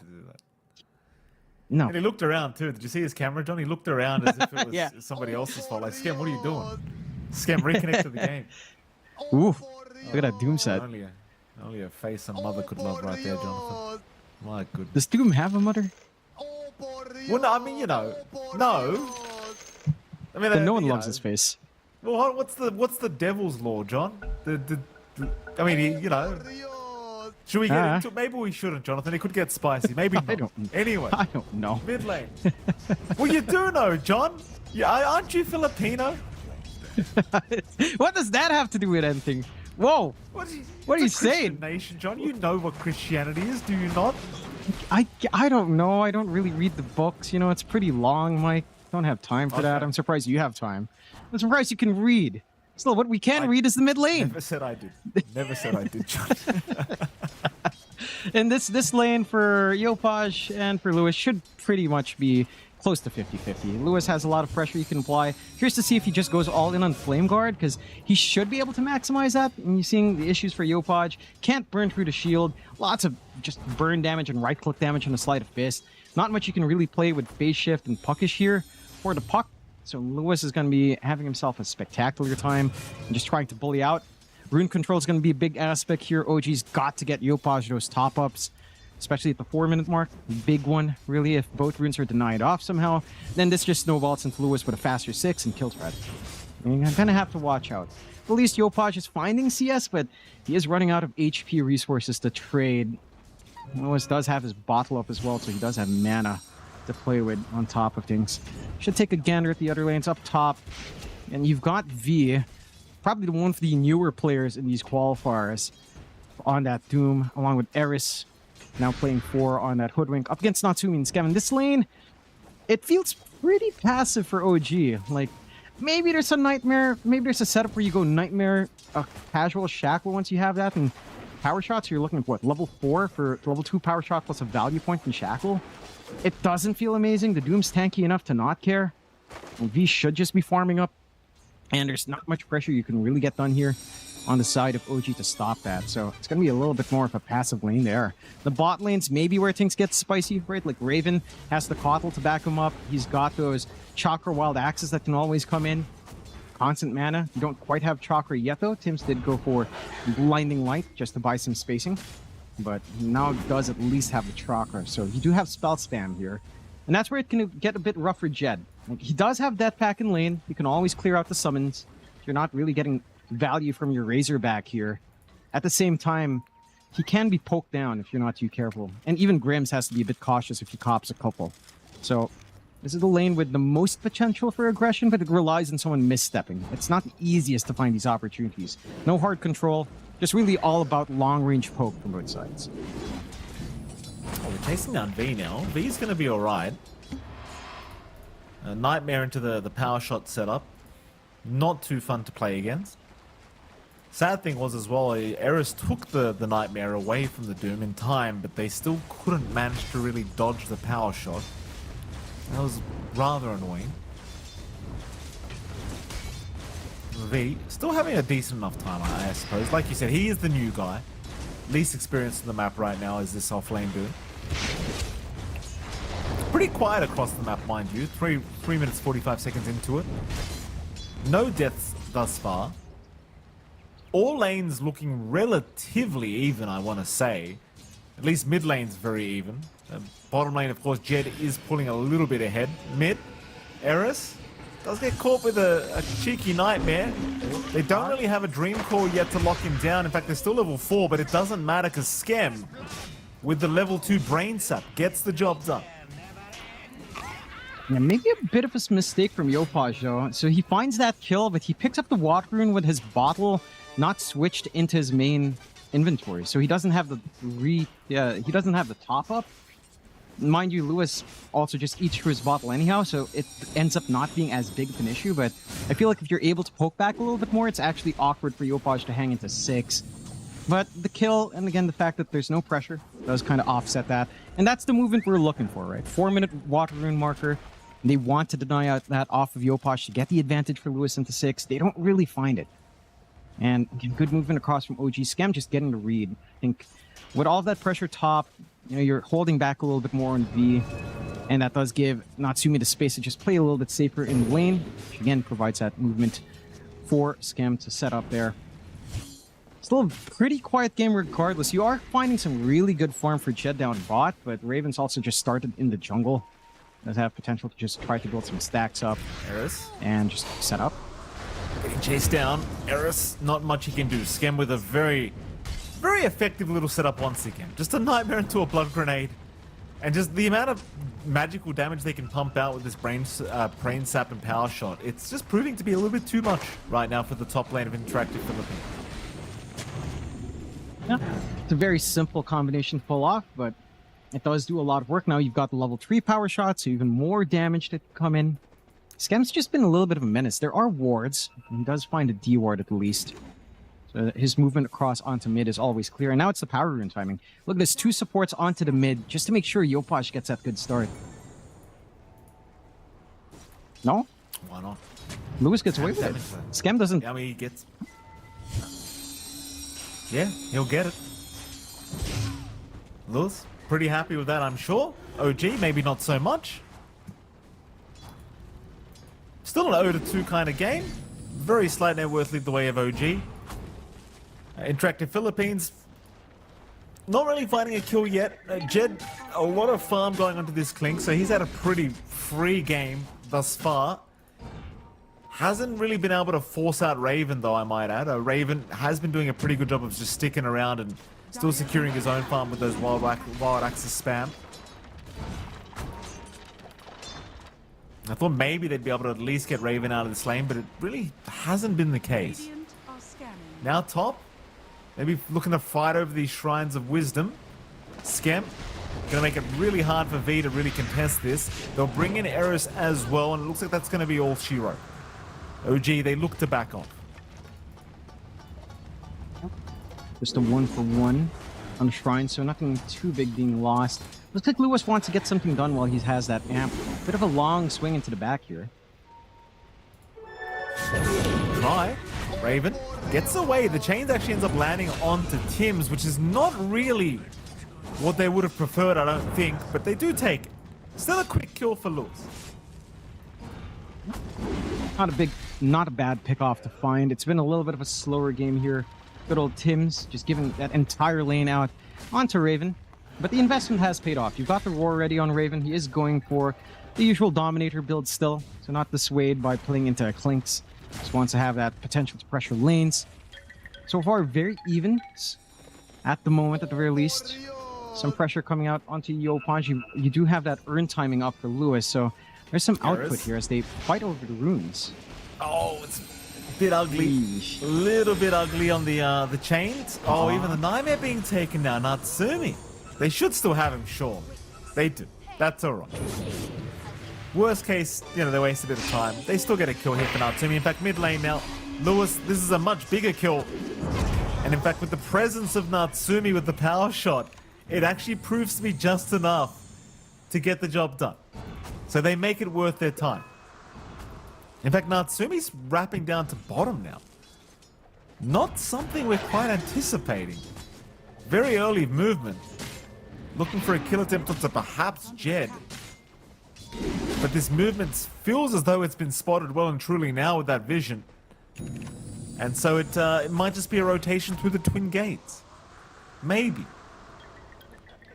Natsumi, a little bit cautious not to get caught by the twin gate, I hope. In fact, they're sticking around. They're going to commit for the tower push, it looks like. No, they're not. Never mind. Natsumi's out of there. Top. Pretty big damage spike. Oh. They've locked down a Nightmare, but Natsumi again. It doesn't matter though. Fiend Trooper's committed. V will go down. Tim's will go down in the bottom lane in the meantime, but certainly a pretty successful trade for the side of OG. You'd want to clean up a couple of these issues with Nightmare being passed around. It's looking a little bit scary. It will if this happens in, let's say, 10 more minutes. That is something punishable here by IAP, but at this point, not the sketchiest thing in the world. Decent enough start still for OG, 2-5. Good early activity for Natsumi is actually helping his cause. Maelstrom not too far off now, and that's the first major item spike for the Wind Ranger. Another fight over these runes though. Lockdown Lewis. Shield rune is picked up by Yopaj. He's got some help around though. Nightmare's going to be taken by Grims, but the shackle shot going to lock down Lewis. He needs a way out of this, but the coil is just lasting a little bit too long. Still, they'll drop the egg, and Yopaj should be falling. He got locked down in the bushwhack there. He did try for a quick right click onto the egg, but realized the Fire Spirit Slow was applied. Meanwhile, Grims does go down to Natsumi, but actually ends up finding a double kill before he does fall. So really, not a bad fight at all for the InterActive Philippines side, I want to say. Well, pretty much find everything you'd want to trade. You force out the Doom, so you know you've got a window where you don't have to worry about that spell. Natsumi is still pretty close to the Maelstrom, but not quite fully there. I will say there was some hesitation on the egg, right? Like, Yopaj was hitting, Natsumi was kind of walking away. So he wasn't keen on trying to burst that egg. Yopaj was fully committed and had no way out, was in a really awkward spot, standing closer to that ramp on the Radiant side. And that does lead to a little bit of a consolation prize out for IAP. I will say off the space is just nice for Jed though, although. Nightmare and Shackle at the same time. That could actually cost them a little bit here. They'll focus fire though. Power shots out as well. Jed, he's actually running. Jed He's not gonna die. He's actually gonna make it. They don't have the damage output. That's concerning. And now Natsumi gonna die along with, I believe, Skem, unless he makes it, but he cannot. Oh, it's just very, very ugly. There's just no damage. The focus fire did nothing. That they had Fiend's Grip, but there was no point committing it. And this is where you start to question the point of this POS 1 Wind Ranger. I mean, it also just goes back into why Clinks is good this game, right? Because you've got Death Pack, you've got some summons to always jump into, you can jump into your skeletons, you've got a lot of HP in these team fights. Again? They'll try again. Maybe this time, but they'll just drop the egg now by Eris. Raven? Raven? The focus fire is proving to not be anywhere near enough. Raven does make it out. Now Jed does go down. Raven securing the kill, and Yopaj showing up to ensure they don't repeat what happened the first time. So they'll get away with it this time. They'll find even Eris perhaps. Eris on the run, but the Solar Bind gonna slow him down long enough, and they do secure with the Illuminate of Tim's. Gee, even that was a little bit risky. You know, it looked like it might turn ugly there for a moment. And it did. I will say, you aren't at the point where you can just kind of melt these heroes yet in the Clinks, right? Like the Deso is still coming out for Jed. So maybe a little bit optimistic. It does still feel really awkward how you're finding these kills on OG, but they are kind of edging it out just a bit more. Maybe onto V, they've got the grip here. Yeah, they do have a grip for V if they want. They actually just leave him though. Just leave him be. Focus Fire was available, but I think Natsumi's kind of gotten the hint that he might need to get back to the farming board. You know, it's just maybe pick up at least the Maelstrom before you get going again. Meanwhile, those Skem does get caught, will break, or at least tank the gank for Natsumi. But I do think well and truly that they've realized that perhaps their carry does need a bit more farm. It does. Lewis finds himself triple bounties to keep this aggression top as well. He's fully topped up. Can kind of try to go hunting if he wants. There's some pressure coming out from Yopaj on mid, so at least they'll be able to trade a tier 1 mid for a tier 1 top.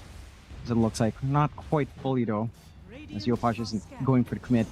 But, again, you're finding some openings here for IAP. You've reached that point now where Jed should be making moves, and he does go through the gate. Desolator up. He can melt through even Natsumi if he's not too careful here.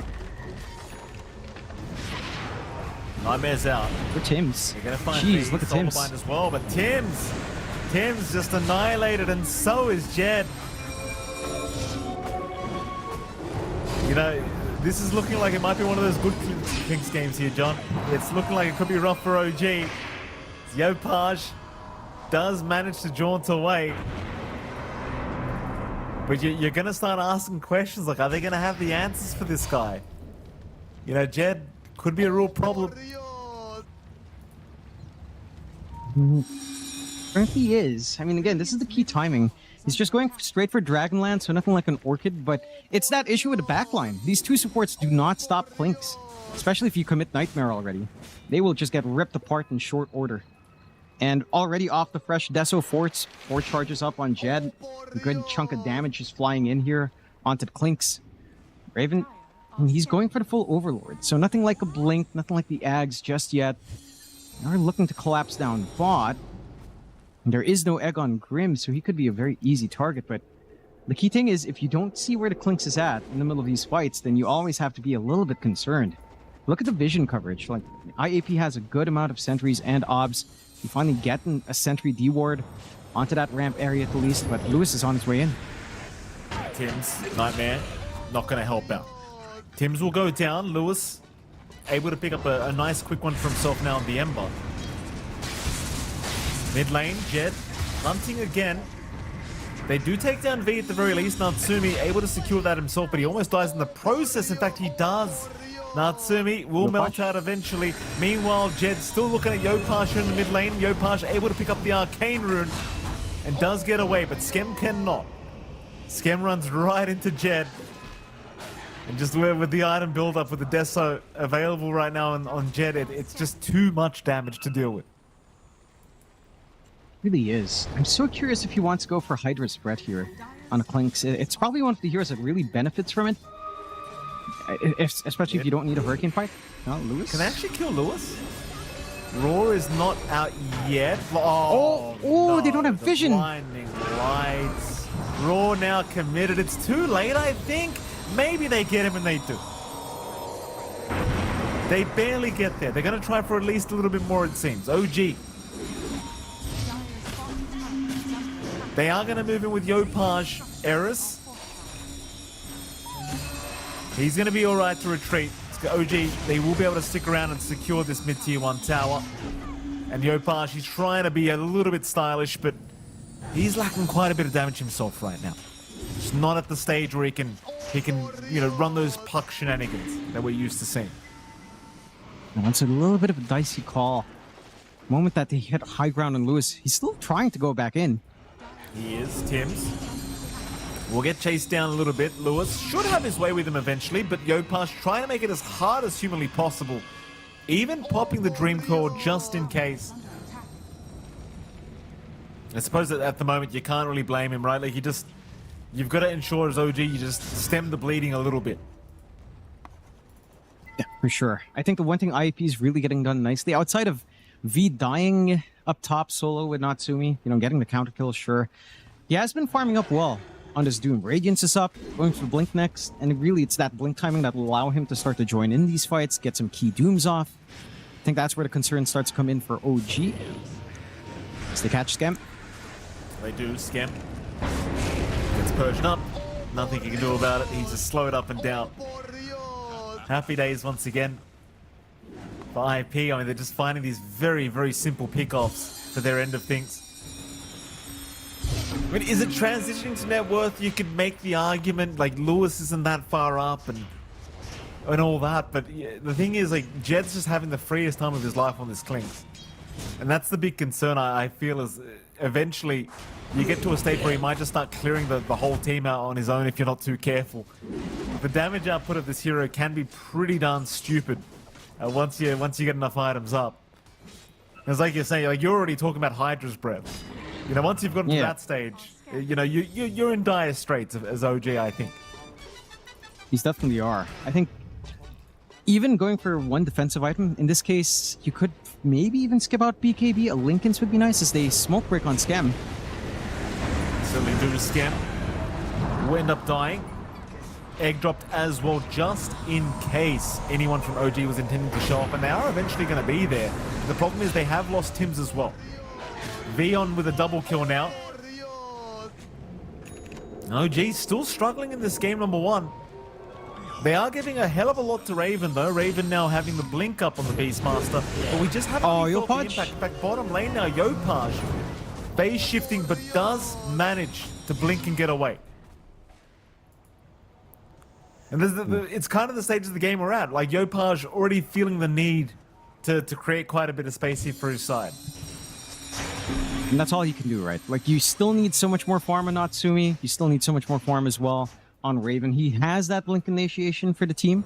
He wants the BKB on top. Maybe you can start to think about Ags as well.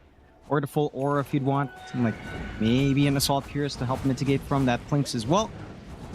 But someone's got to create space. You have 2 cores just farming up. Yopaj needs to open up the map a little bit more. Your supports are just sitting ducks for every hero on IAP. And Jed, he's got the Dragonlance. He's going straight for more damage. Daedalus just straight up wants to win. Wants to find these pickoffs. And his output's just devastating once that's up. Not that it's not devastating already. Bit of a smoke out. They've got that Doom ready. Again, blinks on V. Just need to find... If they find Yopaj, that'd be a very juicy Doom kill. Jump in. Eris, rather Lewis, I should say. Has been caught out. Still, they'll make the jump in with the Doom now as well. Back onto Raven. So the counter initiation from IP gonna prove to be more than enough. They lose Raven. They get nothing.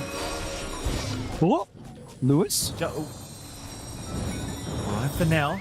Still hunting around his Yopaj, but can't continue. Radiant's top tower is under attack. It's really just a sad thing as well. Like, I hate to keep pointing out this Wind Ranger pick, John, but it's Yeah. it's You hate so to obvious pick it up. Natsumi. I mean, I love. You sure to you bring don't it feel a up, bit John, but, happy? Yeah, there you I go. feel like I've overdone it this game already, John. You know, I really do feel like I have overdone it. But it's just, you see how desperate Natsumi is to join these fights, but he can't help them that much. No. You know, he's not offering enough. Maybe once the Mantas, you know, he's getting them. But Maybe, you I compare it to, know. like Jed, you know, when Jed shows up, it's actual impact. Yeah, it's terrifying. It's hard to kill him off. He has death pact all around. He just bursts down the supports without having to pop an ultimate, mind you. Right? Like, for Wind Ranger, it's a one-and-done deal. You focus fire one, maybe you get a full power shot, isolate your way onto one as well, and that's it.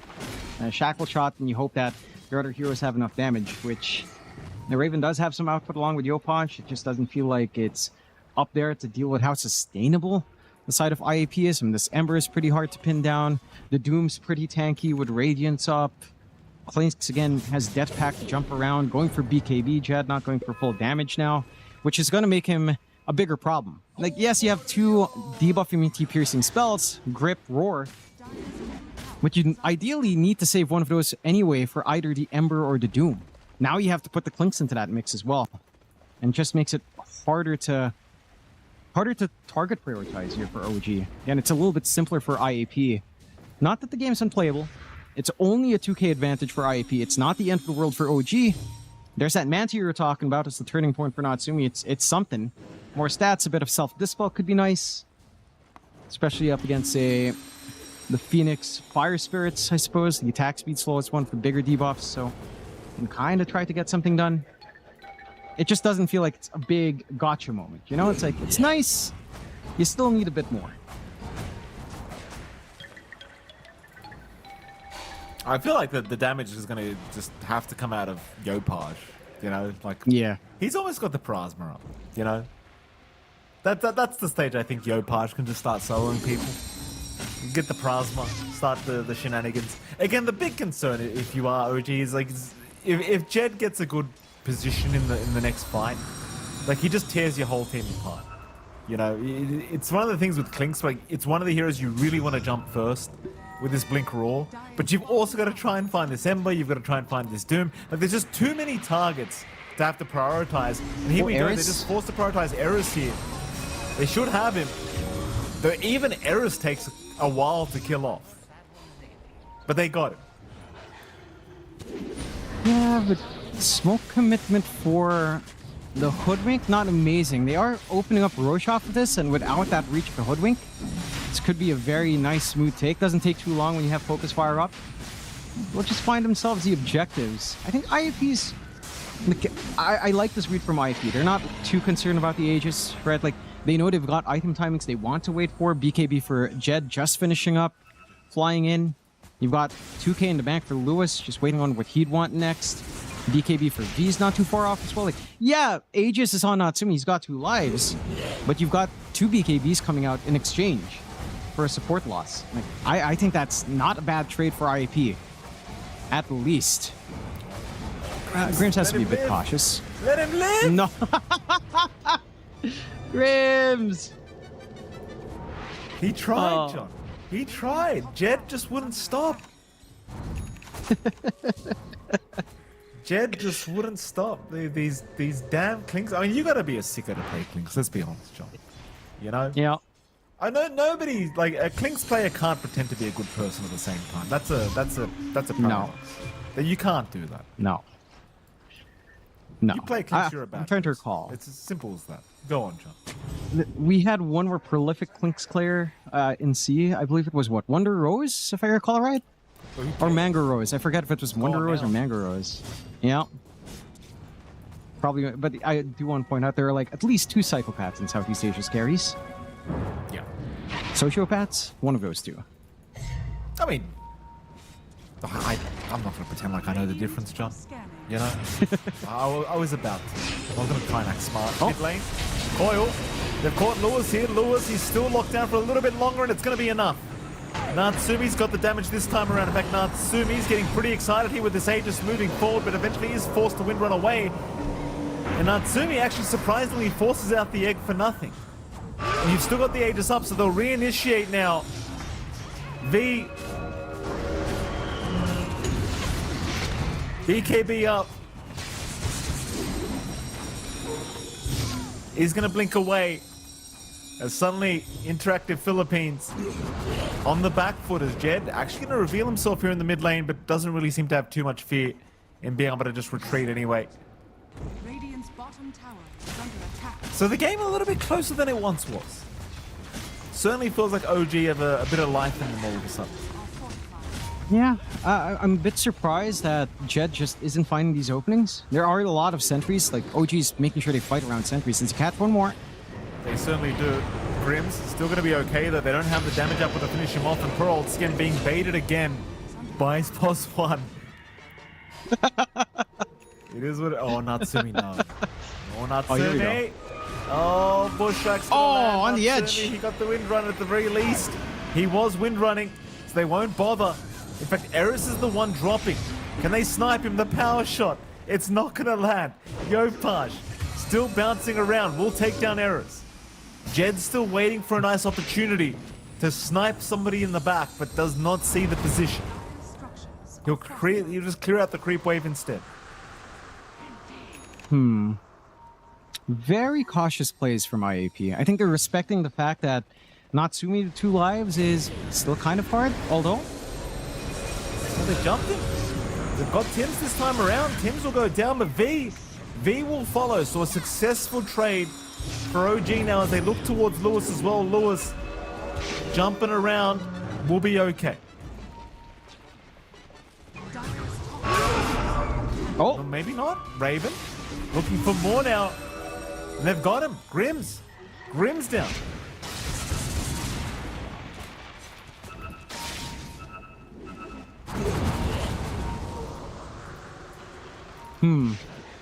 I'm just so surprised by how Jed. All right, it's just super cautious from IAP. Look, Jed, he has this BKB at 9 seconds. He sees the roar, he sees the grip committed, and he still doesn't feel comfy enough to try to burst someone down. Like, it's a little bit concerning that he's not able to find this window, and it's giving so many opportunities for OG. Basically, they're playing 4v5 on IAP. I mean, if your Clinks never makes a move, then he's not a hero. So you are playing at the numbers disadvantage on IAP. OG's capitalizing quite nicely. Hurricane Pike for Natsumi. Very slippery. You have to consider something for Jed here, like a nullifier. He is just going for the MKB into that Linken's we were talking about, but it is getting a little bit harder for him to try to go for the core-to-core. I feel like the idea is still the same, though, for the Clinks. Like, look for the back line. He had a couple of moments where he was right next to Tims. Didn't go for that shot. Like, just kill these supports. Make it 3v5. You'll win out somehow. And you can kind of go from there. But they do manage to wait out the Aegis at the very least. So it expires on Natsumi. So surely at some point you start to make that play onto the Wind Ranger.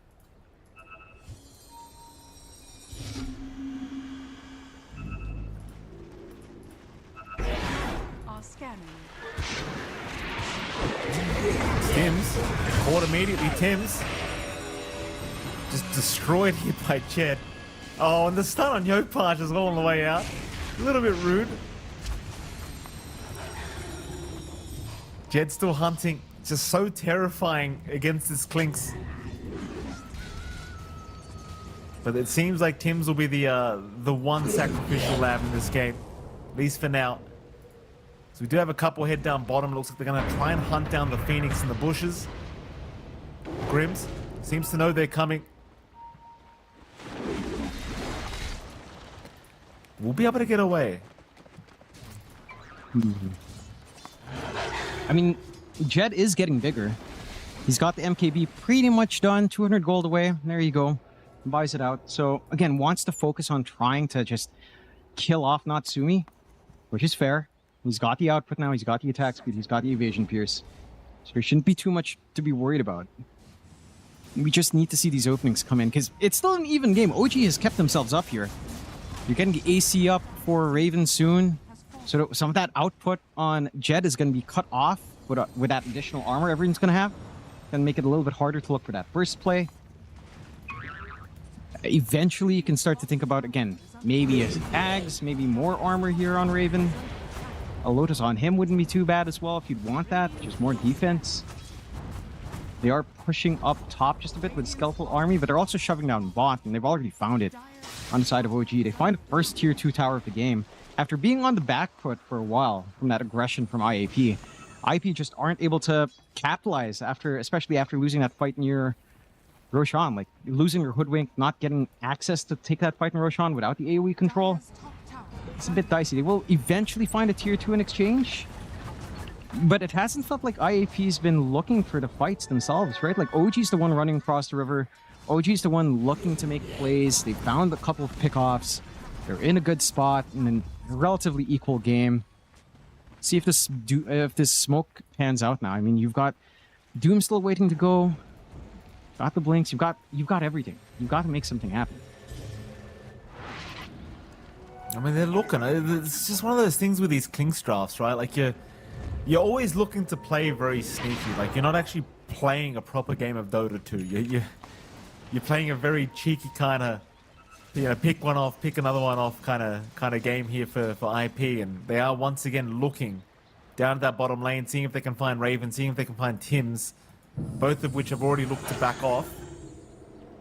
Oh, the twin gate. It's just a ball. It's okay. It's like, oh, Raven, no. No, Raven. Oh, nice blink. Very nice blink. He's all right. They're not going to catch him this time. Yeah, bit of a missed opportunity out there for V. And again, recall just kind of caught on edge here. I mean, OG's happy enough. Again, Natsumi's getting some good farm in. Once he's got Linken's, he's going to feel pretty safe. Doesn't have to worry about the Doom. Although I'd say at this point, maybe there's a bigger target painted on Yopaj's back. He went for Octarine. So he's very slippery, but he's going to need Natsumi's backup to just prevent that control coming out onto him. Try to get the Linken's passed on. I'm really just, I don't know, I just feel so surprised. Like, yeah, you're right. When you have a Klinks draft, or when you have Klinks as your win condition, you do play a bit differently, but it just feels like Jed's not been able to do anything. And he got a good start when the Deso came in. He got BKB and never used it because he never took a fight. He's got MKB that's still not used in the fight. He's lost his courier. He wants the Linken's first to prevent Roar and Grip, so it should be a double committal onto him, freeing up the game for V and Lewis. It's just more time you're waiting, though. And it's OG again taking initiative. Another smoke out. Sure are looking to go once again, Lewis. Retreats back towards his side of the river. Do you have that Linken Sphere now available on Natsumi? This will be a surprise reveal for the Wind Rangers, so they might end up blowing Doom on Natsumi for nothing if they're not too cautious. Not the most obvious ways to break the Linkens this game either. Good scan. Indeed, they will jump in. Immediate Congregations of the Deep landing on nothing though, and now the roar out onto V, catching the Doom. V dropping, somehow still alive, but finally does go down. Was unable to get the Doom off, as now Yopaj with the Dream Core catching out Jed on his own. Jed is going to be able to retreat, as it seems like Lewis is the one to rush forward right onto three of them with his own BKB chasing down Tims. And he's got Tims. Tims cannot escape. He is down. They've even found Skem on the bank. So you got a nice pick off to start, but the immediate buyback committal from V and the support duo going down immediately as OG now. I mean, not in the worst position, but it seems as though IP, they might start Roshan. They could. They need Jed to rotate back in. He's just looking to shove top, so there's something that OG has to pay attention to before anything happens. It's been a little bit underwhelming for Jed, right? Like, they get that turn onto the Doom. I think maybe a bit of a mistake to actually Lotus up Jed, because he's so far back. Like, he's not even walking up to the back line. So there's no need to Lotus him. You've got to Lotus someone else here with Grims. Maybe you have to actually really protect V. Like, if you get the Lotus on V, could be a different story if you manage to dispel off at least one. Silence, he gets an opportunity to do him, and then the fight's a little bit cleaner for Jed to take through. Still, another smoke out from OG. They didn't pop any ultimates. Try again. In Lewis, coiled, Shackle as well, locking him down. Oh, good Lotus. Deep, and the Doom as well. Here from V. Still Natsumi trying to escape, but can't do it. He will drop. They'll go for more now. Raven running, but not for long. He's down. And Roshan's free. Roshan is completely free here for the side of InterActive Philippines. And I'll tell you, I mean, they've really done themselves a disservice with this Wind Ranger Pos one. It's just done nothing. Natsumi can't do nothing. I mean, that was such a sick Lotus Orb from Grims. Right as the Shackle came in, latches Natsumi to the tree. They managed to break the Lincolns as well earlier on, so they get the Doom off with that Reflected Shackle.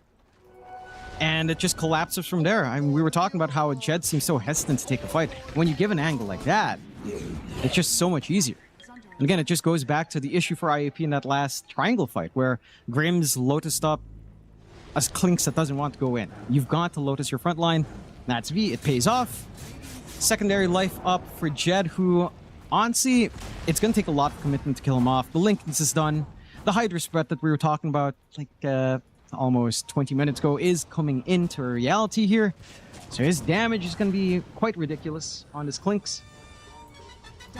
And the solutions from OG, they're not that clean. Yopaj with the Ags build up, that's a moment where, you know, this puck is going to be terrifying. But it's still a ways off here. It certainly is. Jed being just picked away at here by Yopaj. Yopaj trying his best to find openings for his own side. Jed not really afraid of anything with this Aegis up. He just continues to move in for these easy towers.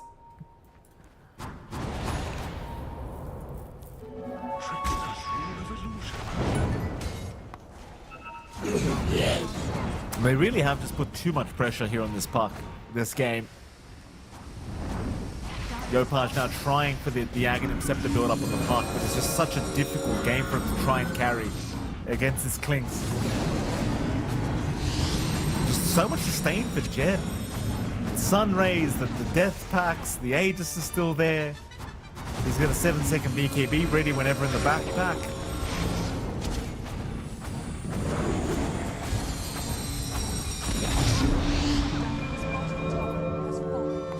They're just going to escape with a quick tier 3 tower. It's not exactly the most damage being done by InterActive Philippines, but it's just the slow chip away. And, I mean, for OG, you're just desperately looking for some answers here, at least for this Wind Ranger. So again, I do gameplay. Don't you love it? It's the best. Just run up, break your invis, go ahead and strafe and take a range Rax. It's amazing. I mean, there's the Hydra's Breath now as well for Jed, so someone can randomly die on the side. Always funny to see that every now and again. I mean, OG again, they've got tools. They've got grip, they've got roar. It's a matter of who do you want to pin down. Do you actually try to gun for Jed? Do you want to look for Lewis or V? It feels like finding V or Lewis is probably your best bet. Maybe Lewis even more so, right? Because this Ember has had a relatively free run the past 20 minutes. Right? He's been such a menace going in and out. He's got the Ags. The Mage Slayer is just dropping the output of Yopaj whenever he's trying to spam out his spells. Or even Tim's when he gets clipped by Slight. And his Illuminate's not doing as much poke. And they still have Aegis for such a long time here as well. 1:40 left. And it is complicated to find the angle in here. I'm curious what Natsumi goes for now, because, again, he went for the Hurricane Pike. He's got the Lincolns. It should just be something like a Daedalus at this point. Like, just, you need damage. You are lacking a lot of right-click. Man, so they have found the punch Jed, though, with the Lotus bouncing back the roar towards Raven, and he's just not dying. They've got too much sustain. Raven's the one to go down. He is just not dying. They haven't got it. Bottom racks to fall. Maybe now with the egg committal, maybe they feel the need to reset, but I just don't think so. Still 50 seconds on the Aegis left. So if Jed wants, he can at least go for another tier 3 tower. And it seems like that's exactly what he'll do. Try to stick around for at least that. They are making life impossible right now. for OG. Again, I really just don't care how much lockdown they have here, John. It's just they don't really have follow-up.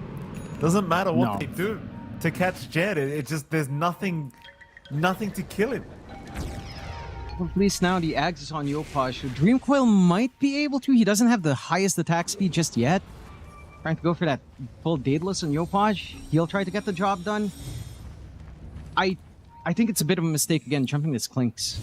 Right, like you get the roar off, it's reflected as well, which makes matters worse, but Jed is just not an easy target. Even if you get roar plus focus fire off, like he gets a death pact off somewhere, he gets sustain in the background from Grims, you have to catch someone else. Like maybe you bait out. Maybe the idea from Raven was roar to bait out a deeper move from IAP, then you try to grab someone that dives in. We saw Lewis kind of trying to run forward, but you didn't have the tools for Lewis at that point. Like, you need to find that punish when the overcommittal comes. It almost feels like you have to bait IAP in, considering the game state right now for OG. For IAP, this is, again, going very smooth. You at least have more tools for Raven. Lincoln's up on him as well. So at least a reflected roar wouldn't be an issue. And Doom now, again, V has to think twice. They'll go for the Tormentor here. No contest from OG, of course. And it just has expired. So there is going to be a little bit of downtime, I'm sure. Waiting for the next objective. That is enough time for Natsumi to get his own Daedalus. So that's where things get spicy. If Yopaj can get his Daedalus and Natsumi can get his as well, and you get a good coil, you know, there is damage that starts to pour in. Gate moving across with a smoke, though. Indeed.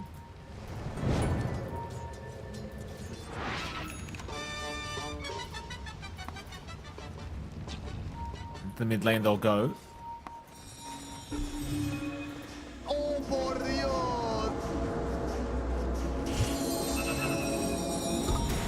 Mine's still being drawn out here. IP not faltering whatsoever, just directly towards that triangle. But no, they decide to hold their position now in the dire jungle. Hoping somebody shows themselves to start pushing out this top lane. Natsumi thinking about attempting that low ground, but doesn't do so. And now Jed will reveal himself in that area anyway. Daedalus being built up on Natsumi as well. I mean, that could certainly solve the problems they are incurring with damage. But it's a matter of, like, when are they going to find that item is the question right now for me. I mean, you get double Daedaluses up on Yopaj and, of course, Natsumi, then that could be all the damage you require. But can you get these items up in time for this high ground defense? I think Yopaj probably can. Natsumi, probably not. No, he's not too far off. Like maybe 200 gold, yeah, just about for Natsumi. So the timing is there. You just risk not having buyback. Even more utility coming out for IAP. Side of Vice now for Eris as well. So something that can definitely catch Yopaj off guard. And that is something to be concerned about. It does feel like as long as they don't show this just yet in Eris, they've got a pretty good way of punishing this puck who wants to go a little bit deep with the Dreamcoil Daedalus, right? You need to kind of be up front there. You need to kind of catch multiples to maximize that. And again, if you do buy these Daedaluses out, you won't have buyback. Natsumi's not committing just yet. It's a little bit of a scary time for OG. They're 13k behind, 45 minutes in. IAP has played a very clean game. Maybe a little bit more cautious when they were strong. You know, Jed was very, very safe, even with a BKB timing, but it's been paying off. Even Jed's going for more control, just a sight device of his own. Just wants ways to lock in probably the puck more than anything else. Yopaj has been the biggest issue so far. See if OG can try to swing around with this smoke out. Again, no commitment for the Daedalus and Natsumi, so damage isn't quite there. I don't know what you're really expecting if you catch one here, but maybe with your lockdown with grip, you would expect the kill. Not that they even have the information to get a successful smoke going anyhow. Smoke from IP now.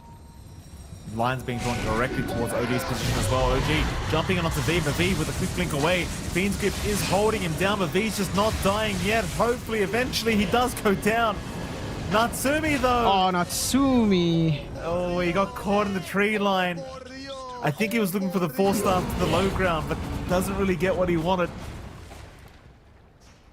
Very unfortunate. They get a nice kill on V, but it costs them too much again.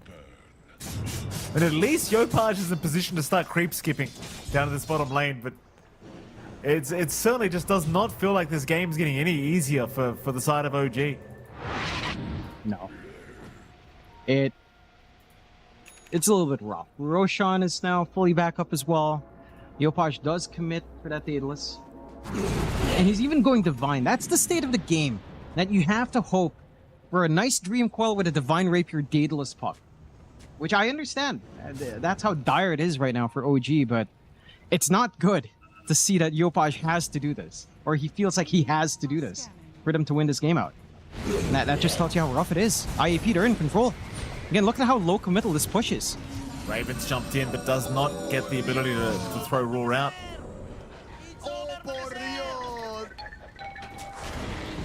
You know, again, I think you're at least hoping for this Daedalus of this Wind Ranger to actually be able to blow people up fast enough. But in the meantime, InterActive Philippines moving in.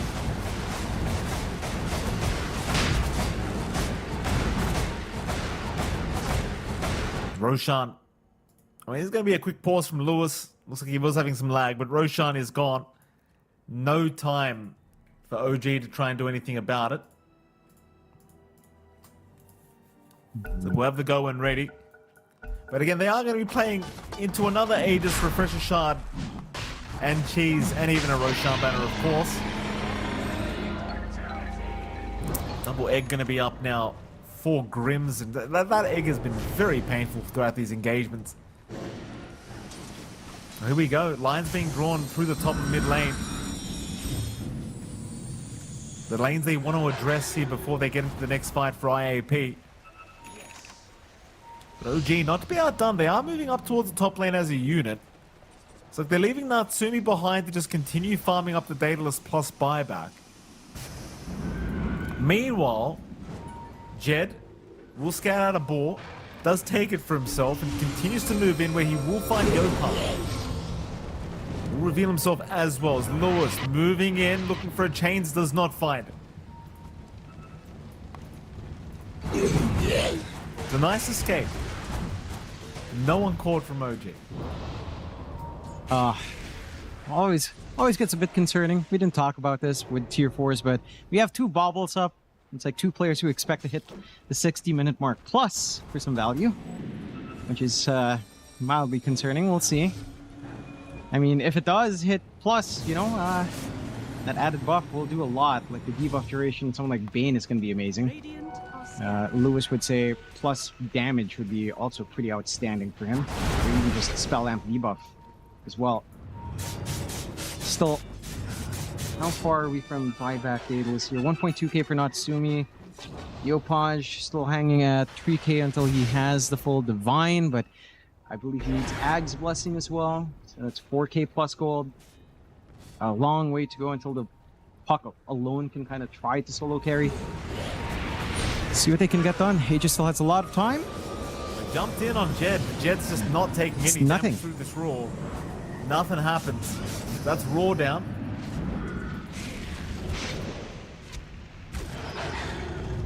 Just nice attempt, I suppose. They've got to try something. At least it's a 40-second cooldown at this point, so they'll wait. Natsumi has the full Daedalus up now. So we'll have it for this next high ground defense attempt. So we are approaching the 50-minute mark. And so we're getting into one of those SCA games. We are. And it's a little bit intimidating for IAP as well, John. I mean, Yopaj has got the Divine queued up. You know? Yeah. Ags, Parasma, Divine, like the Daedalus as well, like he's just gonna start carrying himself. And that's the idea. He's had that idea for a while. It's just, again, he needs so much gold. He needs to get Ag's Blessing up. So, again, it's about, with buyback, around 6.4k gold. 6.6 actually, for him to reach that mark. So, a lot more farm to have that safety net of a buyback as well. Aegis still has 2 minutes. I mean, they're just going to try again. Sure, you have Roar back up, Again, do you really roar Jed? Like, what's that going to achieve? You've got to find someone else here. Some damage. Roar is committed from Raven onto Jed once again. Jed losing quite a bit of HP. Maybe the first life to fall. And they do get him with the Dream Call Axe. That's one life at least that might force them back. Jump in with the Doom. V, he's a little bit too early to the party. Hoping to catch Yopaj, but doesn't quite get away with it. They'll have to deal with this Roshan banner. They'll get rid of it eventually. Fortunately for OG, they still lose their T3 tower, but they do successfully defend the high ground.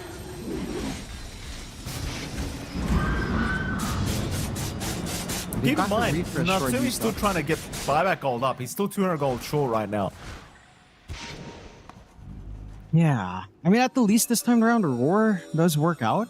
I mean, it only burns Aegis. They don't really find a follow-through, but do you see some of that potential coming in here for OG? It just feels so dicey.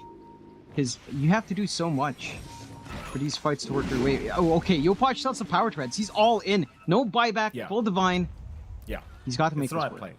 It's the right play. Just go divines. He doesn't need the boots. He needs to hit some people. In fact, he's got a second divine queued up already as well. These Ags plays with the Dream Call, they are doing a lot of work here from Yopaj. Lewis jumping in. That's an aggressive jump in from Lewis. He's looking around. He'll break the smoke. And they will not try to punish him at all. Though Lewis continuing to just jump in. Shackle. The shackle latches onto two. That is not good news. Yopaj. They'll take down Lewis. Yopaj, though, he's trapped in the Doom right now, but he blinks away. What a shackle by Natsumi. Absolutely revolting shackle. I mean, it's hard to find those kinds of openings, but that's the kind of openings they need here. On the side of OG.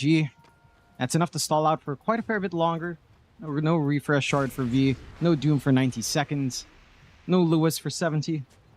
No Roshan, though, for 2 minutes and a half. But an opportunity to keep that farm game, right? Like, Natsumi is pretty much at buyback gold, trying to get BKB next. Just to have some protection up front. Yopaj can start to work for his own buyback coverage now, along with that secondary divine. And you are seeing the damage coming in there from the coil. It is massive if he is allowed to just drop it, even onto just one. The output is just insane. Next Roshan is going to dictate this game. Like, if OG finds it, if OG manages to take a fight into Roshan, they can easily start to see themselves as the front runners in this game. If IEP denies it off again, then OG has to work double time to try to find an opening. We're starting to reach that point where the scaling on Jed is starting to taper off a little bit. I guess this Clinks is still a threat onto the high ground for sure, but his actual raw damage output isn't as terrifying with stats being up now on a lot of heroes. You have a lot of ways of just not getting insta-gibbed by the Clinks, at least. So it's not as terrifying, and it is leading IAP to be, again, taking this cautious approach. I'm wondering if at some point you start to think about just an Ags blessing up on Jed, and then just kind of trying to cheese down objectives. That could be one way to try to secure the Megas. A long way until you could consider that. But he has 8k in the bank. He could feasibly buy himself a full Ags blessing in like 1.6k gold with buyback to spare. So it's not that far out if he wants that. Sight device now available for Lewis. It's big smoke up. They want to try and get a surprise reveal with this. If they can catch this puck, Divine Rapier will be theirs and probably the game as well. Not really many ways of blocking the Hex either, don't forget. I mean, there's no Lincoln Sphere here for Yopaj. It'll have to be up to his teammates to try and save him with these Lotuses and Lincolns that they've picked up. And they go through the top lane where Tims may just get caught immediately in there. We will reveal the site device. Tims does drop at V. He got caught out. They'll pop the Roar with the Shackle, and V does get forced to die. Tims, he did buy back in the middle of all this as well. So you at least get a buyback forced out here for IAP. But there's your counter smoke. They know that V's down for almost 90 seconds. They've got to try and find something. Lewis TP's away as well. And nobody gets spotted here from IAP's end of things. So everybody else does escape, though they do find a very nice amp damage rune. Natsumi now with the amp damage. He'd love a fight. In fact, he might find one. Natsumi, he knows they're around somewhere. He'll make the jump in, but no, he stunned himself. Oh, the Lotus! He stunned himself. Oh, no. And now Tim's. It's a dieback. It's a dieback indeed. Tim's will go down. Natsumi did the classic mash his Q into the fog and hope for the best. It is, I mean, we've all done it, John, but you know, this is TI regional qualifiers. Not where you want to see that happen. They'll buy back on Natsumi now. This is crazy timing. Roshan's gonna be up as well. Mid racks slowly being poked away. You've got to find the angle somehow. Yopaj, he does have that coil ready. But who do you really want to burst here? I mean, this radio punch may as well just wait for the next Divine Rapier here, honestly. You know, it's just one of those games that's looking really tough. They do roll Jed. up. Jed trying to burst down the clinks, but the Doom is in from V as well. Jed, he does actually die. Yopaj, he'll secure the kill, but surely he Yopaj, cannot make no. his way out of this, and he's down. Divine the picked Divine. up. They've got it on Lewis. Hopefully he won't lose it now. Lewis waiting around for a little bit, but not for too much longer, as V does lose his life. And Lewis will successfully retreat with a Divine in hand.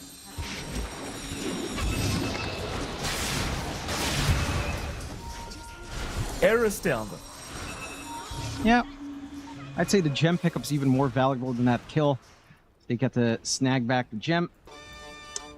Maybe even find an opportunity for Roshan. This is where it's awkward for our IAP. Yes, you lose the Divine in Yopaj. He pours out his buyback, but he's almost at the second Divine gold anyhow. And Roshan's up to cover some of these buybacks. So you don't mind this. And this is maybe a little bit of a whiff out for IAP because you don't have buyback in Doom. That's another dieback review. You have buyback in Jed, but there's not much you can do in the Roshan right now. And now Yopaj has coverage for that buyback. Like, OG. They've got an opportunity here. They give Natsumi the Aegis instead, which is fine as well. He did buy back on top.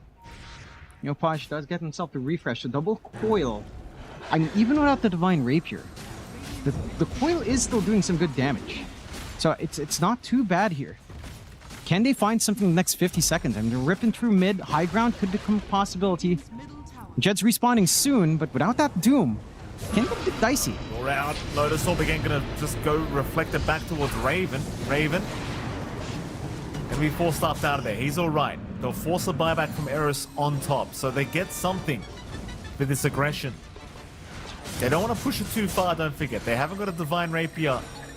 Or at least a second one on Yopaj yet. And they've got to deal with Lewis hitting like an absolute truck with his own Divine now.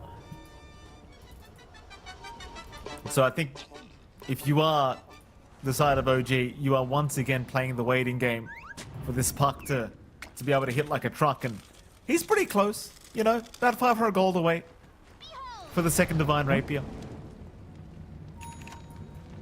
He is.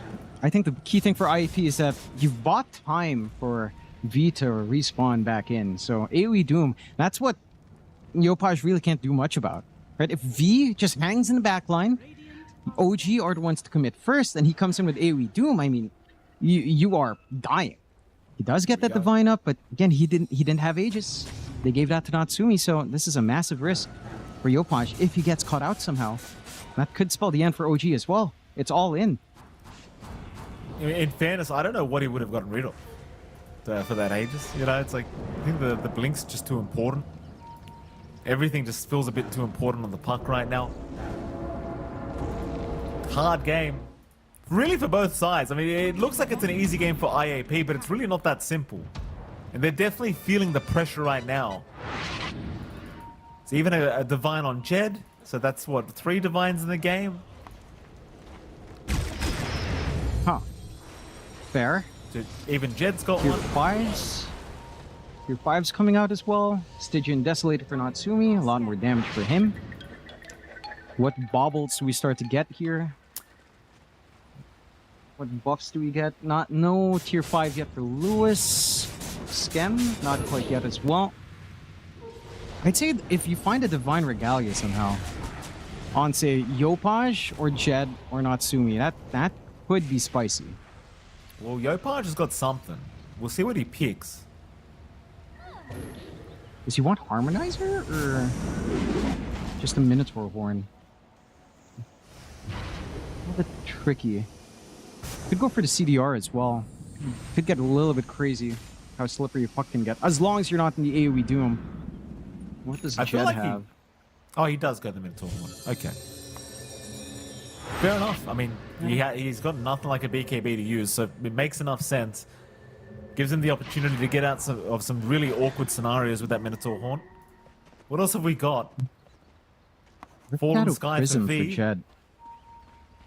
He had they've the got the option Prism for He had the option for Witchbane. 4% max mana as damage sounded pretty good. It could really take care, but I guess at this point you don't actually care about doing damage on Yopaj. You just need Doom on him. So maybe not a damage thing, just wanting split push, which this Rift Shadow Prism can do quite well. Like that Clink Solution is doing quite a fair bit of damage at 60%, so not to be underestimated. Smoke out, OG. Again, do or die here. Oh, poor Skim doesn't get himself an item. Neither do the other supports at IAP, to be fair. Nobody cares about them. Lewis keeps the bobble. Okay. He kept it. Yeah, I mean, you have to. If you pick it up, you've got to keep it. You're Oh, invested, that's right. you know? Yeah, fair enough. Fair enough. So he has, what, 18% spell amp and like 21, 22% debuff duration amplification. Significant if you get some good chains. If they can get some.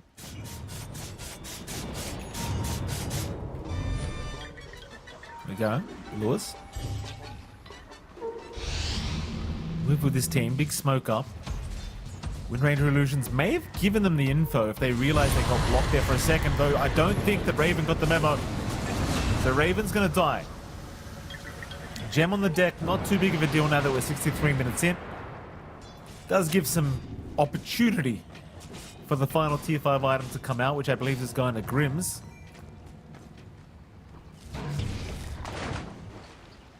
Ooh, Bloodright for Grimm's. Yeah. It's going to be pretty tasty.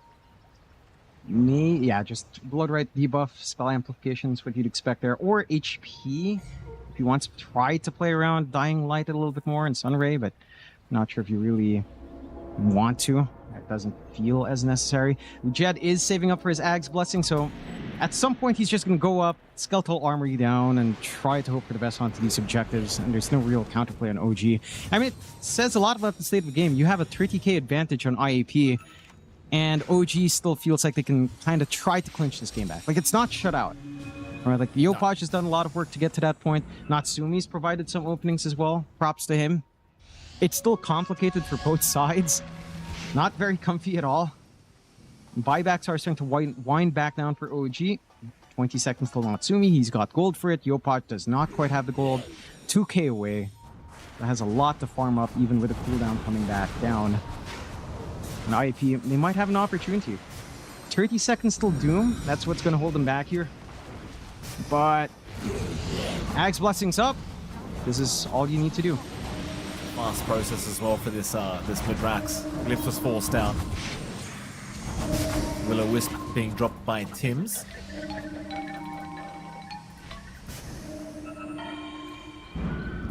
It really does feel like it's anyone's game here. I mean, it's a 78% win probability for IAP, but that 78% doesn't really mean too much in a game like this anymore. One horrible team fight without buybacks, and suddenly the game's just 100% over. Okay. Skem did go for that Fallen Sky you were saying. He did skip the bobble, which is it's mildly disappointing. You know, you get the bobble, you aim for the long game. Yeah. And I guess he doesn't believe it'll go past 70, 80. I think he just feels as though he probably has more utility with the Fallen Sky. You know? Like he might The be able to debuff do a little duration. bit more. Wouldn't that be fun? And then if it goes into, you know, the next refresh for neutrals and like in 70 minutes. Like, wow. Plus 90%. Like, holy. I mean, it is Almost like insane. doubling. Radiant are Woof. scanning. It is pretty insane. But no, we don't get to see it, John. None of that. At least Lewis will keep us entertained with his. Although I do feel like the debuff duration spell amp isn't really the best on Ember, but hey, it's still fine. It should work out. What else is there? It's starting to plunk down bot. Grims? Has Grims been caught? Well, not really, because he's got a Lotus Orb, and it makes it impossible for them to follow up. Top lane. Oh, the Burning Army. Being forced in, Yopaj. He's actually jumped in there by himself, but we'll get out of there. Burning Army. Not able to get through the backdoor protection, of course. They did get through a tier 3 tower. You did force V to commit Doom, I guess, so you might feel a little bit more comfortable for the next 2 minutes or so as OG.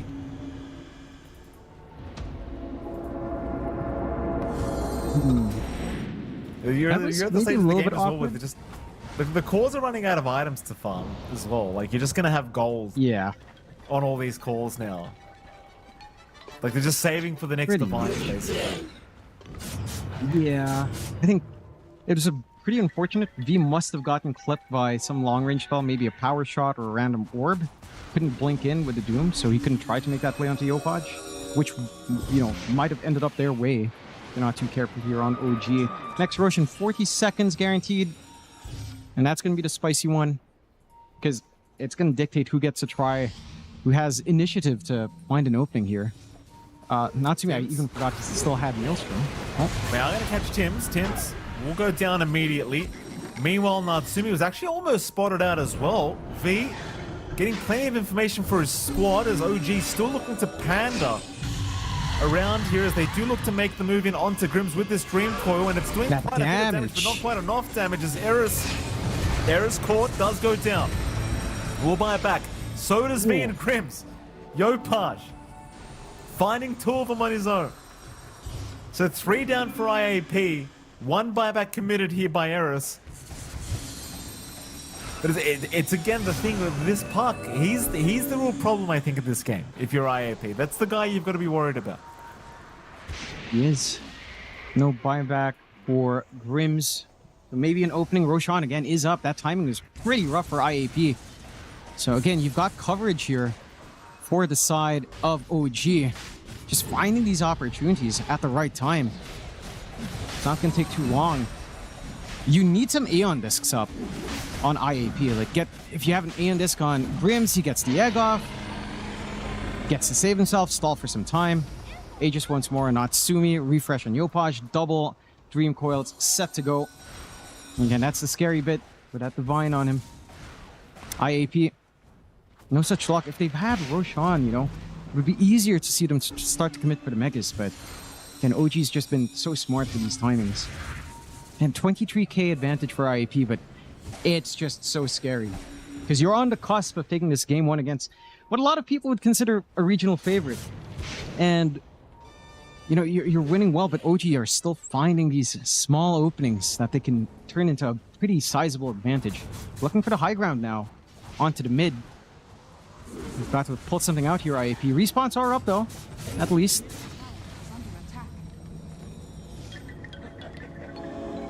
OG, I mean, it's pushing back. The win probability slowly just going down for IAP as well. Now it's 64%. Roshan still going to be dead for quite a while. Of course, as OG smoke up, they'll move in. 4-man smoke. An amp damage rune even. Going to be spotted out here. Of course, the classic Gaben's Blessing. Radiant are scanning. Pick that up.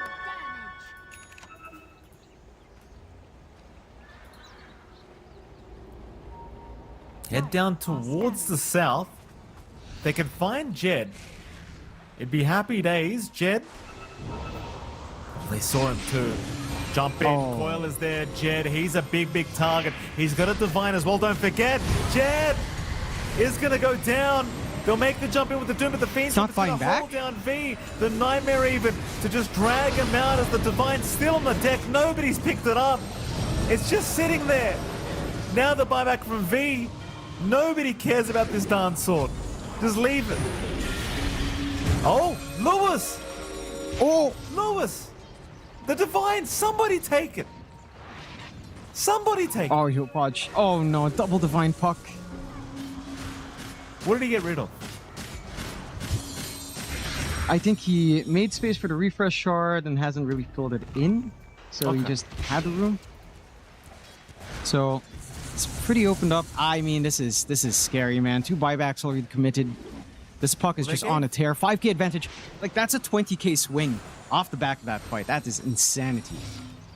They gave back the Divine at least to the Clinks, so you've got that going for you, but it's just, you've made so much time happen. You know, you gotta be worried when you're up against this Yopaj guy. I keep saying it. This guy, he finds a way every time. Tier 3 bottom tower, it's gone.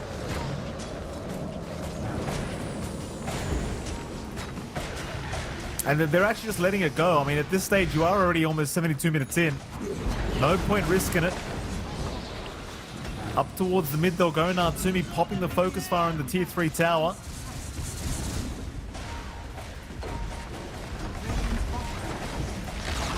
Just hoping they can wait for the respawn of Lewis before they get moving again. And it seems like they'll have no choice in the matter as they'll lose their mid-racks to boot. Top lane they'll go. Natsumi now. Moving in. Eris trying to prep for a setup. Gets a bushwhack onto Natsumi. Nightmare's going to save though. It was actually a fair bit of damage for a moment there with that burning barrage, but it won't make the difference. They're able to get Natsumi out. And keep in mind, Natsumi, he's still got the Aegis for over a minute. There is still time to force another fight if they wish. They've got that opportunity to smoke out IAP. It's going to be a little bit dicey. But if they find an opening somehow, there's no double Dream Coil. It's just a matter of that one Dream Coil is very, very painful. I know, it's scary, man. Like, OG.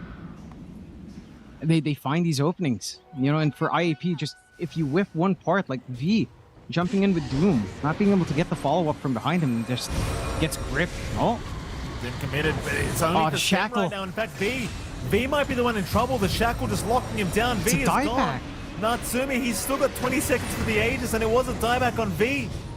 All for the sake of killing off Skem, who's already brought back. They won't get the reset with the Aegis that they were hoping for, but it's going to reset him anyway. And now with that buyback on this Doom, it's a 4v5, and it seems like it's OG's game to take.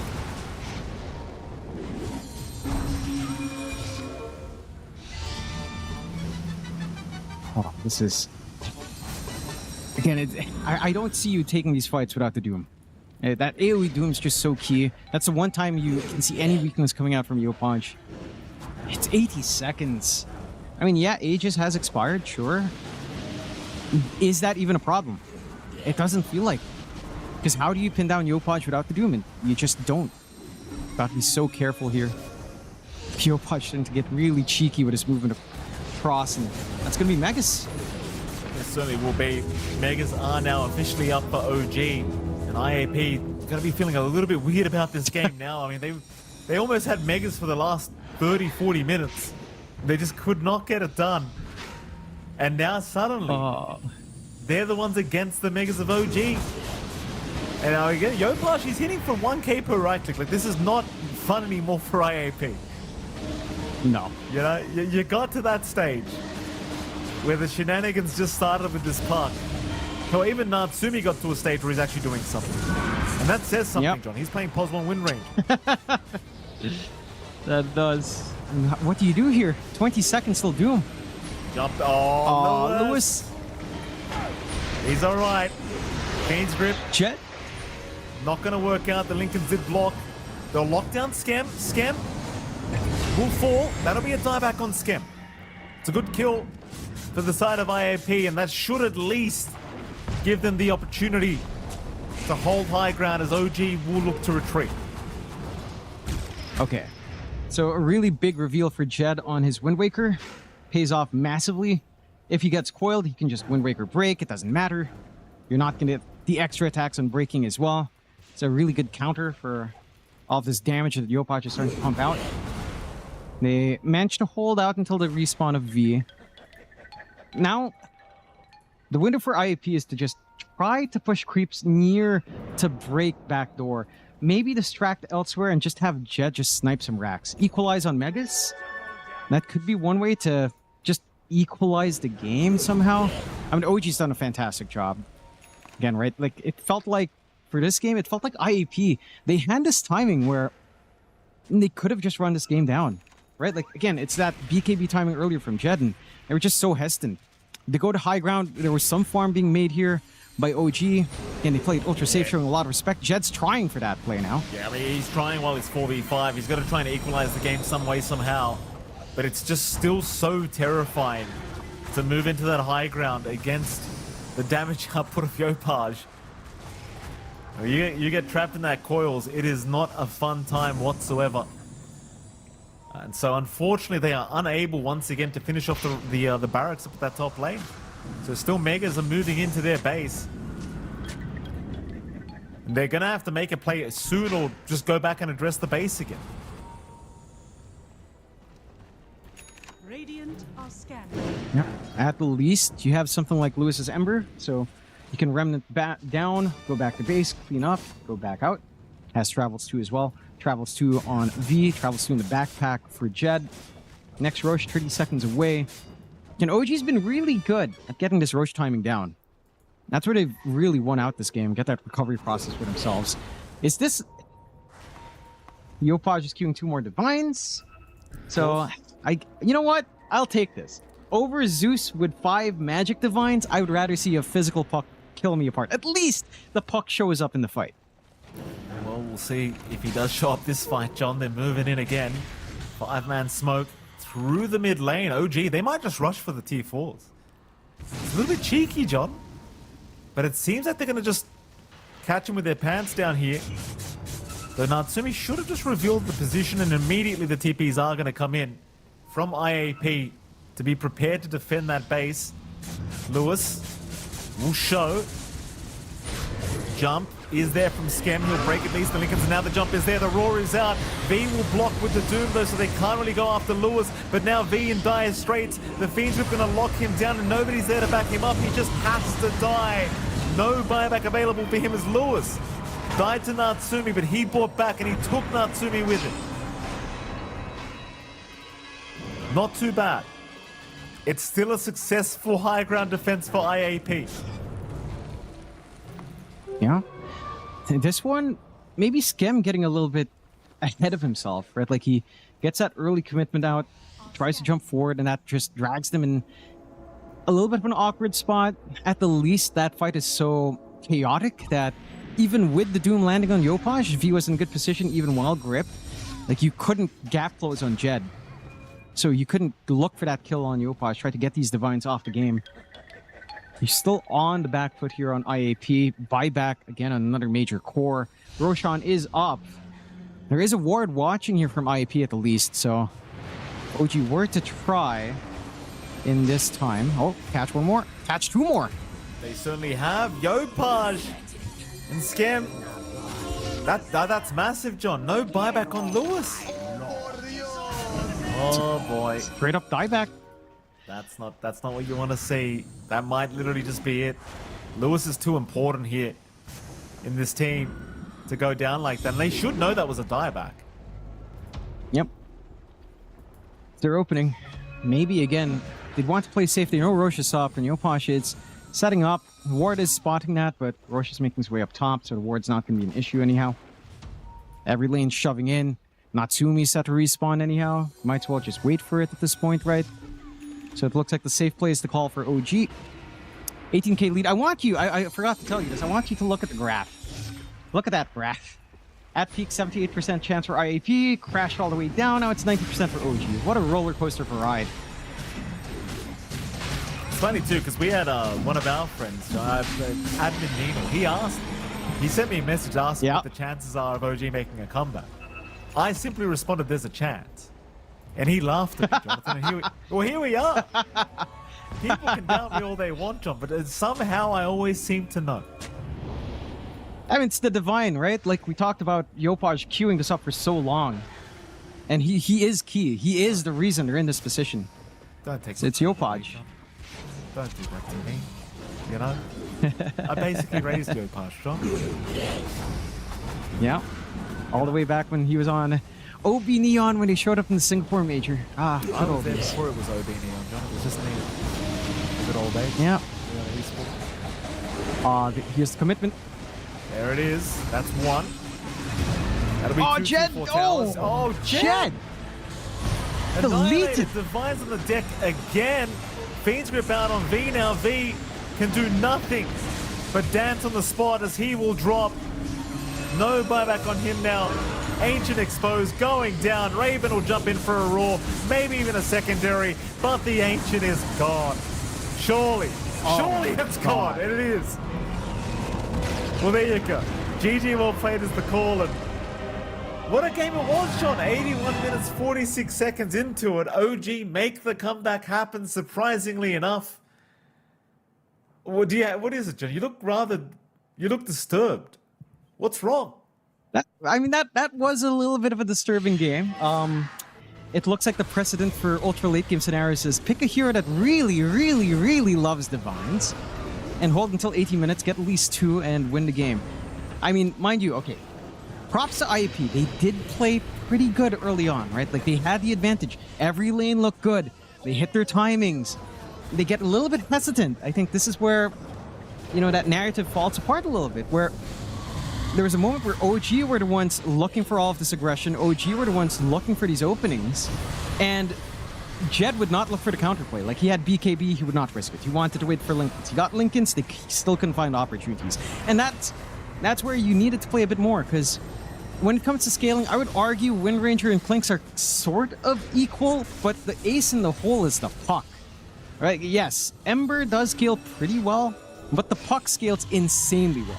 Right? So you don't want to drag that game to as long as it went here for IAP, but they never took the initiative when they had like this 10k lead. They had a lot they could do with his Clinks, and it just allowed this room for OG to come back in. Like, the moment we saw Yopaj like queuing up Divines at 30 minutes in, 35 minutes in, that was the kind of spelling the end.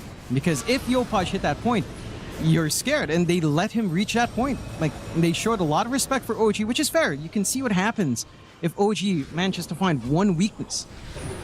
But I will say for OG as well, and to the credit of IAP, it was not clean from OG, right? That is not the kind of game OG wants to find themselves in up against IAP. I think theoretically, in terms of skill, you would expect OG to just be cleaner. But it really didn't look that way. IAP looked much more stitched together in the laning. It felt like their draft did so much more in the first 30 minutes of the game. I think, it's exposing some of the weaknesses of Bane plus Kotl. Like, that did not feel great. Even though your Kotl lane was a lot better this time around, it just didn't feel like it could do much. In the first 30 minutes of the game, it just almost felt like a non-factor. So I think that's one thing that complicated this for the side of OG. For IAP, what I'd like to see from them is, again, identifying when they're strong and just be willing to take a risk. Because OG was willing to take that risk. That was the difference this game. They took a lot of risk. It paid off when it needed to, and it dragged them from the depths of hell. Like, getting 0-1 by IAP early on chat would have been lit. But now OG gets to calm down. Let's see if they can reset. Let's see if IAP can reset. MVP, I mean, it's Yopaj. No questions asked. Straight up him. It's him. He's him. He's done it. Yeah. And no words. It's the Yopaj show. It's the Yopaj show. He's just done it again. He's done it again. It's another day for Yopaj. Just had to put the team on his back. Get the back massage ready, boys. He's done it again. It is what it is. As for OG, while we're on the topic, Jonathan, may I just say I do hope we're not doing the Wind Ranger thing again. I mean, I get it. We had a moment a couple tournaments ago. I get it. Enough's enough. And it's like that one kid, they fluke it in a sport one day and they try to do the same thing. You fluked it. Relax. Let's move on. Wind Ranger was good for like 1 second. Let's move on, right? Props to IAP, though, John. Like you said, I kept saying I wouldn't be surprised if IAP just takes a series off them. They showed you they can do it. hopefully, we'll see a game 3 as we are going to head to a break. And right after that break, we'll be back with our game 2 between OG and IAP. We'll see you soon. The human body was built to move. Not trapped at a desk in one singular posture for 12 hours a day. It's time your chair evolved. This is Secret Lab Titan Evo. Ergonomically engineered for you, gamers, hybrid workers, artists, backing your every move.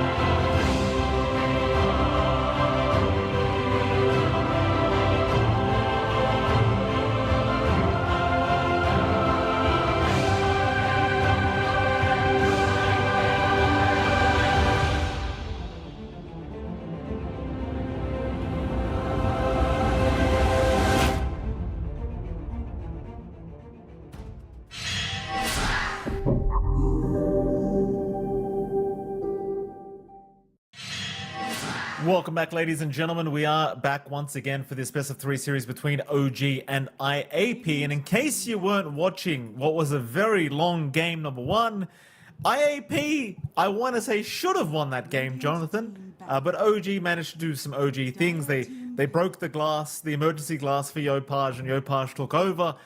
Game number 2, I want to say OG need to relook at their draft. They need to not pick Wind Ranger, Jonathan, is the way to phrase it. What are you thinking? I'm thinking this is probably our closest series today. Because I expected that to be the Reckoning series. It didn't feel like it. And it feels like that went back to draft. And I don't know about this. I get why Bane is popular. I really do. I get why people pick the Bane, but it did not feel great in the first 30 minutes of that game. I will say it did not feel great for what they were doing there for Skem. Like, and especially if they tie it into Kotl again, I think that is just asking for the same pain points in the laning phase, which you do not want to replicate. IAP has shown they know how to abuse these side lanes. They really do. They won out bot, they won out top. Mid was pretty all right as well overall. And it just felt like these supports didn't achieve much. So I'm hoping that OG do not go Bane Kotl, do not go Bane Wind Ranger, do not go Wind Ranger, period. What I am curious about is what IAP will want. Because again, when you look at how that last game went, IAP could have looked to end the game at 30 to 40 minutes. Maybe around 40, right? 40, 45, before the first Divines were coming out. And they could have won a few more fights before any of those shenanigans on the high ground, but Jed was super cautious. He was showing a lot of respect for that Bane. And maybe now, if the game does go that slow and you're not, you know, I mean, he was kind of aggressive on Jed, but he did slow down.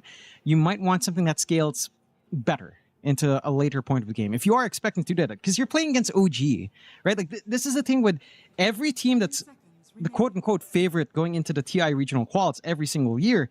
All of them are kind of turtly in the region, right? Like, remember on the era of Talon, for the 2 times Talon went to TI, they were also turtles, right? In their 2 different rosters, they were very turtly.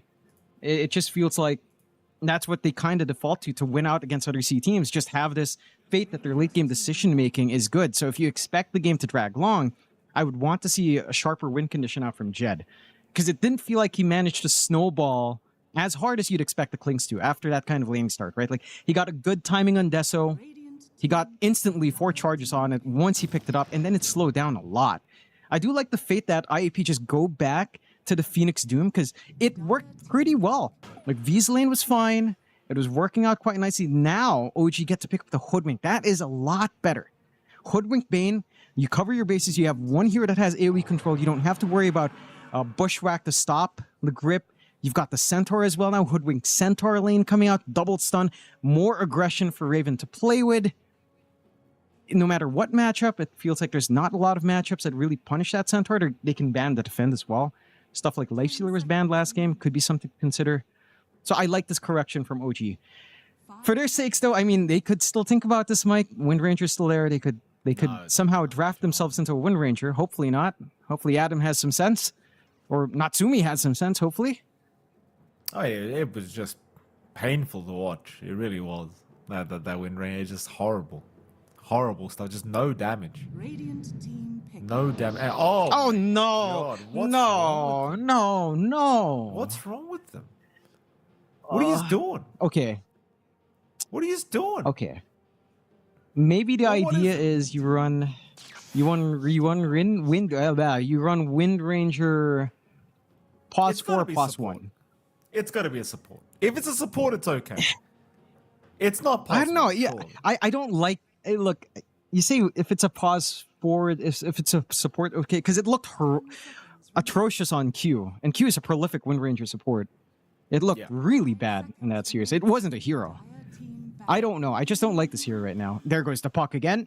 So now your two supports don't really have hard hold for Puck. You're stuck on relying on Doom. Puck versus Storm matchup is much more straightforward for Puck. So Yopaj should be pretty happy with that. He has some spells to dodge with Puckish. It's manageable here. Storm should still have a little bit of an edge with Static Slide being innate, but it shouldn't be too rough for Yopaj. Rune control is going to be important. This Wind Ranger, man, I don't know. Like, again, it's just they took out all the things that made Wind Ranger support great, which is kill shot. Because you could snipe random heroes off. And you could kind of go for, your usual 1-3-1 build. It's not amazing right now. It just really isn't. They took out the two things that made Wind Ranger relevant, and people are still picking it. I just cannot comprehend why. It is, I don't know, maybe they show us why on IAP? I'm not a believer. I really am not. And I'm someone who enjoys Wind Ranger. It's just not great right now. I'll see where they put it. Radiant team ban. Get rid of the Naga Siren here on the side of OG. The IAP going to be focusing on those potential Natsumi picks. Wonder what Natsumi is thinking for this game number 2. Appreciate the fact that I dare say they don't need to ban Clinks, right? On OG's end, like they're not going to Clinks again. No, and I think if they do Clinks, it's more punishable here because it's not like you're laning into someone that has summons. So I think that's the one thing that really gave Jed an advantage. He'd just eat the boar, and he was very hard to kill even with like Chakra Axis because he could always death pack and stay in lane. So it's not like that's the kind of lane you play as Centaur. You do get Dominator down the line, but you really don't care. So I don't think it's a great Clinks game in terms of laning at least. I would say if Drow is left in the pool, it's a pretty decent Drow game for either side. Maybe more so for OG, like a Natsumi Drow here to lane into Doom. That's a pretty decent lane, especially with Bane. It can be fine. Nightmare into Silence or a Nightmare into just multi-shot. It's fine. It's some good poke damage. So I wouldn't mind that. There is the threat of being jumped by Storm and, of course, the eventual Blink here from the Doom. The Phoenix, you could count, but as long as you Gust, you can kind of screw the Phoenix over anyhow. They banned the Luna instead, so Drow is an option. What else is kind of nice into that Doom? Lifestealer is there? Maybe not amazing. You are just straight up the Doom target, but that provides Yopaj space. You have Infest plays with Centaur and Puck. It's Vengeance set, so that's fine as well. We've seen this. Venge Core is super good. You keep that right-click facet, the lowered BAT, the melee attack effects on your range attacks. You're a pretty decent carrier for Hydra's Breath. I do like seeing this for good old Natsumi. So he should have a lot more impact. You've got some good swap saves to do here as well on shackle targets. You have a secondary life with your Ags. Like, it's pretty well tied in. Very nice here for the side of OG. What does IAP want for Jed? They did ban out his TA. When I think of Jed and what, like Akashi and the others say about him, it's always like his TA. So you don't have that. TB's gone. Drow is still there as well. Drow into Centaur is fine as well. I don't know if you want it, though. Like, the Venge matchup is super awkward because of swap. It can be really bad for Drow. Lifestealer could also work for IAP because you have a Storm and Doom. You can rip through the Centaur. In that vein, maybe even Ursa can be a little bit harder to pin down because of Enrage. Even with Grip, if he Enrages before you get that cast off, it can be a little bit annoying. I suppose could be some ways to think about it. Oh, Meepo! Alright. A Jed Meepo. So, here we go. Pulling it out of the pocket. We've seen this Meepo twice, and you can see 50% win rate. It can fail and can do really well. The thing is, does OG have a lineup that punishes a Meepo? They've got an AoE silence on Yopaj. And that is pretty much... Okay, maybe if you stop him from getting into Mega Meepo, double edge with Shard, the Centaur does start to get an insane amount of HP. But the moment he does get Mega Meepo, it's still annoying. I think you do lack single target damage, but this is where Bane kind of comes in. Like if Mega Meepo comes out, you Fiend's Grip him, and that's it. You're happy enough. That's all you want, and it might be feasible. I think this is where Venge should really think about going into that Hydra's Breath. I think it's just the way to go. I think the one big weakness for IAP is that Wind Ranger support. I think it just feels like Wind Ranger support, there's so many supports that does the same thing. Like Lion, he has burst damage that doesn't take time. He has 2 reliable stuns that can, one of them can stun multiple heroes like you would on a Shackle. And he has better laning presence. I'm not sure why teams value the Wind Ranger. Maybe it was that flex, trying to bait out OG, but it didn't feel like they fell for it. So this Meepo pick has to be the star of the show for IAP. Like, Jed has to show off why Meepo is good. He has to hit these timings. Meepo does have a lot of damage. You hit level 3, you can kind of rip any hero apart in lane. So you do have to watch your spacing here on the side of OG, but I'm not sure if it's the smoothest Meepo game.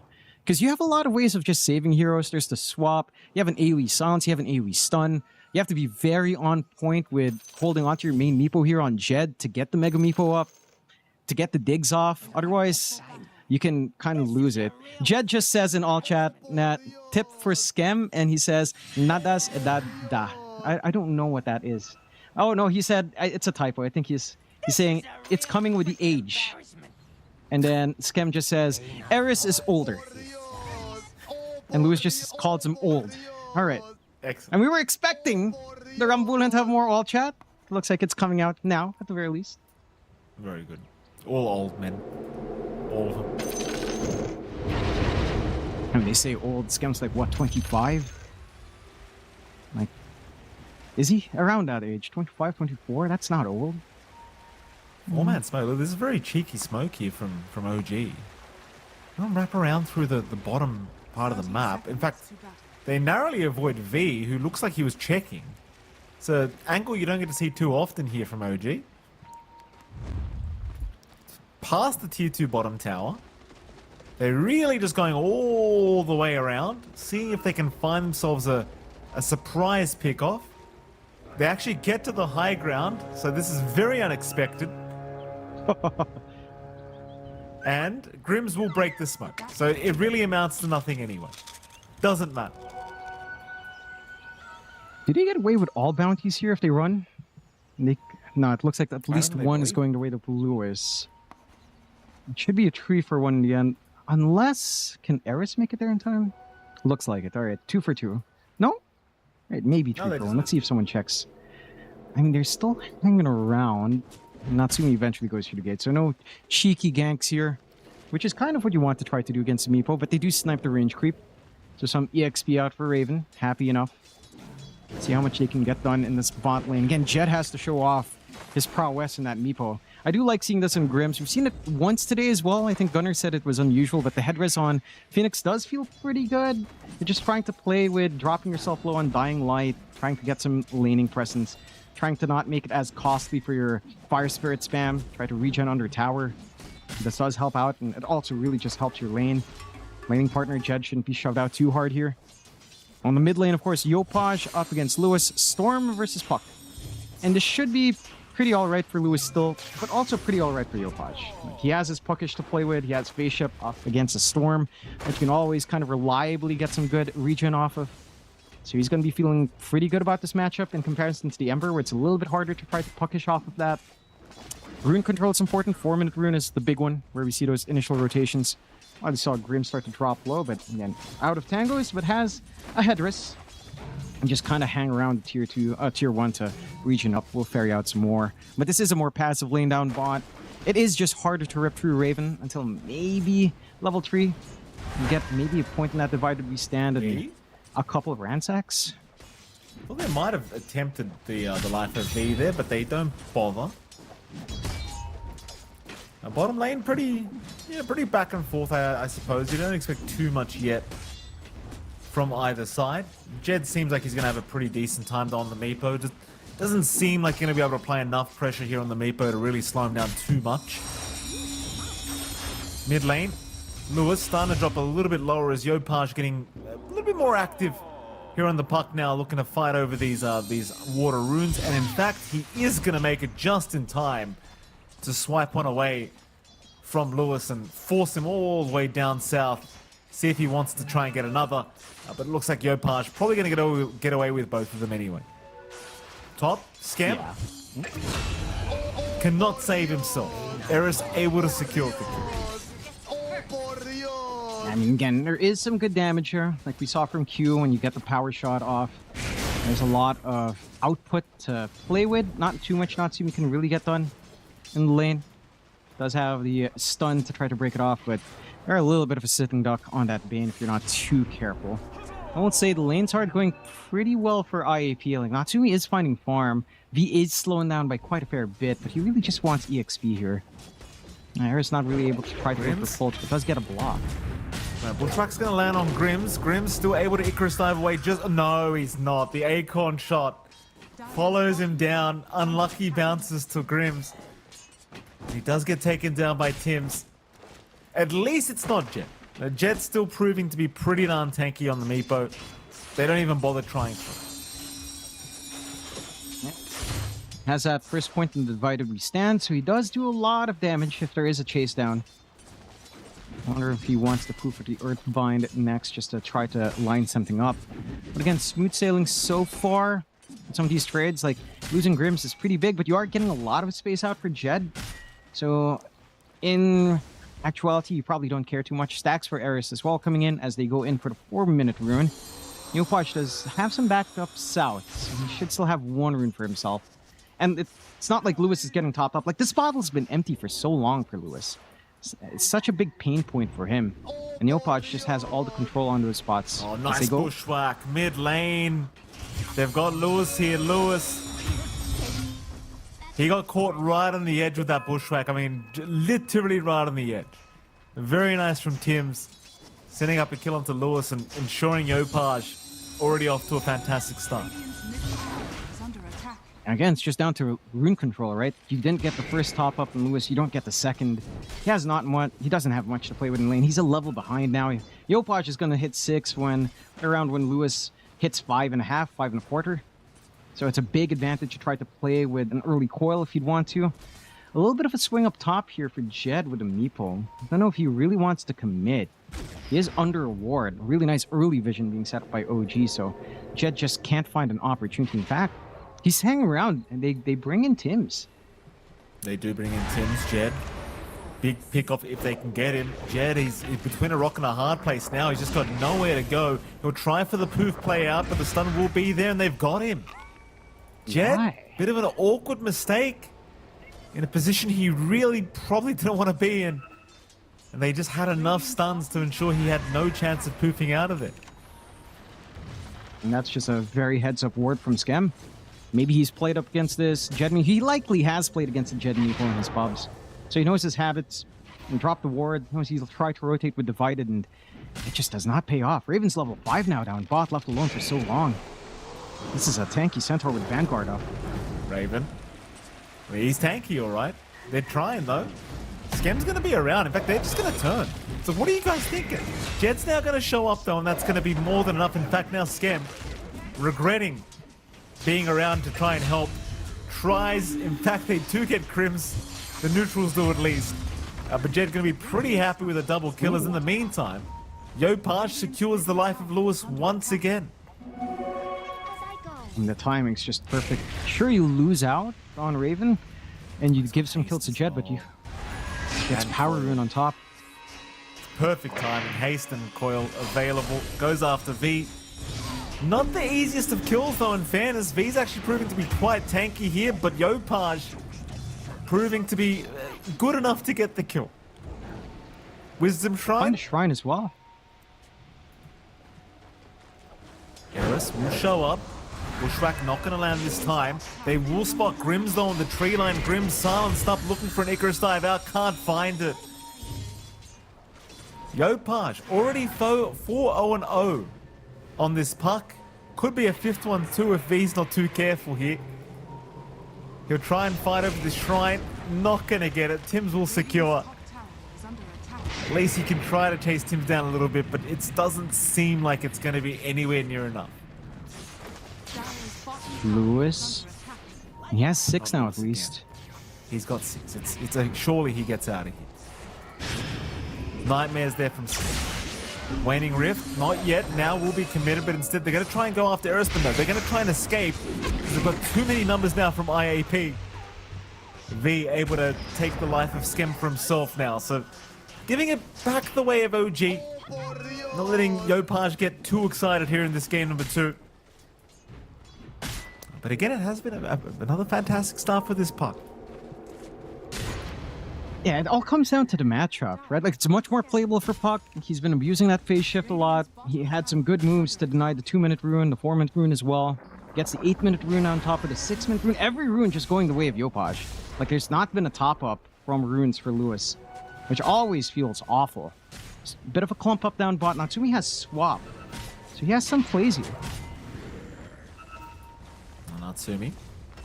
Jed doesn't really seem to know they're here, though he is being a little bit cautious of Raven, but they are moving in. Stun is out. Bushwhack will land a boot. Jed needs some help ASAP. He'll try to fight back now. The swap is going to be there, though. Jed cannot run his way out, and he is down. They'll try to punish at least Natsumi on the Vengeful Spirit, and it seems like they'll get him. Natsumi down. Raven also being chased up. However, Yopaj is going to make his appearance now with the coil committed. They'll commit the Doom onto Raven to ensure they get at least that kill. But Lewis, he might be going too far for this. And I think he has. Deny, no. Raven, he can't die to the Centaurs, but it won't matter. They've cleaned up here on both sides. Really, it's a 3 for 3. No, make it a 3 for 4. And the big concern is all these kills are going to Yopaj again. They really are, and I think the bigger concern for IAP is that Jed is just always in a bit of a compromised position. Like, this Meepo has 2 deaths now, 2 kills, 2 assists, so it's balanced out, but these 2 deaths hurt. And this is a hero that needs to snowball early. This is a hero that wants all the stat padding, it wants the Ags timing, it wants something like a Blink even the Shard as well. Like, you need all of these tools for the Meepo to really hit its stride. I mean, you are at a decent point for the stat padding, right? Like, double crown.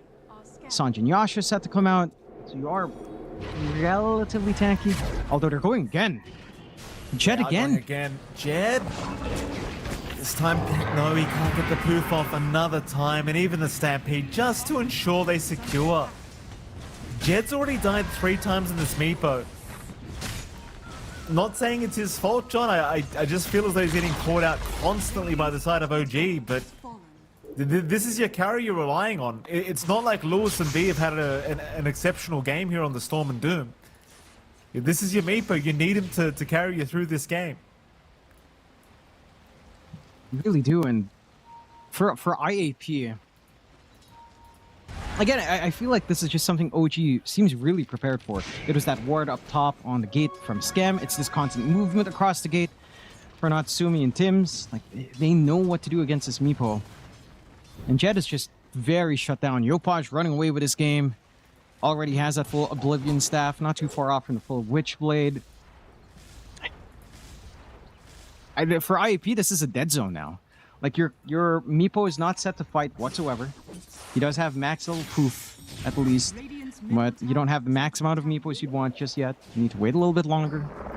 Your Doom still working towards...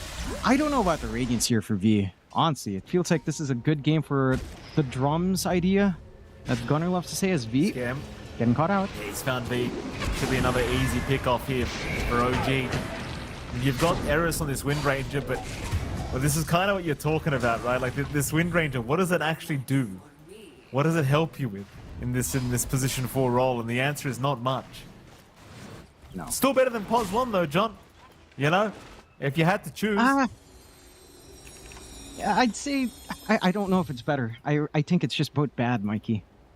I'm normally someone that defends a Wind Ranger. There's no defending this hero right now. It just got shafted in 7.41, and I don't understand why people go for it. Lewis, yeah, I mean it's trash, Mikey. What can you do? Thank you, John. Thanks for sparing me the oxygen. Scam. Well, Egg's going to be quite nice, but Yopaj, no, he's going to get out of there for now. Coil committed just to ensure they can get out of there. And they will, but Skem does go down. They will still give up the mid-tier 1 tower for this. Nobody was around to defend it, is what it is. They'll take the kill they can get. But yeah, I mean, that's a fast Witch's Blade on this puck. I mean, that trade's pretty good. You lose Scam, but you lose Egg as well. Like, what, 120 seconds? You can just go again. I thought they were about to catch out V another time. He would scam me. He's got Fiend's Grip up. Raven, we haven't even spoken about Raven recently. Like, he's just been popping stampedes from the map away.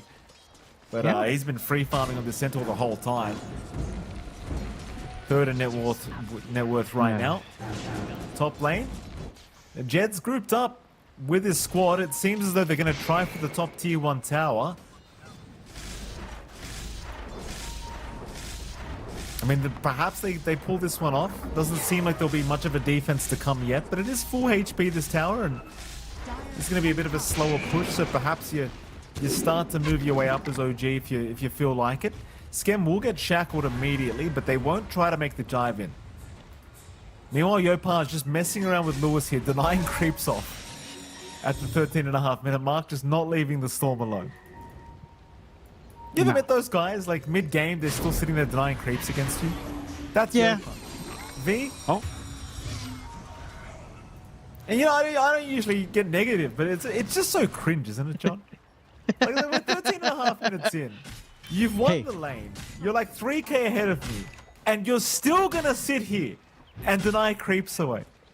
Like, they're just so cringe. I mean, it is cringe. I do agree for once with you, but at the same time, your point, and you're the one who says this. It's like, but it's it's the regional qualifiers. You gotta be cringe. Look at Lewis. Oh, he's dying of cringe, John. Lewis, no. Lewis literally died of cringe. Oh, Yopaj the cringe lord. OG being managed by the cringe manager, Mr. Wayne. 13.5 minutes, he's sitting there denying a full creep wave from Lewis. He's literally sitting there cancelling attack animation. Oh, what's wrong with you? And that's how you win, though, isn't it? I can't believe I'm taking that position. But at what and you're cost? The one calling it cringe. At what cost? I mean, look, after what happened to OG Game 1, they've got to show moves like that. You know, they've got to assert that they are the better team. Because frankly, Game 1, 30 minutes in, didn't feel that way. So this is about sending that message. He's still hanging around. Just leave him alone. Camping. Look. Why are you doing that, Yopaj? Oh, Yopaj. All right, fair enough. And that is cringe.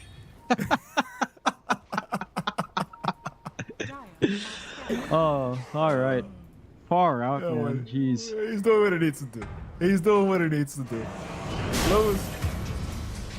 Oh, there goes V. Natsumi takes him out along with Skem. Skem. Nice nightmare onto Jed. Probably not going to allow him a way out though. Skem is going to die, but he has backup. The four-man coil is out here from Yopaj, and now they're just a sitting duck here. Jed just can't do anything but try to escape. In fact, he is running. Jed's actually made it out. Tim's the one to go down for now. Never mind, Jed's out of there. He's made it.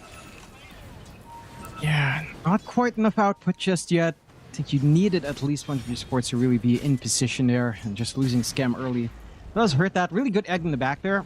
And Grimm's managing to get that position makes it awkward to chase down the Meepo. So just maybe a bit hasty from OG. Some decent punish coming out from IAP. And the Meepo has gotten a lot of space here, right? Like, you've got level 2 divided we stand up. Sanjin Yasha is up. He's a lot tankier now. Starting to go into cheeky build of Silver Edge and the Ags. So Mega Meepo is going to be up as well. Yopaj still chasing along for something, though. So you see Jed. Jed's actually going to just chase Skem directly. Does not want to mess around chasing this puck, and does fine. Skem trying to be a nuisance here with these nightmares. Can't do too much, though. Nice pickup once again from Jed, who's getting to the stage where he's becoming a little bit more problematic. Yeah, he's not at the stage yet where you're really scared, but he's getting there, John. He's not quite as easy to take down. No. And just having the Sanj and Yasha plus these double crowns, just so much stats that you have to kind of contend with the divide with the stand-up. So it's getting a little bit harder to look for that burst. I mean, eventually you reach that point. I think you just wait for Natsumi to actually have some damage up here, right? And he's farming up Ags. Has it flying out at the very least. But once he has full Hydra's Breath, I think you're kind of happy. Percent base damage against neutral is always relevant down bot. He's got Stampede if he wants it, but the ensnare's making it very, very hard, though. Jed's taking a fair bit of damage here, but it won't matter as he does still secure Raven, but in comes Natsumi. He finds Lewis. He might even find Jed, though. Jed trying to man up through this, but there's just so many heroes around him. He's got Natsumi. No. No, he doesn't. 2 cores to go down. That's Lewis and Jed both being lost, and even top lane, they might find the third. They've got Coil. They've got a V. And V, he'll break the coil, trying to escape. Bushwhack's not actually going to land. And that'll be enough, I think, for V. In fact, V, he's sticking around, hoping to set something up for his squad. But he's only got a support Wind Ranger to play with. Yep. Not much you can really do. At the least, you don't expend Doom. And again, you also don't die. You do need the damage coming out there from Natsumi. V is relatively tanky. And double bracers up. He has a lot of HP after Rip True. So it is not an easy target to kind of fully gun for. Side of OG. Again, they're still in control of this game. 12 to 17, 6k lead. But again, there is concern for what Jed's able to do now. He is going for the Blink Dagger. So maybe bypassing the Ags first, just wanting some aggression on hand. And once he's got that, I mean, there's some windows to play. Gate across. Missing out on an opportunity here where it looks like IAP is looking to plump bot. But it does feel like as this game stalls out, you are happy. Again, this is maybe a slower pace with Venge carry. Hydra's Breath, maybe you go for some additional right-click attack speed at that point afterwards. And then you're kind of set. You could go for some cheeky stuff like Echo Saber, Harpoon, Basher if you'd want. Although those the Echo Saber is a bit too intermediary. Maybe just start stat padding at that point. Swap. Caught out. No escape for V. Nice and easy with the swap set up into the Bushwhack. Bottom lane though, they can set up onto Raven. At least Jed could think about it, but it's not the easiest of kills. And in fact, he won't even try for it. Just farmed up the Blink Dagger on the Meepo instead. Smoke rotation once again from OG. This time in the mid lane, Eris and Lewis are waiting, but the blink in! Yopaj! Oh. He blinked in blind right into him. They were waiting for them to walk up, and Yopaj just blindly blinks in. Ruins everything. No? Oh, Bonus as well? yeah, I mean, Yopaj is out of control. 9-on-3. 9-0-3. And this is where, you know, this Wind Ranger pickup really... I mean, what are you supposed to do against the puck? Your Phoenix can't handle it. Your Wind Ranger can barely handle it. Your Doom is probably your best solution, but again, V is going for Radiance. So the Blink's going to be a little bit stalled out. They're still going as well. Nothing holding them back here. Nice swap. Natsumi just needed that tiny bit of vision. And this is the part about POS 1 Venge you love to see, right? Like this is, you get the Ags up, you go for the Hydra's Breath you talked about. This is the point where it's like, is it even worth aiming this hero anymore? You know, no. It's like, do we kill her? Probably, you know, it never feels worth it once the Ags is up. No, it never feels good. No, it really doesn't. You really need to lock down Yopaj. Like he has a 9-kill streak. He is worth a ton of gold. Just get Blink on V, and he's queuing it up. I hope he just buys it. Just go for the Blink, go on top of this puck, doom it up. Get the kill, break the streak, get a lot of gold, and you're kind of happy. You've bought a lot. You're still buying a lot of space for Jed, who has the blink. He's going for his Ags, but Tormentor's just going to be taken for free now. And OG, this is the OG I was kind of expecting game one. Much cleaner laning phase, much more initiative in finding these plays around the map, and it's paying off. 12k lead at 21 minutes in. Mind you, IAP was around at this point with a lead as well in game one, and that flipped upside down, so it's still possible. I mean, you can't underestimate a Storm in this kind of game as well. There's a lot of pressure on Scam to actually pin down that Storm, especially once BKB's up. See if they can start to make something happen. Oh, they're setting up for the smoke now, IAP. They've got their Meepos around them. Blink now on Raven, though. So Raven gonna have that nice initiation or counter initiation, depending. The Mantis is gonna be built up now by Natsumi. Of course, Jed currently focused on trying to get that Aghanim Scepter up on the Meepo. Mega Meepo still could be a pretty big problem. I do feel as though you are reaching the stage, though, where they are just going to have the answers to be able to deal with it. We shall see, though. Yeah. It's still required. Yeah, I don't know. Like, I think Natsumi's run away with this game a little bit too much. I do like he's going for Manta first, just for some Dispel. So not completely going for the Hydra's Breath just yet. Just wanting some Dispel, some safe stats, and then you get that percent-based damage. And then, you know, the Meepo is not going to enjoy that. The Ags is 2 parts away at least. They're kind of stalking Jed at the moment. They will reveal themselves in the mid lane, so Jed will be very well aware. But top lane, Lewis, caught in a coil, silenced up as well, cannot survive. Just cannot. Keep in mind, he's got the full Plasma on this puck, so the damage output is pretty stupid right now on Yopar. And it is 10-0-4 now. Oh, Shackle? Hey, this is a scammer. They could try. He's not even that easy. No. No, not at all. In fairness, Eris was doing about as much damage as Natsumi was doing last game, John. So, you know, I suppose that's, you got that going for you as IAP. Yeah, this hero really just, I don't know. I mean, it looked fine until Schem survived and then used Enfeeble. Yeah. And then attack damage reduction of 70% plus focus bars reduction. That's literally 0 damage at that point. With armor, with base armor and every hero, that's 0 damage. So I think we've reached the stage in Dota's history where if you've got minus attack damage, you should be healing people. And I really No. There was a time in Dota 2 where I believe that happened. Okay. That was an interaction that could theoretically happen. But I don't know if that was coded out. I want it to be a purposeful thing. I do. Yeah. Look, nobody needs to talk to reach about that point. I want it to exist. Yeah. To reach that point, you need Wraith Pack back. Would you accept that? I don't know what item you're talking. I'll never, never ever talk about that item again, John. My God. Oh. Perfect Like, you know silence how here, bad Fudge. Wraith Pact is? Like, we were at the TI, you and I. That was our one and only TI we were at. And nobody was excited that Tundra was winning. Like, nobody cared. Oh, yeah. I didn't care. Yeah, like, we all knew. We're like, yeah, but they're going to win because of Wraith Pact. Oh, yeah. But nobody was excited. That's amazing. Like, nobody thought they were the best team. We just all said, oh, yeah, they got the Wraith Pact. They knew how to use it. They know. They understand.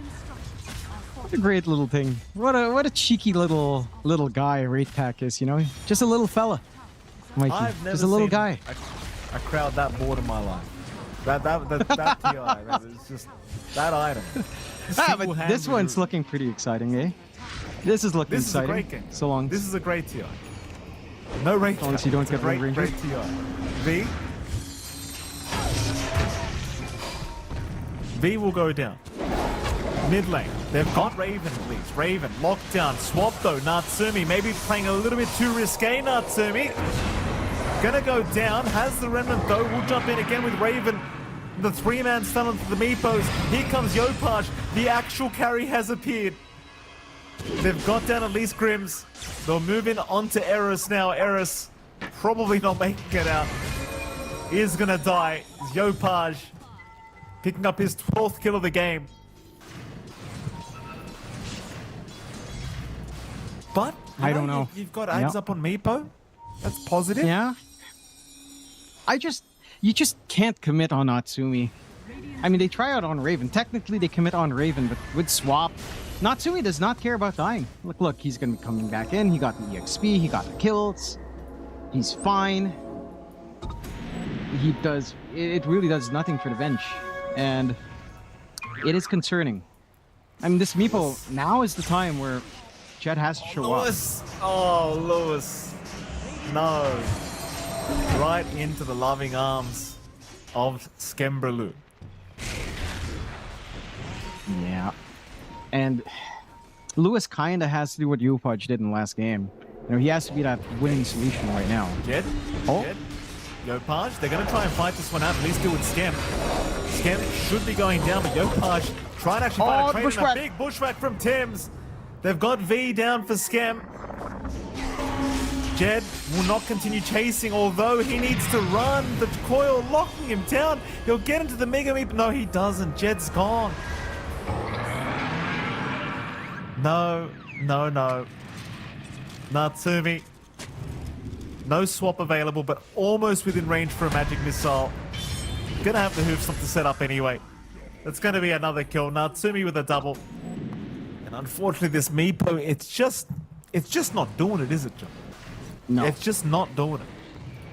And I have to say that's down to OG playing against it perfectly. Again, this all goes back to what? A Minute ward right by the gate. And that spots out Jed when he gets his first level divided we stand, wanting to rotate in. And he's just not able to. And he doesn't have a game afterwards. Yopaj still on the hunt.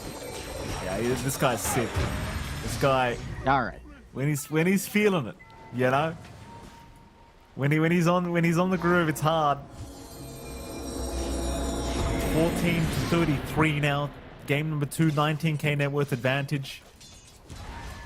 I will say Nino has tried his absolute best to curse OG here, Jonathan. He has asked about IAP. Shout out to Nino, doing God's work, even when he's not working. We're only 29 minutes in, all right?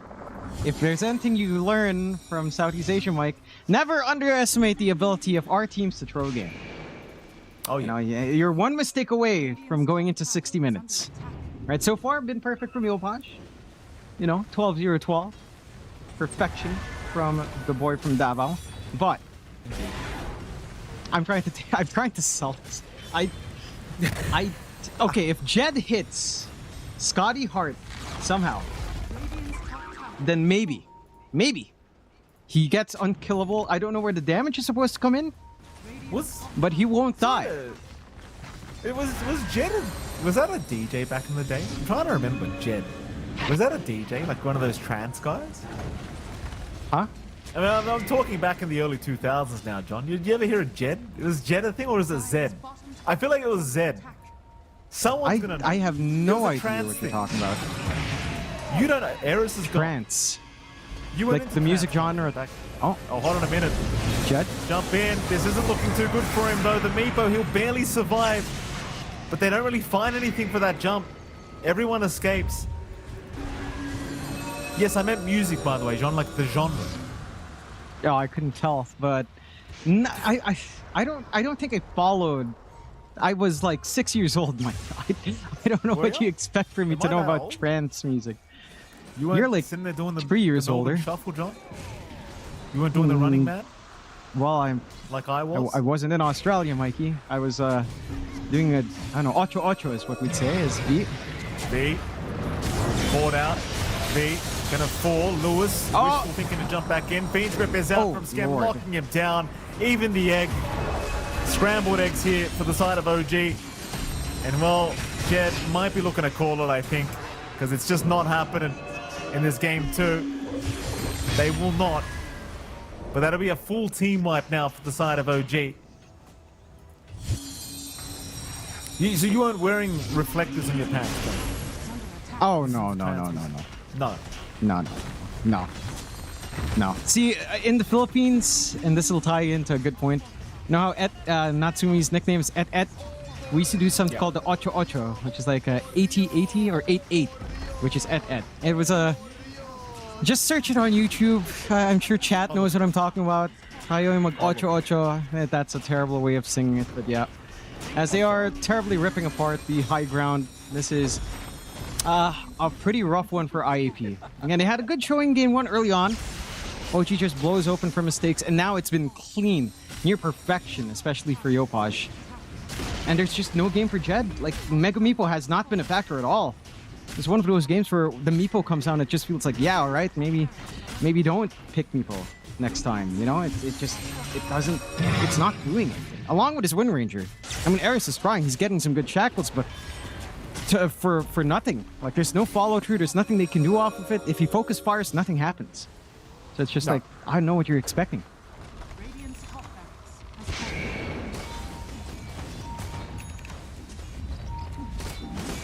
smoke up again. OG looking to put a little in this game. 2 racks is up now. 1 rack's left standing. There's your butterfly for Natsumi, and this is where the wind starts to hit hard. They have found themselves a Wind Ranger. They do they even have, no, they're looking for Yopaj. Yopaj. He's down. But Zed also looks like he might be following. Gets into the Mega Meepo form. Is surviving. Meanwhile, Lewis does end up losing his life because they dropped the egg, but the egg is also gone. Natsumi's hitting a bit too hard now on the Venge. V trying to stand his ground, but it's going to be another death here for the side of IAP as Lewis is brought back, trying to continue fighting with his BKB. Forced to zip away. Jed is back in. He'll go for a quick haste rune. He's out of there. All right. Okay. How did Yopaj die? I mean, he was alone in the middle of 4 heroes. He got doomed up. So maybe he heard us complimenting him too much. He's like, all right, I gotta give it some spice in this game. Let me die once. And he does get punished for it. Look at the gold swing. 1.9k going for IAP after losing 4 heroes. It's still a net gain because they kill off Yopaj. Did Dota Plus do that 100% thing and now change its mind? Did it get to 100, John? Or is it stuck? Did it get stuck at 99? No, okay, fair enough. It went to 99. It didn't get to 100. That's all right. No. I just don't want to be scammed. You know? I'll cancel my credit card if I have to, Game, and don't do it to me. Let's see. Yopaj is coming back up. Greens. All right. Maybe do make it. Oh, there it is, 100%. It's 100%. Okay. I won't All accept it if it goes down. I will not accept it. Do you trust that OG won't try to prove a point here? Do you, Mikey? You know? I don't think it should be even possible to give 100% predictions away. Yeah, it shouldn't be. In Dota, you can't do it. Like, if this was League, 100%, of course you can. Easy. Oh, Jet swap. Oh, he's gone. Maybe it is 100%. What a Maybe shackle, though. What a shackle. A great shackle. They've got buyback at least for Jed.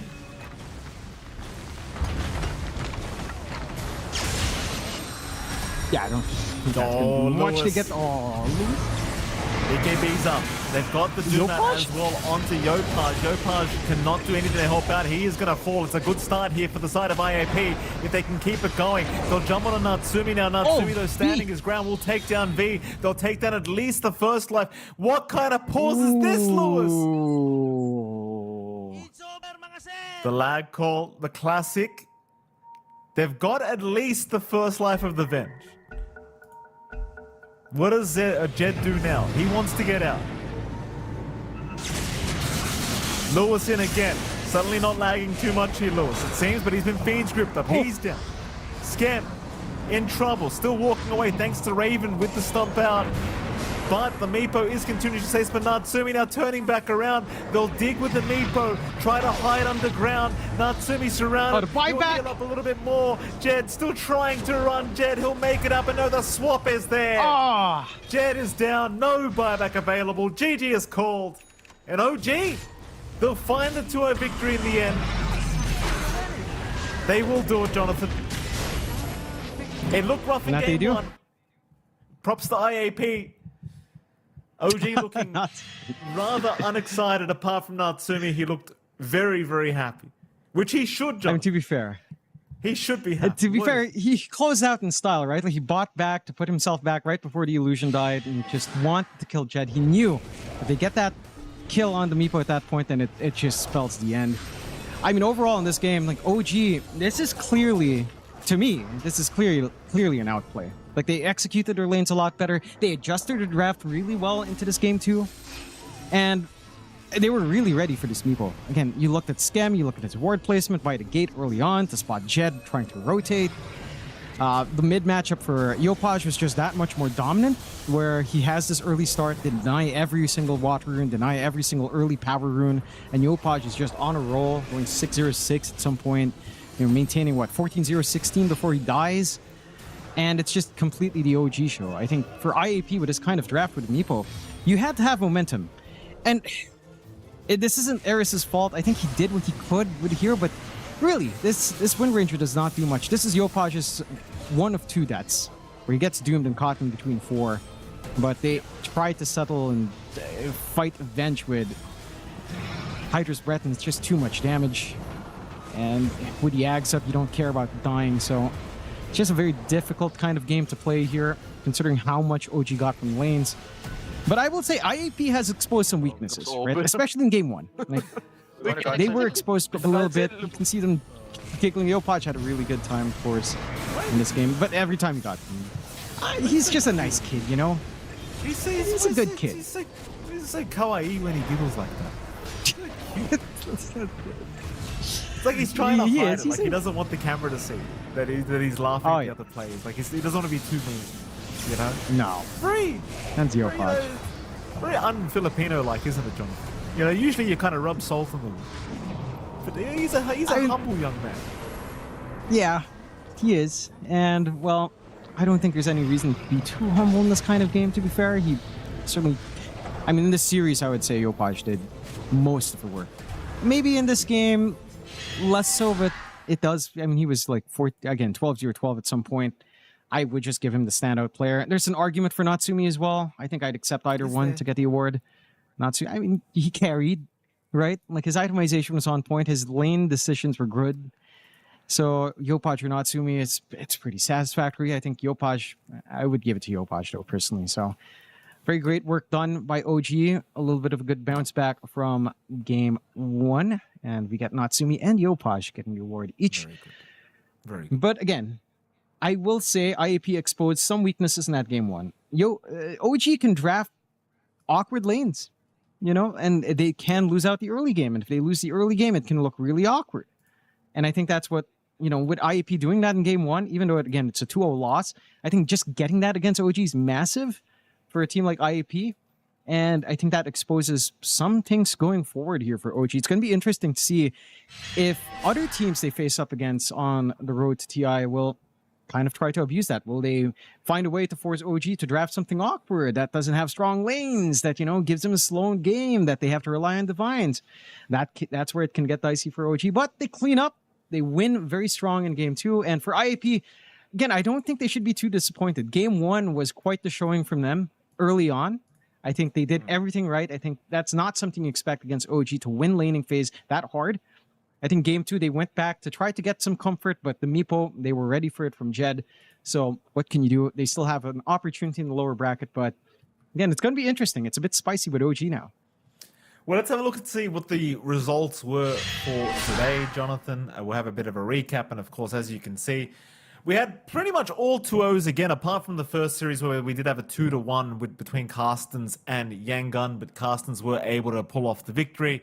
Unfortunately for YG, they were kicked out of the regional qualifiers, and of course, so were Mentality, or rather Direborn today, excuse me, but you know, there's your results.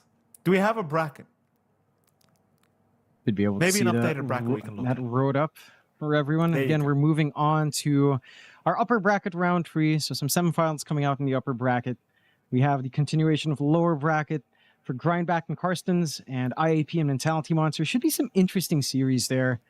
The upper bracket, of course, this is almost the top 4 teams that you'd expect. I think I expected Grindback to be in one of these slots, but you do have Execration Reckonix up against Glyph and OG. So Execration taking the one over Grindback because of their matchup against Karstens being a lot better.